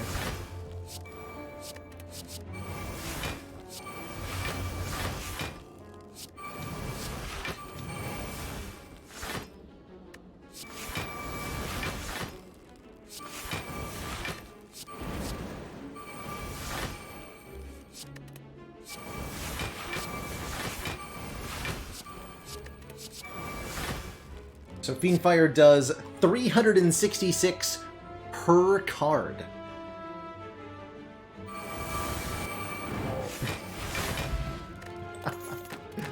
That's maybe too much. One more Warcry? There's no amount of Warcries we can put in the deck that makes it feel bigger. Keep adding them. Well, they're good. And we'll dodge the shop for one more event here. It's a bad event. Or is it 2 copies of Madness Plus? Those are actually terrible. I don't want those.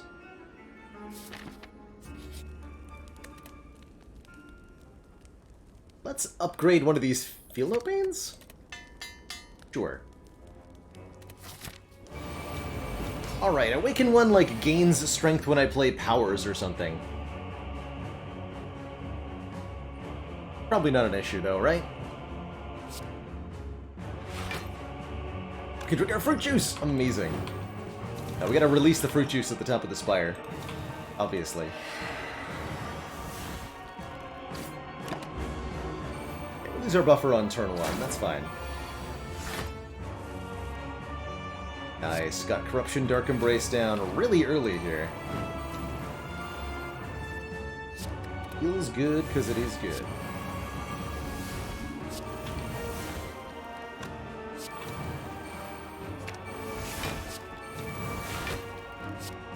Hi.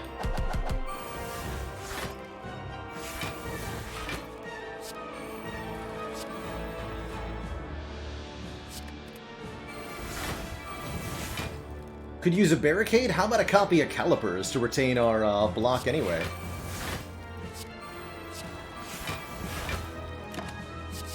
How about that?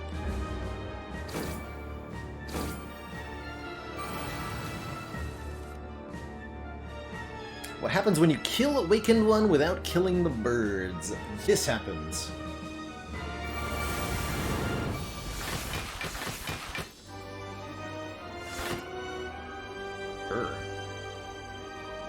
GG, nerd. Was that a two-turn kill? I think it was. No, a 3-turn kill. Excuse me. Two thump. A deep pulsing dread can be felt throughout the room. Is this the heart of the Spire? The source of all this exhausting? You ready your corruption? In 1386. Good year.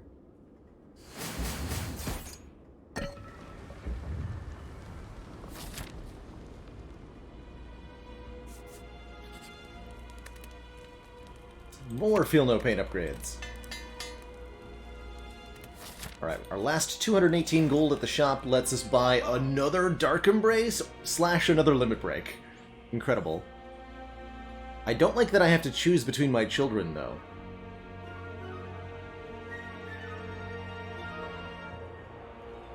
As much as the additional Stronquitude is great, I think we've learned pretty thoroughly on this stream that multiple copies of Dark Embrace is game-breakingly good.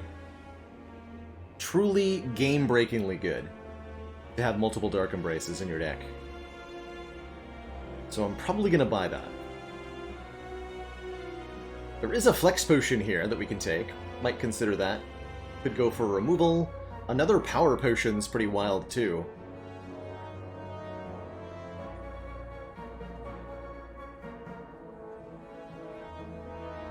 Everyone's pocket out of a hand drill. Guys. We have a ceramic fish. Still not quite enough.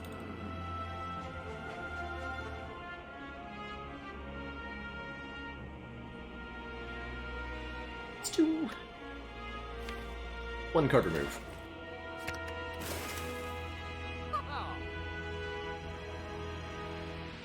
Alright, that seems good.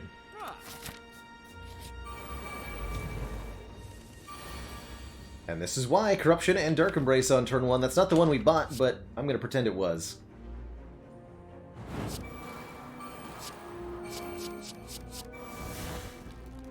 Two Entrenches? Nice. Good stuff. I need to draw more cards.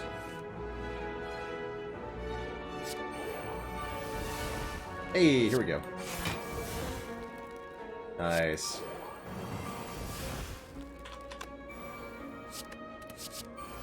The beginning arrives. Oh yeah, here we go. Let's get the second Dark Embrace down rather than all these in flames.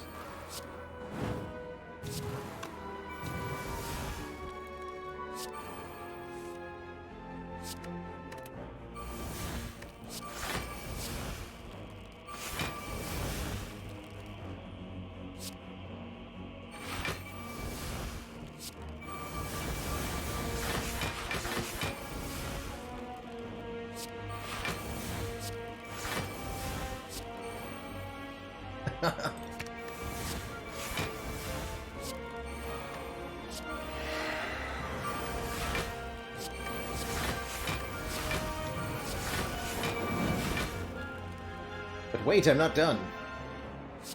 I must also gain 300 luck and kill the Spire Spear.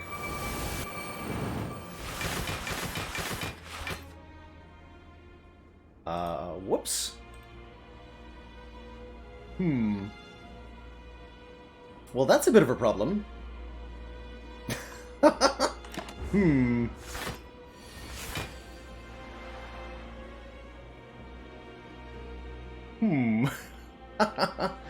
I made a mistake.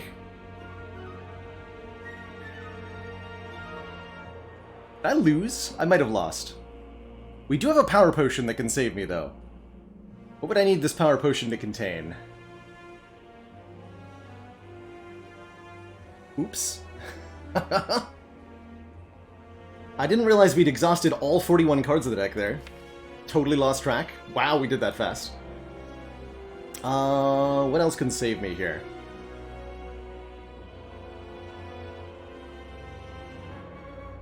I could restart the fight. Let's see if there's an out here. Fire breathing would have been if the Spire Spear was alive. We actually lose from here. Amazing.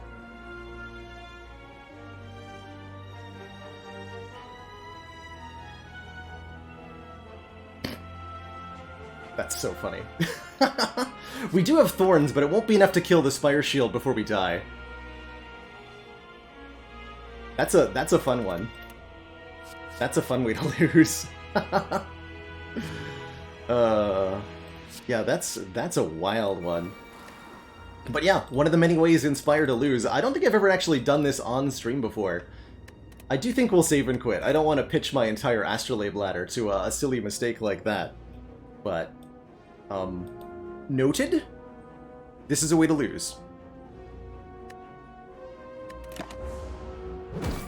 The only thing we can do is end a turn, right?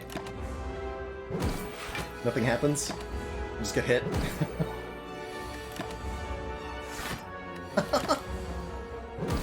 Yeah, we're dying well before the shield does. God, that's funny. Okay, okay, we'll save it quick here. Oh, that's whoops, whoops, whoops, whoops.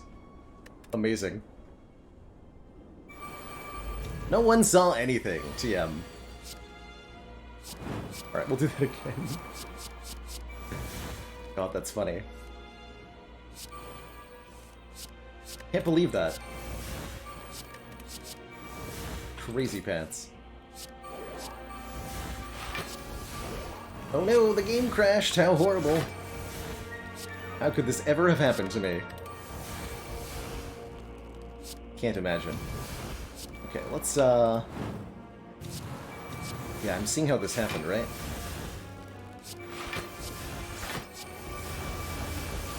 Yeah, I'm seeing how this happened. Okay, let's not.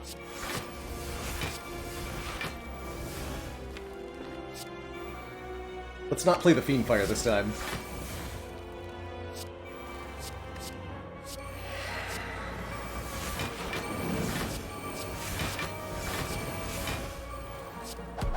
We'll do Pummel instead. There we go.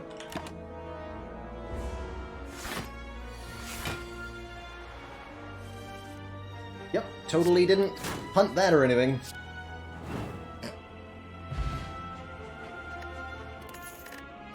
Yeah. But, noted? Totally noted. First try. Got there. We'll pick the shrug, too. Oh, that's funny. Yeah, at the end of 8.5 hours, mistakes like that are, well, they happen. Happened the same to you, but you had a Codex. Cool. Codex is definitely a way to bail out there.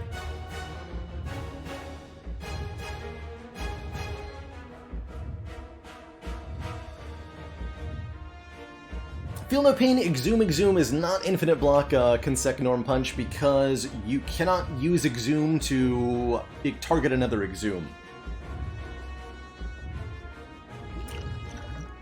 Which isn't told to you, so there's no reason you would, know that.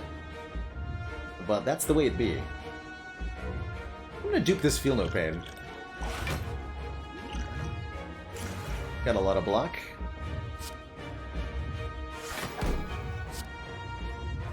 Dark Embrace on turn 1 is awesome here. Oh. No. We're not going to dupe the Feel No Pain. We're going to do this. Armaments. Duplication Potion, the dual wield. To do this.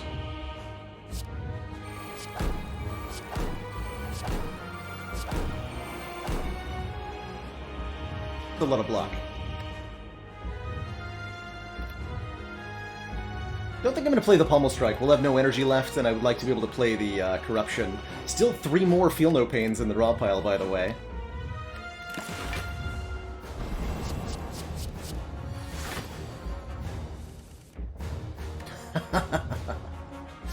Let's go. 24 block per exhausted card. And of course we get limit breaks out of the thingy. Incredible.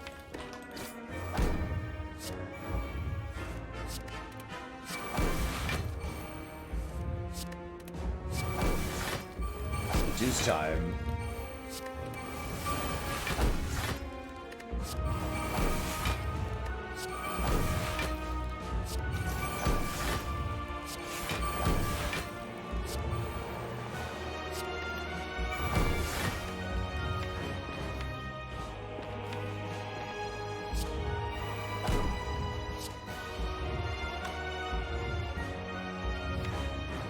Maybe wanted to Dex Potion on this turn. Do we keep going? Not yet. I think we stop here for now.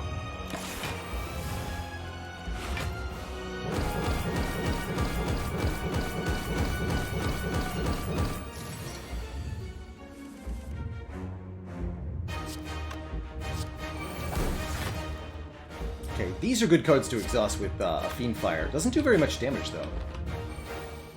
Try to get some more stuff in hand.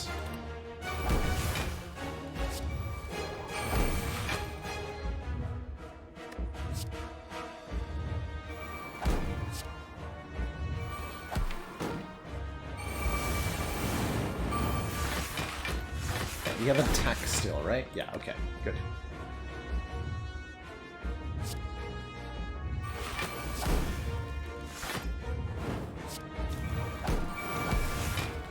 Strength, 26 strength, 52 strength, and more to come.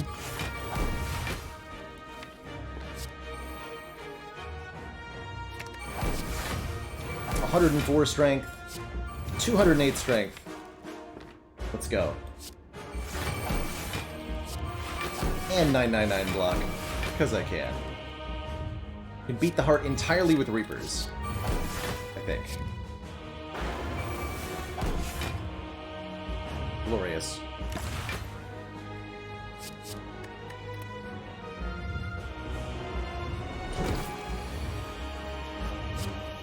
Brah.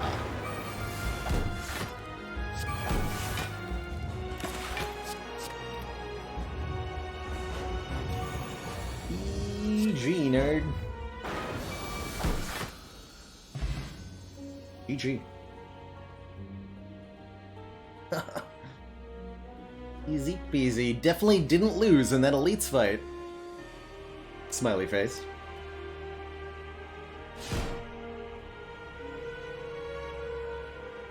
EG.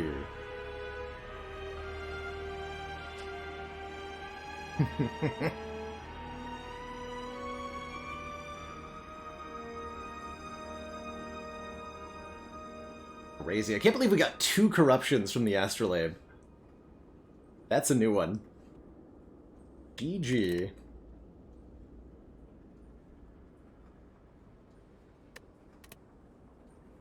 G, everybody. Alrighty, folks. Well, it's been a wonderful, wonderful day of streams. That is going to conclude it for me today, but it's been an awesome, awesome series of Spire runs. I'm not going to dunk the Astrolabe ladder for that little mistake in the Spire Elites fight. I'm just gonna laugh at it because of how absurd it is. And we'll keep going. Acknowledging that, sure, we could have lost there, but no reason. No reason to dunk a self-imposed challenge anyway. Enjoy hanging out with Sneaky Teak. I might bring everybody there. He's playing some Slay the Spire. Let's bring everybody there.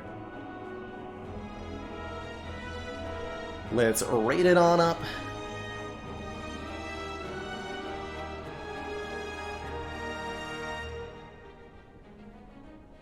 With the Teak. Awesome, awesome broadcaster. Currently in Cheat Talk, as he is. Raid Redbeardy instead. Oh, Redbeardy's doing a 1,000 follower chat draft. You know what? Let's raid Redbeardy instead then, if Teak is doing Teak Talk. Redbeardy McGee is an awesome Spire community member. Currently doing chat drafts, so as your raid message, I want you to type number 2 into his chat and mess up whatever the hell he's doing right now. Good luck, everybody. Get him. Get him. 2 gang represent. Alright, see y'all over in Redbeardy's chat. Spam all those 2s. Make him take whatever card that you want. Thanks for watching, everybody. We'll be back tomorrow, not later than noon Eastern Standard Time. I did say I wanted to play Into the Breach today. We'll probably do it tomorrow or Thursday. I do promise there will be Into the Breach in the next 2 days, as well as more Spire. Can't wait for all of y'all to hang out with me. Alright, toodaloo, everybody. See y'all next time. Ta-ta for now.